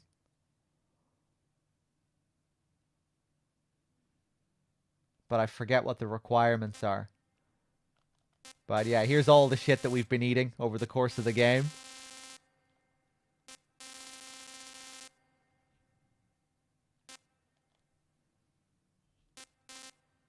Medical history, yeah.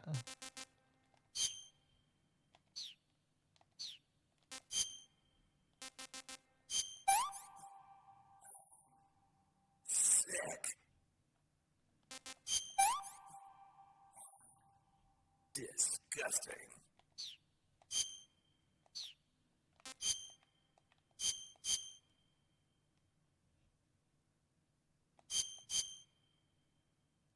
Hey! Nice. Is that because he's full up now? We've given him some food?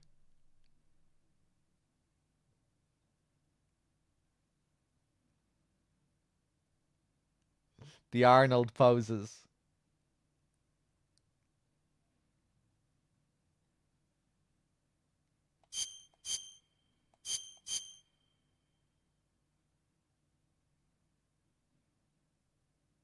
Oh, cool.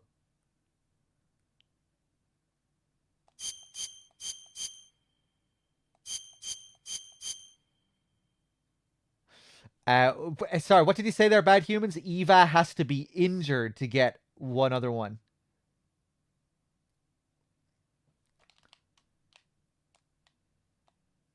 L1 to remove. Yeah. I forgot about that. That's cool, actually, how you can gradually move it off like that.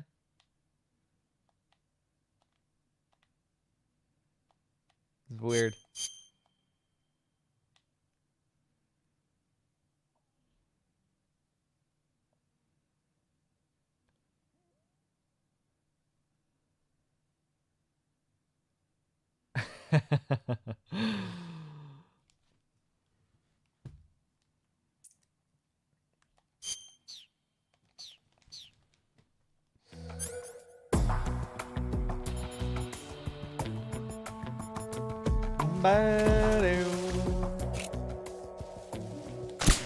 Ah, you bitch. It's the enemy! What's that sound?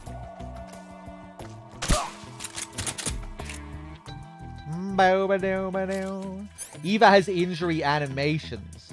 Also, she's got animations for specific times of day. I think that's the thing that you were telling me about before that I hadn't seen before. Bad Humans, the time of day thing. They have animations depending on the time of day. Any particularly interesting ones? And I wonder, are they also on the HD collection? That sounds like something that might be missing on the HD collection. There's nothing here. There's nothing here. Huh? Oh god. Who's that? Huh? Who's that? There's something out there.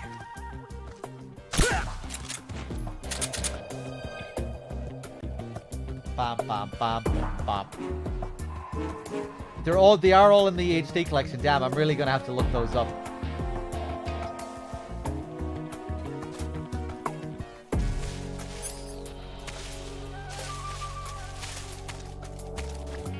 During the next playthrough, maybe.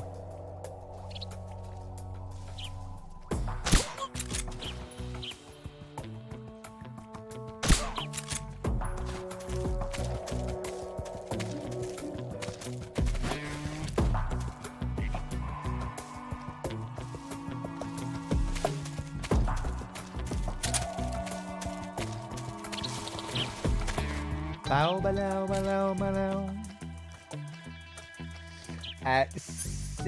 Semi Vivus Henning with the 13 months. Thank you. EB88 with the Prime as well. Cheers. You want to watch Eva's dance without the X-ray? Hold on. Yeah, I always forget that you can remove the X-ray.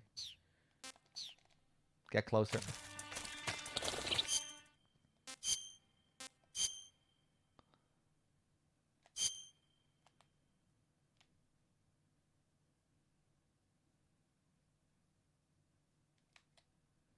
Oh, and of course, yeah, we can move the camera during it. We can be as pervy as we want.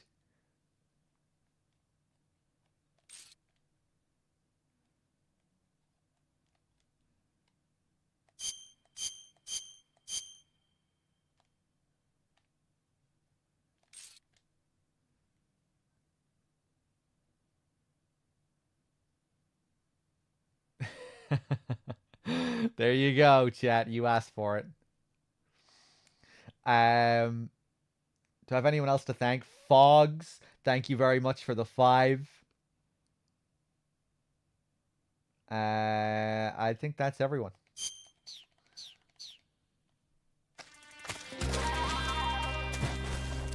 Ba-da-da. Eva.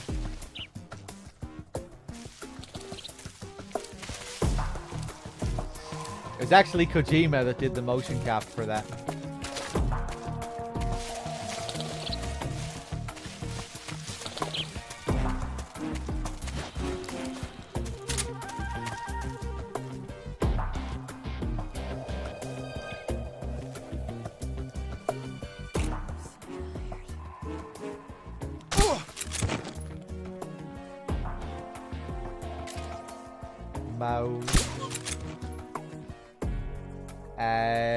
Cormac MD, thank you very much.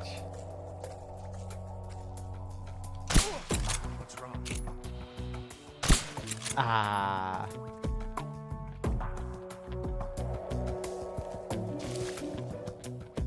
Pretty sure that landed. Let's see if I can get this last guy. Look at his breath. Oh, he noticed him. What's wrong?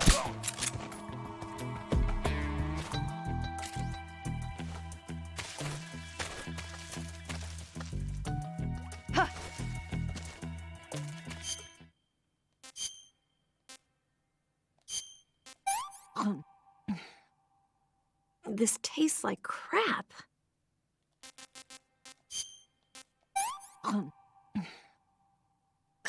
Yuck. Stratus dude with the Prime as well, thank you.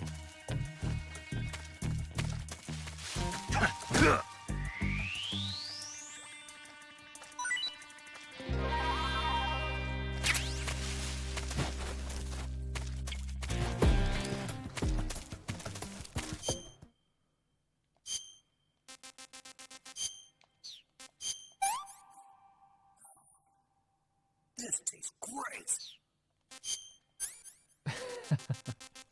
Tony the Tiger. What do I want for the boss?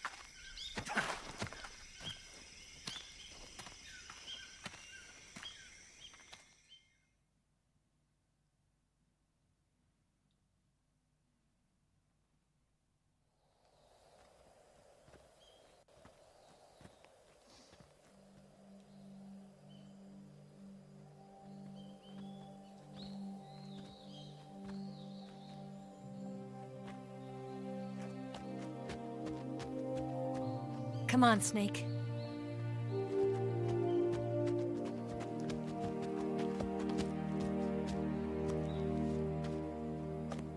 We made it. We made it. Over there.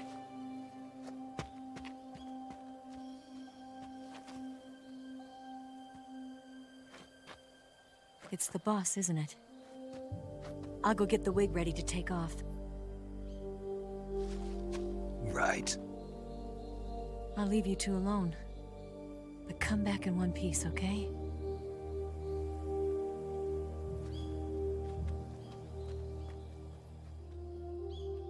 Promise me!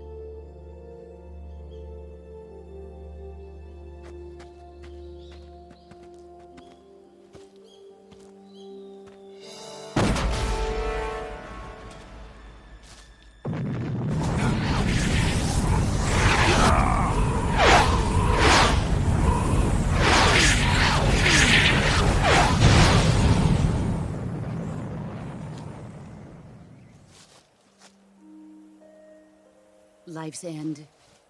Isn't it beautiful? It's almost tragic. When life ends, it gives off a final lingering aroma. Light is but a farewell gift from the darkness to those on their way to die. I've been waiting, Snake, for a long time. Waiting for your birth, your growth, and the finality of today. Boss. Why are you doing this? Why? To make the world one again. The world used to be whole. But with the end of the Second World War, the philosophers began to fight amongst themselves, and the world was torn apart. The Cobras, my comrades who trained and fought alongside me, were torn apart as well.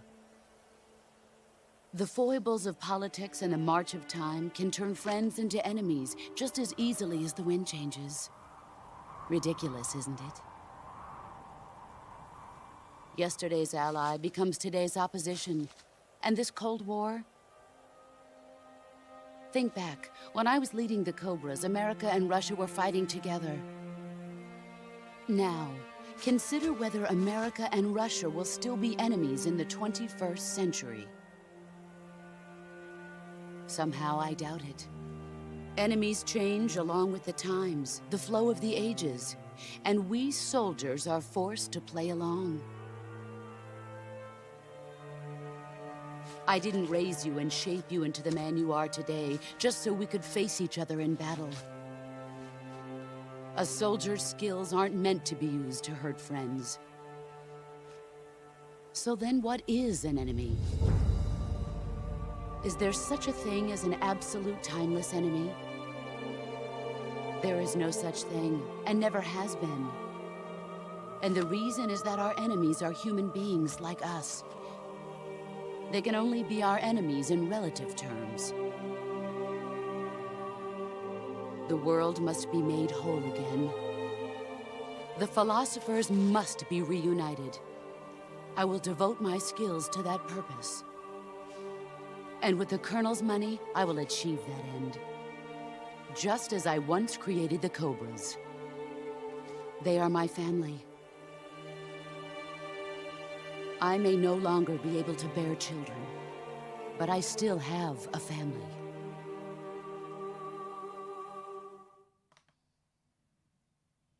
It was November 1st, 1951. I was in the Nevada desert participating in atomic testing. The name Nevada is derived from Spanish, covered in snow, white as snow. And snow is exactly what I saw in that Nevada desert. It froze my blood white. Snake, you were an atomic test subject, weren't you? On Bikini Atoll. That's part of the reason I was drawn to you. You and I are alike. We're both slowly being eaten away by the karma of others. we'll never have the chance to die peacefully of old age. We have no tomorrow. But we can still have hope for the future. In 1960, I saw a vision of the ideal future from space. 3 years earlier, the Soviet Union had succeeded in launching Sputnik, the first man-made satellite in history, into orbit. This came as a huge shock to the United States.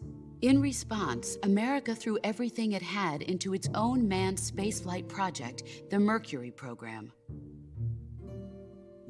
Even as the Soviets seemed poised to send their first man into space, America was still experimenting with chimpanzees and rockets.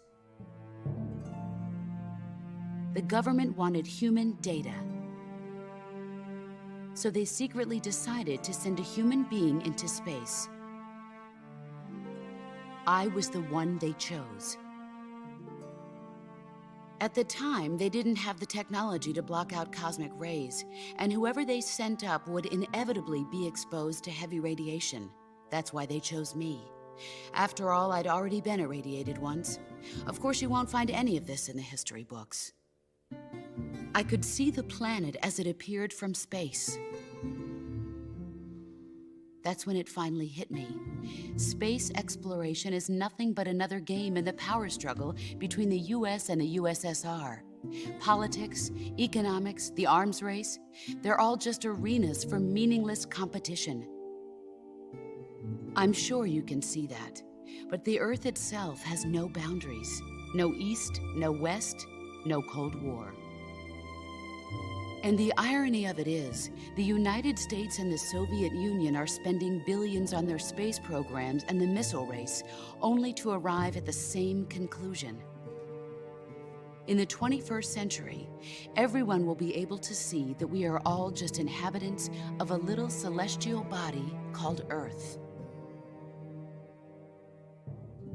A world without communism or capitalism, that is the world I wanted to see. But reality continued to betray me.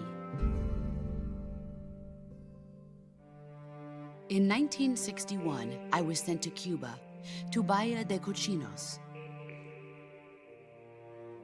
It was part of a CIA-sponsored invasion under the guise of taking Cuban exiles back to their country. But the US government betrayed them. Our weak-kneed president held back their air support. Defenseless, the exiles were annihilated by the Cuban army. All I could do was watch in silence.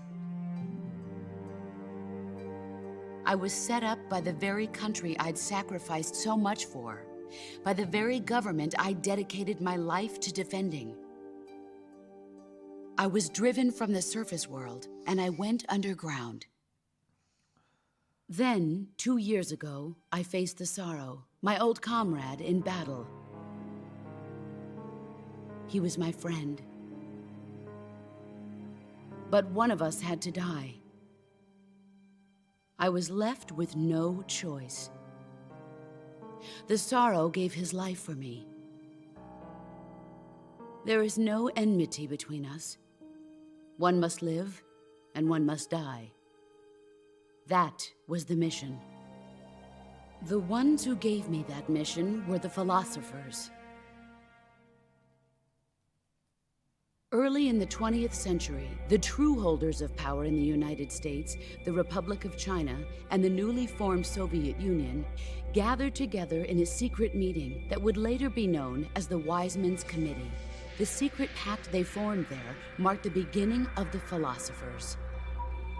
But the last of the original members died in the 1930s. After that, the organization began to run out of control, and the Wiseman's Committee degenerated into a mere shell of its former self. The philosophers of today have no sense of good or evil.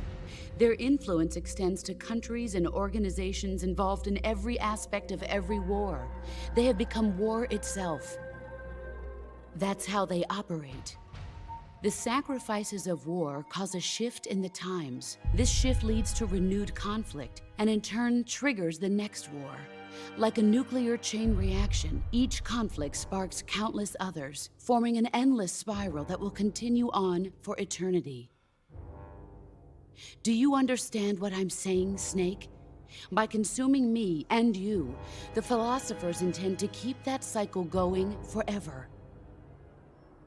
It was my father who explained all of this to me. He was one of them. You see, I am the last remaining child of the philosophers. But after he revealed the truth, my father was killed by that same shapeless, formless organization. And my father isn't the only thing the philosophers have taken from me. In June of 1944, the Cobras and I took part in the landing at Normandy. We'd been given a top-secret mission to locate and destroy enemy V-2 rocket installations. I was pregnant at the time. The sorrow was the father. I gave birth on the field of battle. A beautiful baby boy. But my child was snatched away from me by the philosophers.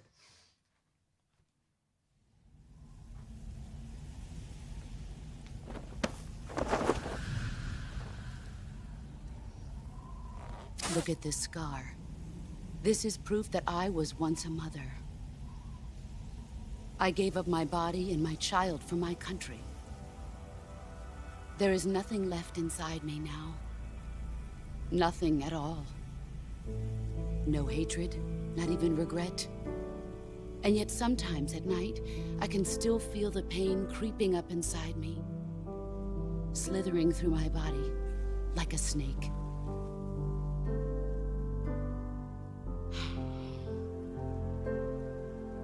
I've never talked this much about myself before. Thanks. Thanks for listening to me.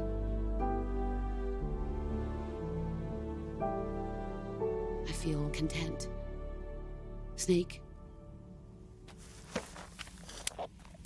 commence the operation. I raised you. I loved you.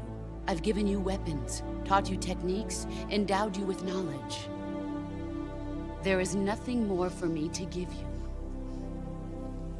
All that's left for you to take is my life, by your own hand. One must die, and one must live. No victory, no defeat. The survivor will carry on the fight. It is our destiny. The one who survives will inherit the title of boss. And the one who inherits the title of boss will face an existence of endless battle. I'll give you 10 minutes.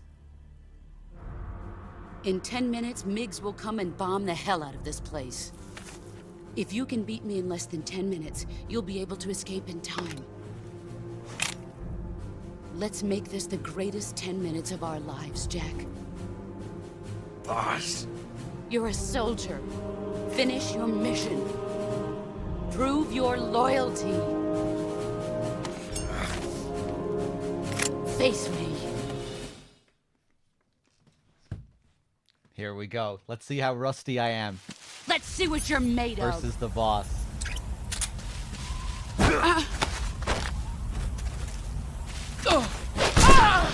Excellent, Jack. We're gonna take this nice and slow.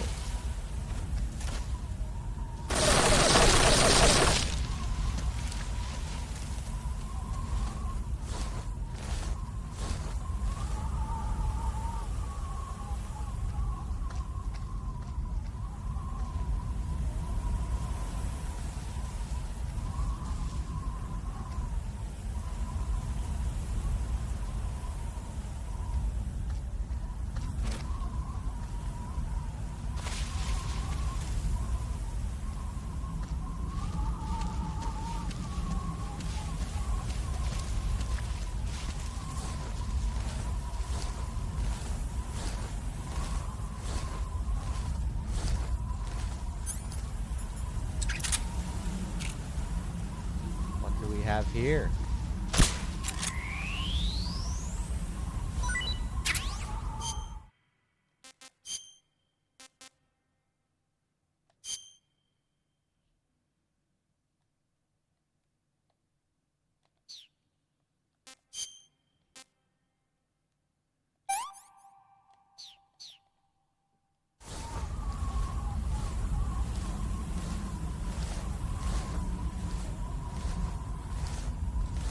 Where are you hiding?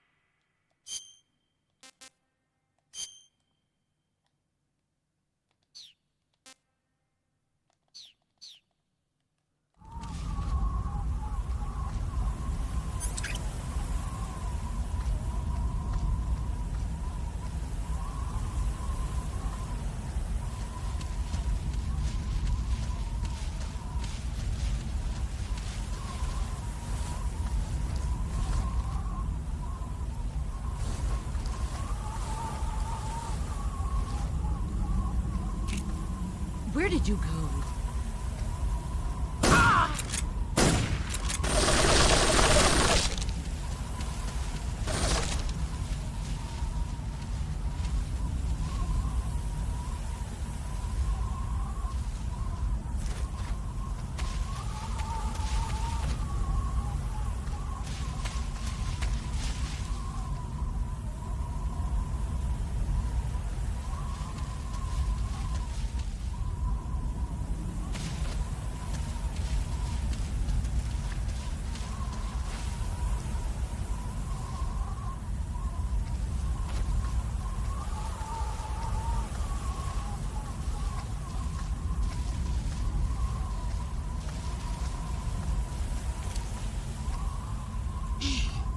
Where is he?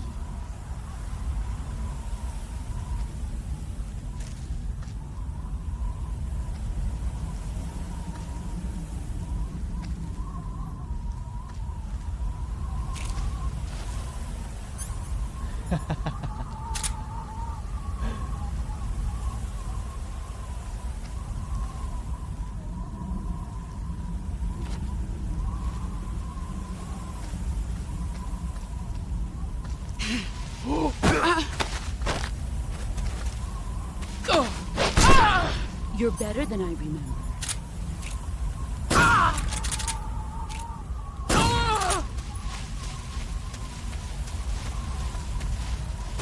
Get ready!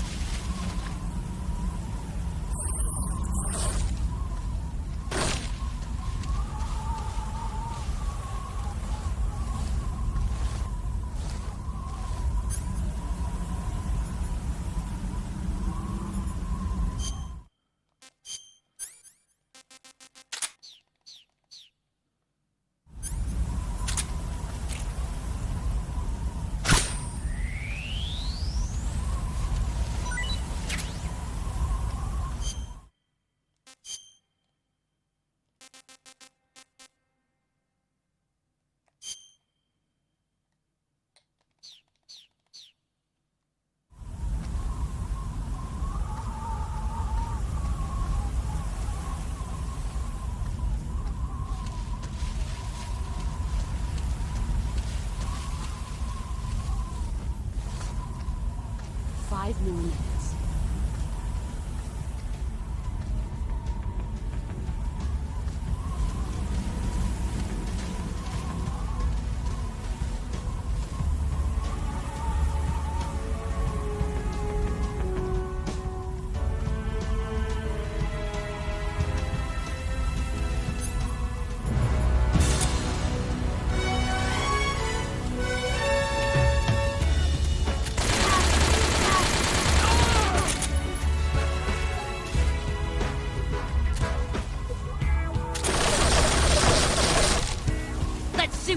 made of.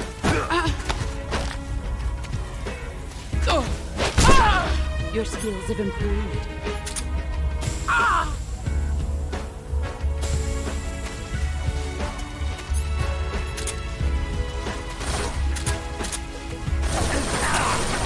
Let's see what you're made of.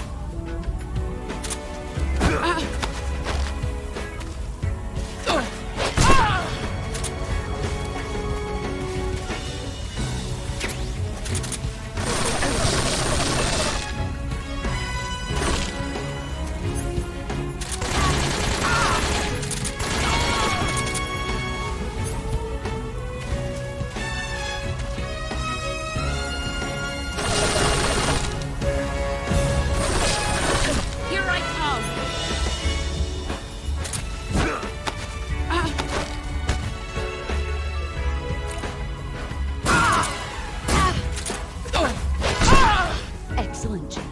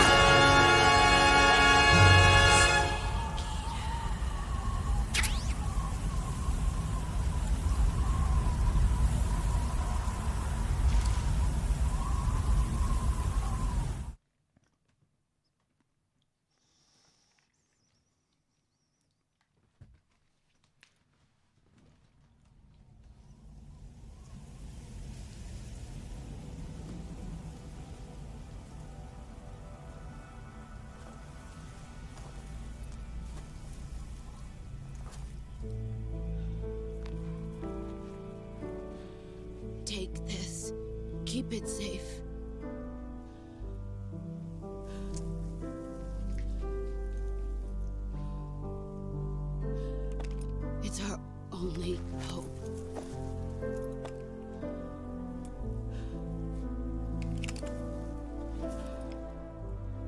Patriot.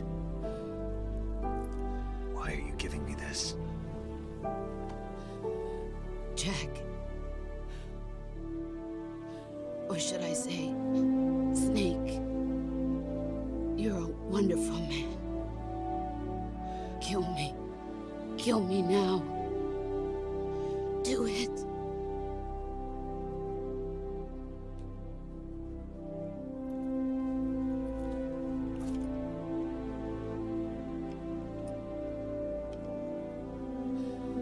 There's only room for one boss and one Snake.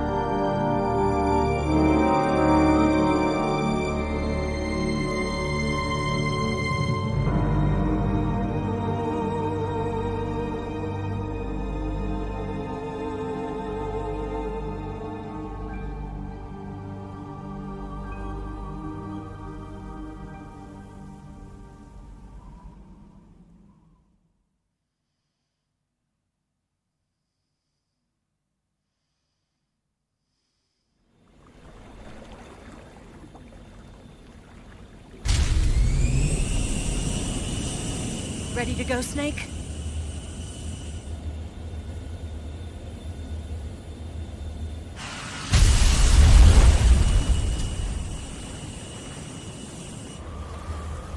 Are you okay? Snake? Yeah.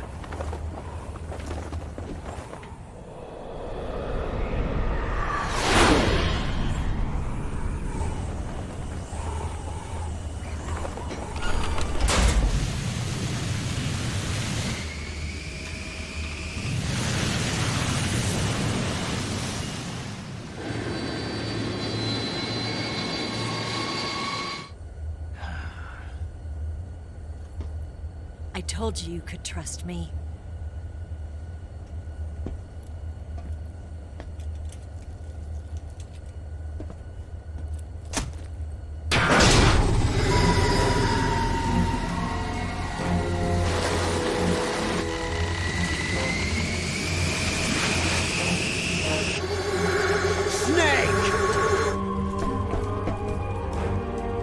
Ocelot! We're not done yet!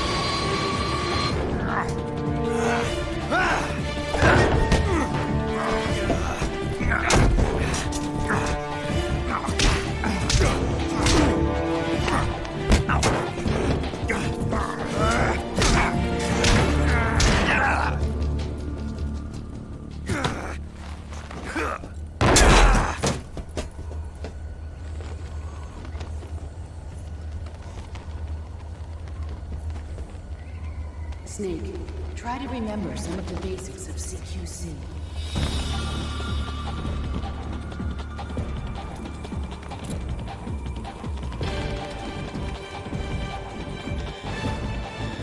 Not good!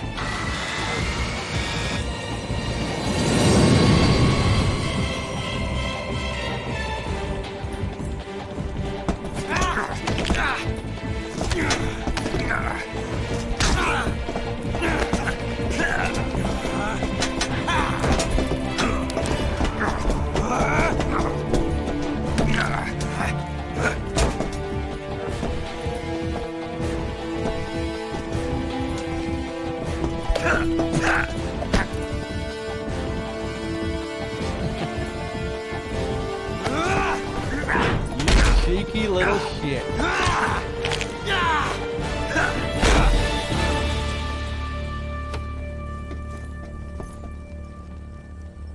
I picked up a few new moves.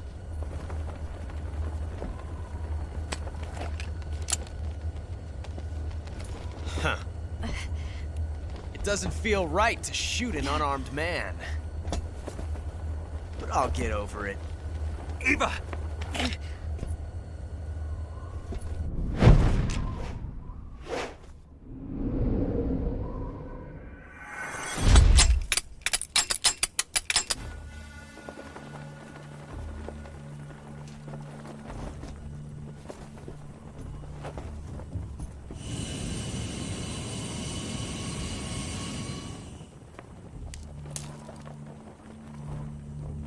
What do you say to one last showdown? Yeah, all right.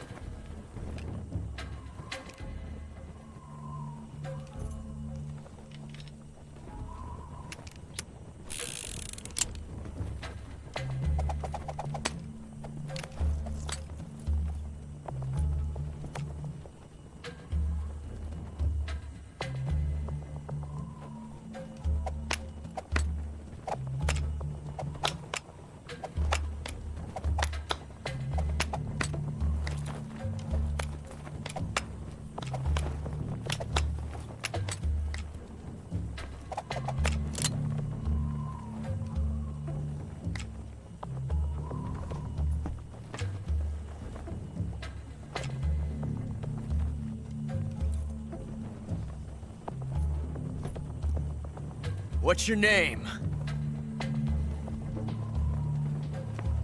Snake. No. Not that name. You're not a snake, and I'm not an ocelot. We're men with names. My name is Adamska. What's yours? John. Very well, John. Plain name. But I won't forget it.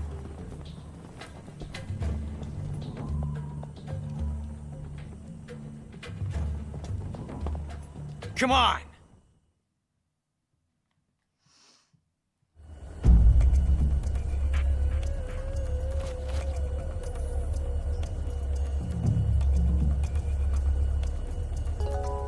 Pick one up already! Pick one!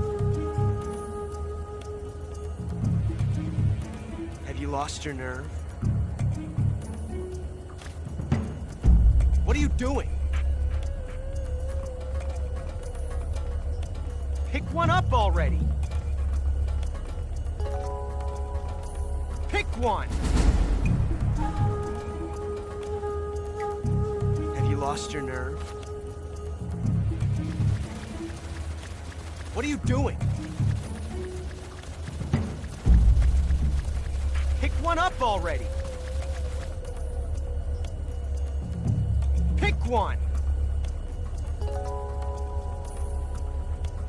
Have you lost your nerve? What are you doing? Pick one up already! Pick one! Have you lost your nerve? you doing? Pick one up already.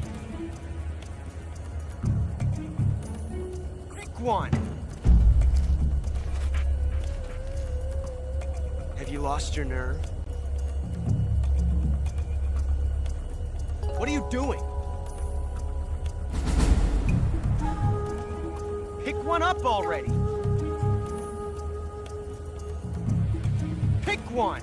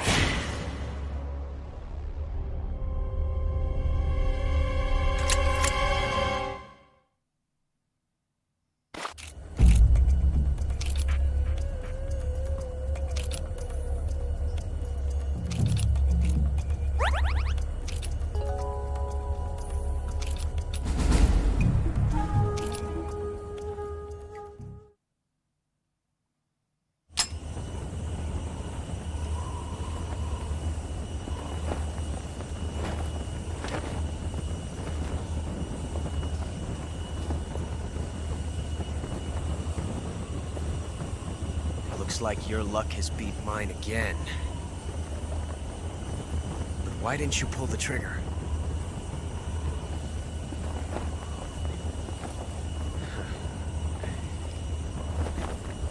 Ah, well.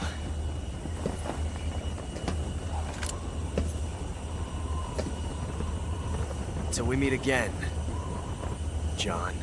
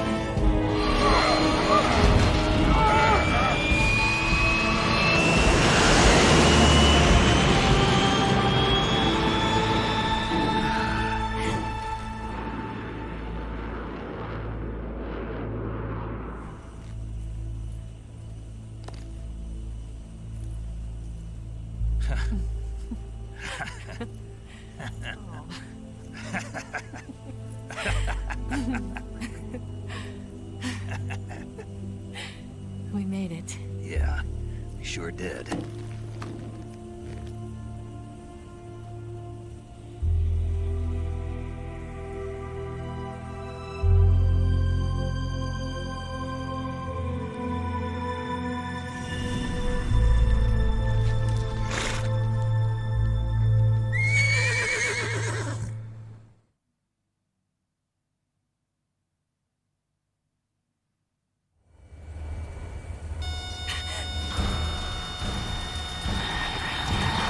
Oh no, Miggs!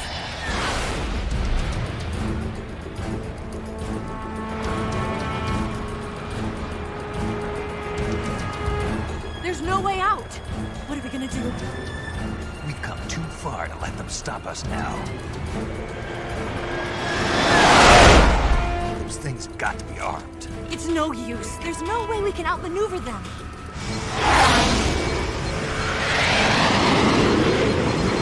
They're gonna shoot us down.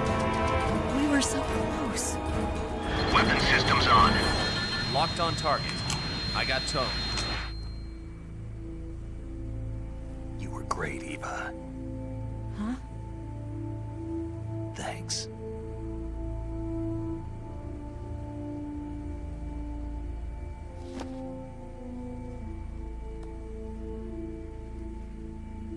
Hulk 19, this is Control. Stand by for a direct order from the chairman.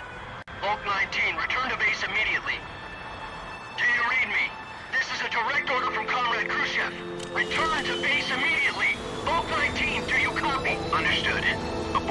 Guardian. RTB. Look! The MiGs are turning back! Woo!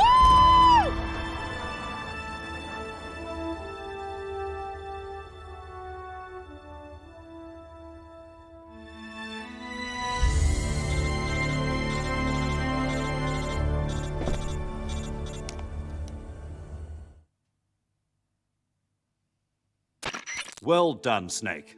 The MiGs disengaged. Most likely under orders from Khrushchev. Is this his way of helping us? Who knows? Maybe he didn't want things to get messier than they already are. Or maybe he just wanted us to owe him one. The important thing is, you made it out alive. As long as Khrushchev is with us, I don't think they'll be coming after you. It should be smooth sailing all the way to Alaska. I'm sending someone out to Galena Base to meet you. To meet me? The DCI and the President himself are waiting at Langley. Don't keep them waiting.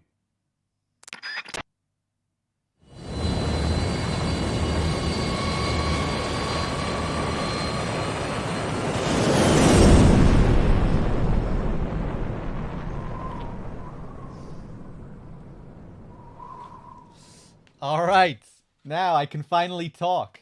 Well, I mean, I could have spoken before, but I usually like the boss fight to be quiet. You know, I feel like it fits the mood. Just listen to the sound of the wind and watch the leaves fall and the petals fall. Damn, I always get jittery trying to perfect the timing of the boss fight. That was a really good one, that one. I didn't even have to fuck around with the menu to, like, extend the time. That was really nicely timed, that one. It doesn't always go that well. And sometimes it fails. But that was a nice one. I think it's the only fight that still gives me anxiety, just because of that self-imposed challenge. Because it really feels bad when you fuck it up.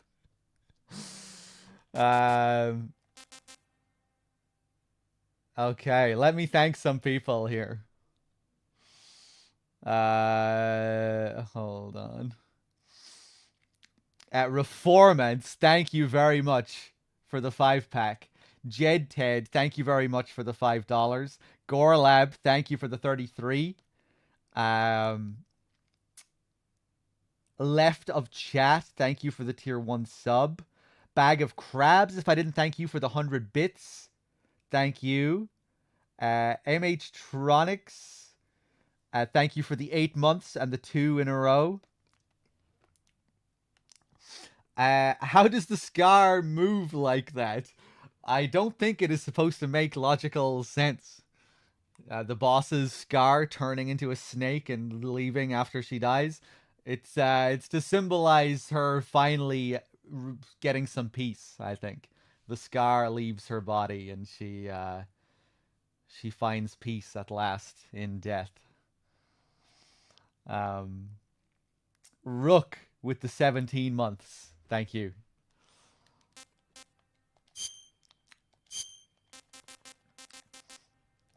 Let's save.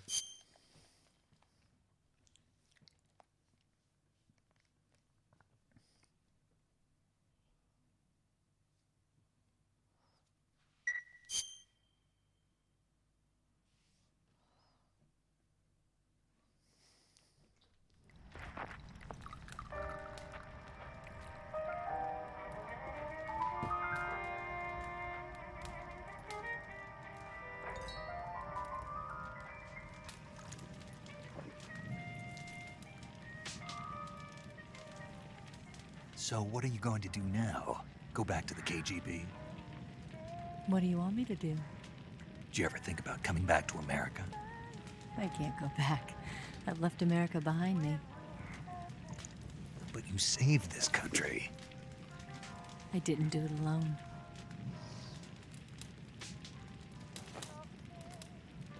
And I still owe you a dinner.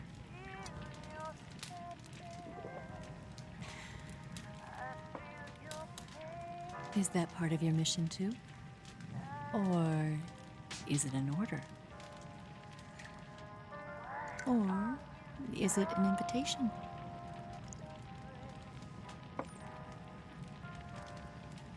Or a proposal? I don't take orders from anyone now.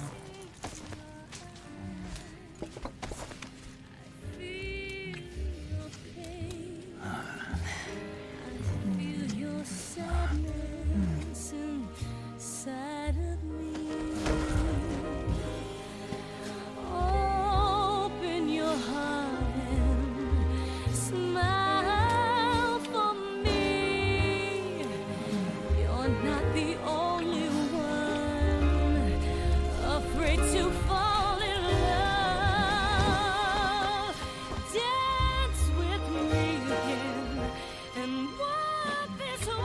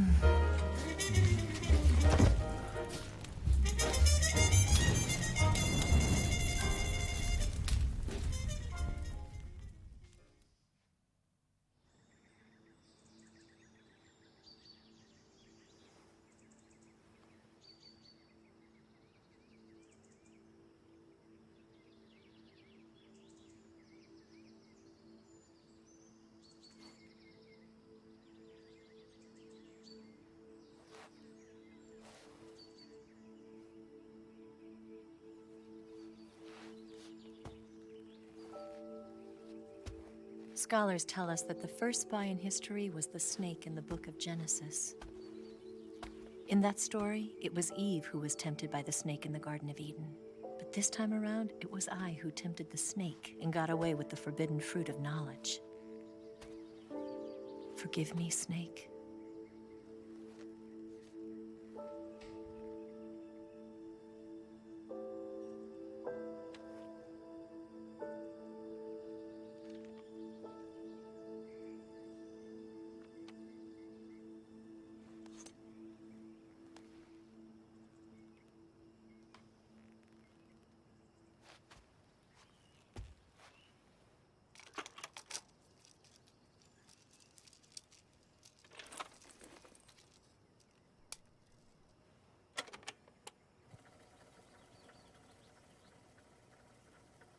Good morning, Snake. I hope you slept well. First of all, I have to apologize. I wasn't sent by Khrushchev. I'm not a KGB spy, and I never worked for the NSA. I'm an agent of the People's Republic of China for the General HQ 2nd Department of the People's Liberation Army. It was all a lie. I tricked you. And I'm sorry.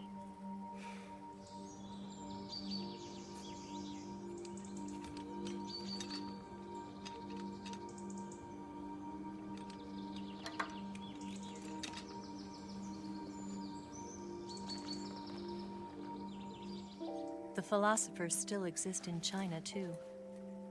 You see, my mission was to find out where Volgin was hiding the philosopher's legacy and steal it. So I infiltrated his base as a KGB spy. The two NSA codebreakers who defected in 1960 were actually both men. The real Adam never showed up at the meeting place, saving me the trouble of having to eliminate him. I sneaked in by pretending I was Eva. And you and Sokolov and Volgin, you all believed me. The philosopher's legacy was originally held in common between the US, Soviet Union, and China. We couldn't let the Russians and the Americans take it all for themselves. The Chinese government had its eye on the legacy, too. I got the film containing the legacy, and also the nuclear missile launch data from the Shagohod. 5 years ago, the Soviet Union stopped supplying us with nuclear weapons technology. Since then, China's Liaodong easing, hydrogen bomb, and space rocket projects have fallen behind. But with this data, our country will be able to develop its own nukes. We'll create a deterrent force to rival those of the US and Soviet Union. Everything has gone according to plan, thanks to your help. I too am one of the philosophers. I'm an agent of the philosophers, a graduate of one of their charm schools. I was raised in a joint US-Soviet-Chinese facility to become a sleeper agent. This was before the war. Back then, they were collecting children from all over the world. As a result, I'm indistinguishable from a native-born American. So it didn't surprise me when you and Volgin couldn't tell the difference. But she knew right from the beginning. She knew because before the war, she was at one of the philosopher's schools too, as an instructor. The boss was the only one I couldn't fool. She was the only one who knew I was a fake. She told me everything. Why did she open her heart to me like that? At the time, I couldn't understand it. But now, I think I do. Snake. She wanted you to know the truth. She chose me to tell you. That's why she saved my life. I've lied to you so many times, but not this time.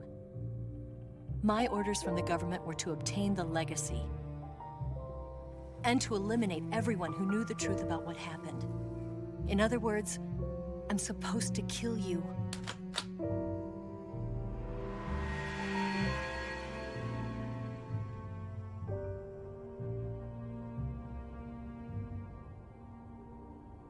But I can't do it. Not because we loved each other. And not because you saved my life. But because I made a promise to the boss. And I intend to keep it. I just wanted you to know. And you have to live.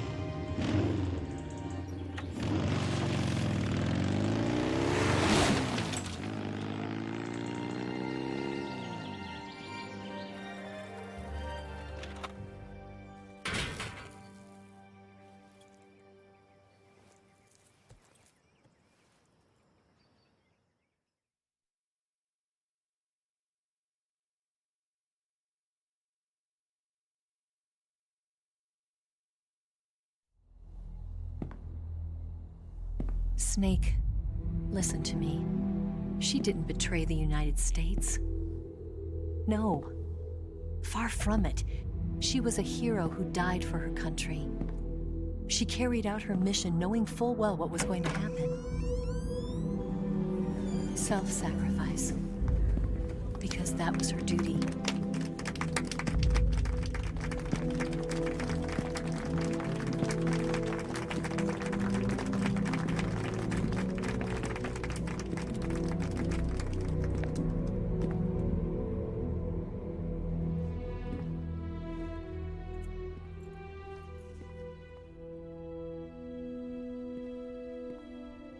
You are above even the boss. I hereby award you the title of Big Boss.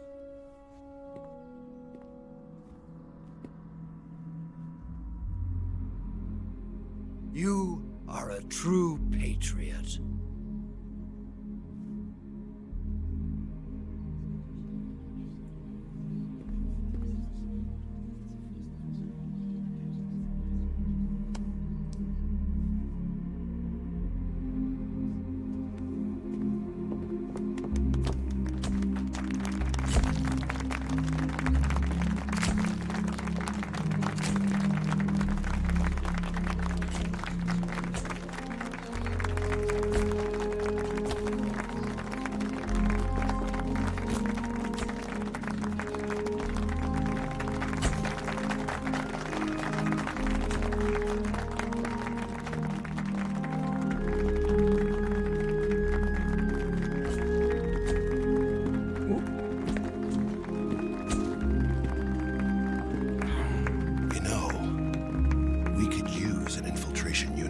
Fox in the army.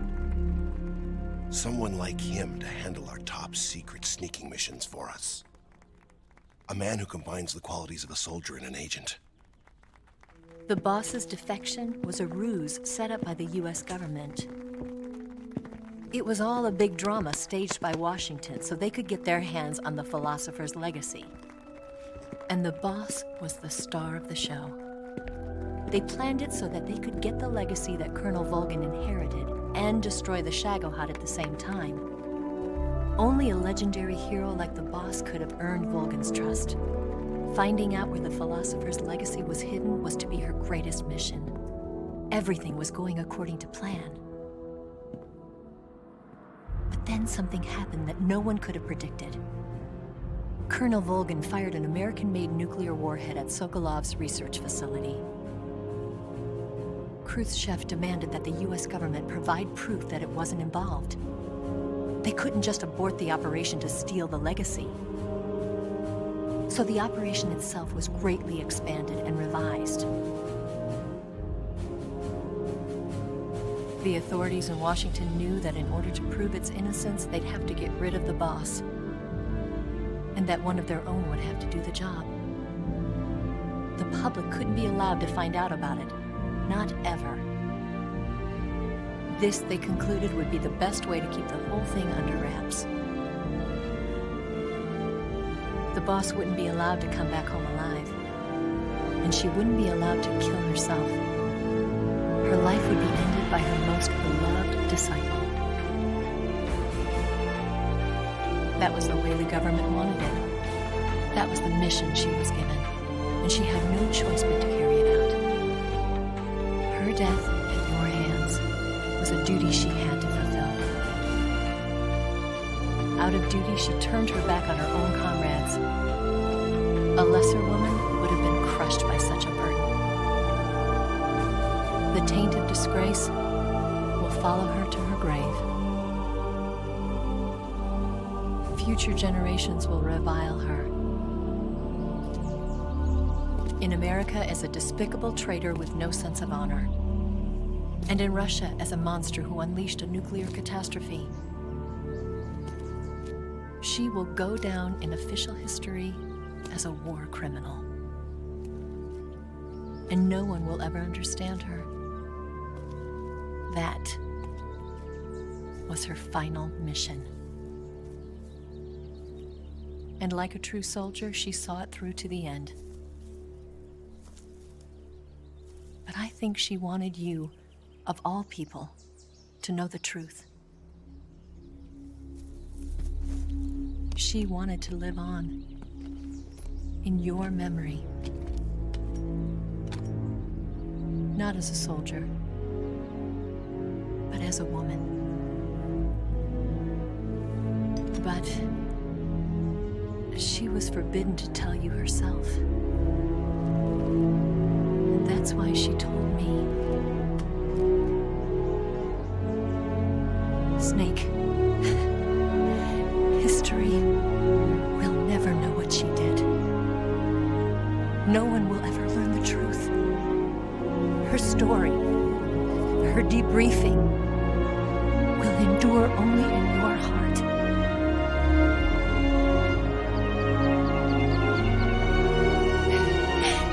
Everything she did for her country. She sacrificed her life and her honor for her native land. She was a real hero.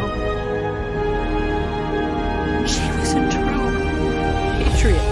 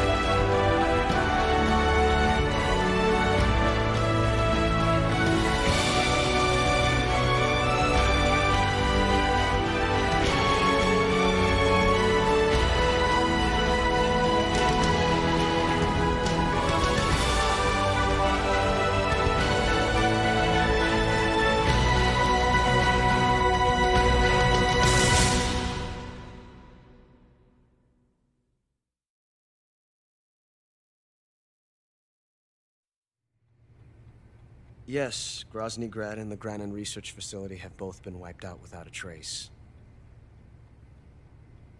I understand, sir, but they were necessary sacrifices. Yes, the CIA has taken care of the boss themselves. I believe the White House will be satisfied. Khrushchev is finished. Your time has finally arrived. Yes, the American president is relying on us to keep a lid on the whole affair. We've got him by the balls. It should make a valuable trump card in future negotiations. Yes, Chief Director, of course. I'll keep the KGB informed.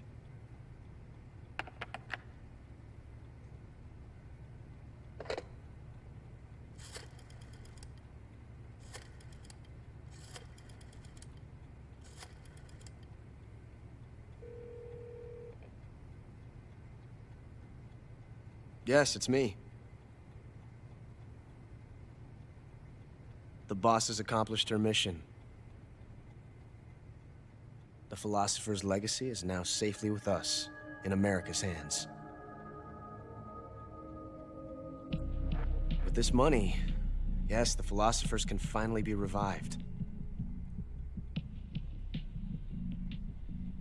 The film we handed the Chinese was a fake.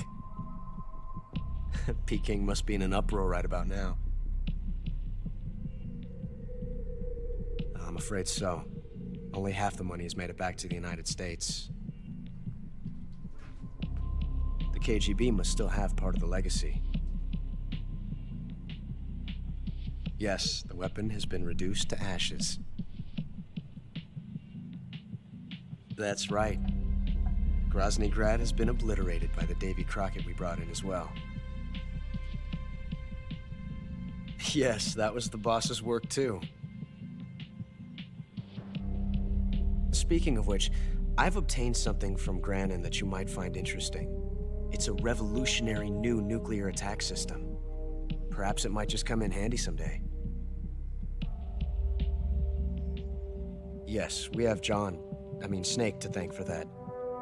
Khrushchev believed it as well. Yes, they bought our story. I don't think they'll be making a fuss. The secondary alert has been lifted as well. And the Soviets still haven't discovered my true identity. They have no idea that I've been triple-crossing them. I will continue my activities as a contact for the new government. Yes, it appears that no one knew that I was Adam. Of course, I am always at the CIA's disposal, Mr. Director.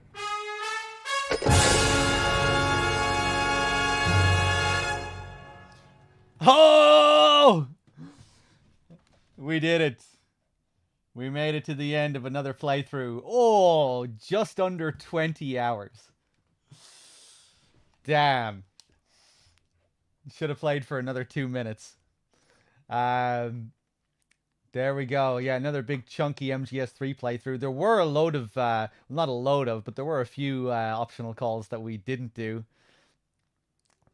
But oftentimes I think we'll do that when we get to like the last few hours of MGS3.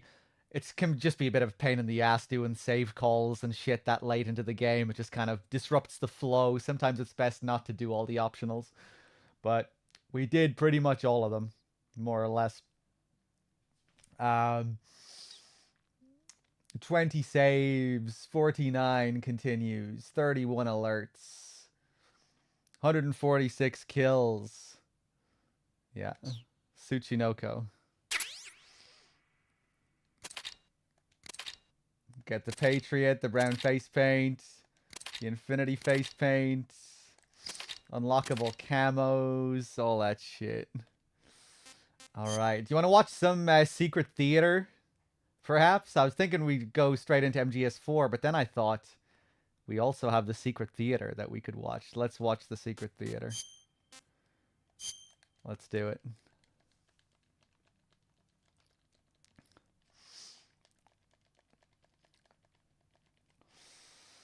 Doesn't take that long to go through all of them either, and some of them are really good.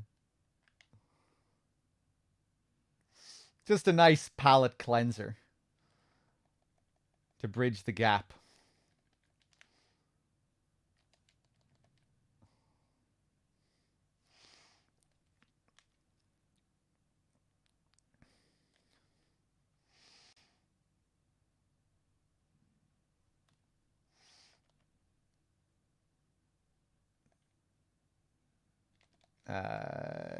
At least I think I have them on my drive here.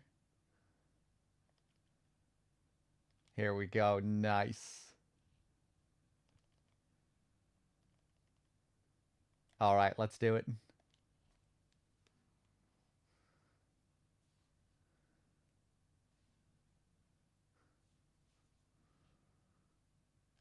Oh, the screen again! I keep forgetting with this fucking capture card. I need to reset. It's okay. It's okay.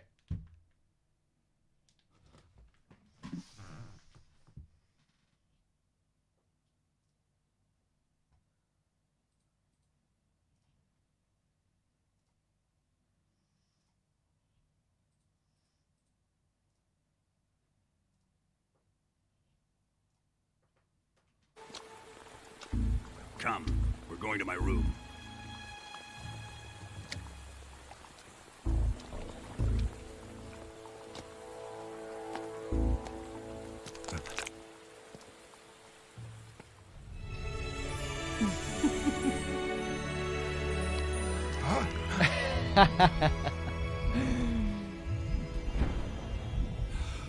I have to thank you for waking me. Desaro, is that you? Now let's get started. I love how they reuse the dialogue. Let's see how you like this.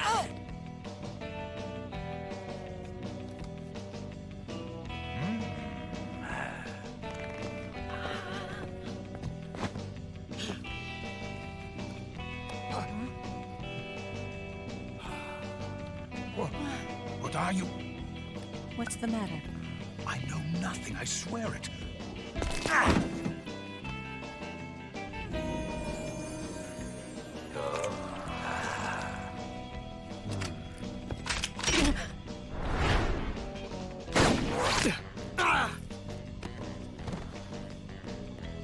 Foolish boy.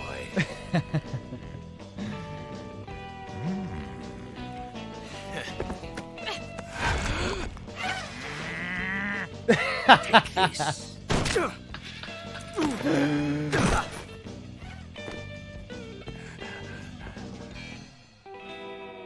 I love that sound he makes, the real disgruntled one. Ah.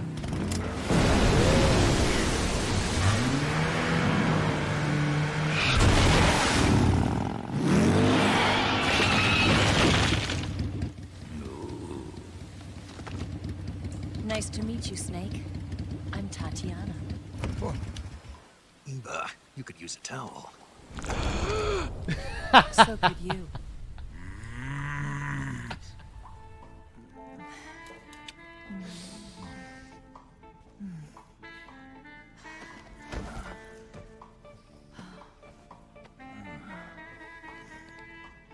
You disappoint me.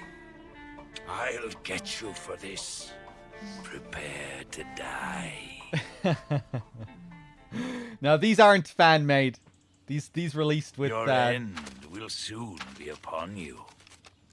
This was a part of Subsistence. Spirits of the forest. I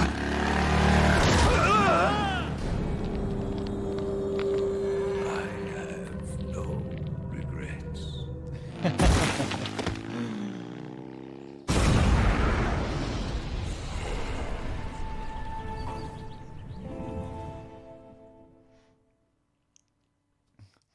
Yeah, this is the original story that got scrapped.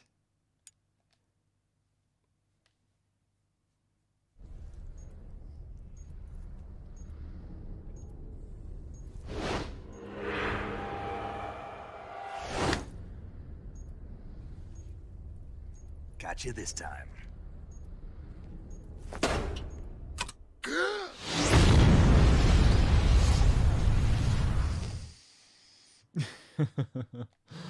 That's the short one.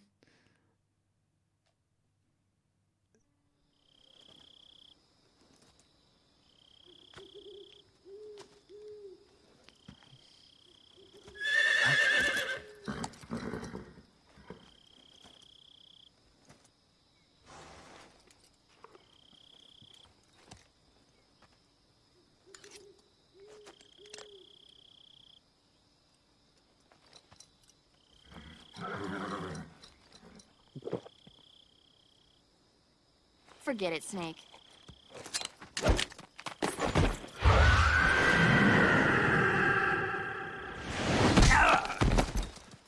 Snake. What are you doing here? You were thinking about how they taste, weren't you? I wasn't.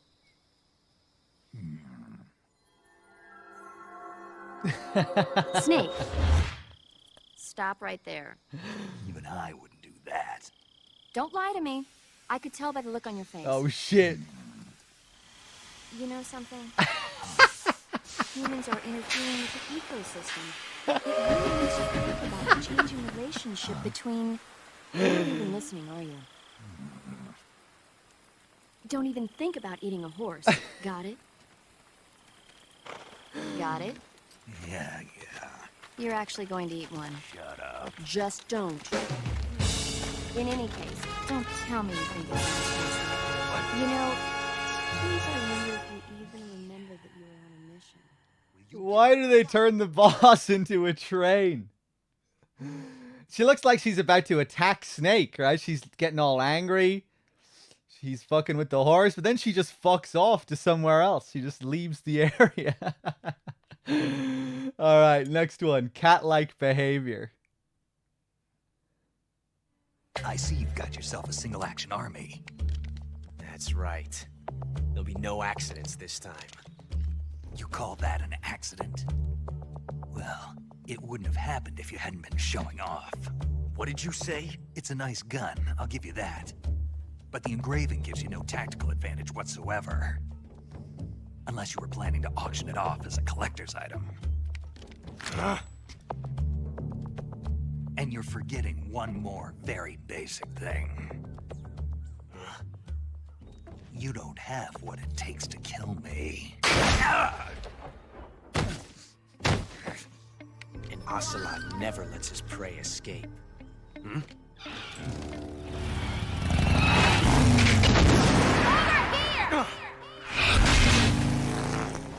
Damn! Bitch! Bitch! Bitch! Bitch! It really doesn't sound like Eva's voice there. That sounds like paramedic.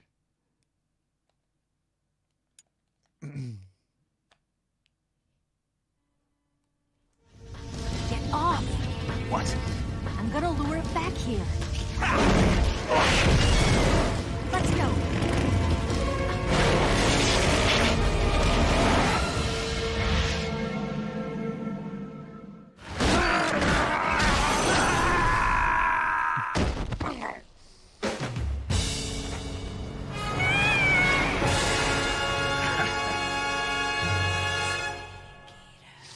That was a close call.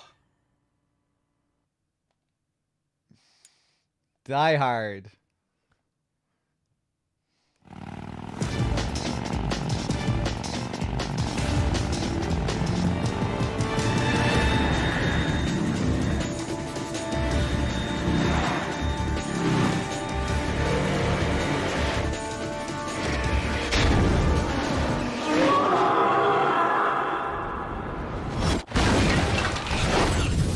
What the?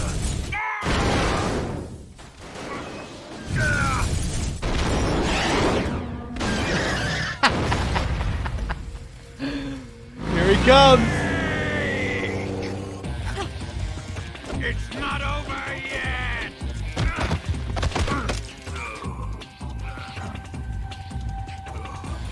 I'm not finished!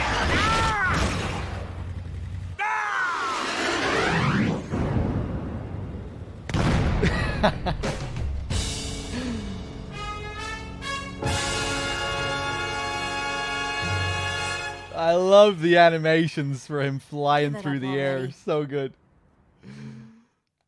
What's next?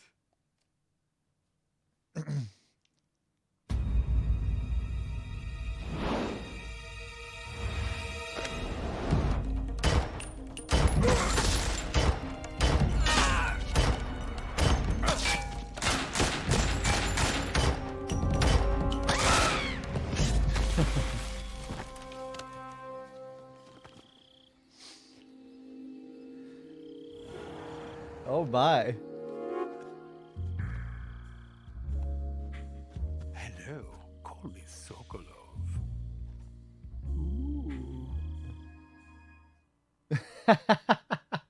Is that it? That's all it is. Okay. Made in USA. The one I've got for you is American made.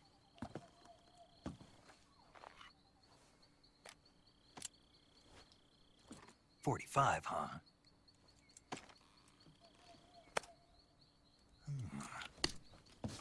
Incredible.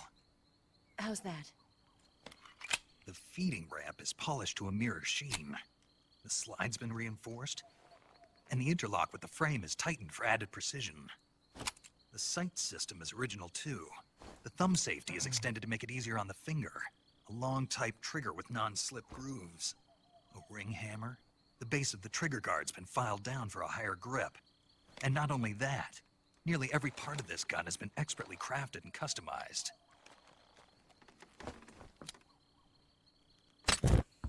Huh? Huh?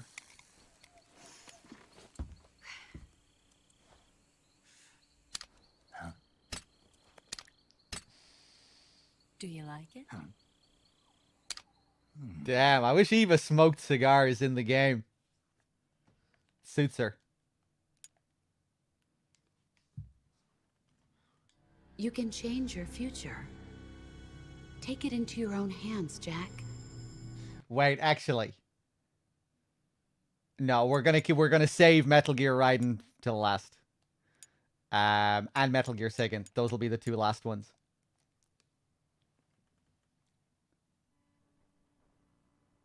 After the end of World War II, the world was split into two, East and West. This marked the beginning of the era called the Cold War.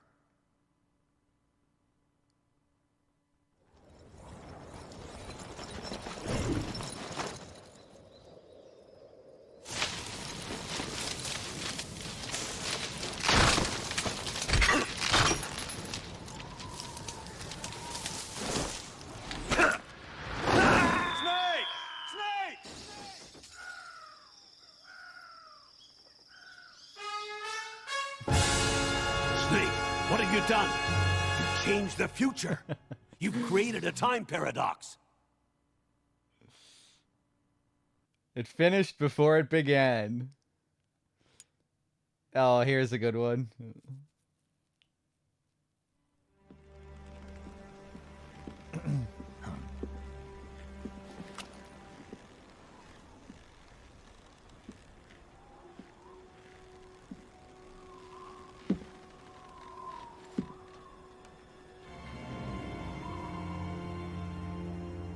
Boss, Good work, Jack. what are you doing here? Sokolov comes with me.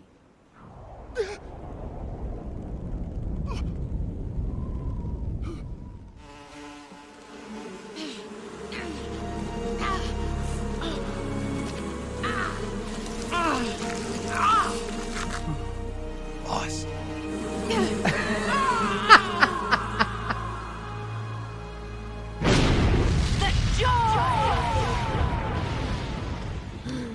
What is she after?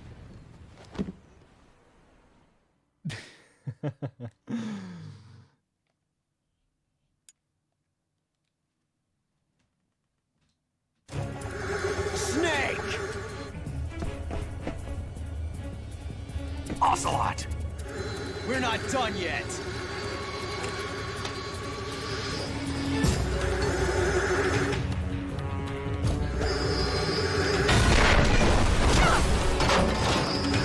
Damn!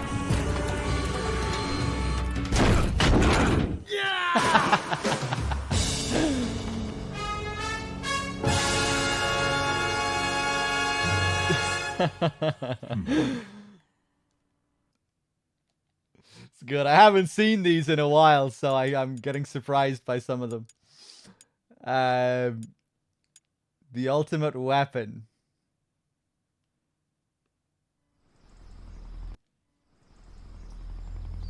Oh, I love this one. One of my favorites.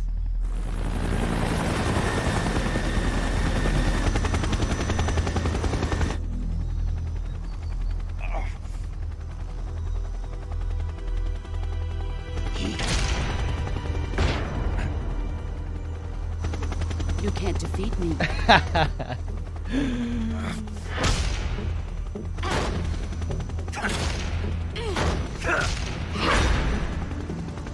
That all you've got? Damn it.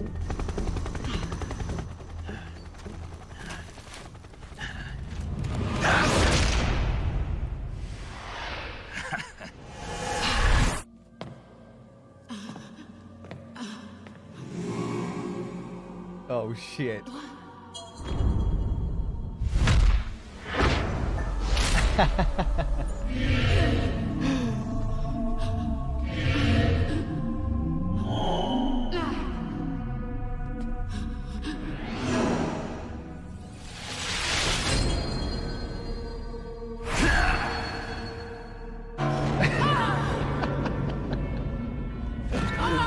The drama.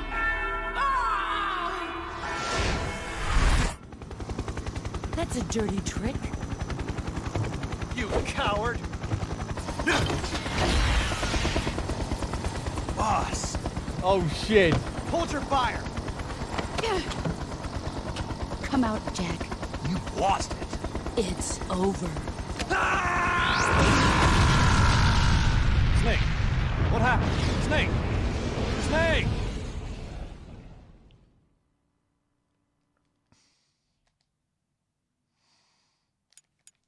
Okay, Metal Gear Second.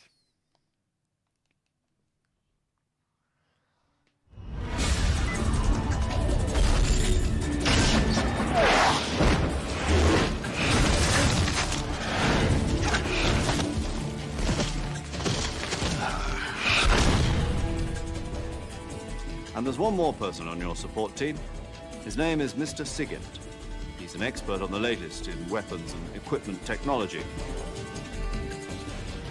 Huh?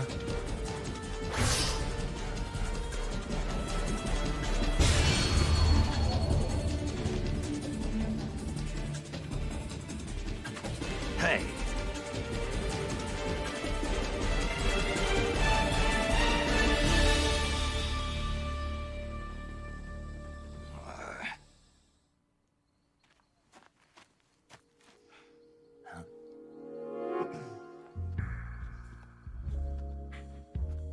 The name's Eva.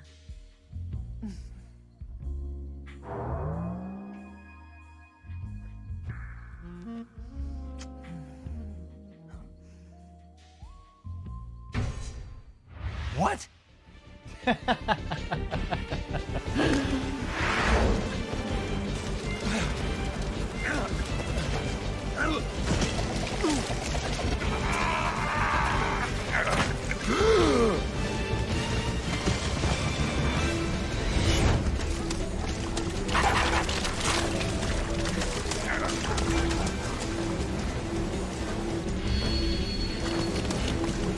Halt!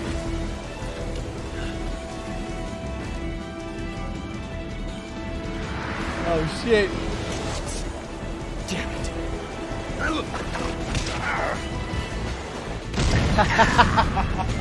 I love how Ocelot doesn't give a shit about Snake.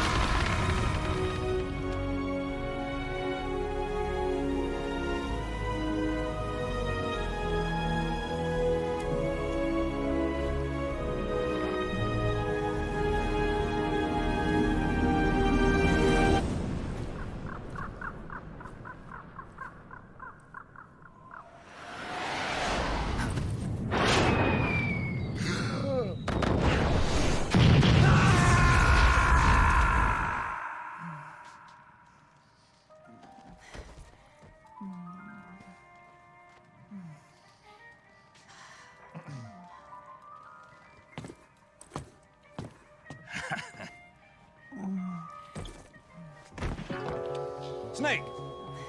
What's your status? Snake! Snake! Snake, you can't do that. The future will be changed. You'll create a time paradox. I hereby award you the title of Big Boss. You've got to be kidding.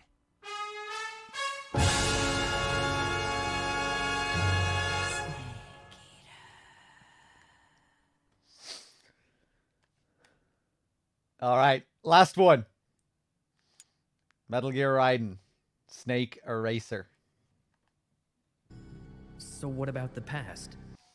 You can change your future. Take it into your own hands, Jack. So what about the past? Huh? What should I do about the past? How can I change that? You want to change the past? Well, in order to grasp the future, the past must be... It's that guy. I have to beat him no matter what. And make that chair mine.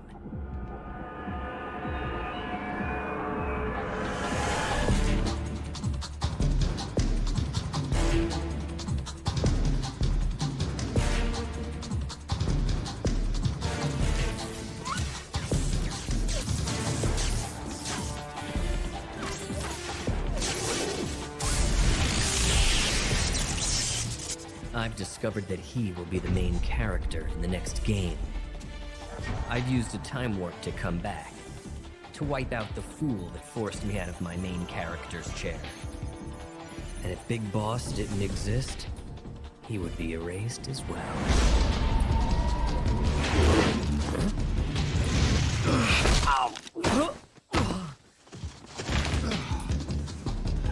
You've created a time paradox.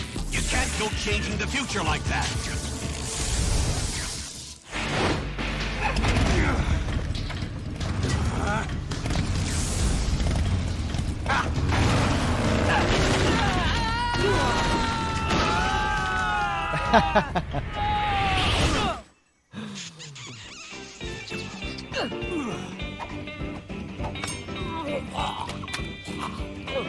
You've created a time paradox. Don't mess with the future. You have to understand the future.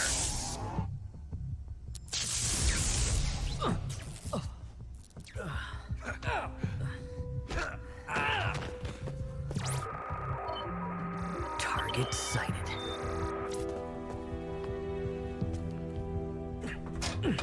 It won't open. Damn it!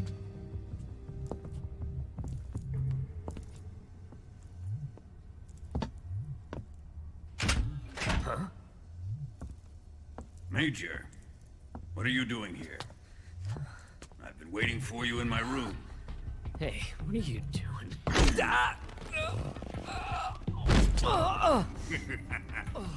What a beautiful body you have. Like a newborn baby. Stop. You can't do that. The future will be changed. You'll create a time paradox. No!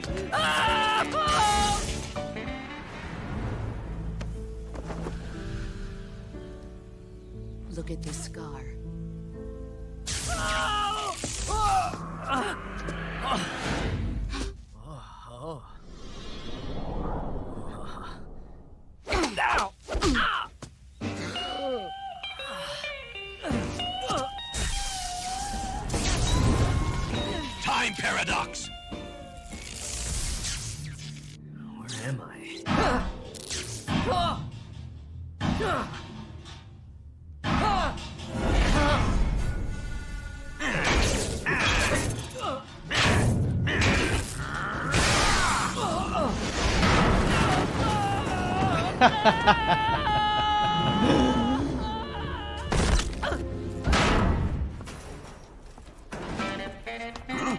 Hey, MGS4 foreshadowing. You can do that in MGS4. I come here looking for Tatiana, and what should I find? But a greasy freebooter.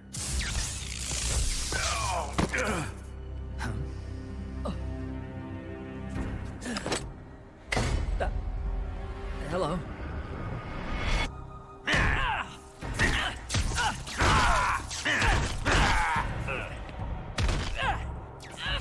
Hey, wrong guy!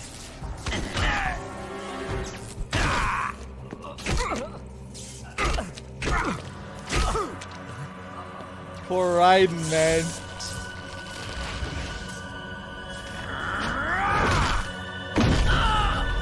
You changed the future. You've created a time paradox.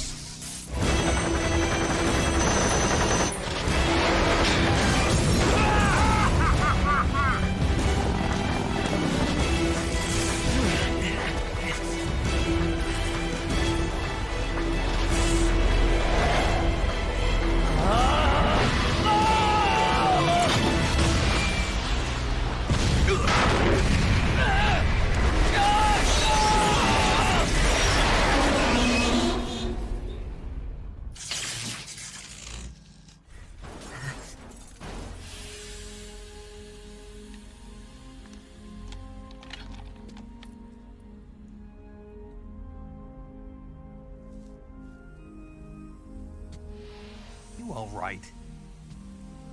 Well. Sorry.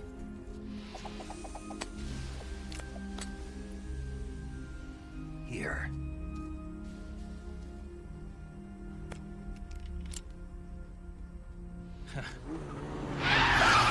Snake! Hop in. Be careful. Let's go.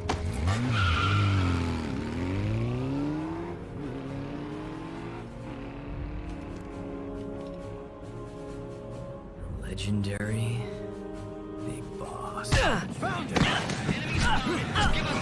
us some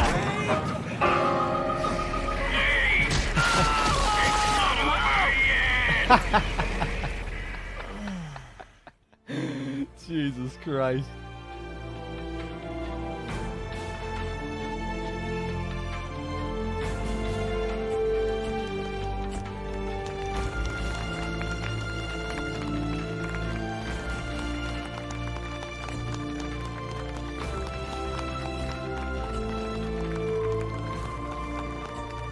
Big Boss's assassination ended in failure. But that doesn't mean I've given up on wiping out Solid Snake. I still have a plan.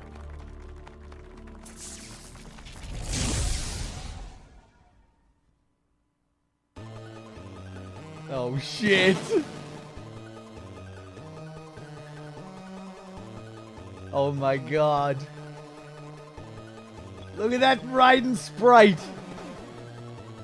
So sick. I want to play this game.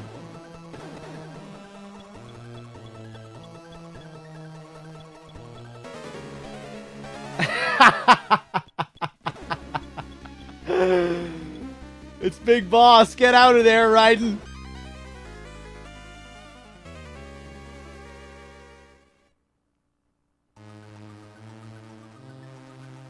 Don't under... Big Boss. I knew I should have killed you.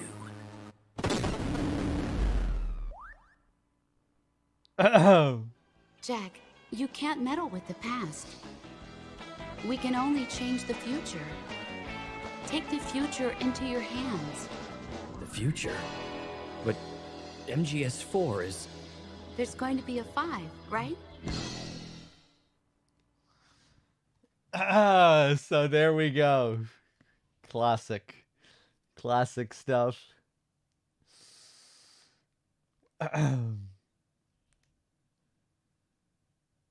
You're not in control of your future, Raiden.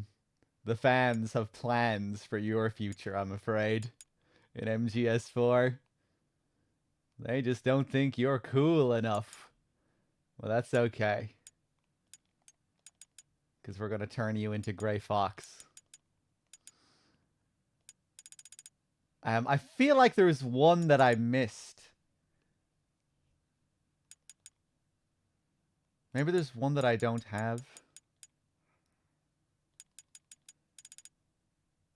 Oh, those are MGS5 secret theaters. Either way, that'll do. We pretty much got... We got most of them anyway.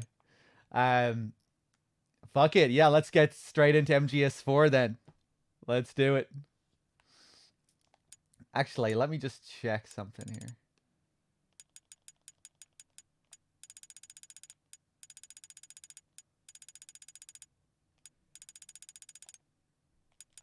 Alright, let's do it. MGS4.